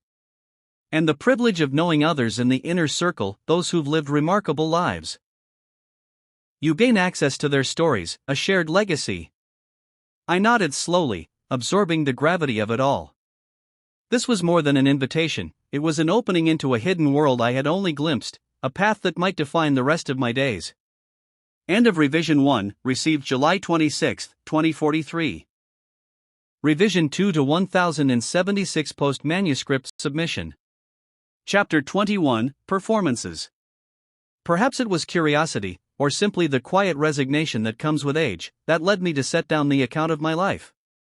The work unfolded with an unexpected ease, the pen moving as though guided by some unseen current. Yet beneath that fluency lay something heavier, a steady unearthing of memory, each page drawing old shadows back into the light. Of all those lingering ghosts, it was H who returned to me most often. It had been years since we last stood face to face, and my attempts to reach him now dissolved into silence, each year deepening the chasm between us. In time, I came to assume he had been taken to the camps, his voice swallowed by those clanging, indifferent steel doors. And yet, I found myself wondering, persistently, almost painfully, whether he might have slipped free of them. My thoughts of him rested on fragile strands of hope. That he was safe, that he had carved out some kind of life for himself, and, above all, that he had found a measure of happiness beyond my reach. But doubt lingered, quiet and insistent. I could not ignore the possibility that it had been my own hand that drove him away, that I had pressed too hard, said too much, or simply failed to understand him when it mattered most. Perhaps I had pushed him just far enough that he no longer wished to return. There were moments when I allowed myself a softer thought, that I had been wrong, that I had misread him, misjudged his intentions. In that version of things, the past might yet be revised, the slate wiped clean. It is always easier to face another when the fault lies within oneself, rather than between you. But even as I entertained the idea, I knew it for what it was. A quiet indulgence, a small fiction offered to ease the ache of absence, and to soften the distance that time, and perhaps my own failings, had placed between us. The book was accepted, and in keeping with tradition, an introductory gathering was arranged some months later. The delay, I was told, allowed the others time to read my account and form their own impressions. I had rarely received visitors before, and the thought of strangers entering my apartment quietly, deliberately, felt unfamiliar, even faintly unsettling. There was always the risk of notice, of neighbors whose curiosity might drift too far, but 1138 had assured me such concerns would be managed. They arrived at that hour when evening dissolves into night, each offering brief, understated introductions before settling into the dim, amber-lit room. Conversation returned, almost inevitably, to my book. After the long solitude of writing, hearing their reflections felt like a kind of reprieve. A softening of the harsher judgments I had carried alone. As supper was shared, the formality gave way to something warmer. Stories surfaced, carefully at first, then with growing ease, each guest offering fragments of a life I had only encountered in writing, now given breath and presence. When the plates had been cleared, it was 893 who leaned forward. She was a slight woman, so thin she seemed almost drawn from shadow, her features delicate yet unwavering.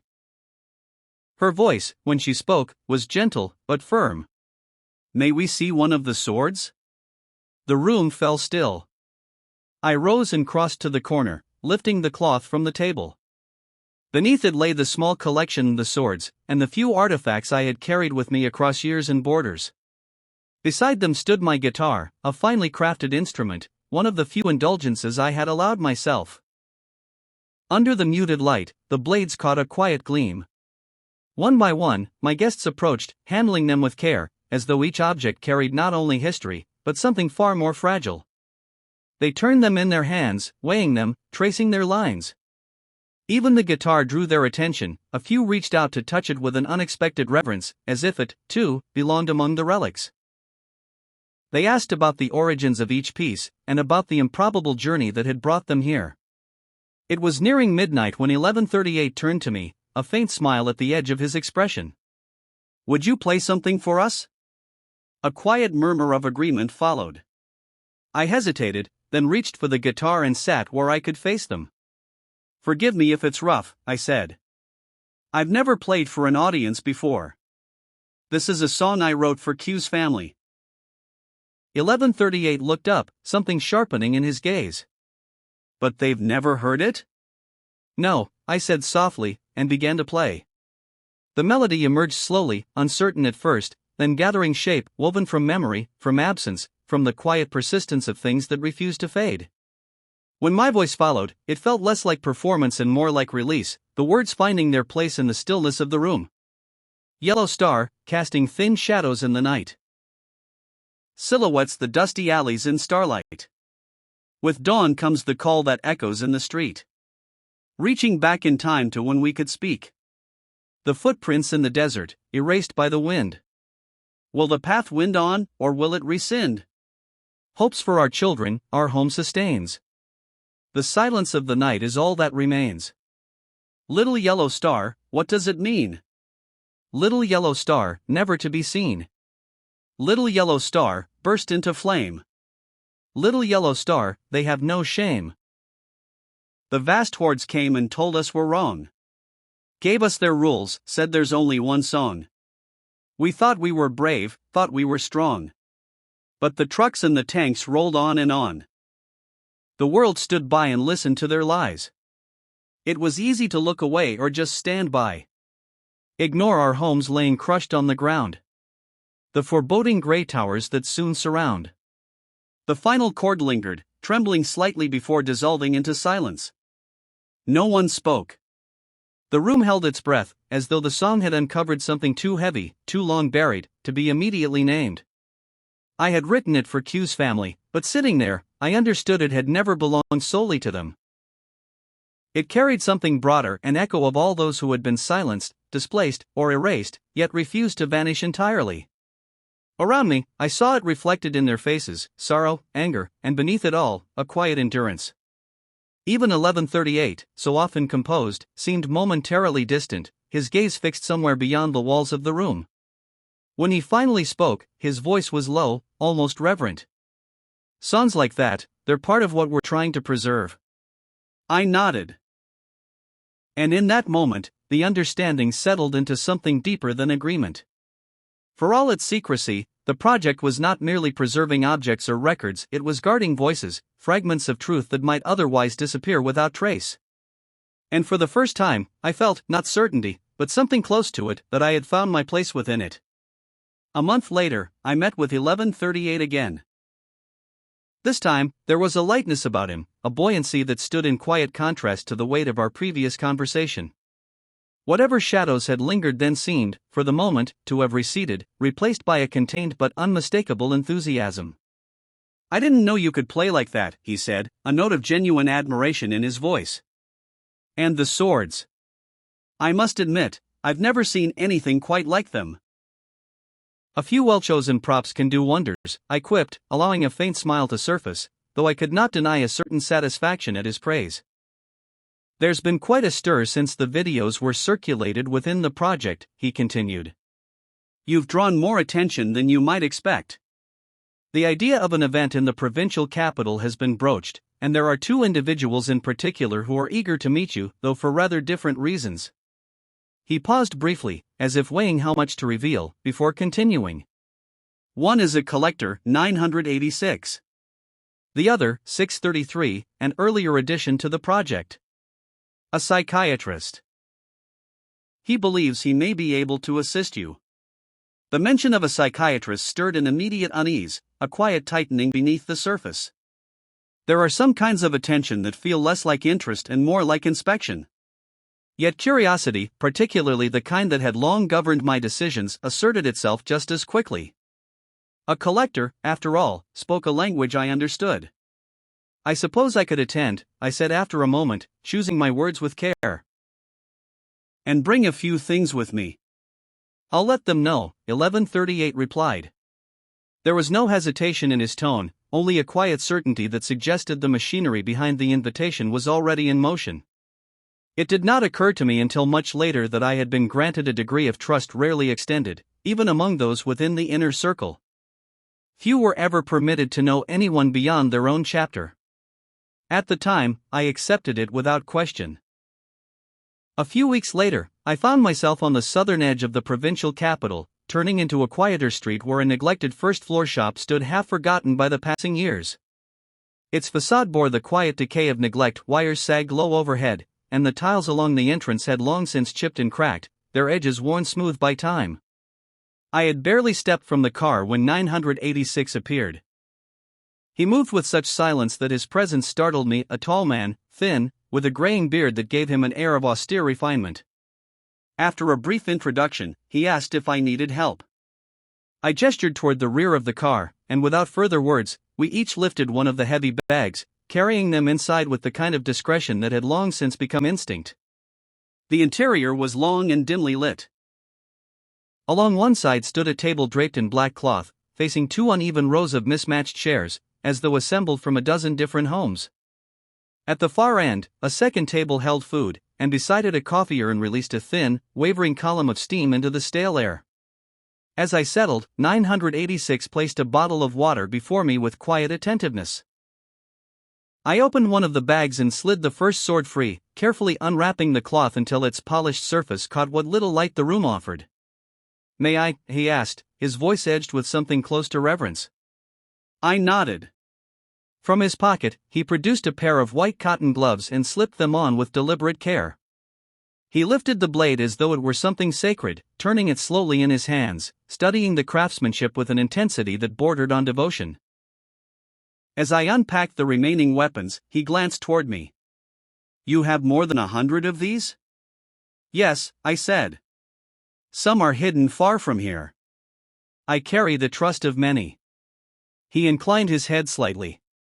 "I've read your book." Not long after, I was introduced to 633. He was smaller than I expected, with thinning hair and a gentle, almost unassuming face. Yet there was something in his gaze, steady, attentive, that gave the impression he saw more than he revealed. When he spoke, it was with quiet authority. He told me he believed he could help with my nightmares. 633 was waiting at the steps of a 3-story villa. He greeted me warmly and offered a pair of soft slippers before leading me inside. We passed a marble staircase, its polished surface reflecting the light, the mahogany handrail curving upward with quiet elegance. His study lay beyond, a bright, orderly room lined with books. I sat in a large armchair while he prepared tea with practiced precision, pouring it from a rosewood set into small porcelain cups. He handed one to me before taking his seat. "Your book provided much of your history," he said. "It is not unlike cases I encountered in Guernica. Nightmares, as you know, are often a response to trauma." "Will they ever go away?" I asked. My voice was quieter than I intended. "Not entirely," he said. "But they can improve. Often significantly." "What kind of treatment?" Even as I asked, my thoughts turned toward things I had only heard described in whispers. "It is not invasive," he said, as if anticipating the direction of my thoughts. "Your mind is doing what it was designed to do, preserving memory to protect you. But those memories can be reshaped." "No electric treatment?" A faint smile touched his lips. "No. That is reserved for very different cases. What we will do is talk. The method is called imagery rehearsal therapy." He paused, studying me. "You experience recurring nightmares?" I nodded. "And more than one?" Again, I nodded. "That will take time," he said. "But time does not mean failure. It means process." That first session was spent revisiting the worst of them, especially the one that lingered longest, the final moments of X together. We altered it, reshaping its ending into something gentler, something that allowed release where before there had only been dread. When I returned home, I began writing new endings to each recurring dream. I read them aloud before sleep, night after night. The change was slow. Almost imperceptible at first, but it was there. For the first time in years, I felt something unfamiliar take root. Not relief, but the possibility of it. Each month, I returned to the provincial capital for sessions with 633, confronting the nightmares that clawed at my sleep. The work was methodical, precise, clinical walls holding back any warmth. Progress came slowly, images that once paralyzed me now passed with a tremor, a flicker of unease rather than full panic. Yet even as relief grew, the emotional distance between us remained, a cold barrier I could never cross. Meals before and after the sessions offered no solace, only a quiet reflection of what could not be shared. My nights with 986 were different, entirely. Over white spirit and smoke-thick air, conversation stretched into the small hours, wandering from felted rugs to jewelry inlaid with rhodochrosite, chrysoprase, and water sapphires. Traces of tribes now scattered, their histories preserved in silver and red gold. In those conversations, I felt the weight of the swords in my possession, their steel pressing against my conscience. Every story of craftsmanship, every whispered origin, reminded me that I carried more than metal. I carried trust, legacy, and a fragile hope that it might endure. Fear was never far. I imagined the authorities discovering my absence, finding my body, the swords revealed as though laid bare by some careless fate. The Middom Project, quietly sprawling like roots beneath the city, was still young, still fragile, not yet strong enough to shoulder the weight I bore. And yet, 986's patience never wavered. He never pressed, never demanded, never threatened. He simply waited, measured every hesitation, and allowed me to measure mine. For the first time in years, I felt something unfamiliar take root. Not relief, but the possibility of it. Each month, I returned to the provincial capital for sessions with 633, confronting the nightmares that clawed at my sleep. The work was methodical, precise, clinical walls holding back any warmth. Progress came slowly, images that once paralyzed me now passed with a tremor, a flicker of unease rather than full panic. Yet even as relief grew, the emotional distance between us remained, a cold barrier I could never cross. Meals before and after the sessions offered no solace, only a quiet reflection of what could not be shared. My nights with 986 were different, entirely. Over white spirit and smoke-thick air, conversation stretched into the small hours, wandering from felted rugs to jewelry inlaid with rhodochrosite, chrysoprase, and water sapphires. Traces of tribes now scattered, their histories preserved in silver and red gold. In those conversations, I felt the weight of the swords in my possession, their steel pressing against my conscience. Every story of craftsmanship, every whispered origin, reminded me that I carried more than metal. I carried trust, legacy, and a fragile hope that it might endure. Fear was never far. I imagined the authorities discovering my absence, finding my body, the swords revealed as though laid bare by some careless fate. The Middom Project, quietly sprawling like roots beneath the city, was still young, still fragile, not yet strong enough to shoulder the weight I bore. And yet, 986's patience never wavered. He never pressed, never demanded, never threatened. He simply waited, measured every hesitation, and allowed me to measure mine. 6 weeks later, I found myself pulling dust-covered sheets from long-neglected furniture, setting up a temporary base in my parents' old apartment in the capital. Within 2 days, I had acquired a rusting bread van, its faded logo peeling, dashboard cracked, engine still humming steadily. It was perfectly imperfect, the kind of companion suited to this uneasy chapter of my life. Each evening, after the city had quieted and shadows stretched long, I shuffled downstairs, carrying bags of empty takeaway containers, water bottles, and a handful of swords. I tucked them carefully into the van, layering them with cardboard and clothes. The ritual felt necessary, a quiet assertion of control against the past and the ghosts I carried. Yet even as I worked, the thought lingered, one day, someone else might find them. The weight of that eventuality pressed against my chest, a subtle ache I could not shake. I knew, even then, that I would likely never return to my childhood home. The alleys were swallowed by towering housing complexes, the streets I remembered erased or buried beneath modern construction. Even buildings that replaced them bore the fingerprints of time: faded paint, warped tiles, rusting railings.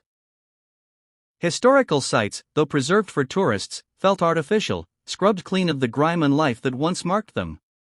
The university, still recognizable yet transformed, entry required identification and passing through metal detectors, patrolled by security scanning for threats I had long since learned to anticipate. Its grounds held echoes of the past, but only shadows pressed into new forms. The last Saturday of my stay was reserved for a project event. I followed the familiar rhythm, a quiet prelude for those who cared about preservation, then the formal presentation. I handed over the full histories of the 5 swords I would leave with the local chapter and answered careful questions, speaking of provenance and purpose. Later, I described the artifacts in the manner of a scholar explaining relativity to the uninitiated, though in truth, I was far from an expert. I was a caretaker by accident, the inheritor of a desperate trust. Each word, each movement, reminded me that someone else would one day carry the same burden or misuse it, and the thought made my hands tighten reflexively around the hilt of a sword. My final full day in the capital, I dedicated to X. Perhaps for her parents, or perhaps for the fragment of myself that had survived that long-ago tragedy, I could not be certain. I wandered down the great avenue, stopping at a flower shop to buy a single rose. The landmarks had changed little, yet I found the spot that had marked so pivotal a moment in my past. I purchased a drink from a nearby vendor and sat at a powder-coated table, allowing myself the rare indulgence of remembrance. Memories of X surfaced with startling clarity: the laughter, the small acts of mischief, the lightness of a life crushed by the weight of history. I pressed the rose against the trunk of the nearby tree, the last she ever saw, and taped it there, its significance invisible to the world. For a while, the rose remained solitary. Then a young girl in a flowing summer dress wandered near. She spotted the flower and, as though drawn by some quiet force, darted over and snatched it, glancing nervously around before clutching it to her chest. She ran back to her friends, a smile breaking across her face, fleeting yet pure. In that moment, I saw in her the echo of X, the same joy, the same careless innocence, trapped for a heartbeat in the web of time. But even as I watched, a shadow lingered at the edges of my vision: the swords, the project, the knowledge that history's weight does not fade. The moment of tenderness was real, yes, but fleeting. The past, the legacy, the responsibilities I carried, they waited, patient and unyielding, demanding vigilance long after the girl had disappeared from sight. And in that awareness, the rose, the laughter, the small act of reclamation felt both triumphant and fragile, a brief resistance to the relentless current of time and memory.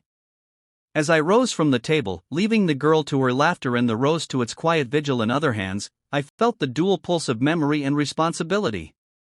X's life, brief and luminous, had imprinted itself on the world in ways both seen and unseen, just as the swords carried histories too heavy for casual hands.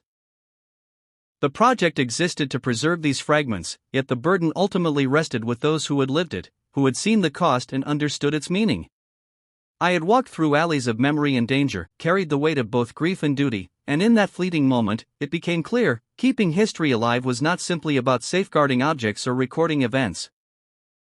It was about tending to the echoes of lives, ensuring that even when the world moved on, those echoes would not vanish. The girl's laughter drifted across the avenue, innocent and unknowing, and I recognized the fragile, fleeting beauty of what I was meant to protect. Each evening, after returning to my hotel, I would sit by the window with the van parked below, listening to the muted hum of the city. The streets were unfamiliar, yet each face I glimpsed carried a hint of curiosity, a flicker of the same hunger for connection I saw in the project members. I would run my fingers along the hilts of the swords, feeling their weight, imagining the lives that had wielded them, and silently asking if I was doing right by them.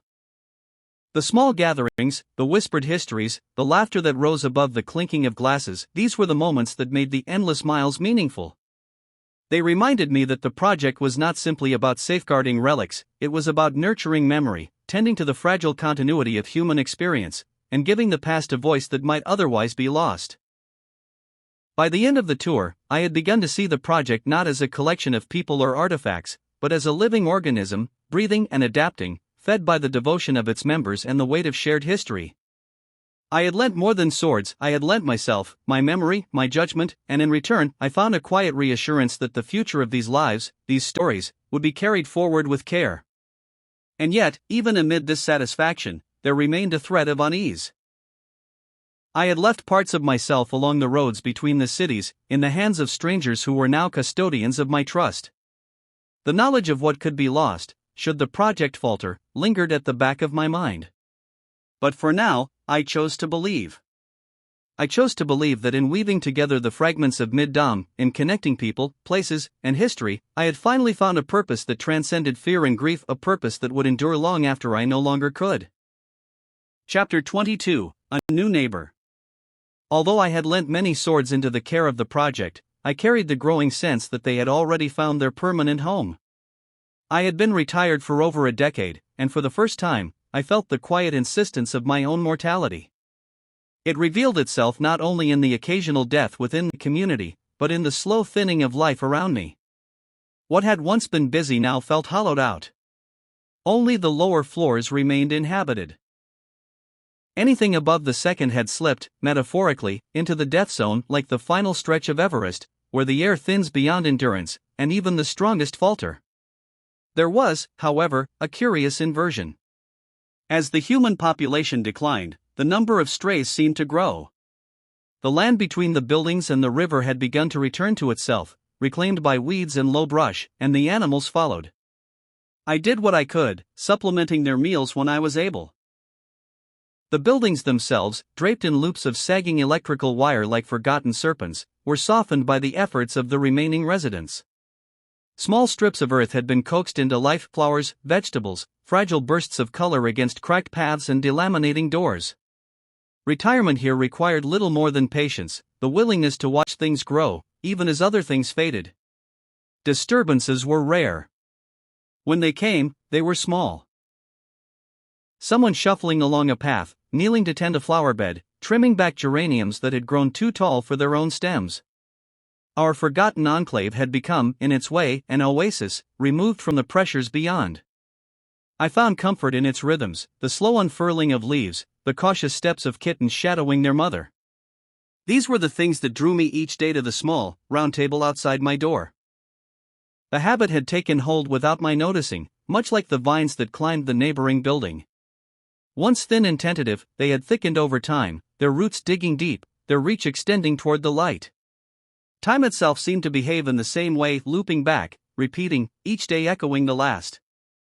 I had expected it, the gradual slowing, the widening spaces between each heartbeat. It seemed natural to assume the pattern would continue unchanged. But such extrapolation is a dangerous thing. It draws a straight line into the future and mistakes it for certainty. Change, when it comes, rarely announces itself. In my case, it arrived in the form of a scruffy man, perhaps in his mid-30s, who appeared one morning and began inspecting the buildings with unusual intent. There was something almost theatrical in it, as though he were casing the place for a crime that would never happen. I half expected him to duck imaginary censors or trace invisible sightlines. Instead, he made no effort to conceal himself. That, more than anything, told me he was not what he appeared to be. I ignored him at first, but when he drew closer, I nodded. He paused, met my gaze briefly, then turned and walked away without a word. It was a trivial exchange, the sort that usually dissolved into nothing, but it lingered. Something, however slight, had shifted. A few days later, he returned, this time carrying a plastic bag. From behind the thin lace curtain, I watched him linger longer than before, his earlier certainty dulled, as though the place no longer quite matched whatever expectation had drawn him here. I let him wait. Then, after a few minutes, I stepped outside with a bottle and glass. I considered bringing my tablet, but thought better of it. Instead, I poured a measure of white spirit and let my gaze settle on the nearby flower bed, where a cluster of red blooms stood in defiant contrast to the quiet decay around them. He approached as I sat. "It's a nice place you've got here," he said, nodding toward the flowers. "Well cared for." "There are still a few of us left," I replied. "And we have the river." "I'm looking for a place to buy," he said. His tone was flat, rehearsed. "Why not a high-rise? Somewhere with lifts?" He shrugged. "Tylers can't afford places like that." I wasn't convinced. Prices in the older towers had long since collapsed. So what are you looking for? First or second floor? That makes sense, I said. Most are occupied, though there are a few left. I brought something, he said, placing the plastic bag on the table. Chicken wings. I'll get you a glass. We ate and drank in silence for a while. The smell drew the cats, who circled our feet, brushing against our legs. He ignored them at first, but when I tossed a bone, he hesitated, then followed suit. One of the cats crept forward, seized it, and darted away. What about the upper floors? He asked, glancing toward the buildings. Empty, I said. Take your pick. Do you know any owners of sixth-floor apartments? I paused. Sixth floor? Why there? They're quieter, he said quickly. Less crowded. He knew immediately he'd said too much. The flush on his face confirmed it. I looked away, giving him the space to recover, as though I hadn't noticed. Outside the project, it was the first genuinely unexpected interaction I'd had in years. He didn't strike me as a criminal. If anything, he seemed like someone accustomed to navigating constraints, finding solutions in the margins rather than confronting problems directly. A cat leapt onto my lap. I stroked it absently while another circled him. He reached out, then withdrew his hand, settling instead for a tentative pat. The animal slipped away. It was a small hesitation, but a telling one. Are any of these places for sale? He asked after a pause. Plenty, I said. Mostly third floor. People have given up on agents. You'll find numbers on the doors. I know the owner of the sixth floor units, I added after a moment. I could put you in touch. We exchanged details, cautiously, offering little beyond what was necessary. I sent him Jay's contact and told him to message from my phone. He typed quickly, then handed it back. There's someone looking, he had written. Move quickly if you're interested. He glanced at me, gauging my reaction. I simply raised an eyebrow. The earlier misstep had been corrected. He asked about the building's structure. I told him it was sound, more so than most. The river, I said. They were afraid of subsidence. Built it a lot better than most. Before leaving, he climbed the stairwell for a closer inspection, his footsteps echoing faintly through the hollow building. I listened as they faded upward, and for the first time in a long while, I felt it again, that quiet, familiar sensation. Not fear, but the unmistakable sense that something had begun. I watched from behind the thin seam of the curtain as Jay lingered at the building's entrance, his impatience betraying itself in small, restless movements, weight shifting from one foot to the other, hands adjusting at nothing. Time seemed to gather around him, thick and slow, until at last 1647 emerged from the stairwell, brushing the pale dust of the place from his overalls with an air of studied indifference. They disappeared inside without ceremony, their footsteps swallowed by the hollow spine of the building. I remained where I was, suspended between curiosity and detachment, counting the minutes not by the clock but by the lengthening of shadows across the floor. When 1647 finally reappeared, it was with a hesitation that caught my attention. He paused only for a moment and turned his head slightly, as though aware of being observed, as though the building itself had eyes.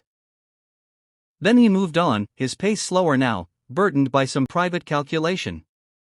A few minutes later, there came a knock. Jay stood in the hallway when I opened the door, his expression already resigned to disappointment. I stepped aside, and he entered without a word, following me into the living room with the heaviness of a man carrying something he had not yet named. I poured him a drink. He accepted it, took a long swallow, and only then spoke. It's not looking promising.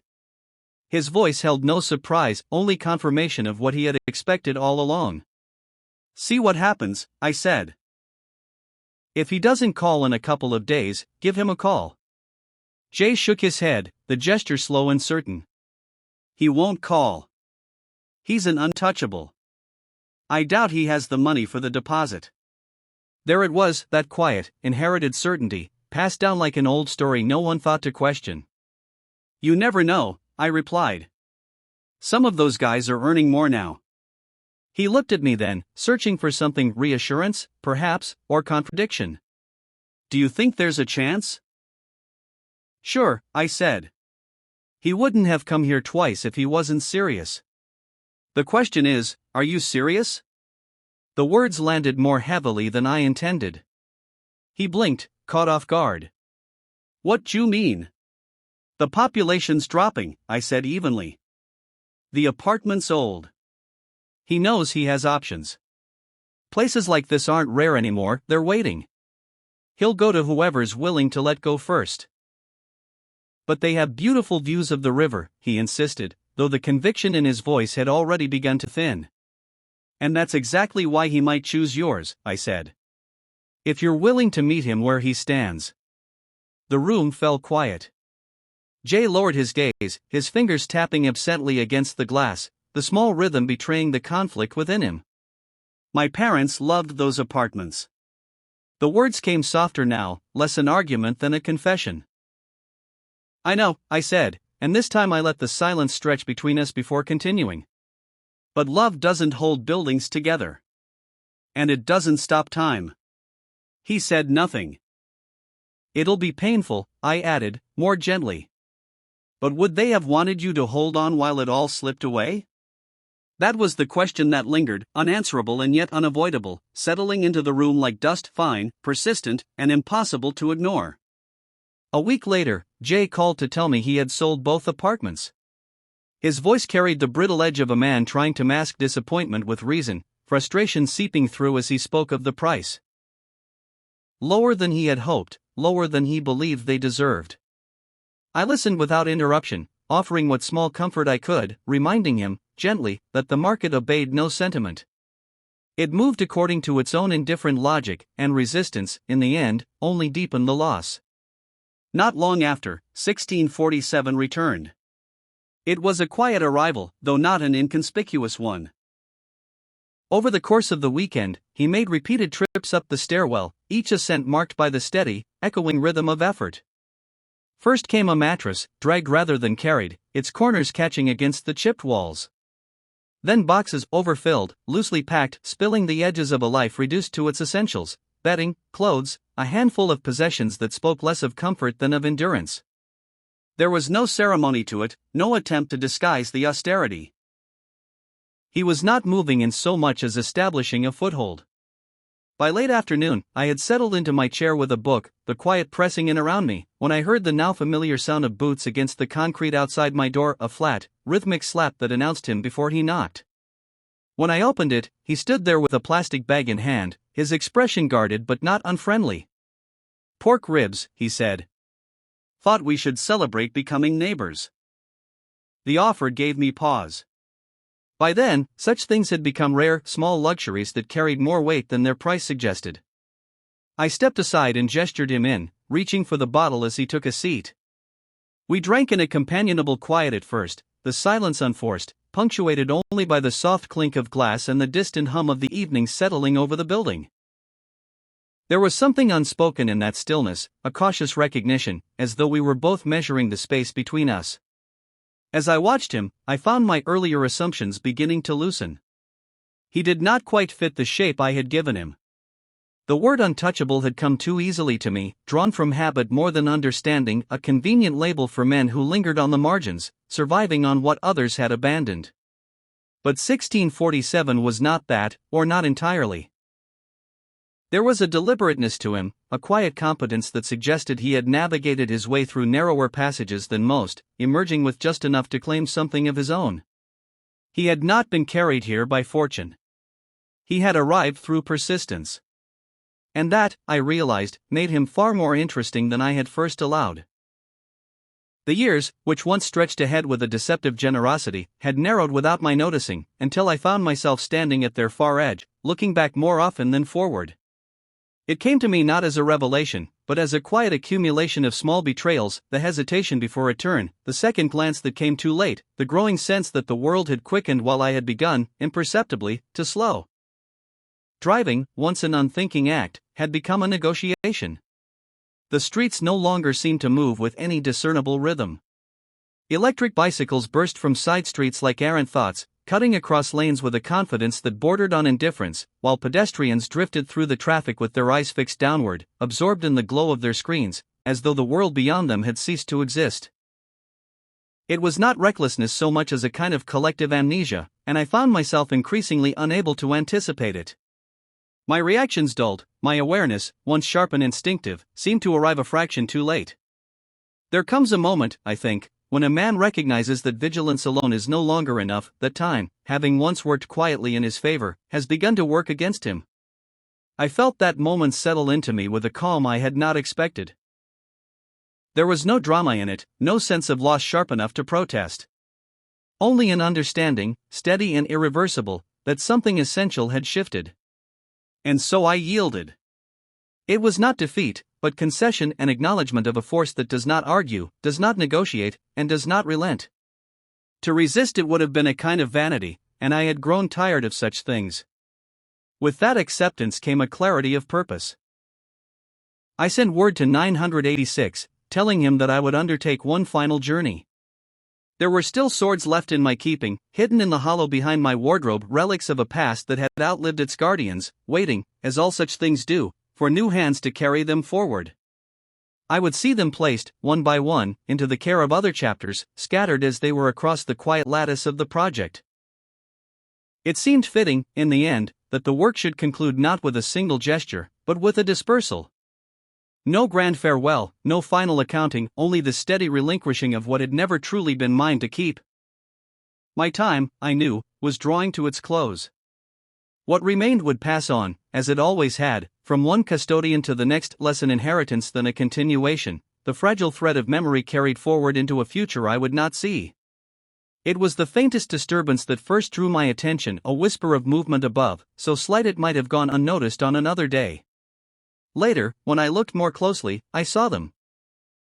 Plastic bags, heavy with broken plaster and tile, gathered on the landing like something discarded and waiting to be forgotten. That evening, I watched from a distance as 1647 set about his work. He moved with a quiet deliberation, neither hurried nor hesitant, carrying each bag down and dispersing them among the bins clustered beside the neighboring building. There was a method to it, a care that bordered on ritual. He did not simply discard them, he buried them. Guiding each bag down into the depths, ensuring they settled beneath the refuse, hidden from casual sight.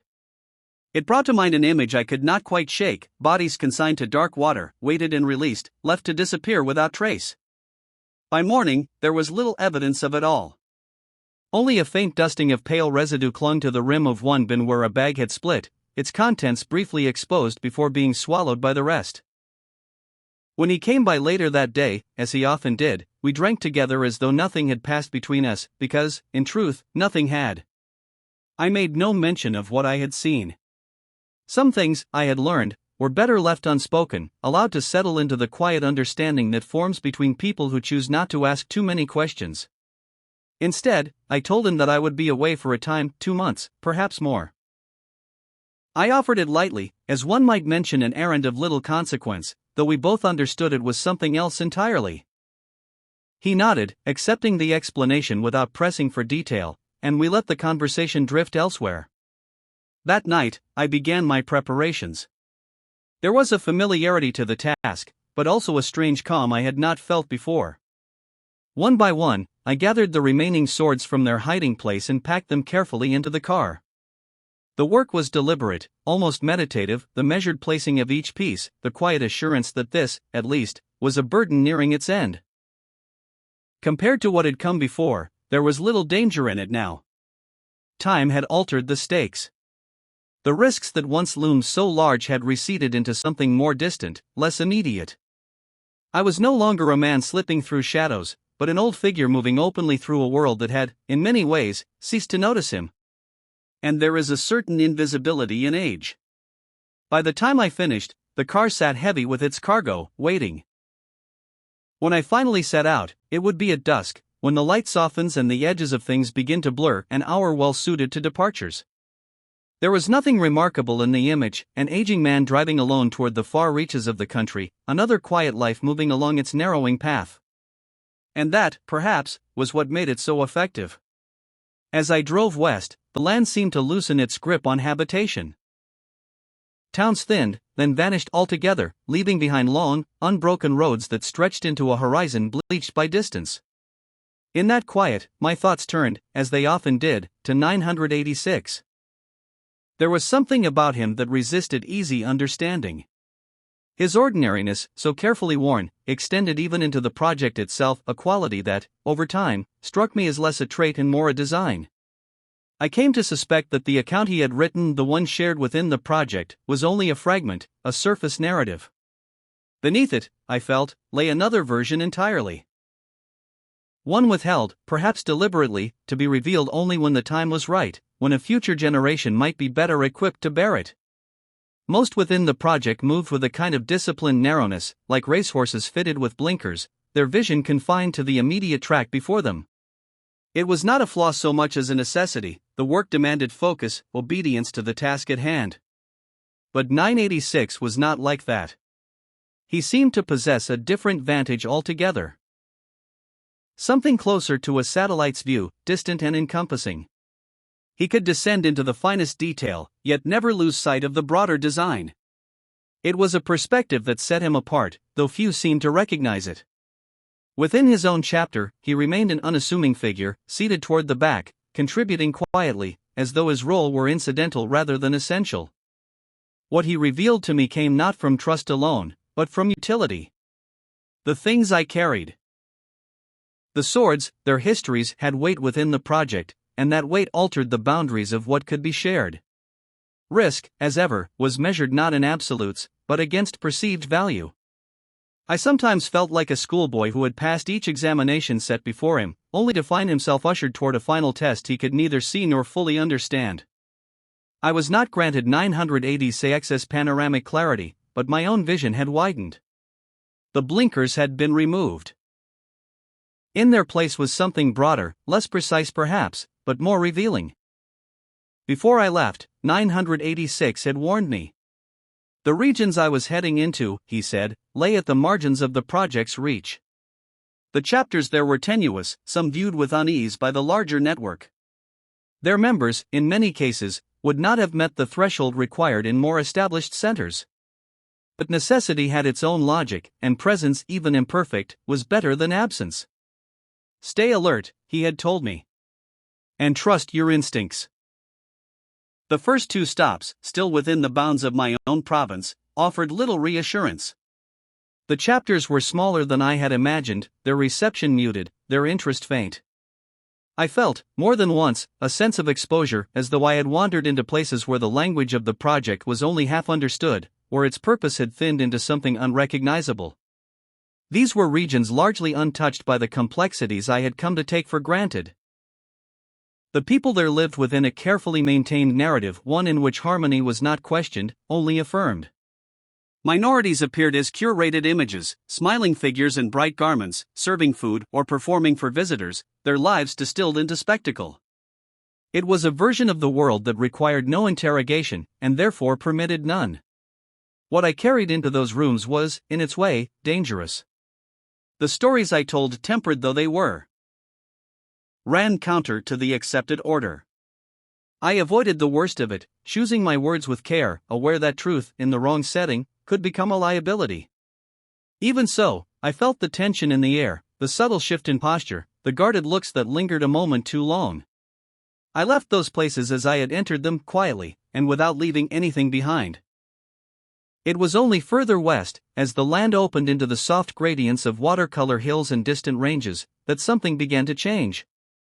The chapters there felt different, less rigid, more attuned to the fractures that lay beneath the surface. In some, I found members whose histories carried the weight of those fractures, and with them came a sense of recognition. Among them was 951. She was an elderly woman, her skin darkened by years beneath an unforgiving sun, her hands marked by the delicate labor of silverwork. From the moment we met, there was an ease between us, as though the distance of years and circumstance had been quietly set aside. She had read my book when it first circulated and spoke of it with a sincerity that caught me off guard. Her own story, she said, was one of erosion. Of traditions thinning under the pressure of time, of language fading from daily use, of skills once passed from hand to hand now lingering only in memory.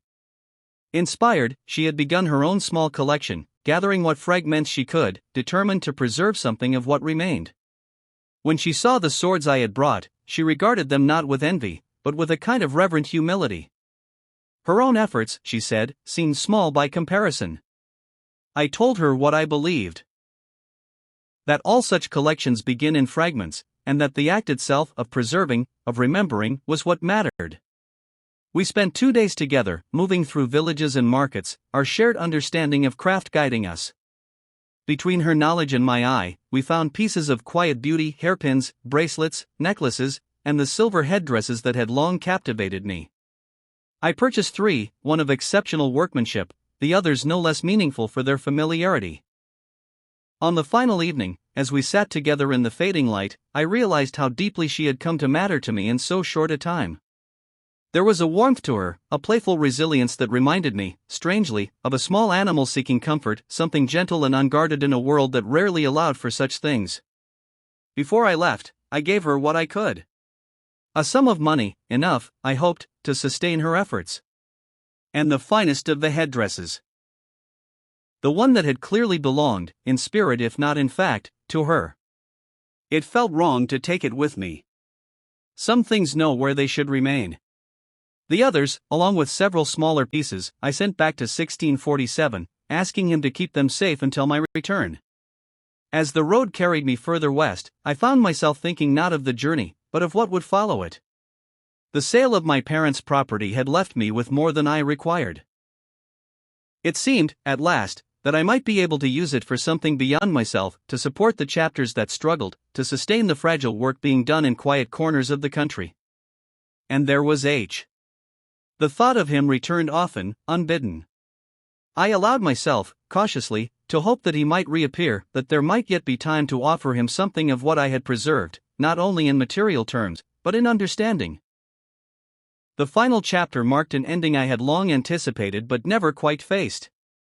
It was the last I would visit beyond my own, the last place where I would arrive as both custodian and courier. When it was done, I handed over the vehicle, a rusting companion that had carried me farther than I had expected, and asked that its sail be used to support the project, particularly the work among minority communities.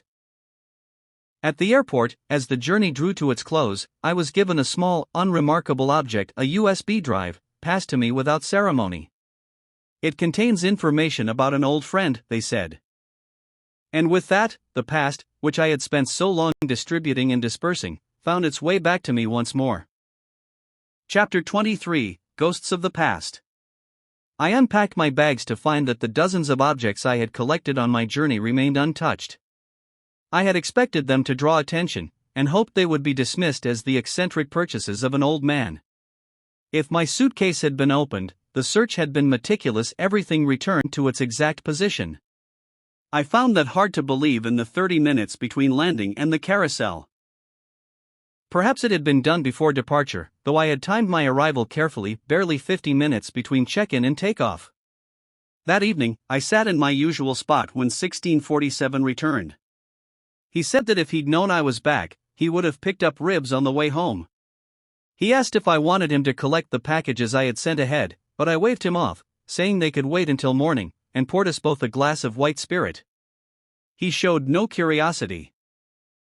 The next morning, he returned the packages as the smell of coffee and the grating hum of the washing machine filled the apartment.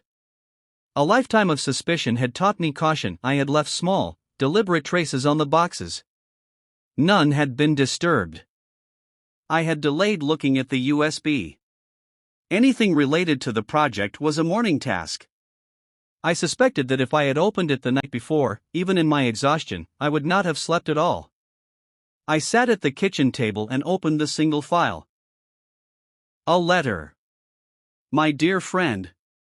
I believed that after that final meeting many years ago that I would never have the opportunity to connect with you again, but God moves in mysterious ways and has touched many parts of my life.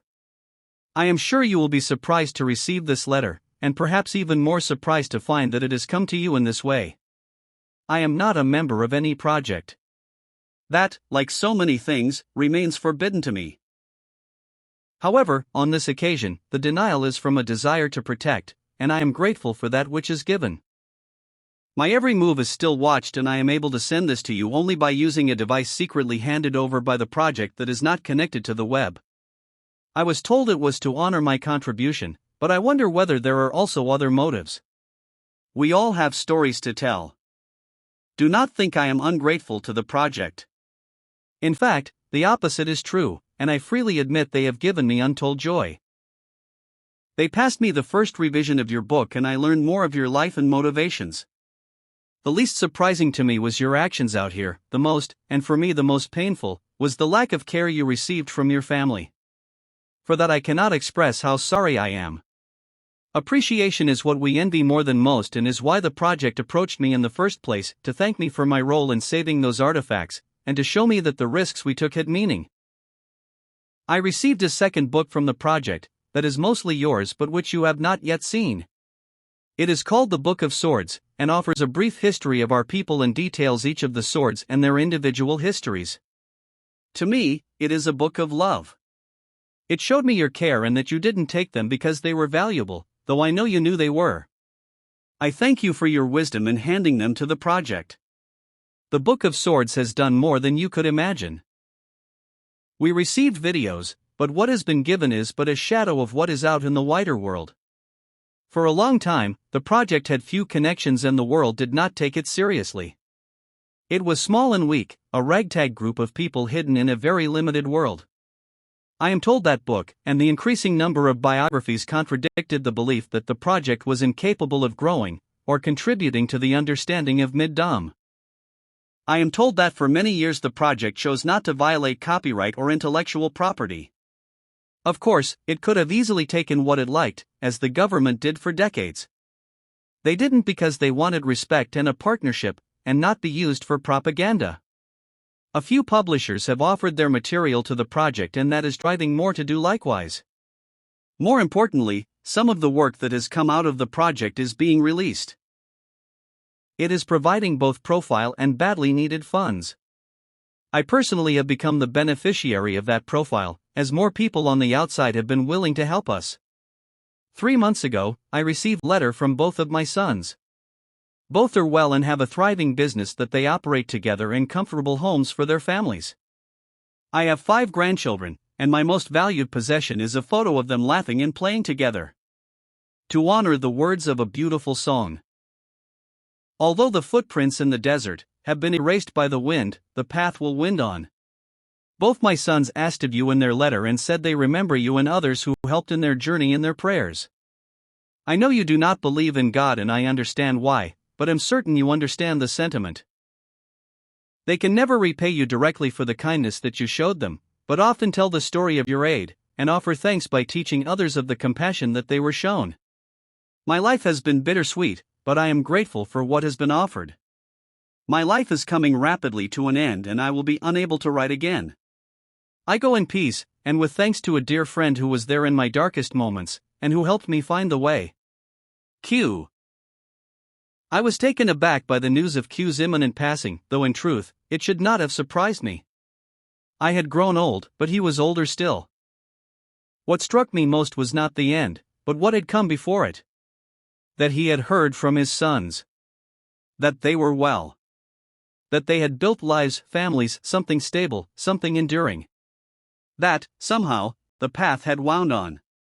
For a long time, I sat there in silence, the letter open in front of me. That evening, 1647 brought ribs, the smell drawing the cats from their hiding places. We ate with little conversation, and sensing something in my mood, he did not linger. Before leaving, he asked if I would sign for a few deliveries expected over the coming days. The deliveries turned out to be new windows. At first, I didn't understand. The old ones, though worn, still served their purpose. But when I checked the labels, it became clear they had come from the north. Double glazed. Expensive. Insulated. Far beyond what was usual for a building like this. I stood there for a while, running my hand along the frame. He wasn't renovating. He was fortifying. As if he saw something coming, something the rest of us could only feel in fragments, and had decided, quietly and without announcement, to prepare for it. The following week, 1138 invited me to lunch to hear about my travels. When he arrived to pick me up, I gestured toward a pair of tattered cartons resting on the coffee table. We each took one, and as his car glided between the twisted osmanthus trees lining the narrow streets, he masked his curiosity well. "How do you feel," he asked, "about parting with the remainder of the swords?" There was an expectation in his voice of regret, perhaps even loss. But I felt neither. "I'm too old for that kind of responsibility," I said. "I'm glad to see them in safer hands." He glanced at me, unconvinced. My doubts faded somewhat along the way, I added. "I would have expected the opposite," he said. That was true at the beginning, I admitted. Some of the nearby chapters felt weak, exposed, even. I questioned whether I was doing the right thing. But the further west I traveled, the more I saw something else. Strength. Maturity. The project is finding its footing. He nodded slowly. I see it in the videos. There are more of them now, better ones. More recent. Things are changing. Yes, I said, thinking of Q's letter, of the Book of Swords, and all that had followed. The project is beginning to reach beyond itself. You gave a great gift, he said. Not just me, I replied. There are others. And something, or someone, has been protecting me. For years. He was quiet for a moment before answering. That's true. I turned to him. You know something. When I was first told about you, he said carefully, I was instructed that you had to be recruited quickly. At any cost. That's not how we usually operate. We're patient. But with you. He shook his head slightly. I received 3 separate requests. Different sources. All highly respected. Who were they? I asked. I've searched the records. There's nothing.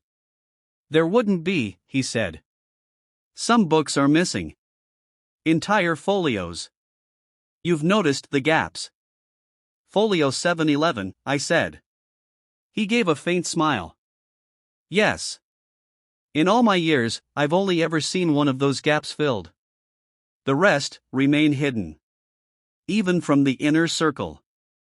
So my protector is almost certainly connected to one of them, he finished. Someone capable of moving in ways the rest of us can't. It would have taken considerable ingenuity to shield you for so long. I leaned back in my seat, letting that settle. It gives me hope, I said. But it also makes me uneasy. The more the project grows, the more it reaches outward, the greater the risk. The videos, the books, if they spread too far. We'll have to be careful, he said. Yes, I agreed. Very careful. But we can't afford to lose momentum, he added.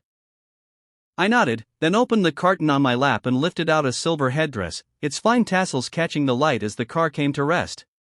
I thought these might help. He took it gently, turning it in his hands with quiet reverence. I told him about 951, her work, her people, and the slow erosion of their culture. I explained why the artifacts needed to travel, to exist beyond the places that could no longer sustain them.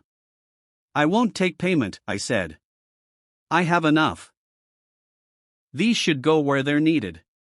There were 40 pieces in total, along with 2 books I had selected on 951's recommendation. 1138 lingered over the books longer than the silver. They'll matter, he said. We spoke of other things after that, of my journey, of the chapters, of the shifting shape of the project. And, eventually, I mentioned 1647. His behavior, I said, was unusual. Not overtly dangerous, but not easily explained either. I expected 1138 to dismiss it. Instead, he nodded. You're right to notice him, he said. That caught me off guard. The project, he continued, is full of people who've had privilege, education, position, influence. But there are very few who've come from nothing. Very few who've had to survive by instinct alone. He glanced at me. That's a gap, he said. And gaps, as we've learned, tend to matter. 1647's renovation continued over the following months, and the second floor landing slowly transformed into something resembling a junkyard. Tiles, window frames, buckets of paint, and broken masonry were stacked in uneven piles, as though the building itself were shedding its skin. The apartment he was working on seemed to reflect the same disorder, hidden away in an isolated corner. What concerned me, though, were the bricks.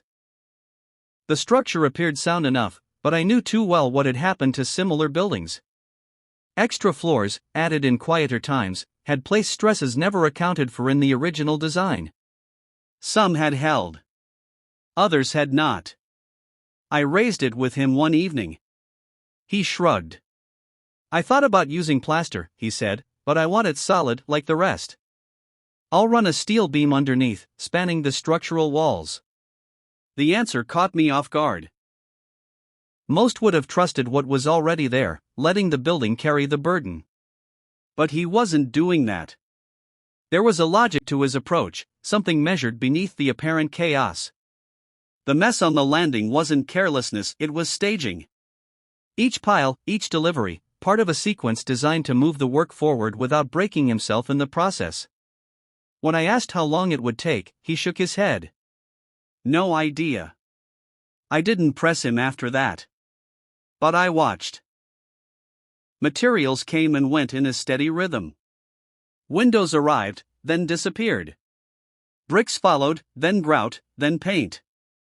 Over time, the deliveries slowed, but the toll on him became clearer. He began coming home earlier, shoulders heavier, movements more deliberate. Sometimes he'd sit with me for a drink before climbing back upstairs, carrying whatever the next stage required: tiles, tools, a single tin of paint. I began to wonder if he would finish it at all. I had seen too many projects stall at the edge of completion, abandoned like promises that had once felt certain. There was something of an inverted truncus in it: the closer one gets to the end, the smaller the gains, the harder each step becomes. And yet, part of me hoped otherwise. I preferred to think of it as a square root function: rapid progress at the beginning, then slower, more deliberate movement, but always advancing, always approaching completion. But life is rarely so well behaved. It is not a smooth curve. It does not yield neatly to calculus. It is jagged, unpredictable, more like a non-differentiable function, or a pattern can hold for years, only to fracture without warning. And when it does, no amount of planning can smooth the break. I had never paid much attention to the news, nor to the slow shifts taking place beyond the confines of our small corner of the city. My focus had long been elsewhere: on the Middom Project, on the videos, on the past. It was only when I noticed 1647's car sitting in its usual spot, unmoved, that something began to feel off. At first, I dismissed it.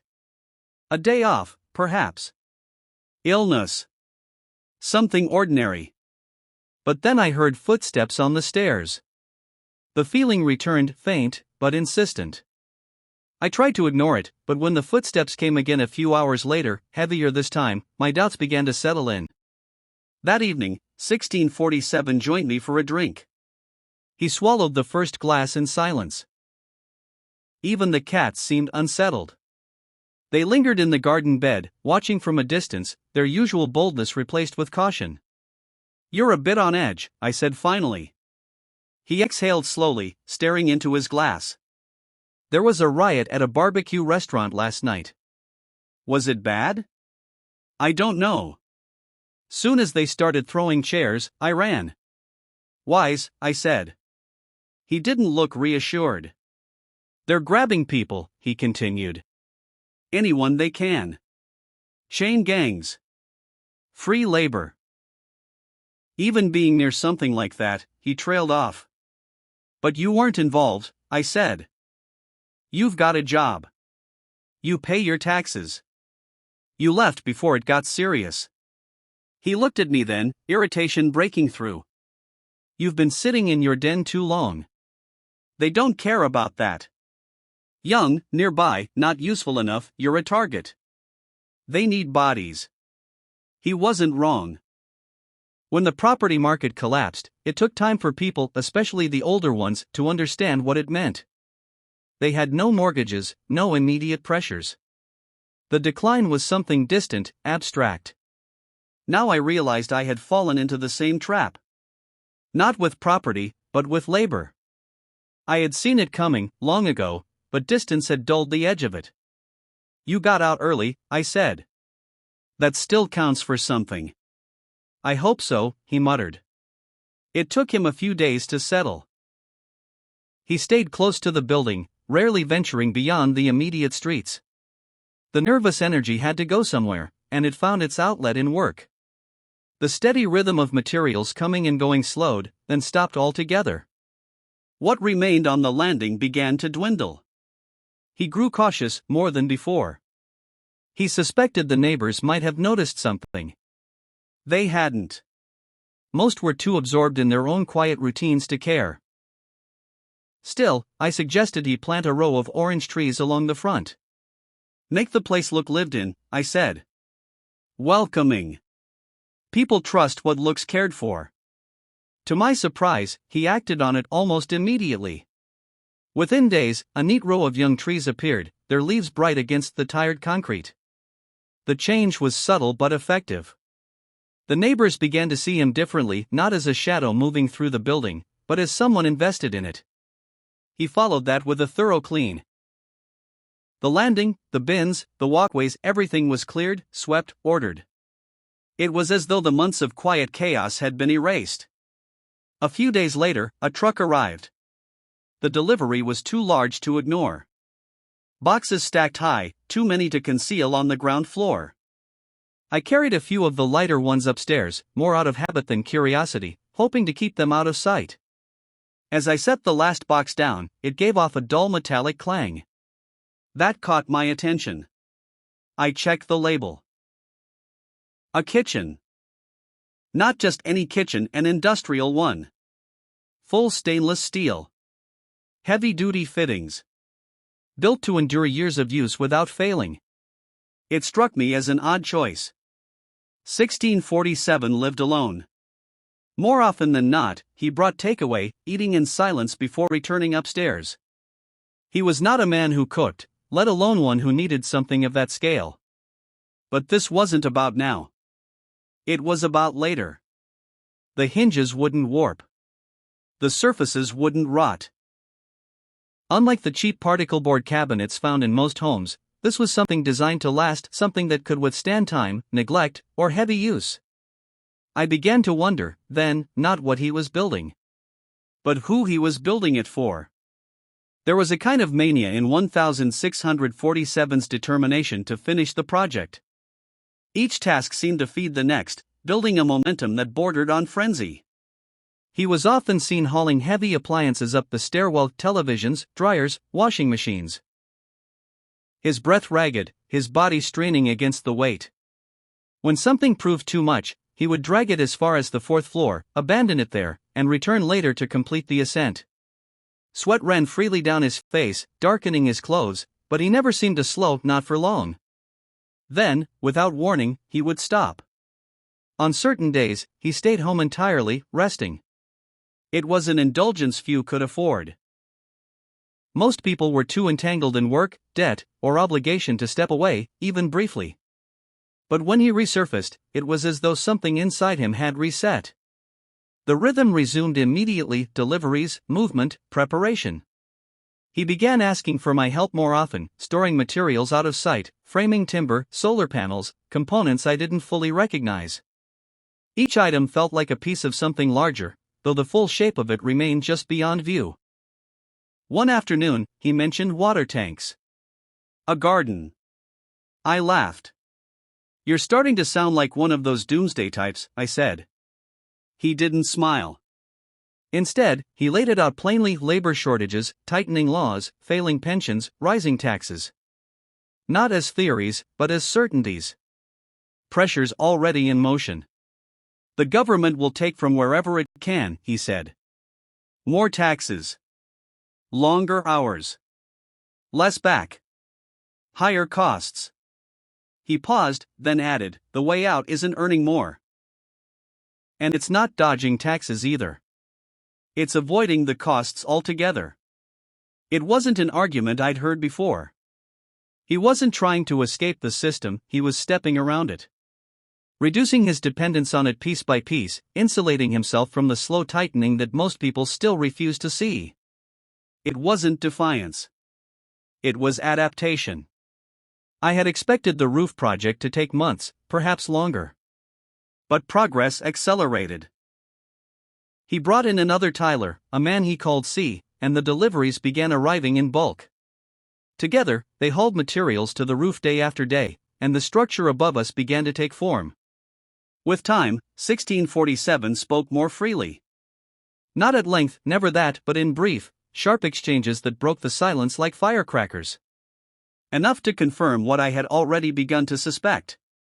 I asked him once if he worried about training his own competition. He shrugged. Too much work for one person, he said. I'll teach him slow. Keep him close. There was a pause before he added, better than working myself into the ground. It was the first time I'd heard him speak in a way that wasn't outwardly compliant, not quite aligned with the expectations that framed most conversations. It wasn't open defiance, but it wasn't loyalty either. It was something else. By then, it was clear that 1647 did not follow the usual paths. He moved through the world differently. Adjusting, calculating, building something that made sense to him, even if it didn't to anyone else. I found myself admiring him. He was more than a builder. He was constructing a way of life, one that could endure. And, though I rarely allowed myself such thoughts, I realized that in some quiet, unspoken way, he resembled the son I might have hoped for. Not in temperament, nor in history, but in instinct. He understood the world as it was becoming, not as it had been. And he was preparing for it. There were millions of capable people in Middom, born into poverty and bound by a society that offered little chance for escape. They lived lives of quiet desperation, slaves to a failing economy, building the infrastructure for others while struggling to survive themselves. Their fate seemed sealed by circumstance, trapped beneath the tightening grip of a society that only made room for the few at the top.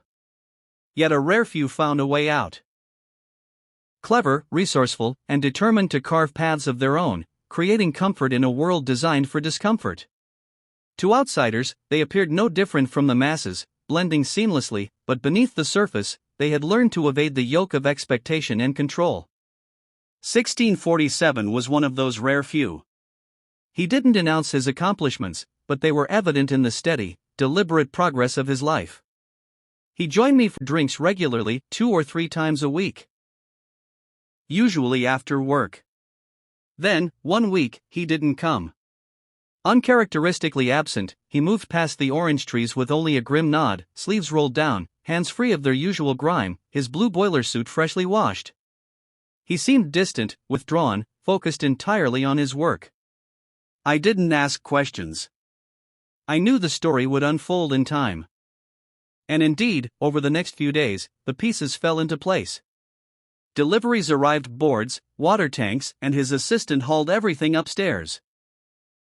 Yet 1647 remained absorbed, and strangely absent, consumed by the rhythm of his tasks. It wasn't until Saturday afternoon that he appeared in person, carrying a bag of chicken feet and a bottle of white liquor. He slouched into the chair, exhaling heavily, as if he had returned from a long journey. I offered him a crone's foot from the bag, teasing, "Back from the eternal trek, then?" He gave a faint grin. "I've just returned from my parents." There was something in his voice I couldn't place. Was that a trial? I asked, thinking of H and the burdens of family expectation. Not today, he said. I've never quite lived up to what they expected of me. Then what's different today? I asked, pouring him a glass. He leaned back, relieved to speak. I've finally earned my stripes, he said, pride and defiance lacing his words. I raised an eyebrow. Because of this place? I asked, nodding toward the apartment above. No, he replied, surprise flickering across his face. They were annoyed about that. I didn't even tell them I was looking until the day I moved in. didn't need the grief. Then what's the excitement about? He paused, then explained. My parents heard that hospitals were offering younger pensioners to save costs. My mother had appendicitis. She was a perfect candidate for the program.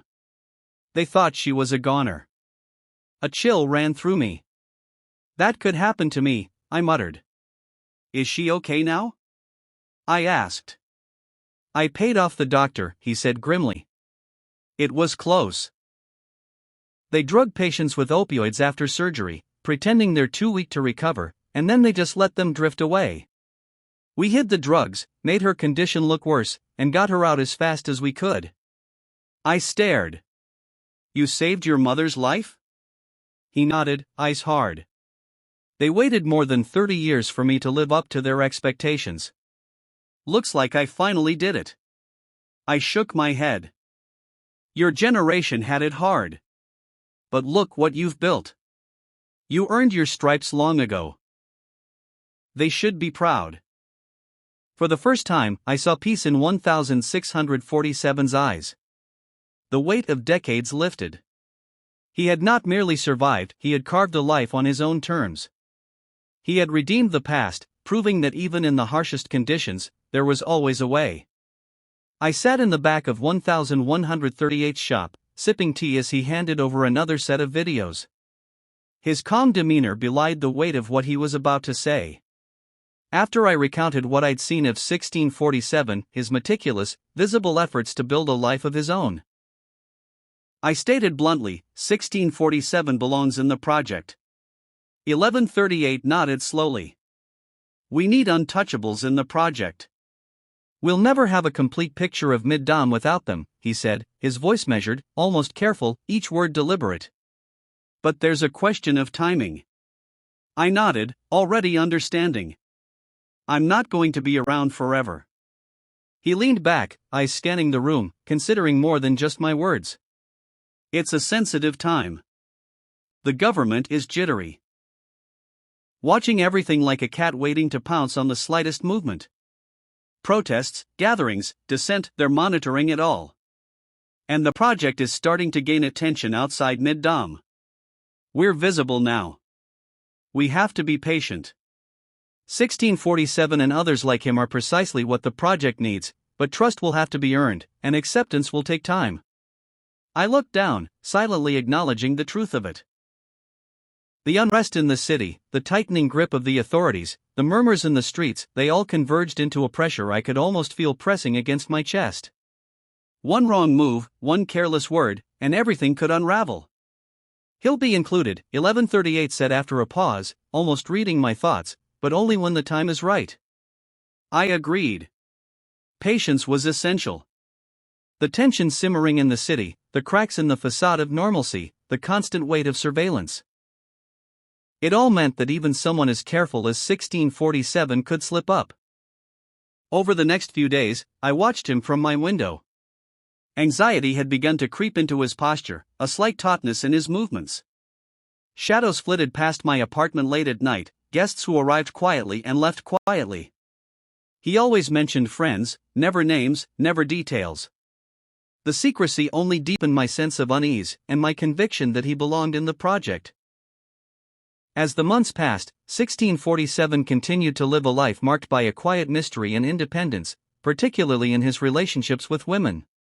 He seemed to have no trouble finding partners who stayed with him after his gatherings, yet they always left silently the following morning. There was no drama, no entanglement, just a steady rhythm of connection and departure, as if both sides understood the terms without ever needing to speak them. It became clear to me that 1647 had made a deliberate decision never to have children. I imagined it was born of the same harsh calculus that governs so many lives in Middom. A generation battered by unemployment, then burdened with supporting those who came before them, had little appetite to bring new life into such uncertainty. The absence of children was no longer unusual, it was pragmatic, almost expected. I never asked him directly. Just as I did not ask about his past, he did not ask about mine. There was an unspoken agreement between us, we would remain in the present, speaking only of what was in front of us, not what trailed behind. Yet my thoughts often drifted to H. I wondered if he would ever reach out again, but the years stretched on in silence. I had become, it seemed, an afterthought in his life, a figure receding into the background, growing dimmer with time. And so the question began to take hold. What, if anything, should I leave him? It is a question, I suspect, that haunts many estranged parents. The pull of blood against the reality of absence. Obligation against truth. For months, I turned it over in my mind. In the end, I made my decision. I sought out a lawyer and arranged for everything, my property, my savings, the videos, to be left to 1647. It was not because I believed he needed it. If anything, he seemed largely indifferent to material things. It was something else. A recognition, perhaps. An acknowledgement of what he had built for himself, without help, without complaint. I imagined it might surprise him, though I doubted it would change him. Money, to him, had always seemed incidental, useful, but never central. As my body began to fail me, 1647 became more attentive. I could no longer walk far without losing my breath, and though I knew I should seek medical help, the memory of what had nearly happened to his mother kept me away from hospitals. One afternoon, after watching me struggle with groceries, he insisted I send him a list. From then on, he brought what I needed without being asked. I tried to repay him, but he only accepted the money because he understood I would refuse the help otherwise. I continued to press 1138 about bringing him into the project. I wanted to see it happen before I was gone. But each time, the answer was the same. No. The project had grown cautious, too many chapters compromised, too many risks. The timing was wrong. It would remain wrong. In the end, I let it go. I had done what I could. The rest would unfold without me. When I told 1138 of my decision, he offered only a wry smile. It was enough. He understood. He saw in 1647 what I had come to see, not just a survivor, but a builder. Someone capable of shaping a life in a world that resisted it at every turn.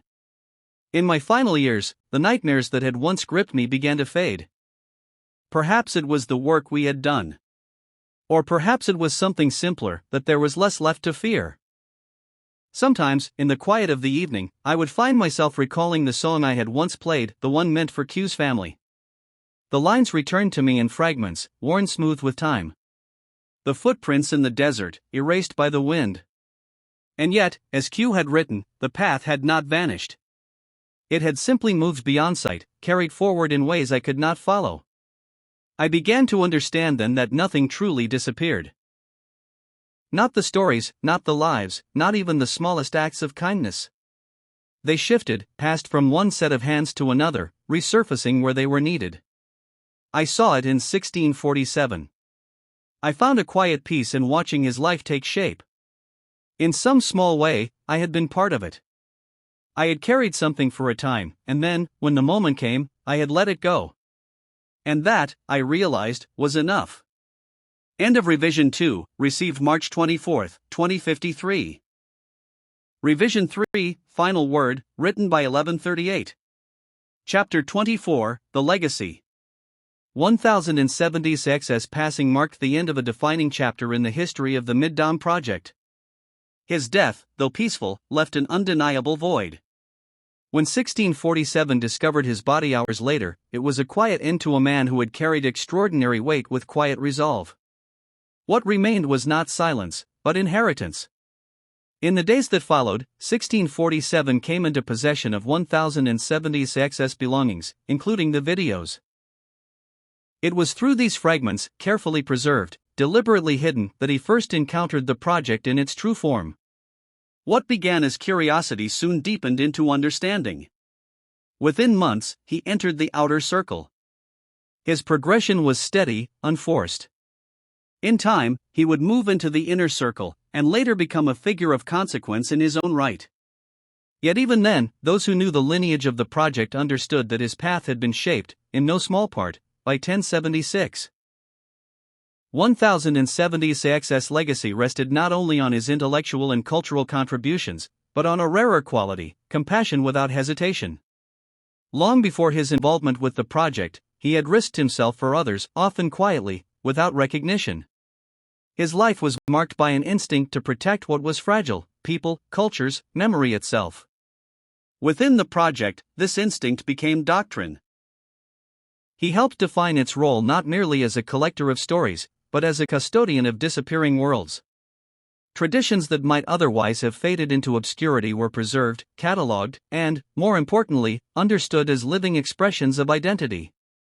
For many, 1076 became a symbol not of defiance, but of continuity. A bridge between what had been lost and what might yet endure. His influence marked a turning point. Under his example, the project began to be seen not as a loose network of isolated chapters, but as something with coherence and purpose. Its work gained recognition beyond Middom's borders, quietly at first, then with growing momentum. At the center of this shift was his crowning work, the Book of Swords. It was more than a catalogue. It was an act of devotion. Each blade carried not just history, but intention. Stories of survival, displacement, and resilience woven into steel. Though never openly distributed, the work reached beyond its intended confines. Those with influence took notice. It demonstrated, perhaps for the first time, that the project was capable not only of preservation, but of contribution. Yet even this would not have been possible without Q. Q's life unfolded under constant suspicion, his movements constrained, his voice limited. The project recognized his importance early, but the risks surrounding him made formal inclusion impossible. It remained one of the project's enduring regrets that a man who had given so much could not be openly embraced in his lifetime. That absence was not forgotten. After his death, Q was granted honorary membership. In a gesture that carried both symbolic and personal weight, member 619 relinquished his number so that it might be given to Q. The number held deep religious meaning for him. The year of sorrow, and in that act, the project acknowledged both its gratitude and its failure. From this emerged the Book of Sorrows. Unlike any other work within the project, it stood apart, not an autobiography, but a collective remembrance. The only volume to bear a subtitle. It became a testament not just to Q's life, but to the cost of living at the margins, where contribution and erasure often existed side by side. Together, these works reshaped the project. In his final years, 1076's travels across the chapters only deepened his stature. He was no longer simply a participant, but a unifying presence, someone whose story gave meaning to others. When news of his passing spread, commemorations arose organically across the network. No directive was needed. Each chapter marked the loss in its own way, reflecting the breadth of his influence. In the years that followed, 1076 came to be remembered not only as a figure of achievement, but as a measure against which others were quietly judged. His life had been shaped by hardship, yet it was not hardship that defined him. It was what he chose to carry forward: memory, culture, and the fragile dignity of those who might otherwise have been forgotten. For those who came after, he was not simply a part of the project's history. He was its proof of purpose. End of Revision 3, received April 14, 2053. I hope you enjoyed the Middom Project, Folio 1076. If you enjoyed this book, I hope you will also consider listening to or reading other volumes in the Middom Project series. The Middom Project, Folio 633, tells the story of a boy who comes from a poor village and navigates Middomese society to become a doctor who serves Middom's forgotten people, the disabled. The Middom Project, Folio 1647, is the memoir of a Tyler who was filtered out by Middom's ruthless education system and must navigate his way through a society that is undergoing painful structural changes as millions of homes lay empty and the population ages and eventually collapses.